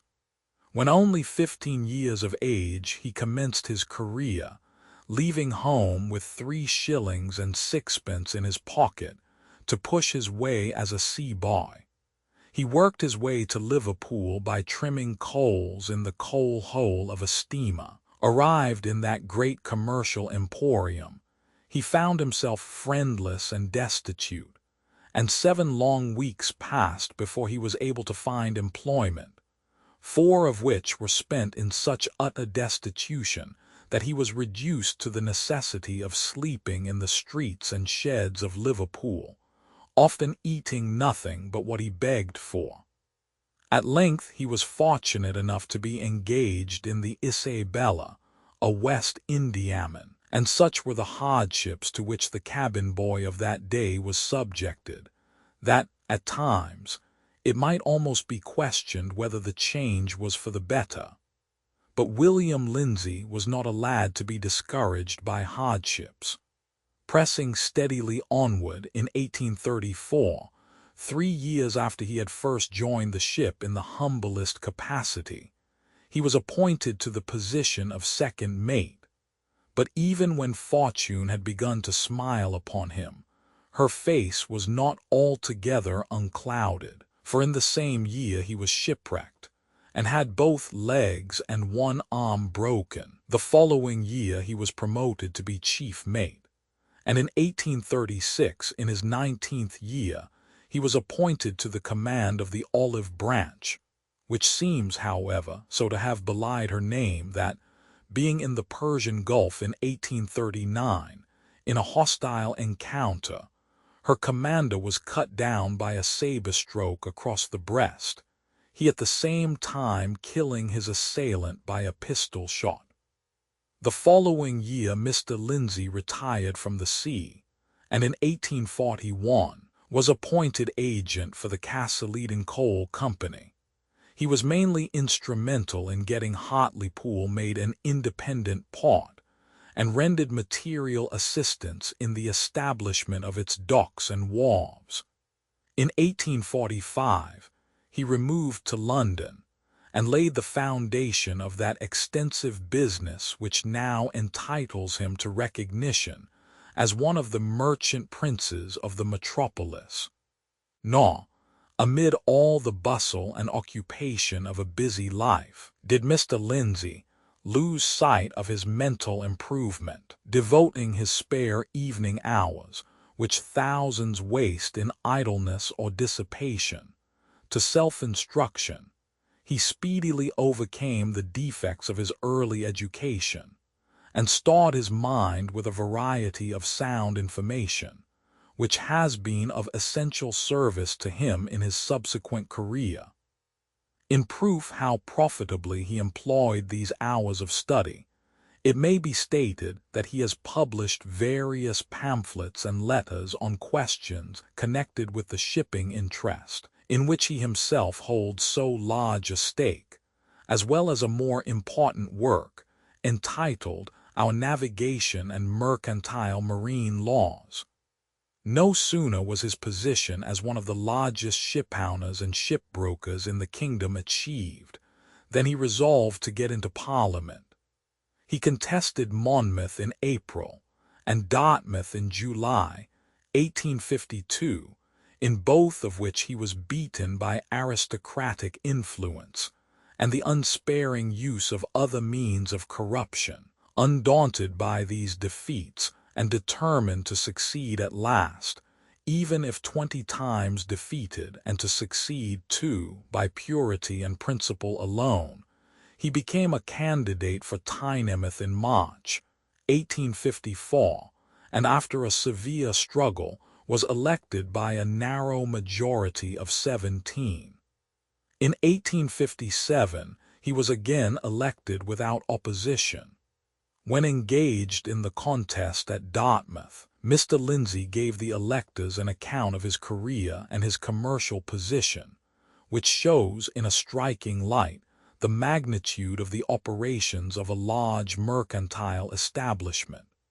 He then, it appeared, owned 22 large first-class ships, and as an underwriter he had, in his individual capacity during the past year, insured risks to the amount of £2,800,000. In the conduct of their extensive export trade, the firm of W.S. Lindsay & Co., of Austin Friars, ship and insurance brokers, of which he is the head, had, during the same year, chartered 700 ships to all parts of the world, but principally in India and the Mediterranean, and, as contractors, had shipped 100,000 tons of coals and 150,000 tons of iron, whilst, as brokers, during the year of famine, their operations extended to 1,000,000 quarters of grain. Mr. Lindsay took part in the formation of the Administrative Reform Association, and being present at the initiatory meeting at the London Tavern, proposed one of the resolutions in an amusing speech, in which he detailed his experiences connected with the subject, both at home and abroad. In the hot debates, occasioned by neglect and maladministration, on the Crimean War, he became quite a man of mark in the House of Commons, and after his retirement from Parliament, he published a valuable and expensive book on the history of shipping and British commerce. In connection with this subject must also be mentioned the respected name of Mr. Brotherton, who used often to tell the House of the time when he himself had been a poor factory lad, but who died wealthy and universally lamented. Sir Samuel Martin Peto, the constructor of many of the greatest engineering works in the country, and who for many years represented Norwich in Parliament, worked for 7 years as a bricklayer, carpenter, and mason, under his uncle, Mr. Henry Peto. Sir Francis Crossley, M.P., also was born in very humble circumstances, and acquired the enormous wealth of which he became possessed by his own energy and enterprise. Halifax, which he represented in Parliament, and where his manufactory was situated, bore witness to his liberality. Another M.P. who sprung from the ranks was Mr. Joseph Cohen, who represented, as his son still represents, Newcastle-on-Tyne. Such was his integrity and patriotism and perseverance, that no man was more respected in Parliament or out. Crowned with gray hairs, his tall, muscular frame and big head denoted a more than average amount of physical and mental strength. As a member of Parliament, he was noted for the regularity of his attendance. In this respect he was unrivaled. I have already written that the late Mr. Herbert Ingram, M.P., blacked the shoes of one of his constituents. He was born at Boston, in Lincolnshire, and was then apprenticed to one of his constituents. After completing the terms of his indenture, Mr. Ingram moved to Nottingham, where he carried on business as printer, bookseller, and newsagent. Whilst a newsvendor, he displayed, in a remarkable degree, that industry and perseverance for which he became distinguished in after life. 2 instances of his extraordinary attention to business may be cited. There was, amongst his customers, a gentleman who wanted his news very early, and Mr. Ingram, anxious that the gentleman should not be disappointed, walked 5 miles and of course 5 miles back to serve a single customer. On one occasion he got up at 5 in the morning and traveled to London to get some copies of a paper because there was no post to bring them, and being determined that his customers should have the news. His industry had its reward, for he sold above 1,000 copies of that paper in Nottingham, and it was from his experience as a news vendor and in the sale of metropolitan prints that he thought of the speculation which was destined to make his fortune. He used to notice that a very bad woodcut in an old number of a newspaper would make it sell, and it occurred to him that if he had a number of good engravings and put them in a paper, they would be likely to make it sell.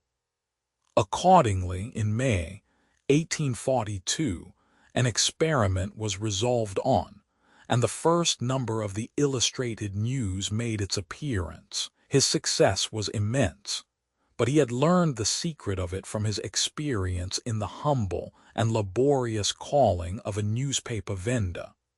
Indeed, the very title of the new journal was suggested by the fact that the most illiterate of his customers had been in the habit of coming to ask him for the London news.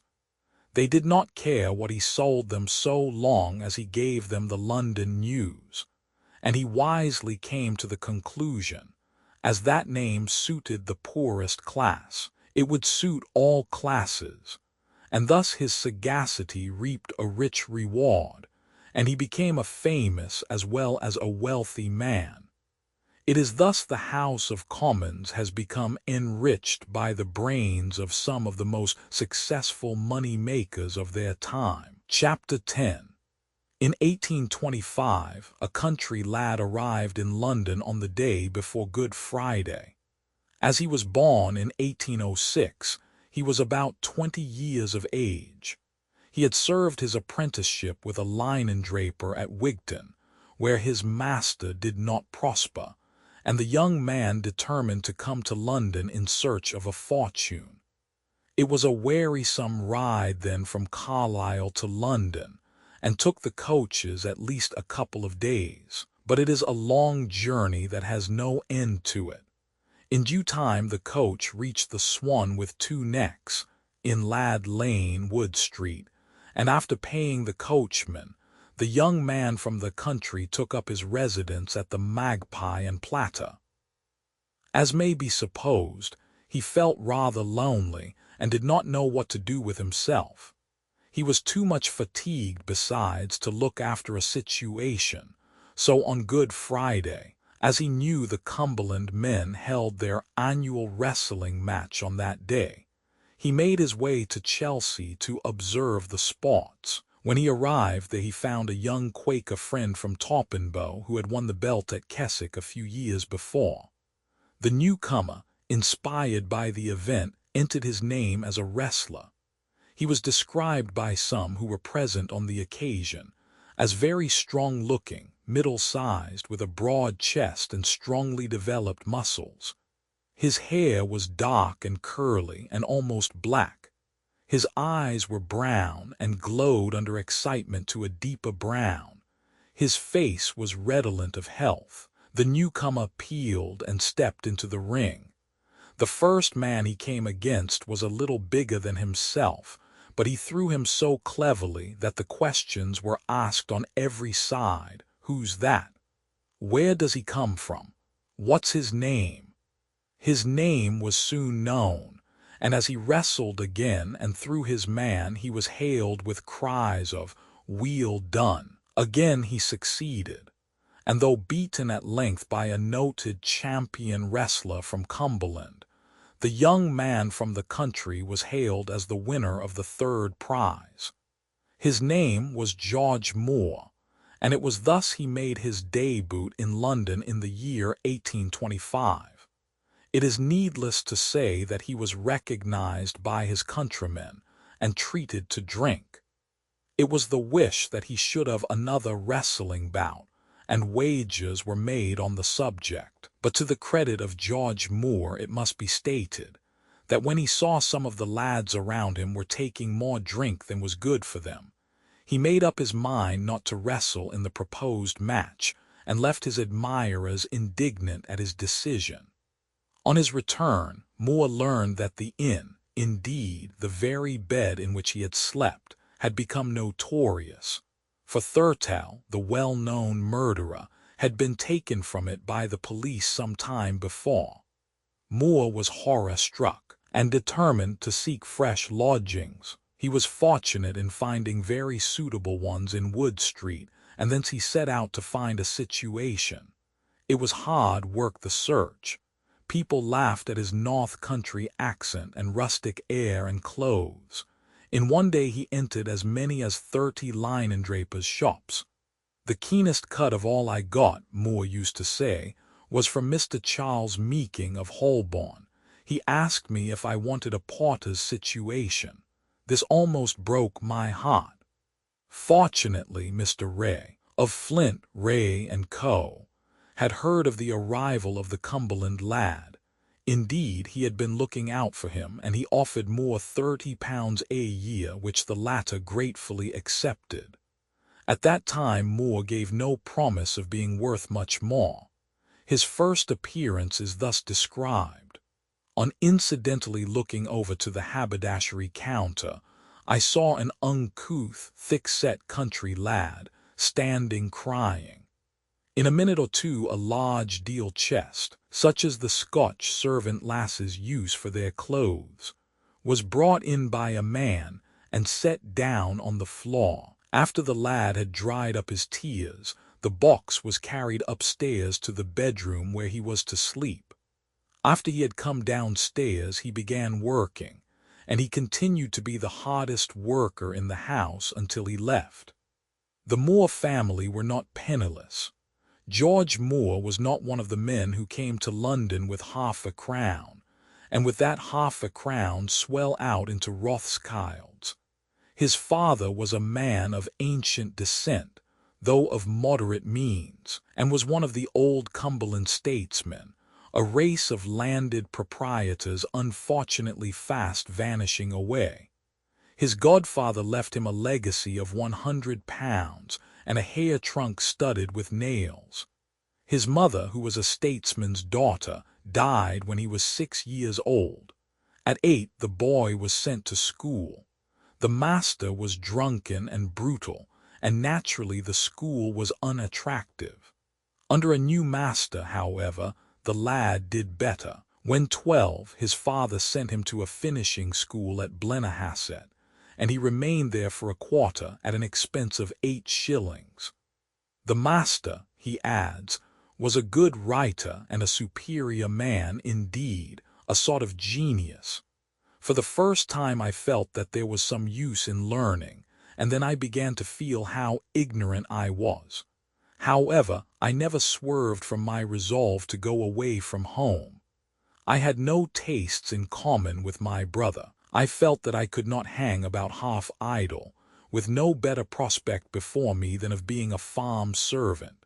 So I determined that I would leave home at 13 and fight the battle of life for myself. It was while an apprentice that this feeling strengthened and matured. Card-playing had been to him a snare, but he conquered the temptation and became all the better for the struggle with inclination, which appears to have been sharp and severe. But let us return to Moore's London life. After he had been 6 months at Grafton House, one day Moore observed a bright little girl come tripping into the warehouse, accompanied by her mother. "Who are they?" he asked.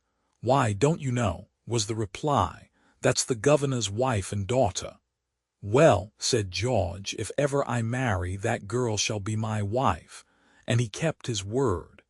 In 1826, somewhat disgusted with the retail trade, especially as, owing to a mistake of his own, his integrity had been called in question by one of the customers, a lady of title, Moore entered the house of Fisher, Stroud, and Robinson, Watling Street, then the first lace house in the city of London. His salary was to be £40 a year, and he wrote word to his father that he was now a made man. How came this to be so? In the first place, Moore had earned a good character at Grafton House, and secondly, Mr. Fisher, the head of the Lace House, was a Cumberland man. Provincial ties were stronger half a century back in London than they are now, but be that as it may, Moore had much to learn in his new place. He was inaccurate, he lacked briskness and promptitude. Mr. Fisher blamed his stupidity. He said he had seen many a stupid blockhead from Cumberland, but that he was the greatest of them all. This censure seems to have done Moore good. He set about educating himself. He was so ashamed of his ignorance that he actually went into a night school. It was at Fisher's that Moore met with Mr. Crampton, afterwards his partner. The latter writes, "We became close companions. His friends were my friends, and so intimate were we that I seemed to merge into a Cumberland lad. George was very patriotic. All our friends were Cumberlanders, and though I was a Yorkshireman, I was almost induced to feign that I was Cumberland too. I was gayer than he, and he never failed to tell me of my faults. He was a strong, round-shouldered fellow. He was very cheerful and very willing. He worked hard and seemed to be bent on improvement, but in other respects he did not strike me as anything remarkable. Among the amusements which we attended together were the wrestling matches at St. John's Wood. The principal match was held on Good Friday. One day we went to the wrestling field, and George entered his name. The competitors drew lots. George's antagonist was a life guardsman over 6 feet high. I think I see Moore's smile now as he stood opposite the giant. The giant smiled too. Then they went at it gat hard, and George was soon gently laid on his back. By this time he was out of practice, and I don't think he ever wrestled again. Besides, he was soon so full of work as to have little time for amusement. After this, Mr. Moore became traveler to the firm, and excelled, not only in increasing the business of his employers, but in the shortness of time in which he performed his journeys. He used afterwards to remark that it was the best testing work for a young man before his promotion to places of greater trust. At the inns which he frequented, he was regarded as a sort of hero. To show the energy with which he carried on his business, it may be mentioned that on one occasion he arrived in Manchester, and after unpacking his goods, he called upon his first customer. He was informed that one of his opponents had reached the town the day before, and would remain there for a day or two more. "Then," said Moore, "it is no use wasting my time with my competitor before me." He returned to his hotel, called some of his friends about him to help him repack his stock, drove off to Liverpool, commenced business next day, and secured the greater part of the orders before the arrival of his opponent.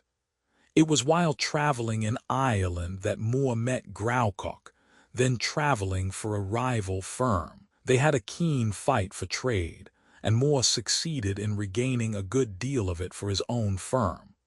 Graucock, convinced of Moore's value, offered him £500 a year. He was only getting £150 from Fisher to travel for his firm. Moore's reply was, "I will be a servant for no other house than Fisher's.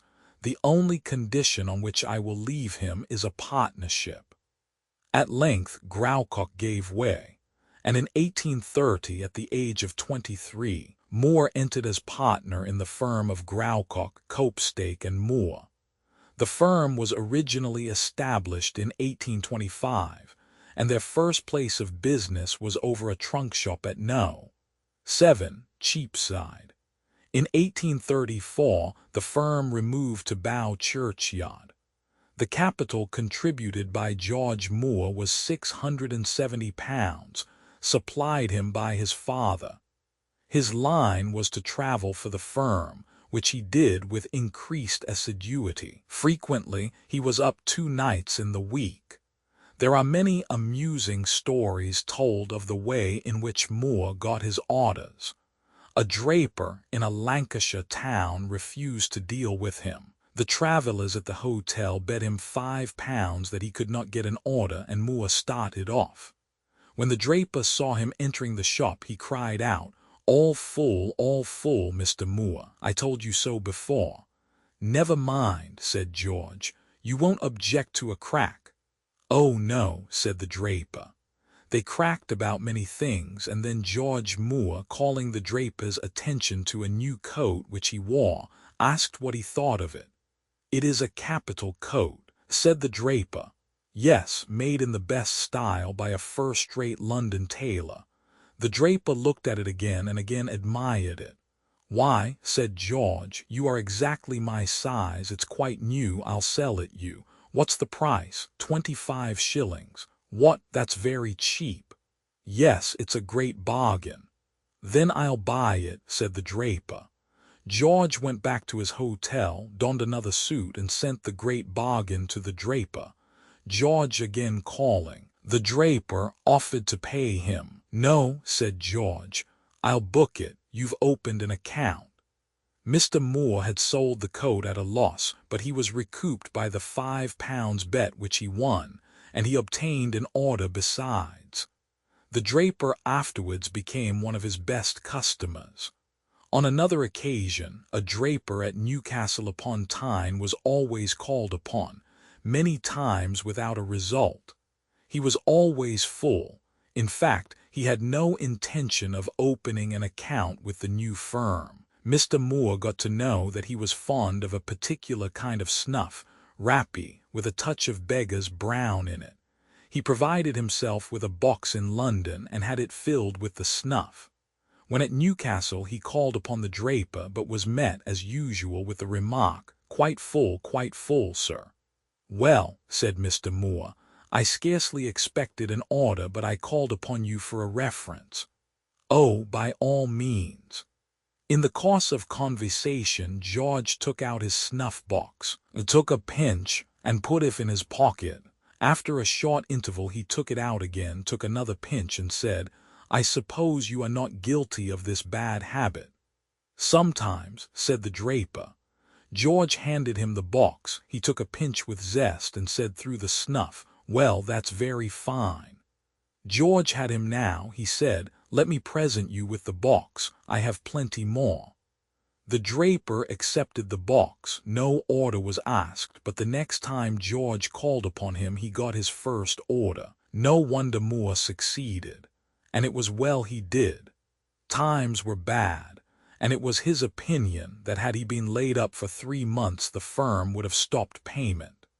At the end of 3 years Moore was made equal as a partner with the rest. In 1840, after one refusal, Moore led his first love to the altar, and in 1841 he partially abandoned traveling. But the change from traveling to office work at first materially told upon his health. To remedy this, he took to fox hunting, and went to America, partly on business and partly on pleasure. One of the results of his visit to the great republic was the establishment of a branch of the firm at Nottingham, and the erection of a lace factory in that town. After this, he became a director of the Commercial Travellers' Benevolent Institution, and one of the most ardent supporters of the Cumberland Benevolent Society and of the Commercial Travellers' Schools. From the first he was the treasurer of the latter institution. His partners were glad to see him thus employed. They called them his safety valves. His holidays were spent in Cumberland, a county for which his love was strong till the last, and to the schools of which he was ever a liberal contributor. Indeed, educational reform in that county may be said to be almost entirely due to him. In 1852, Mr. Moore was nominated by the Lord Mayor of London as sheriff, but his time was so occupied that he paid the fine of £400 rather than serve. For the same reason, also, he declined to be an alderman, though twice pressed to fill that honorable post. He said, "I once thought that to be Sheriff of London or Lord Mayor would have been the height of my ambition, but now I have neither ambition nor the inclination to serve in either office. To men who have not gained a mercantile position, corporation honors are much sought after, but to those who have acquired a prominent place in commerce, such honors are not appreciated. At the same time, I am bound to say that I have always received the most marked courtesy and consideration from the corporation, even although I did not feel inclined to join it." Dr. Smiles reprints this without note or comment, but surely it betrays a spirit not to be commended. Great city merchants might well be proud to serve in such a corporation as that of London, not as a stepping stone for themselves, but as an honor of which the proudest may well be proud. As regards Parliament, that is another matter. Mr. Moore always refused to be a candidate for parliamentary honors, on the plea that Parliament should be composed of the best, wisest, and most highly educated men in the country. In this respect, it is to be regretted that a large number of M.P.s are not of Mr. Moore's way of thinking. In politics, it may be mentioned that Mr. Moore was a moderate liberal and a strong free trader from the very first. He was an ardent admirer of Lord John Russell, and had much to do with his return for the city in 1857. In 1854, Mr. Moore removed to his mansion in Kensington Palace Gardens. Although, he writes, "I had built the house at the solicitation of Mrs. Moore, I was mortified at my extravagance and thought it both wicked and aggrandizing, mere ostentation and vain show to build such a house. It was long before I felt at home in it, nor did it at all add to our happiness. I felt that I had acted foolishly.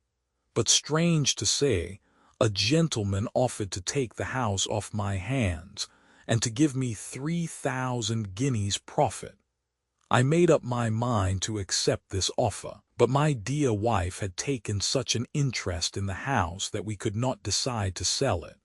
He accordingly declined the offer, but the housewarming was at any rate characteristic.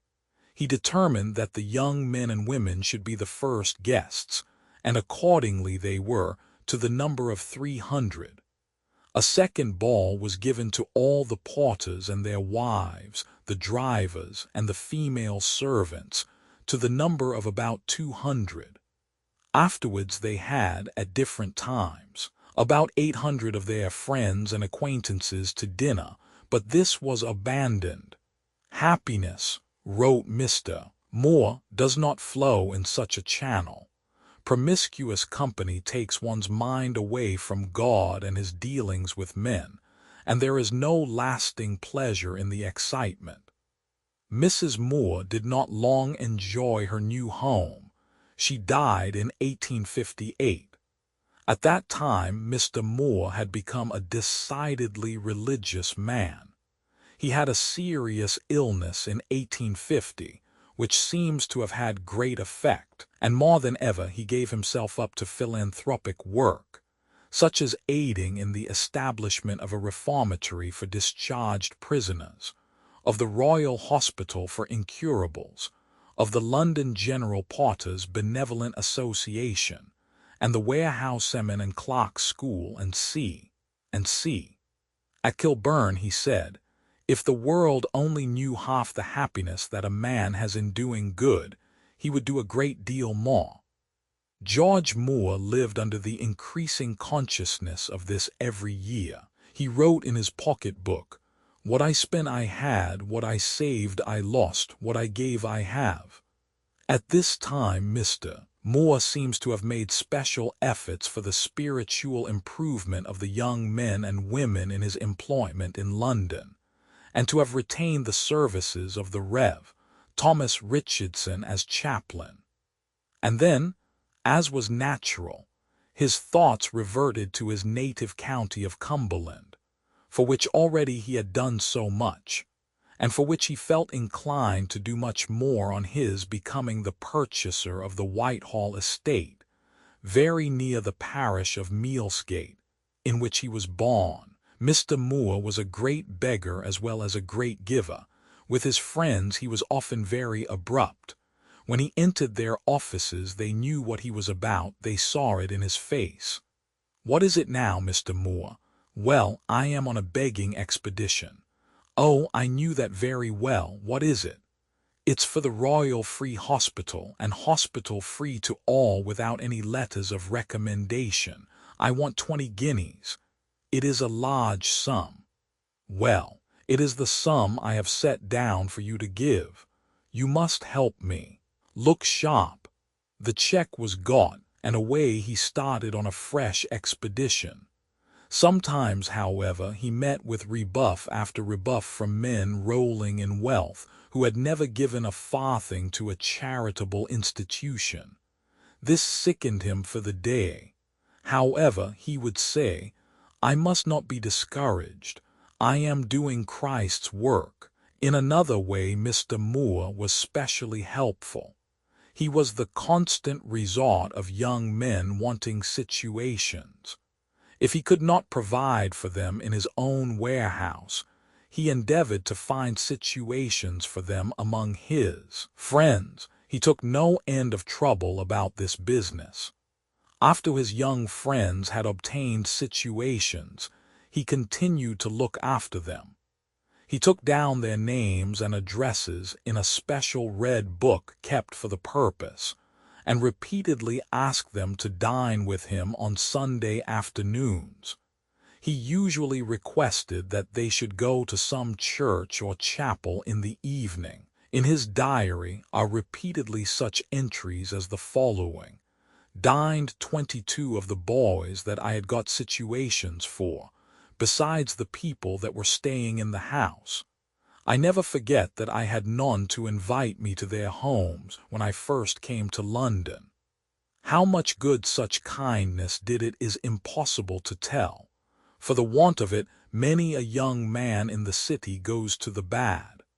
Mr. Moore's second marriage in 1881 seems rather to have increased than diminished his philanthropic zeal. A wedding trip of 2 months in Italy and elsewhere was but a brief interval of holiday, to be followed by still harder work in the cause of his Lord and Master. And then came an illness which rendered necessary for him more rest of brain and more healthy exercise for his body. In his knowledge of London he was unrivaled. He knew it by night as well as by day. Many a time he went down to St. George's in the East, and to Wapping to look after the poor. He accompanied the city missionaries into the lowest dens, and as he felt that the only way of reformation was to get at the children, we cannot be surprised to learn that in 1866 he became treasurer of the Field Lane Ragged School, an institution at that time sorely in need of pecuniary help. But his happiest days were those he spent at his Border Tower at Cumberland. There the house was always full of visitors, and there the poor were equally welcome as the rich. There also he loved to act the part of a distinguished agriculturist and to preside at cattle shows. His guests were very varied and included bishops, scripture readers, warehousemen, farmers, city missionaries, Sunday school children, pensioners, and statesmen. He rejoiced in hunting, but all the while he looked after the homes of the poor and battled with the immorality which exists quite as much in the country as in town. Mr. Moore was a great lover of the Bible and distributed it by the thousand, far and near. He always insisted on its being read in schools. When the middle-class schools were established in London, he offered £1,000 on condition that the Bible was read there, but he refused to give it till he found that actually such was the case. In the case of Christ's Hospital, after Dr. Jacob's sermon on the institution, he became an ardent reformer. As prime warden of the fishmongers, he distinguished himself by the vigor of his speeches. When Paris was in want, and its people destitute of bread, he flew to their relief, and no man was more active in giving relief for the destitute when the North Fleet was sunk. In 1872, he was proud to be the High Sheriff of his native county. Among his last public works was to give a supper to the cabmen of London, and to attend the funeral of Dr. Livingstone, and he died as he lived, engaged in works of mercy. In November 1876, he left his grand mansion in Cumberland to attend a meeting of the Nurses' Institute in Carlisle. While he was standing opposite the Grey Coat Inn, 2 runaway horses which had escaped from a livery stable came galloping up. One of them knocked Mr. Moore down. He was taken up insensible. Sir William Gull was sent for, but from the first there was no chance, and in 20 hours he was dead. Great was the sorrow felt everywhere, and in London and Carlisle public meetings were held for a George Moore Memorial Fund. At that in London the Archbishop of Canterbury presided, and Mr. Samuel Morley was one of the speakers. Friend of the Church as he was at all times, and especially attached to the evangelical clergy, in one thing he differed from them. "The parsons," he once said to a meeting of children at Wigton, "will tell you a good deal about money. They will tell you that it is the root of all evil, but my opinion is that it is a good thing to make plenty of money, provided you make a proper use of it." Such was George Moore, and such were his views and works. We owe to Dr. Smiles a biography of him, which is as interesting and instructive as could well be imagined. It should be read by all city young men. It should be in every city library. The character therein portrayed ought to be studied, and revered, and imitated in every home. Few of us can expect to realize his wealth, but his example is one to be held up to every city man. "People who believe," says a writer in the Daily News, "that genius is great natural power accidentally directed, may think that the career of the late Mr. George Moore justifies the well-known definition." Mr. Moore's name was very well known, not in England only, but on the Continent, by everyone who was laboring to lighten the misery of the poor.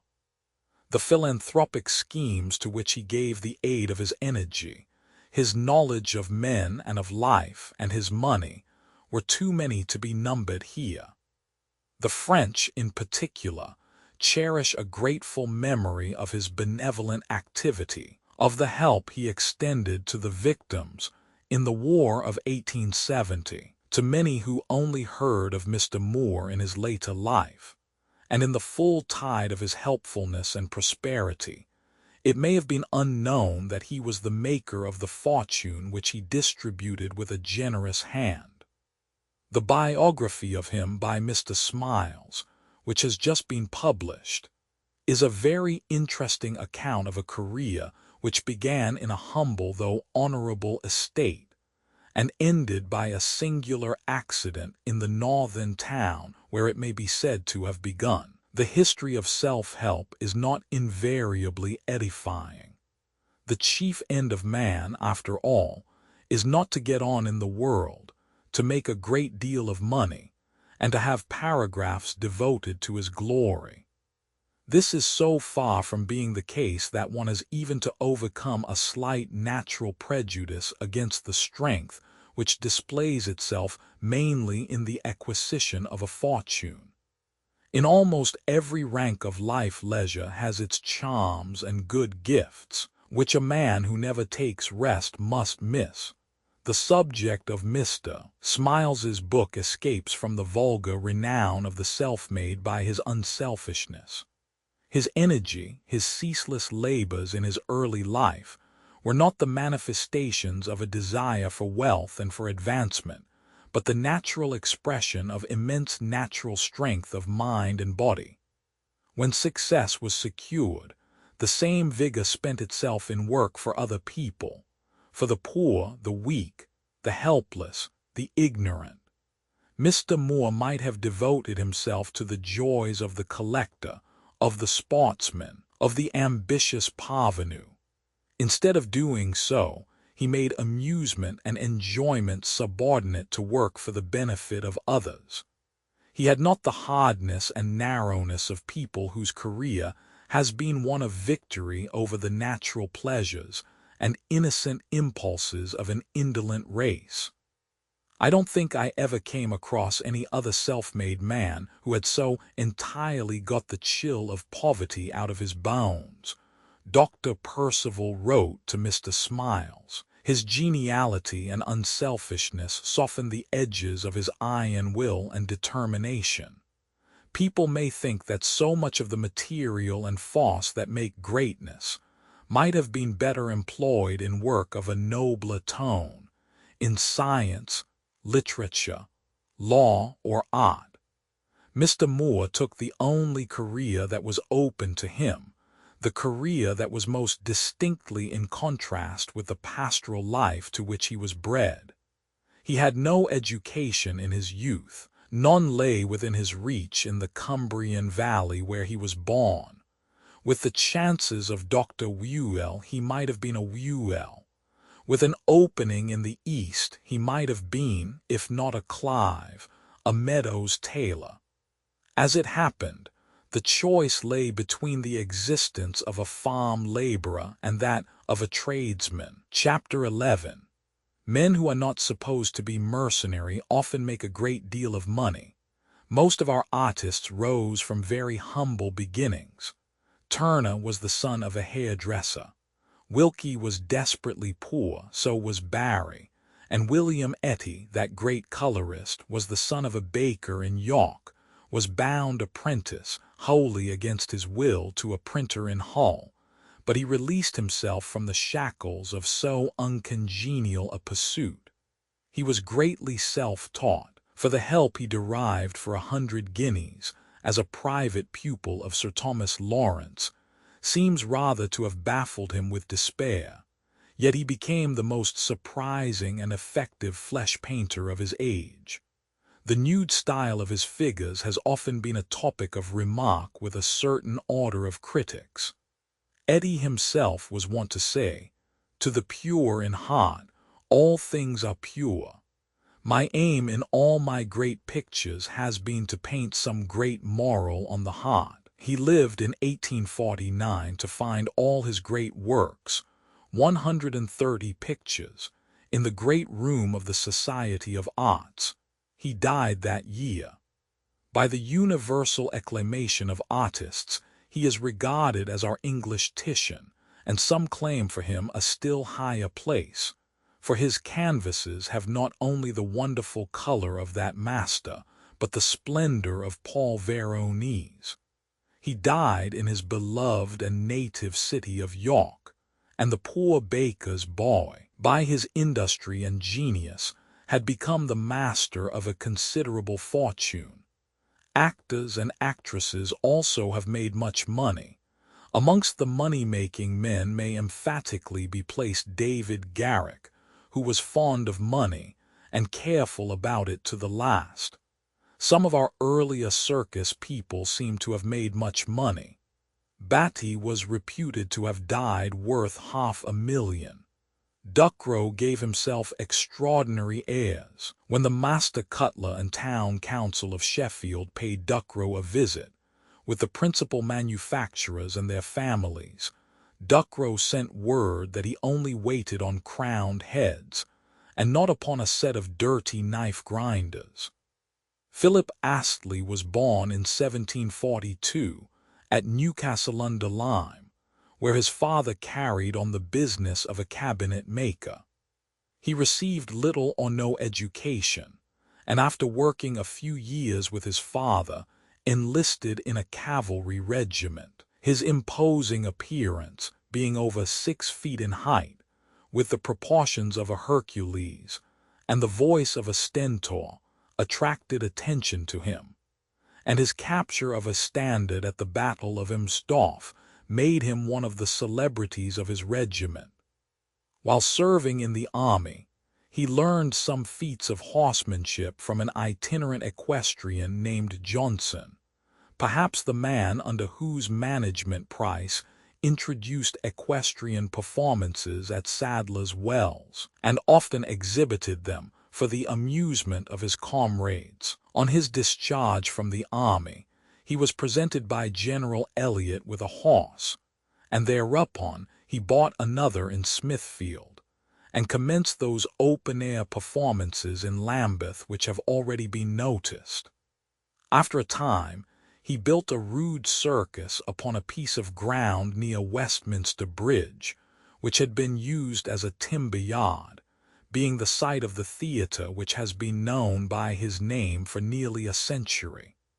Only the seats were roofed over, the ring in which he performed being open to the air. One of his horses, which he had taught to perform a variety of tricks, he soon began to exhibit, at an earlier period of each day, in a large room in Piccadilly, where the entertainment was eked out with conjuring and ombres chinoises, a kind of shadow pantomime. Having saved some money out of these performances, Astley erected his amphitheatre. At the same time, he had to contend with a fierce competition from what was then the Royal Circus, which afterwards was called the Surrey Theatre. Astley's, however, soon became the popular place of amusement, and as such was visited and described by Horace Walpole.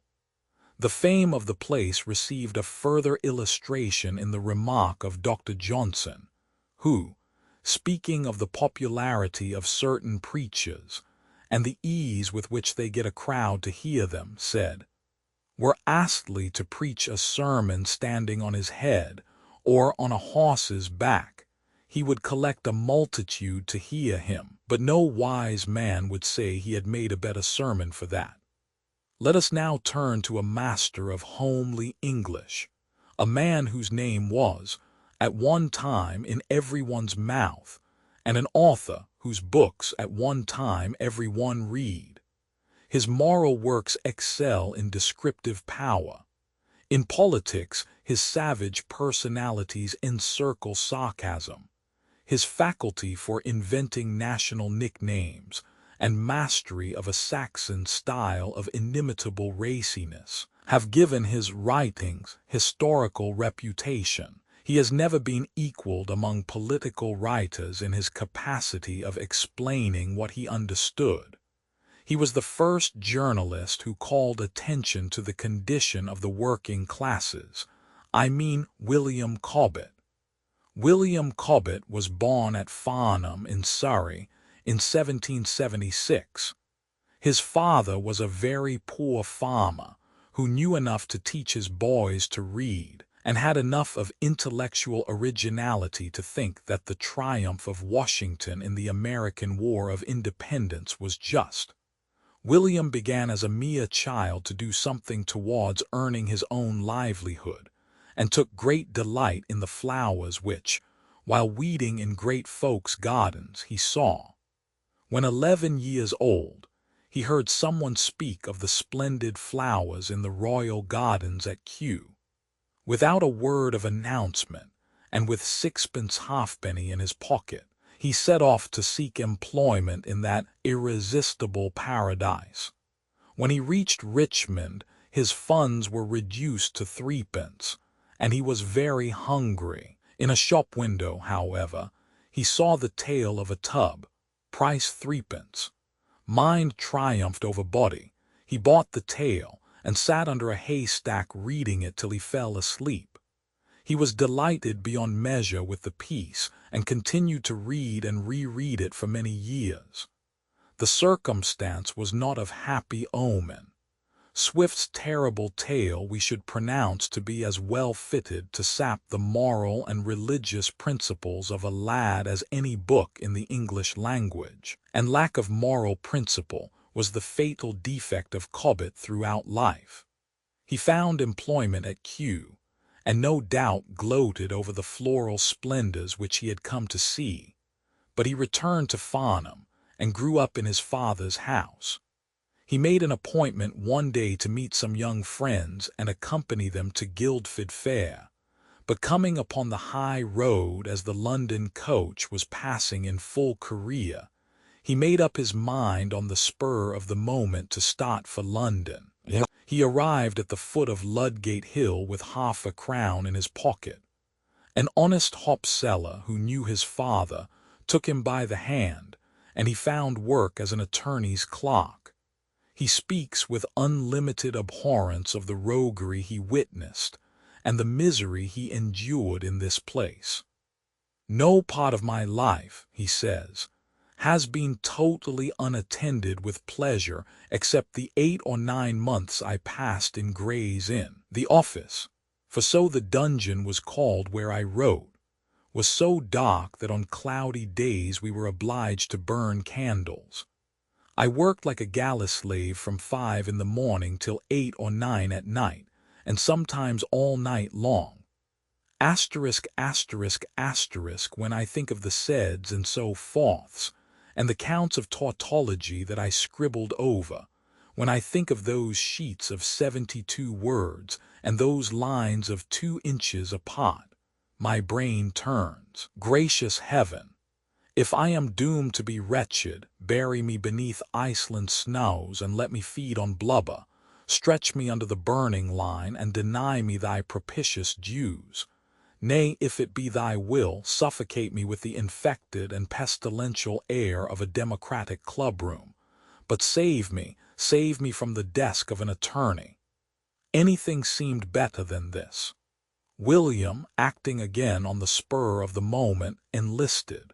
For more than a year he did duty at Chatham. Here he mastered grammar, an acquisition which he always regarded as the basis of his fortunes. He read also in a circulating library, swallowing enormous quantities of useful or useless knowledge, and laying it up in a memory of great tenacity. His father, meanwhile, was treated by him with heartless neglect. The old man had been offended by his running away, and appears to have made no effort to release him from the bondage of the attorney's office. When he enlisted, however, his father relented, and wrote saying that the last hay rick or pocket of hops at Farnham would be sold off to buy his discharge. But William vouchsafed no reply. Cobbett's regiment was ordered to Canada, and he accompanied it to St. John's, New Brunswick. Here his conduct as a soldier was exemplary. His talent and activity made him conspicuous, and he became sergeant major, raised, though he was still but about 20, over the heads of 30 sergeants. In 1791 the regiment returned to England, and he procured his discharge in consideration of his good behavior and the services he had rendered his regiment. Then occurred one of the most strange and ambiguous episodes in his life. He lodged charges of pecuniary defalcation against 4 of his late officers. A day was appointed for their trial by court-martial. The functionaries met. The accused were present. All was ready for commencement, when it transpired that Cobbett was missing. As he was the accuser, the trial was adjourned to a stated day in order that an opportunity might be afforded him to appear. The court again met. He was again absent. The accused officers accordingly were acquitted. They made some show of a wish to proceed against Cobbett, and what looks very like a feint of arresting him in his refuge at Farnham. But the upshot was that he escaped to France, and passed from France, when the revolutionary atmosphere became too hot for him, to America. Mr. Watson very properly devotes a good deal of attention to these circumstances, and we are bound to say that we agree with him in thinking that Cobbett was bribed with a good round sum to suppress his charges. It was, of course, an act of flagrant and base dishonesty, but there is nothing in Cobbett's life to prove that he shrank from dishonesty or was superior to temptation. He was a most affectionate husband and father, and many of his advices to young men and to the poor are excellent. His talent was of a coarse kind, but very great. His activity and indomitable spirit deserve all admiration. He boasted, probably with truth, that he had never passed an idle day. Cobbett first distinguished himself in America by publishing a fierce pamphlet against Priestley. He was soon a noted political writer, taking the side of ultra-Toryism, and denouncing with furious emphasis all that savored of radicalism or republicanism. His talent was indubitable, and as vehement and able rhetoric on the church and king side was then in demand, he attracted attention. On returning to England, he was welcomed by the authorities as an out-and-out Tory, and became the most violent, uncompromising, and popular of writers on the ministerial side. It is worthy of recollection that William Cobbett had his windows broken by the mob for the vehemence of his anti-popular utterances. According to his own account, he met Pitt at dinner in Mr. Wyndham's house, and the fact is not impossible, so highly did ministers at that time prize the aid of anyone who could fight for them against the patriots. By what steps it is needless to trace, Cobbett gradually sidled round and left the cause of the king for that of the mob. His circumstances became embarrassed, and he fled to America, leaving behind him debts to the value of upwards of £33,000. He resided at Long Island, near New York, and continued to edit his register. In a few years the irrepressible giant, he stood 6'2", with shoulders and chest and girth to match, returned to England. He had once denounced Tom Paine as a miscreant whom no words could blacken. He now brought Tom Paine's bones with him, bent upon having a grand monument built over them in England. In this instance he signally misunderstood his countrymen. The dead man's bones were laughed at and declared to be those of an old nigger. Cobbett proposed to sell 20,000 hair rings at a sovereign apiece, with some of Paine's hair in each, and he was reminded that when Paine died he was almost bald. Cobbett had at last to shuffle the bones underground, no one knows where. His own eloquence and sarcasm made him popular and procured him a seat in Parliament. He was now the fiercest of Democrats. He assailed Protestantism and detested ministers of religion. His quackery grew worse and worse until he died in 1835. Sir Francis Chantrey was a poor lad. He began his career by being a carver on wood. Rogers used to say, one day Chantrey said to him, "Do you recollect that about 25 years ago a journeyman came to your house from the wood carver employed by you and Mr. Hope, to talk about these ornaments, pointing to some on a mahogany sideboard, and that you gave him a drawing to execute them by?" Rogers replied that he recollected it well. "Well," said Chantrey, "I was that journeyman." Chantrey practiced portrait painting both at Sheffield and after he came to London. It was in allusion to him that Lawrence said, "A broken-down painter will make a very good sculptor." In 1823, London society was much exercised on the subject of literary gains. Miss Wynne writes in her Diaries of a Lady of Quality, "I heard today from Mr. Rogers that Constable, the bookseller, told him last May that he paid the author of Waverley the sum of £110,000. To that may now be added the produce of Red Gauntlet and St. Ronan's Well, for I fancy Quentin Durward was at least printed if not published. I asked whether the tales of my landlord which do not bear the same name were taken into calculation, and was told they were, but of course the poems were not. All this has been done in 20 years. In 1803, an unknown Mr. Scott's name was found as the author of 3 very good ballads in Lewis's Tales of Wonder. This was his first publication. Pope, who until now had been considered as the poet who had made the most by his works, died worth about £800 a year. Johnson, for his last and best work, his Lives of the Poets, published after the Rambler and the Dictionary had established his fame, got 200 guineas, to which was added 100 more.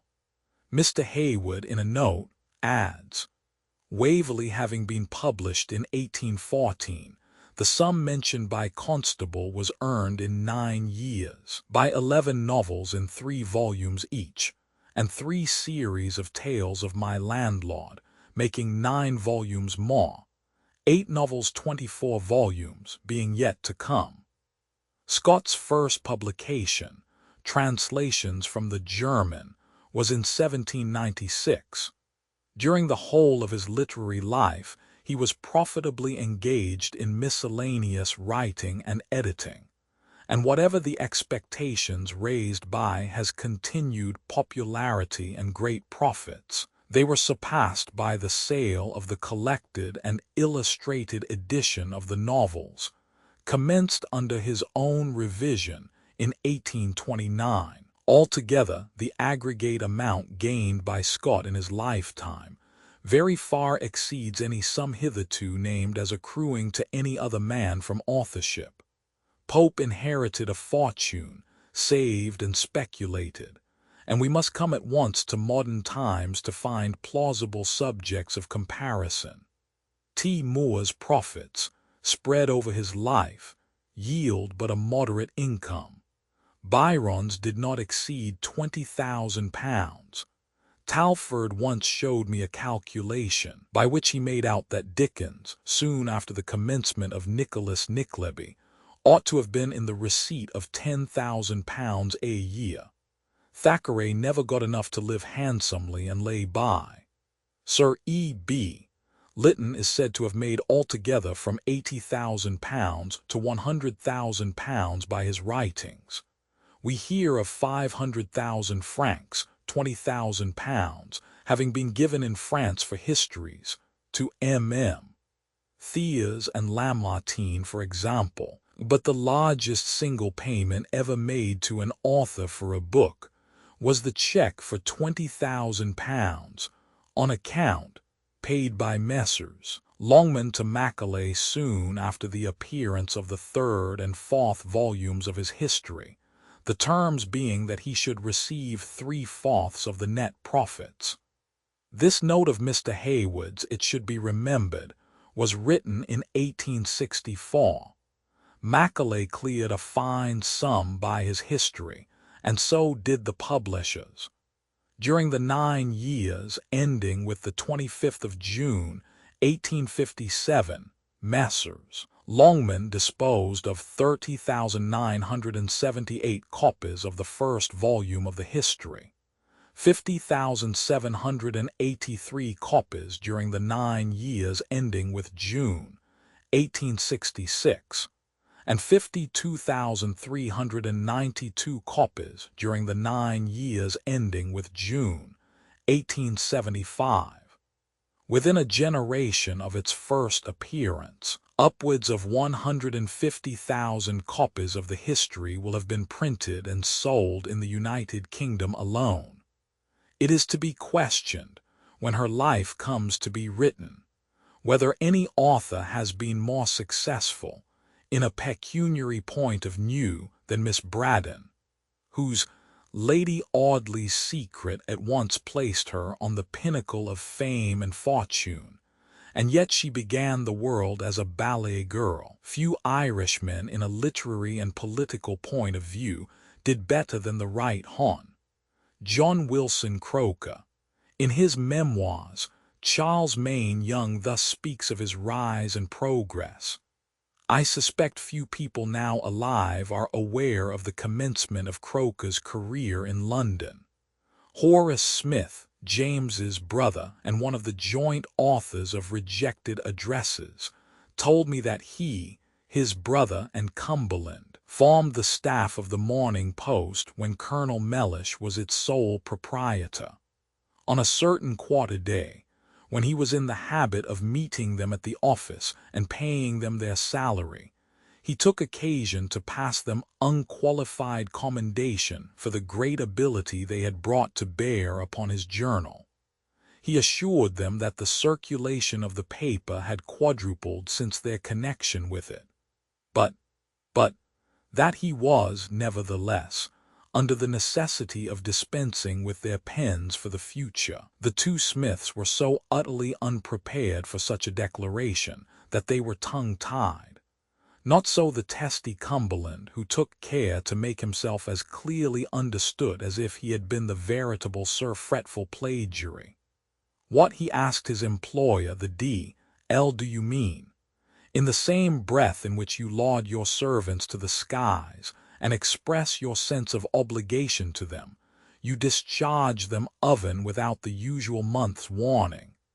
Mellish, quite unmoved, replied, You must know, good sirs, that I care for my paper not for its principles but as an investment, and it stands to reason that the heavier my outgoings the less my profits. I do, as I have said, value your merits highly, but not as highly as you charge me for them. Now in future I can command the services of one man who will do the work of three for the wage of one. The deuce you can, said Cumberland. He must be a phoenix. Where, pray, may this omniscient genius be met with? In the next room I will send him to you. As he left, a young man entered with a well-developed skull, a searching eye, and a dauntless address. So, sir, screamed out Cumberland, you must have an uncommon good opinion of yourself. You consider yourself, I am told, 3 times as able as any one of us, for you undertake to do an amount of work, single-handed, which we have found enough for us all. I am not afraid, said the young man, with imperturbable sang-froid, of doing all that is required of me. They all three then warned him of the tact, discretion, and knowledge of books and men required, of the difficulties of which he must expect to find an enterprise of such magnitude beset, and see. They began then to sound his depth, but on politics, belles letters, political economy, even the drama, they found him far from shallow. Cumberland, transported out of himself by his modest assurance, snatched up his hat, smashed it on his head, rammed snuff incontinently up his nose, and then rushed by Mellish, who was in the adjoining room swearing and saying as he left, Confound the potato. He's so tough, there's no peeling him. The tough potato was John Wilson Croker. That Charles Dickens made a great deal of money, all the world is well aware. That in the tale of David Copperfield, a little of his childish life was outlined, was known, or rather suspected. But till his life appeared, no one had the least idea how low down in the world he and his family were, and how much more creditable to him was his rise. If it is good for a man to bear the yoke in his youth, Dickens certainly had this advantage.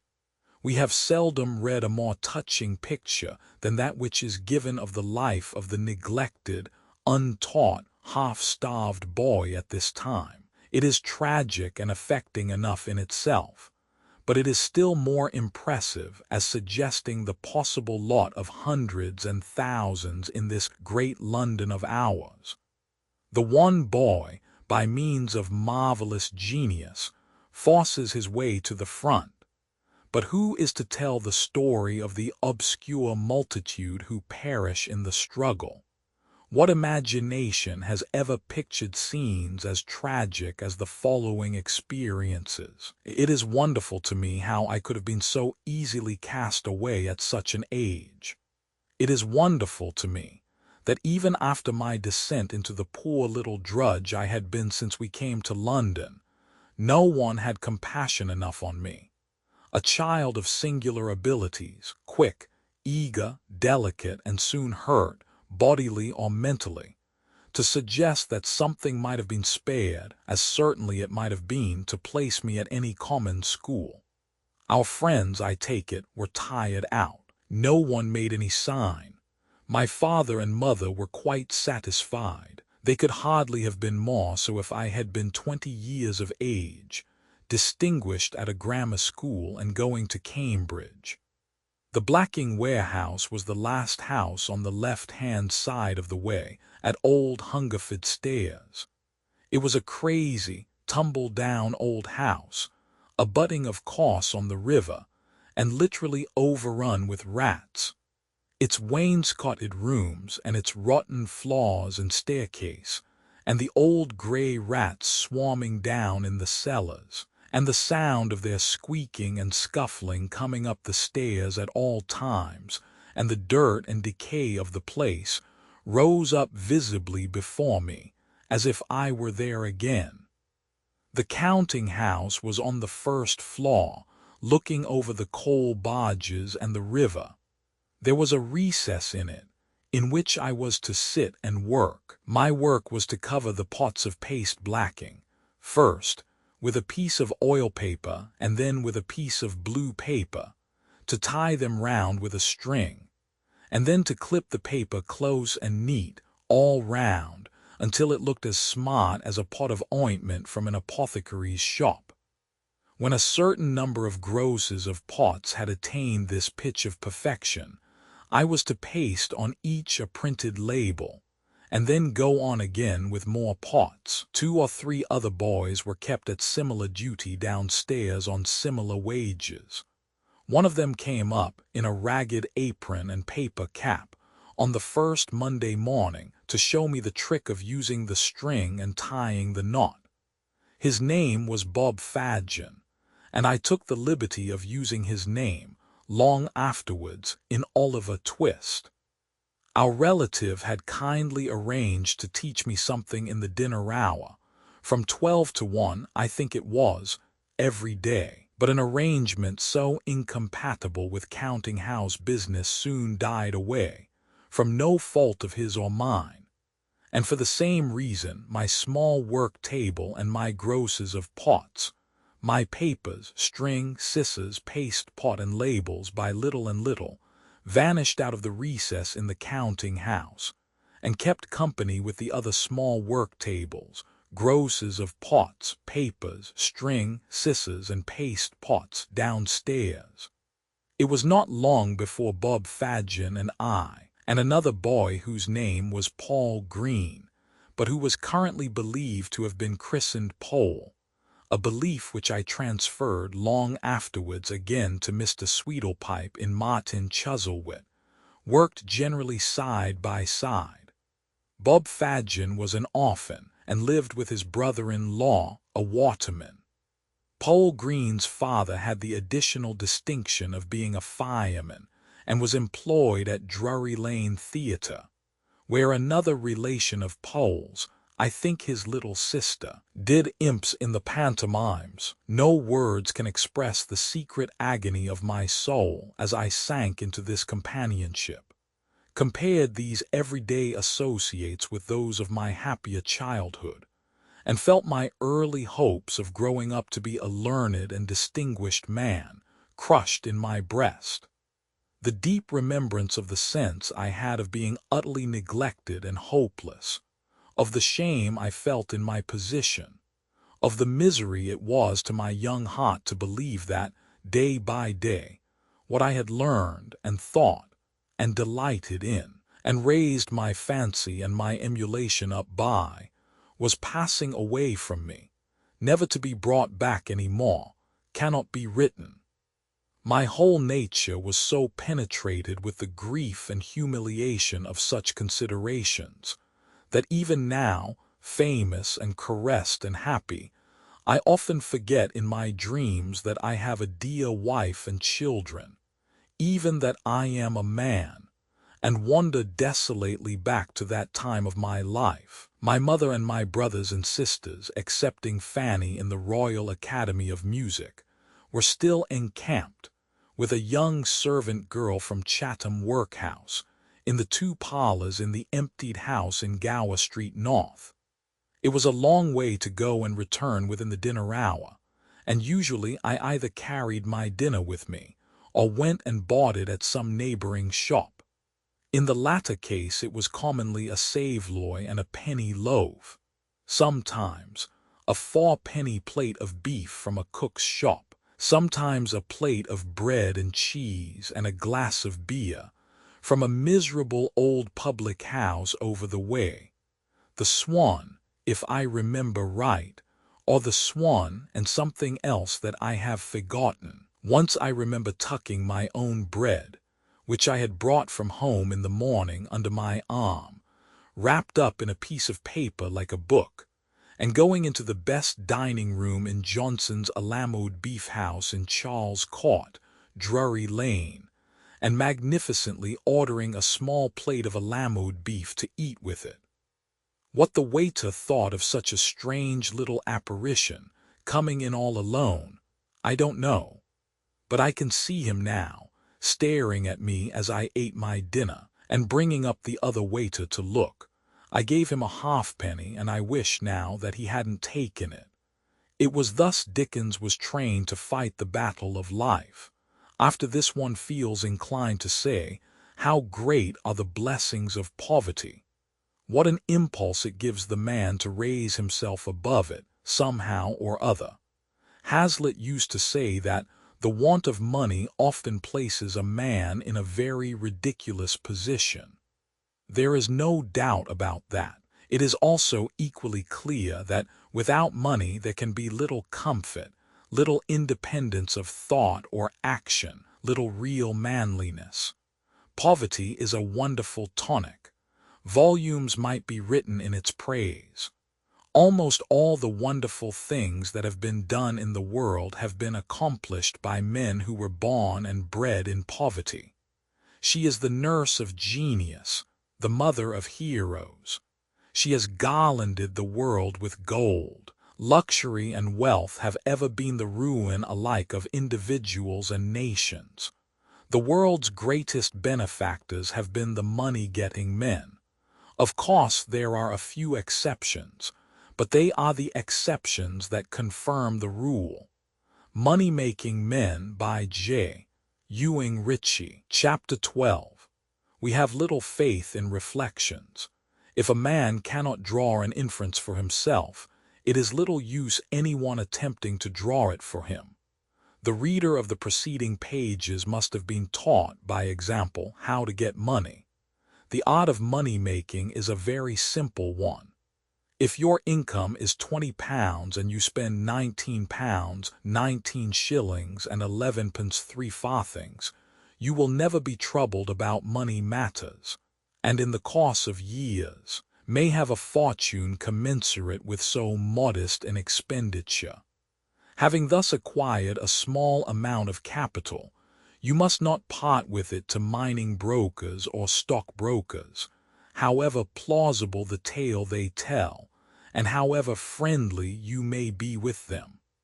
They are bound to do business, and for the sake of that will help their nearest friend to an investment of the routinest character. Stockbrokers may have a sense of honor, may be gentlemen, but I question much whether a money broker has any feeling for his clients. I have known little money made by outsiders speculating on the stock exchange or in mines. I have known many reduced to beggary and want by such means. Commerce, in our day, is the high road to wealth. You must begin at the bottom and work your way up to the top. It is not talent that makes a man succeed in business, but the intense determination which carries a man through every obstacle till the desired end is attained. It was thus George Moore became a great man. The first elements in his character were simplicity and directness. He was prompt, energetic, precise, doing at once what he had to do. He never cavilled about trifles. There was no shuffling about him, no humbug. The only thing he could not tolerate was the drone. He held strong opinions on most subjects, and he adhered to them firmly. He never did anything by halves. He went into it body and soul with the whole of his nature. He went straight to the point. When he had settled a thing, he left it as something done. When two sides of a question were presented to him, he was quick to decide, and he was usually right in his decision. Dr. Smiles writes, "The successful merchant is not merely the man who is most fertile in commercial combinations, but the man who acts upon his judgment with the greatest promptitude." Mr. Crampton, George Moore's partner, says, "I never knew him make a mistake in judgment."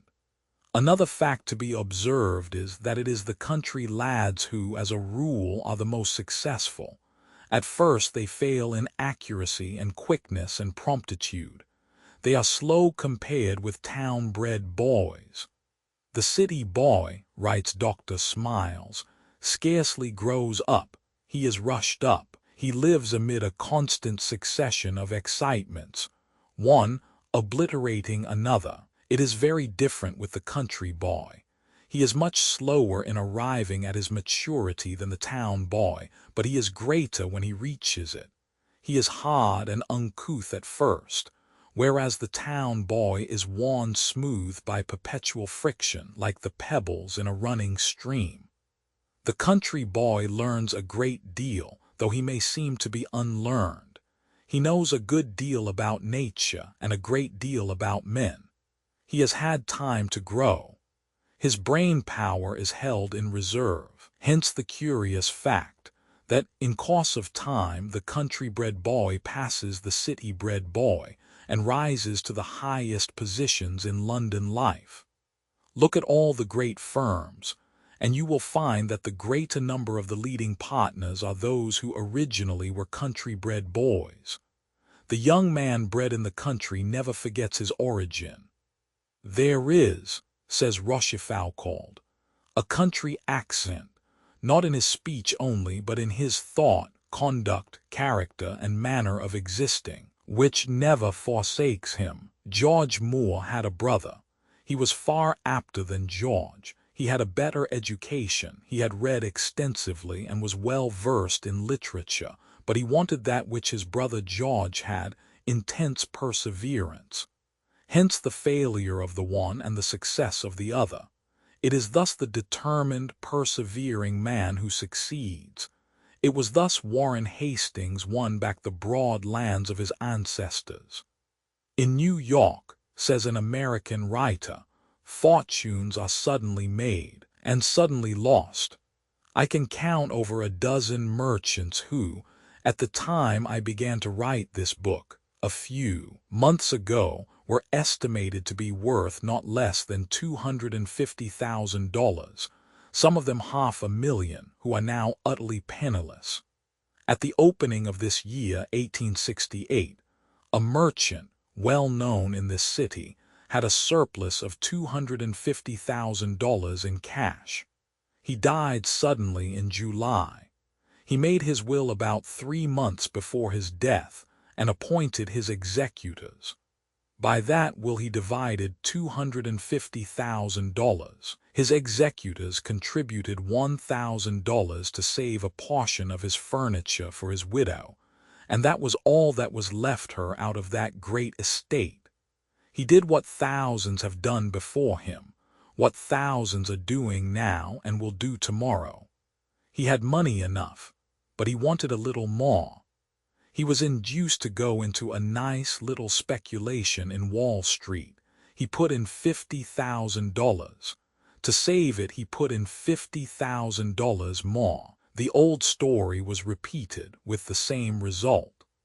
I knew a gentleman who began the world as an advertising agent. He managed to get a share in a newspaper, which eventually became an immense commercial success.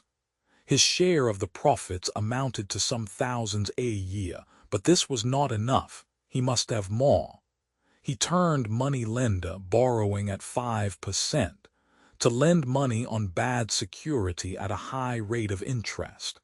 He died in the prime of life, a bankrupt, and of a broken heart. It is not everyone who knows when to leave off money-making, but there is a time when a wise man will remain satisfied with what he has won. I knew a gentleman in the Corn Exchange who was worth £80,000. That was not enough for him, though to many it would have been a fair fortune. He was determined to make one grand coup before finally retiring from business and enjoying the fruits of his industry and enterprise. He did so against the entreaties of his friends. The grand coup was a failure, and he died as poor as Job. Such men are to be met in London every day. A man who died very rich was very poor when he was a boy. When asked how he got his riches, he replied, "My father taught me never to play till all my work for the day was finished, and never to spend money till I had earned it. If I had but half an hour's work to do in a day, I must do that the first thing and in half an hour. After this was done, I was allowed to play. I early formed the habit of doing everything in its time, and it soon became perfectly easy to do so. It is to this habit that I owe my prosperity." Sir Titus Salt, the millionaire who made a fortune by the introduction of alpaca wool cloth into the country, was a very early riser. At Bradford, where he first commenced business, before he had built his grand manufactory at Saltaire, it used to be said, "There is Titus Salt. He has made £1,000 before other men were out of bed." It was industry that helped to make Franklin a successful man of business. This industry was, he tells us, a source of credit. Particularly, I was told that mention being made of the new printing office at the Merchants' Every Night Club, the general opinion was that it must fail, there being already 2 printers in the place, Kermer and Bradford. But Dr. Baird gave a contrary opinion. "For the industry of that Franklin," he said, "is superior to anything I ever saw of the kind. I see him still at work when I go from the club, and he is at work again before the neighbors are out of bed." This struck the rest, and he soon after had offers from one of them to supply us with stationery, but as yet he did not choose to engage in shop business. I mention this, adds Franklin, more particularly, and the more emphatically, though it seems to be talking in my own praise, that those of my posterity who shall read it may know the use of that virtue, industry, when they see its effects in my favor throughout this relation. Again, let us see how men lose money, for the art of keeping money is of greater importance to a man than that of making it. The great house of Overend and Gurney fell, and threw all London into a panic, because the house did not know how to keep money, but went into all sorts of ruinous speculations, which ultimately brought it to the ground. In a little room in one of the by-streets of New York, up a narrow, dingy flight of stairs, may be seen a man, says an American writer, doing a little brokerage which his friends put into his hands. That man at one time inherited the name and fortune of a house which America delighted to honor. That house was founded by 2 lads who left their homes to seek their fortunes in a great city. They owned nothing but the clothes they wore, and a small bundle tied to a stick and thrown over their shoulders. Their clothes were homespun, were woven under the parental roof, and cut and made by motherly skill and sisterly affection. They carried with them the rich boon of a mother's blessing and a mother's prayers. They were honest, industrious, truthful, and temperate. They did anything they found to do that was honest. They began a little trade which increased in their hands and extended till it reached all portions of the civilized world. They identified themselves with every good work. Education, humanity, and religion blessed their munificence. The founders of the house died, leaving a colossal fortune and a name without a stain. They left their business and their reputation to the man who occupies the little chamber that we have referred to. He abandoned the principles on which the fame and honor of the house had been built up. He stained the name that for 50 years had been untarnished. He fled from his home. He wandered about the country under an assumed name. Widows and orphans who had left trust money in their hands lost their all. In his fall he dragged down the innocent and spread consternation on all sides. A few years passed, and after skulking about in various cities abroad, he ventured back. Men were too kind to harm him. Those whom he had befriended in the days of his prosperity helped him to a little brokerage to earn his bread, and so he lingered on and died, poor and forgotten and obscure. A warning to the prosperous, not to forget that honesty is the best policy after all. A fast man in business, sooner or later, comes to grief. A young man in New York represented a New England house of great wealth and high standing. He was considered one of the smartest and most promising young men in the city. The balance in the bank, kept by the house, was very large, and the young man used to boast that he could draw his check any day for $200,000 and have it honored. The New England house used a great deal of paper, and it could command the names of the best capitalists to any extent. He was accustomed to sign notes in blank and leave them with the concern. So much confidence had he in its soundness and integrity. Yet strange to say, these notes, with those of other wealthy men with nearly the whole financial business of the house, were in the hands of the young manager in New York. In the meanwhile he took a turn at Harry Hill's to relieve the pressure of business. Low amusements and the respectable company he found suited him. From a spectator he became a dancer. From dancing he took to drinking. He then tried his hand at play and was cleaned out every night, drinking deeply all the while. He became enamored of a certain class of women, clothed them in silk, velvets, and jewels, drove them in dashing teams in the Central Park, secured them fine mansions, and paid the expenses of their costly establishments, all the while keeping the confidence of his business associates. In his jaded, wan, and dissipated look, men saw his attention to business. The New England manager of the house was the father of the young man. His reputation was without a stain, and confidence in his integrity was unlimited. In the midst of his business he dropped down dead. This brought things to a crisis, and an exposure immediately followed. The great house was bankrupt, and everybody ruined that had anything to do with it. Those who supposed themselves well off found themselves quite the reverse. Widows and orphans lost their all. Men suspended business on the right hand and the left. In gambling, drinking, and dissipation, this young fellow had squandered the enormous sum of $1,400,000. It is an old familiar moral to be learnt from the story of that man's decline and fall, but to return to money-making. "I find," said a shrewd merchant, "I make most money when I am least anxious about it."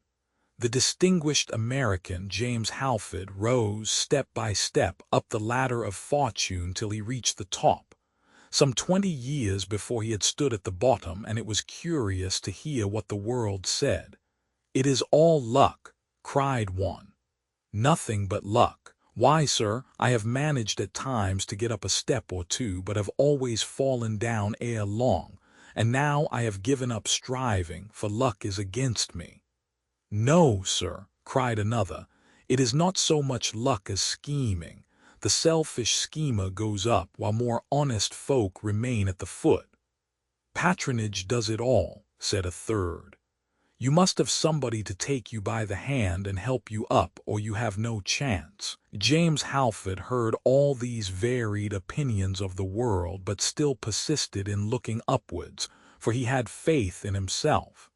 He rose from the lowest situation in a store till he became a trader for himself, and amassed a large fortune. Mr. Friedley's unvarying motto was self-reliance and self-dependence.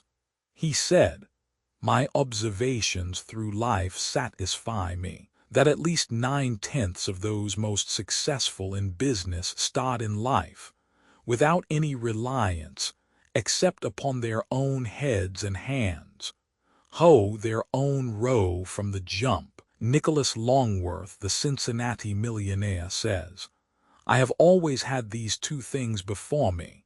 Do what you undertake thoroughly. Be faithful in all accepted trusts." Stephen Gerrard's motto was the well-worn one, "Take care of the cents. The dollars will take care of themselves."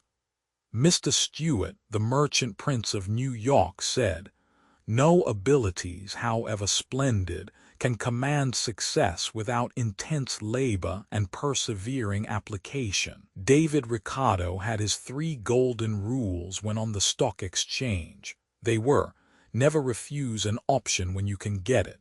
Cut short your losses. Let your profits run on. A man who had, by his own unaided exertions, become rich was asked by his friend the secret of success.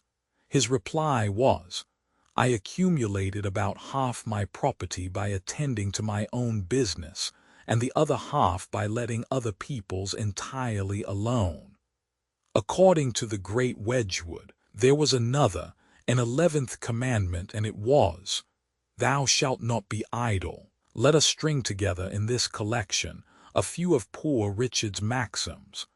I never saw an oft-removed tree, nor yet an oft-removed family, that throve as well as those that settled be. Again he wrote, "He that by the plough would thrive himself must either hold or drive."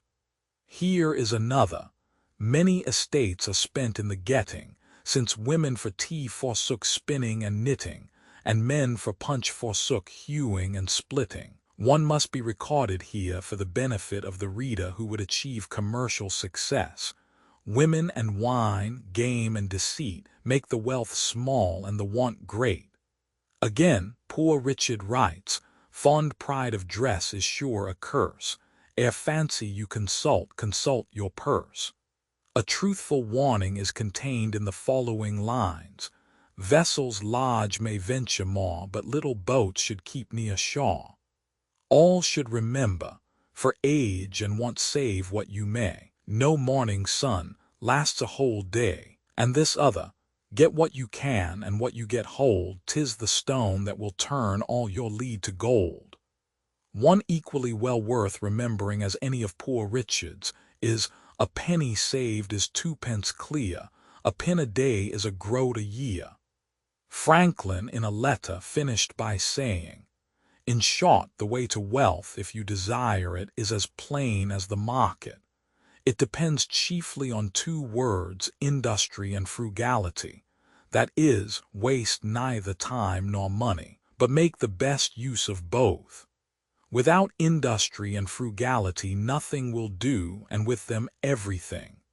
He that gets all he can honestly, and saves all he gets, necessary expenses excepted, will certainly become rich, if that being who governs the world, to whom all should look for a blessing on their honest endeavors, doth not, in his wise providence, determine otherwise." Again, in a time of scarcity, as an infallible receipt for filling empty purses, Franklin wrote, "First, let honesty and industry be thy constant companions, and secondly, spend 1 penny less than thy clear gains.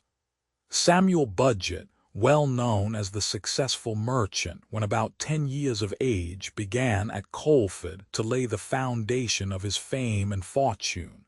He thus describes how he first got money. "I went," he said, "to the mills of Kilmerston to school, a distance of 3 miles. One day on my way I picked up a horseshoe and carried it about 3 miles and sold it to a blacksmith for 1 penny. That was the first penny I ever recollect possessing, and I kept it for some time. A few weeks after, the same man called my attention to a boy who was carrying off some dirt opposite his door, and offered, if I would beat the boy by doing it quicker, he being a bigger boy than myself, to give me 1 penny. I did so. He made a mark upon it and promised me that if I would bring it to him that day fortnight he would give me another. I took it to him at the appointed time, when he fulfilled his promise, and I thus became possessed of 3 pence. Since then I have never been without, except when I gave it all away." 1. Writes his admiring biographer, the Rev. W. Budgett, would not have imagined, in seeing the little schoolboy stop and look at the old horseshoe, that the turning point of his life had come, but so it was.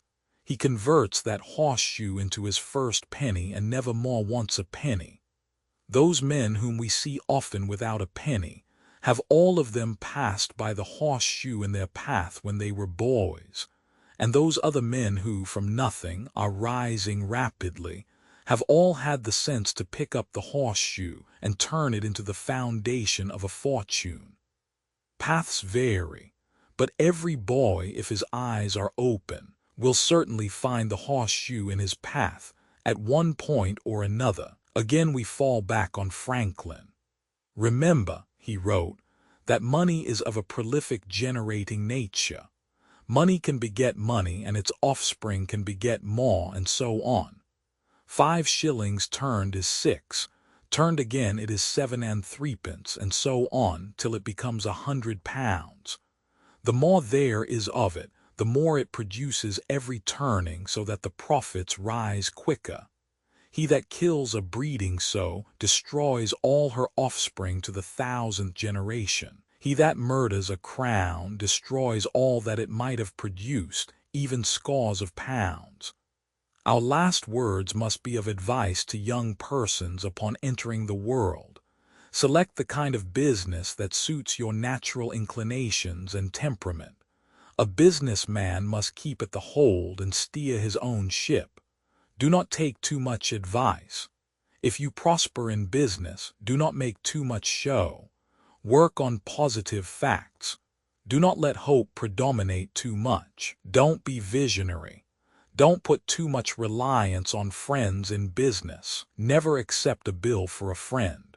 You stand a chance of losing money and friend. Speak very little in business. Pump others rather than be pumped yourself.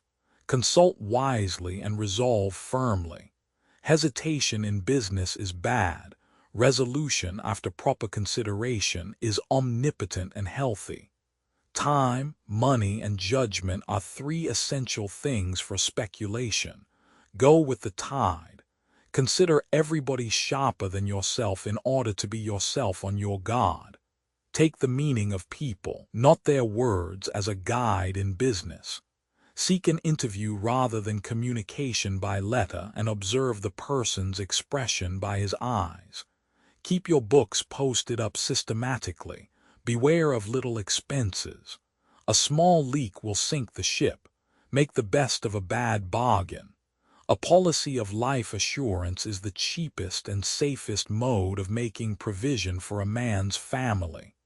Finally, as Matthew Henry wrote, "Hope the best, get ready for the worst, and then take what God sends." A spendthrift who had nearly wasted all his patrimony, seeing an acquaintance in a coat not of the newest cut, told him he thought it had been his great-grandfather's coat. "So it was," said the gentleman, "and I have also my great-grandfather's land, which is more than you can say." A gentleman whose place of business was not 1,000 miles from the exchange, was annoyed, as many businessmen are, by impecunious individuals desiring small loans. He adopted the following method of dealing with them. He would listen amicably to the long preface to the request to just lend me a sovereign for a few days, and answer, certainly, and then turning to a clerk say, "James, we have a sovereign to lend, have we not?" "Yes, sir," says the well-trained James. "Well, lend it to Mr. Beat." "It is not in, sir, you loaned it to Mr. Bummer the day before yesterday." "Ah, yes, so I did." "Well, when it comes in, lend it to Mr. Beat," and bowing to the borrower, the merchant resumes his business, and the needy one walks dejectedly out to try a more profitable place. A man who would thrive should get married. A good wife is a true helpmeet in fighting the battle of life. This is the hidden gem of purest ray serene. Dr. Crosby says, the true girl is to be sought for. She does not parade herself as show goods. She is not fashionable generally. She is not rich. But oh, what a heart she has when you have found her. So large and pure and womanly. When you see her you wonder if those showy things outside were really women. If you gain her love, your 2,000 are 1,000,000. She'll wear simple dresses and turn them when necessary. She'll keep everything neat and tidy in your sky parlor and give you such a welcome when you come home that you'll think your parlor higher than ever. She'll entertain true friends on $1 and astonish you with the thought how very little happiness depends on money. She'll make you love home if you are not a brute, and teach you how to pity while you scorn a poor fashionable society that thinks itself rich and vainly tries to think itself happy. Now do not, I pray you, say any more, "I can't afford to marry." Go, find the true woman, and you can. Throw away that cigar, and avoid intoxicating drinks, the grave of home comforts. Be sensible yourself, and seek your wife in a sensible way. Look carefully to your expenditures. No matter what comes in, if more goes out, you will always be poor. The art is not in making money, but in keeping it. Little expenses, like mice in a barn when they are many, make great waste. Hair by hair heads get bald. Straw by straw the thatch goes off the cottage. And drop by drop the rain comes in the chamber. A barrel is soon empty if the tap leaks but a drop a minute. When you mean to save, begin with your mouth. Many thieves pass down the red lane. The ale jug is a great waste. In all other things keep within compass. Never stretch your legs farther than the blankets will reach, or you will soon take cold. In clothes, choose suitable and lasting stuff, and not tawdry fineries. To be warm is the main thing, never mind looks. A fool may make money, but it needs a wise man to spend it. Remember, it is easier to build 2 chimneys than to keep one going. If you give all to back and board, there is nothing left for the savings bank. Fare hard and work hard when you are young, and you will have a chance to rest when you are old. A successful businessman told me there were 2 things which he learned when he was 18, which were ever afterwards of great use to him, namely, never to lose anything, and never to forget anything. An old lawyer sent him with an important paper, with certain instructions what to do with it, but inquired the young man, "Suppose I lose it, what shall I do then?" "You must not lose it." "I don't mean to," said the young man, "but suppose I should happen to." "But I say you must not happen to. I shall make no provision for any such occurrence. You must not lose it." This put a new train of thought into the young man's mind, and he found that if he was determined to do a thing, he could do it. He made such a provision against every contingency that he never lost anything. He found this equally true about forgetting. If a certain matter of importance was to be remembered, he pinned it down on his mind, fastened it there, and made it stay. He used to say, "When a man tells me that he forgot to do something, I tell him he might as well have said, 'I do not care enough about your business to take the trouble to think of it again.'" I once had an intelligent young man in my employment who deemed it sufficient excuse for neglecting any important task to say, "I forgot it." I told him that would not answer. If he was sufficiently interested, he would be careful to remember. It was because he did not care enough that he forgot it. I drilled him with this truth. He worked for me 3 years, and during the last of the 3 he was entirely changed in Tin's respect. He did not forget a thing. His forgetting, he found, was a lazy and careless habit of the mind which he cured. While we write, the great orator of the age has lectured the people of Hawarden in particular, and of England in general, on the virtues of thrift. The subject is worthy of his genius. Thrift lies at the foundation of all individual or national greatness. The Times notes that Mr. Gladstone only hops on an old string when he says that Englishmen are lacking in thrift.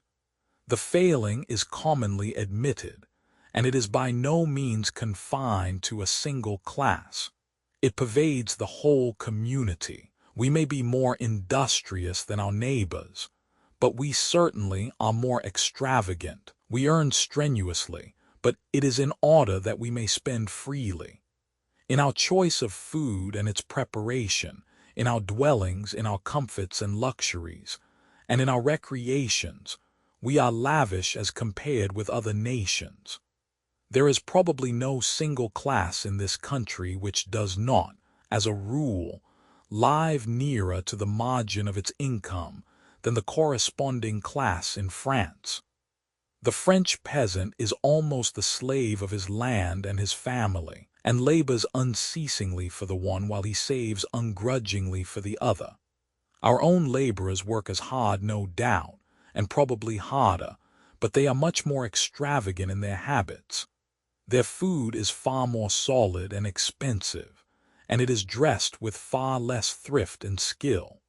The case is not very different with the classes higher in the social scale.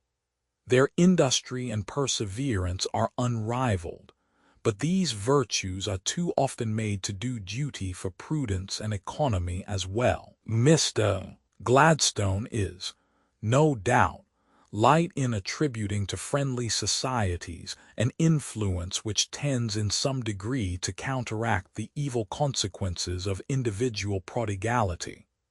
They do not directly encourage a more frugal mode of life among the masses, but they develop a social feeling of common welfare which at least counteracts individual selfishness. Thus, independently of their purely economical advantages, they are by no means despicable instruments of political and social education. But after all, it is on the individual himself that it depends whether he shall be thrifty and get on in the world, or shall be careless and indolent and extravagant and finally sink down to the bottom, a burden to the rest of the community. The way to wealth, says an old writer, is as plain as the way to market. It depends chiefly on 2 plain words, industry and frugality, that is, waste neither time nor money, but make the best use of both. As we go to press, we find a meeting held at the Mansion House, London, the Earl of Shaftesbury in the chair, to hear Miss Emily Faithfull lecture against the extravagance of modern life. Ladies, she said, were sometimes accused of being the direct means of wild expenditure, and what answer could be made to their accusers? They had only to walk in any fashionable resort to see a great deal of prodigal display in dress, which could be accounted for only by the explanation that many of its wearers were living beyond their means. This state of things arose because women were ranked by what they wore, and not by what they were. Men and women seem to have lost the faculty of enjoying inexpensive pleasures. The same extravagance was to be found among high and low, master and man. The reason of the outcry about bad servants was because all those of the present day wished to be like their betters. Fine ladyism had descended from the drawing-room to the kitchen. Of the various causes of this, one was the love of money, more deeply rooted in the minds of the people of England than in those of any other nation in the world. Another was the modern fusion of classes, people finding themselves in a position in which they were compelled by the tyranny of custom to make an appearance beyond their legitimate means. One of the most crying evils of these times was the credit system, and its twin brother debt, well described as the curse of the middle classes, and which, like drink, was carried on in a blind, stupid, reckless fashion. The meaning of the word economy was continually being falsely made to imply the saving of money, whereas it only meant the best possible administration of time, labor, and money. Mr. Thomas Hughes, Q.C., said that the great dangers for this country were unthrift and intemperance, and unless we could make it sober and thrifty, it would soon become insolvent.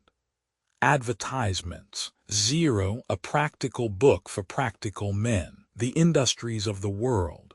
A complete course of technical education for the artisan and the manufacturer, fully illustrated with diagrams and portraits. In 30 parts, price 1s. Each, 15 parts, price 2s. Each, or in 5 divisions, cloth backs, price 6s, 6d. Each, also in 2 vols. Cloth gilt, price 36s. This noble work should find a place in every household. Charles & Co., 1 Salisbury Court, Fleet Street, London, E.C., now publishing a new edition of Europe Illustrated.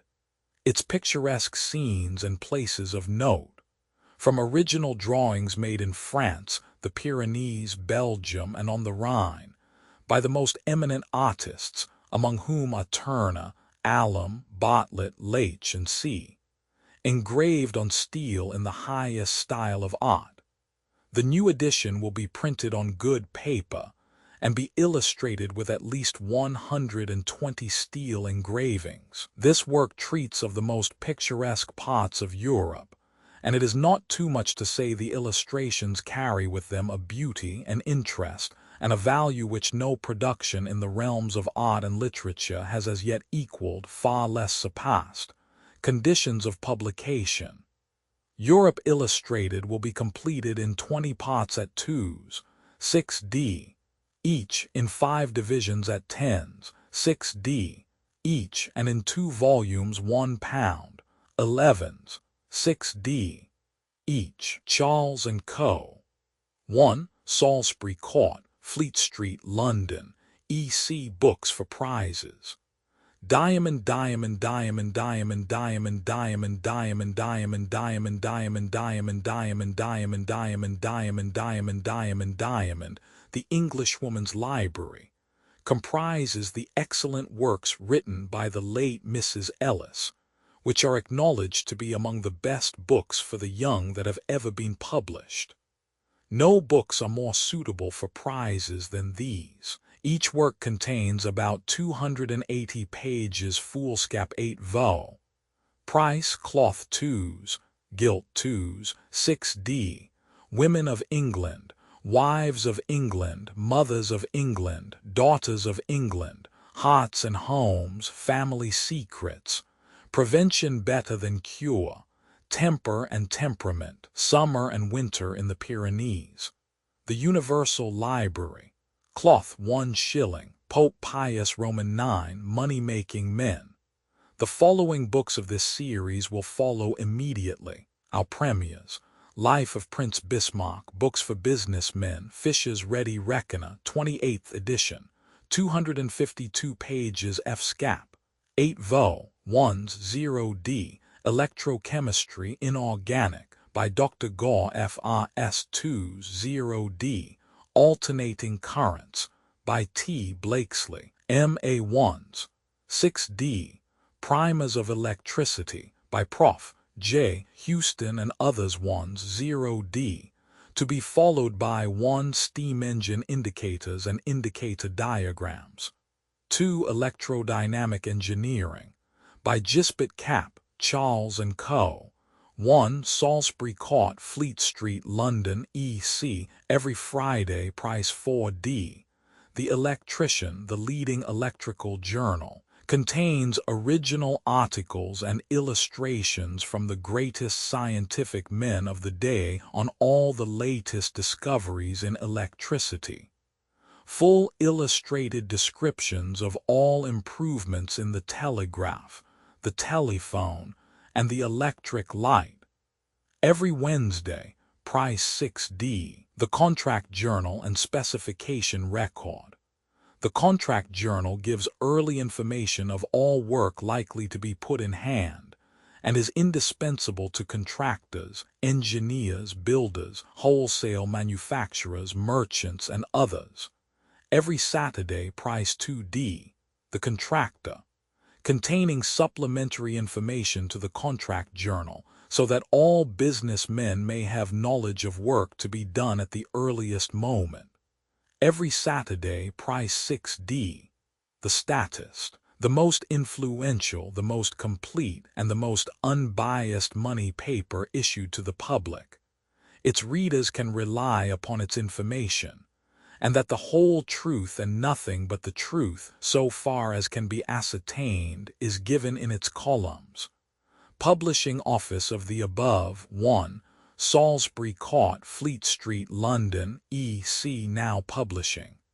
The important new work, The Royal Natural History, illustrated with over 2,000 engravings and 36 full-page colored plates of the greatest excellence, each necessitating from 8 to 11 printings, with an introduction on the study of natural history by Dr. Andrew Wilson, F.R.S. Eden, F.R.P.S.E., lecturer on zoology and comparative anatomy in the Edinburgh Medical School. A magnificent colored premium plate is in preparation and will be given to every subscriber for a complete copy of this work. The work is issued in 18 parts at 2s, or 6 divisions with cloth backs, price 6D, each, or in 2 volumes handsomely bound in cloth gilt, price £2, 2s, Charles & Co. Publishers 1, Salisbury Court, Fleet Street, London, EC. Footnotes. 0 advertisements on the inside cover of the physical book have been moved to the end. D.P. 76A oil from rapeseed or sesame seed, which last is a favorite oil in the East for cooking, and is procurable in London at half the price of olive oil.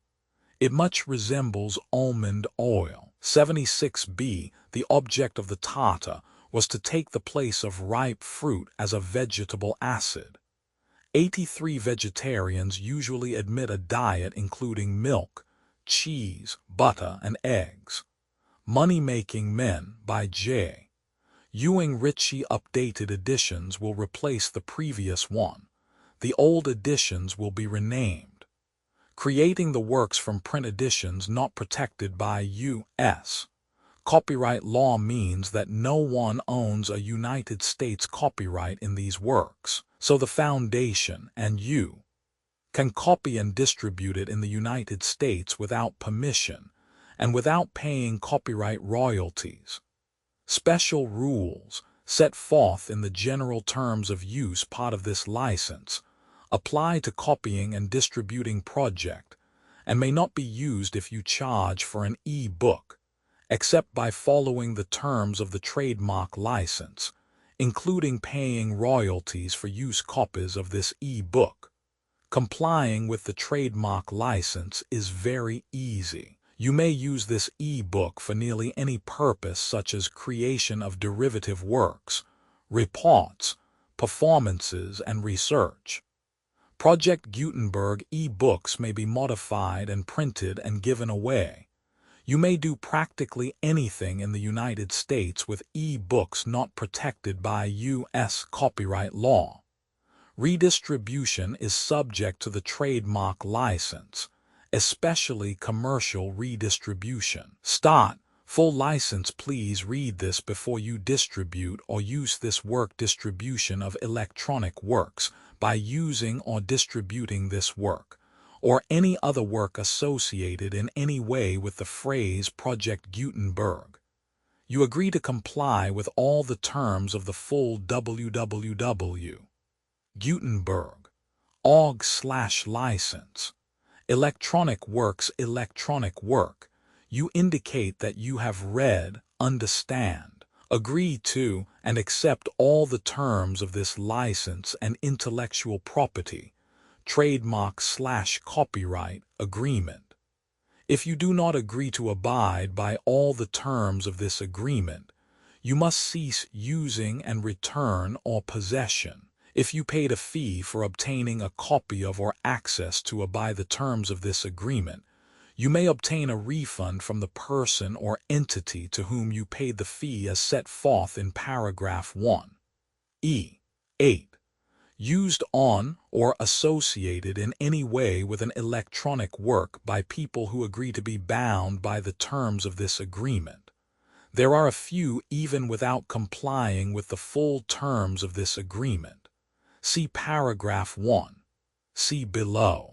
There are a lot of things you can do with Project Gutenberg electronic works if you follow the terms of this electronic works.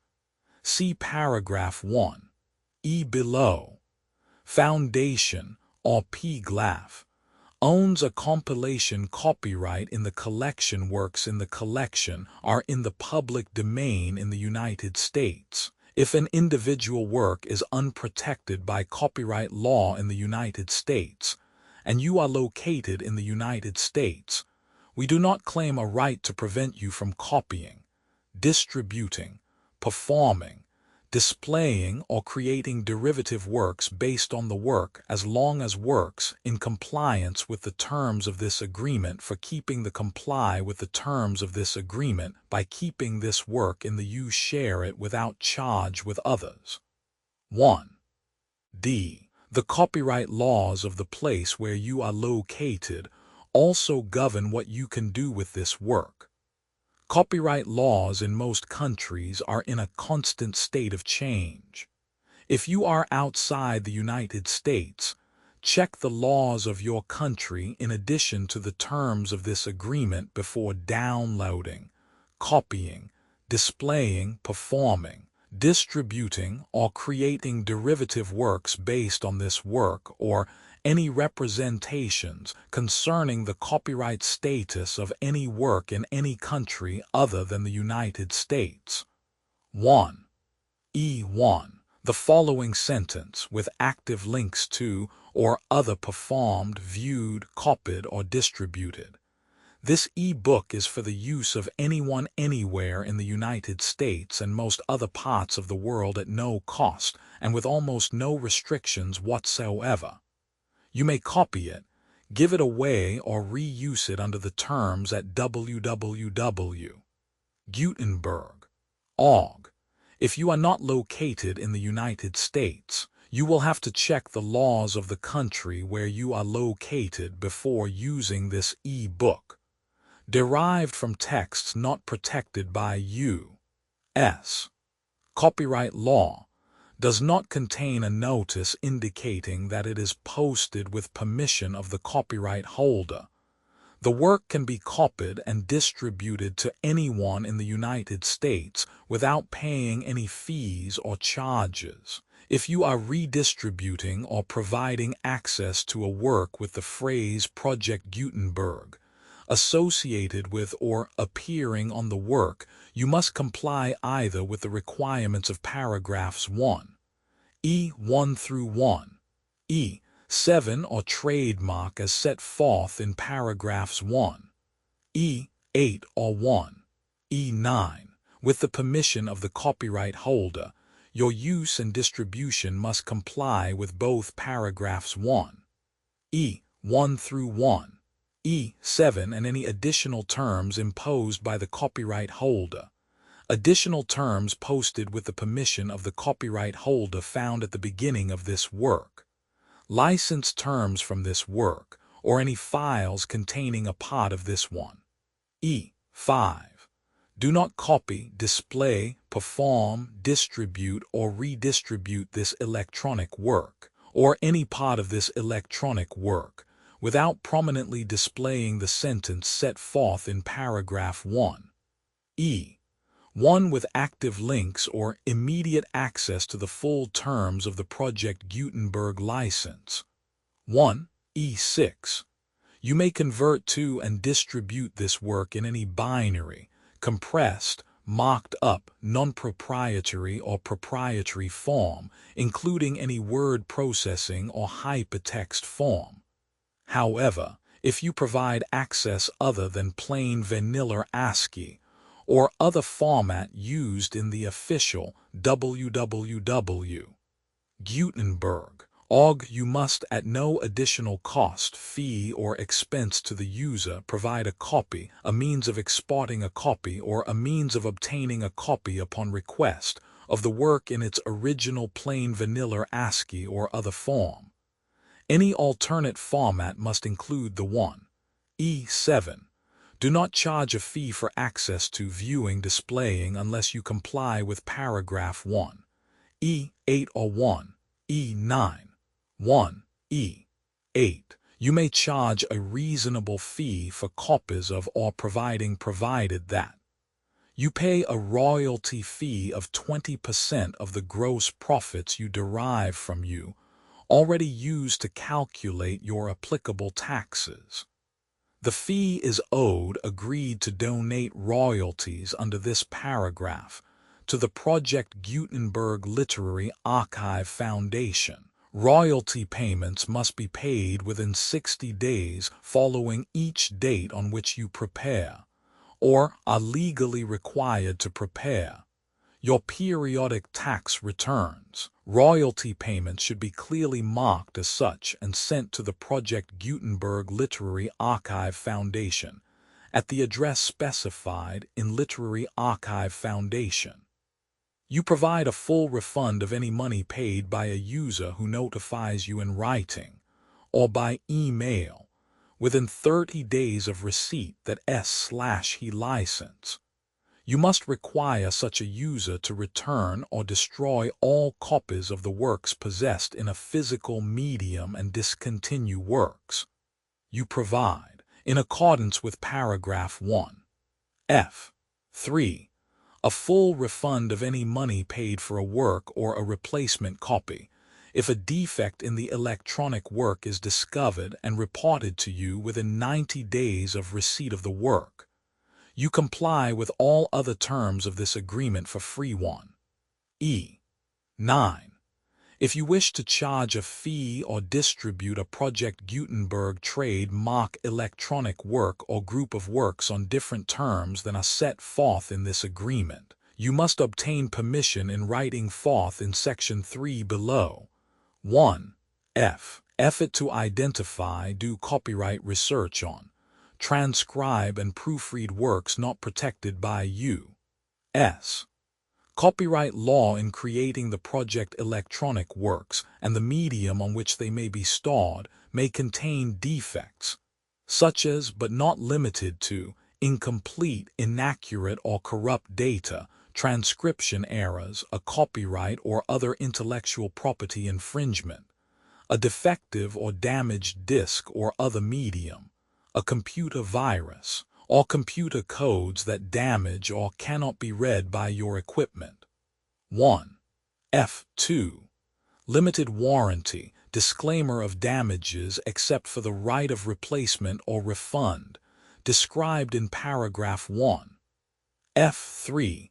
The Project Gutenberg Literary Archive Foundation, the owner of the Project Gutenberg trademark, and any other party distributing a Project Gutenberg trademark electronic work under this agreement, disclaim all liability to you for damages, costs, and expenses, including legal fees. You agree that you have no remedies for negligence, strict liability, breach of warranty or breach of contract except those provided in paragraph 1.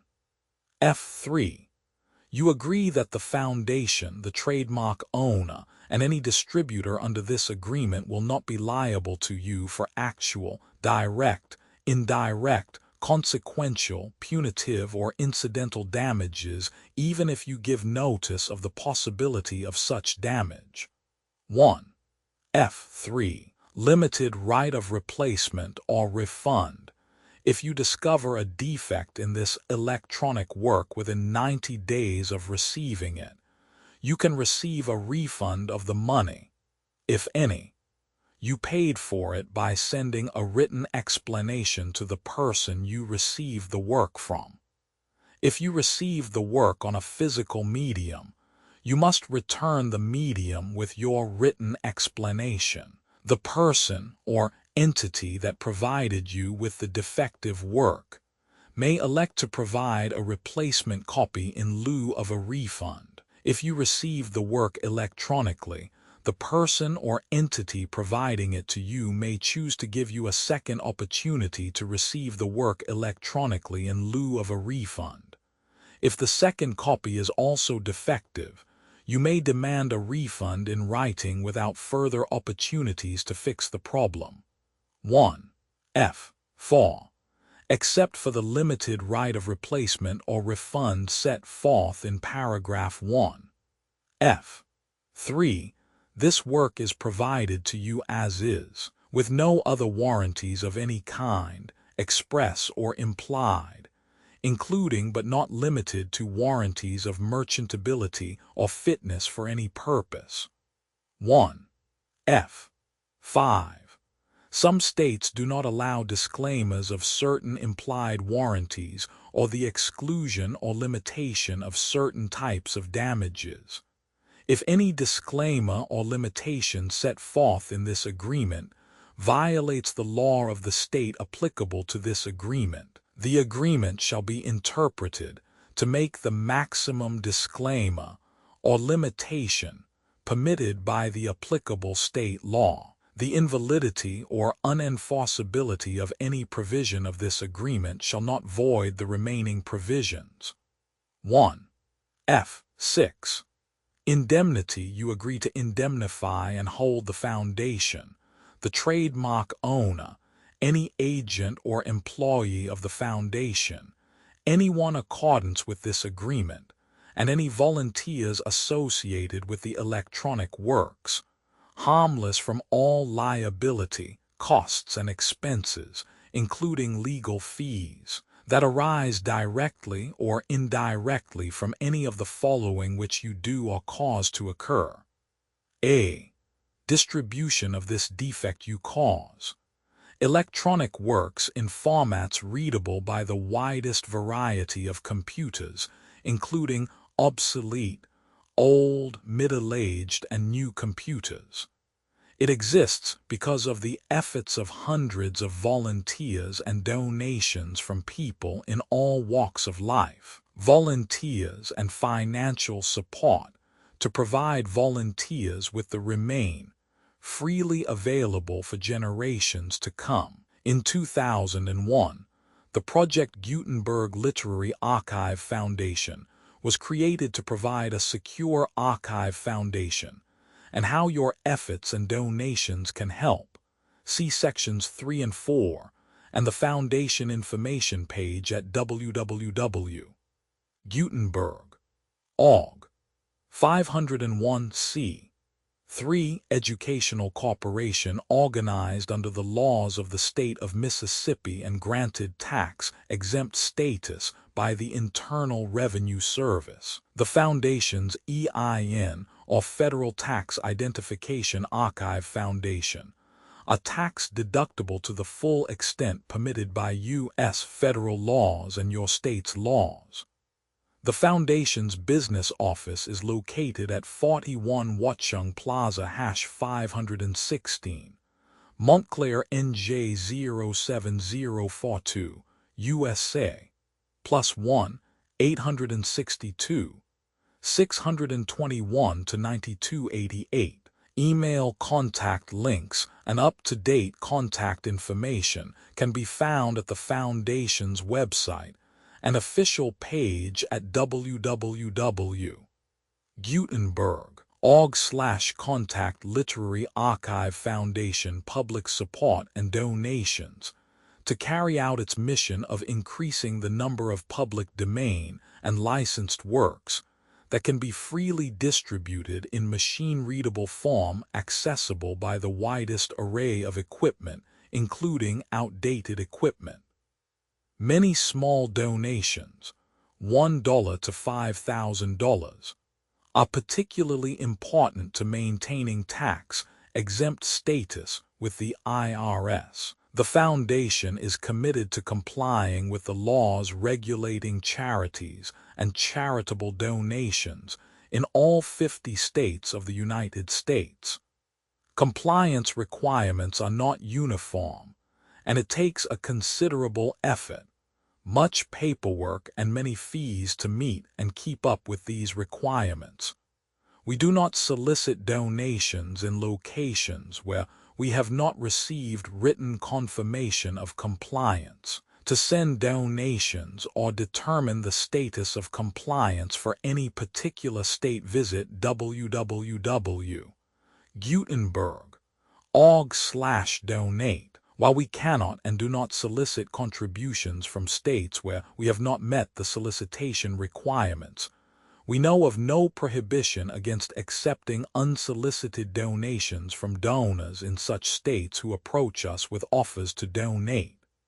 International donations are gratefully accepted, but we cannot make any statements concerning tax treatment of donation received from outside the United States. U.S. laws alone swamp our small staff. Methods and addresses. Donations are accepted in a number of other ways, including checks, online payments, and credit card donations. To donate, please visit www.gutenberg.org/donate. Professor Michael S. Hart was the originator of the Project Gutenberg concept of a library of electronic works that could be freely shared with anyone. For 40 years he produced and volunteer support editions, all of which are confirmed as not protected by copyright in the U.S. unless a copyright notice is included. Thus, we do not necessarily keep e-books in compliance with any particular paper edition. Most people start at our website, which has the main PG search facility, www.gutenberg.org, Archive Foundation, how to help produce our new e-books, and how to subscribe to our email newsletter to hear about new e-books. Linked image back, linked image back, linked image back.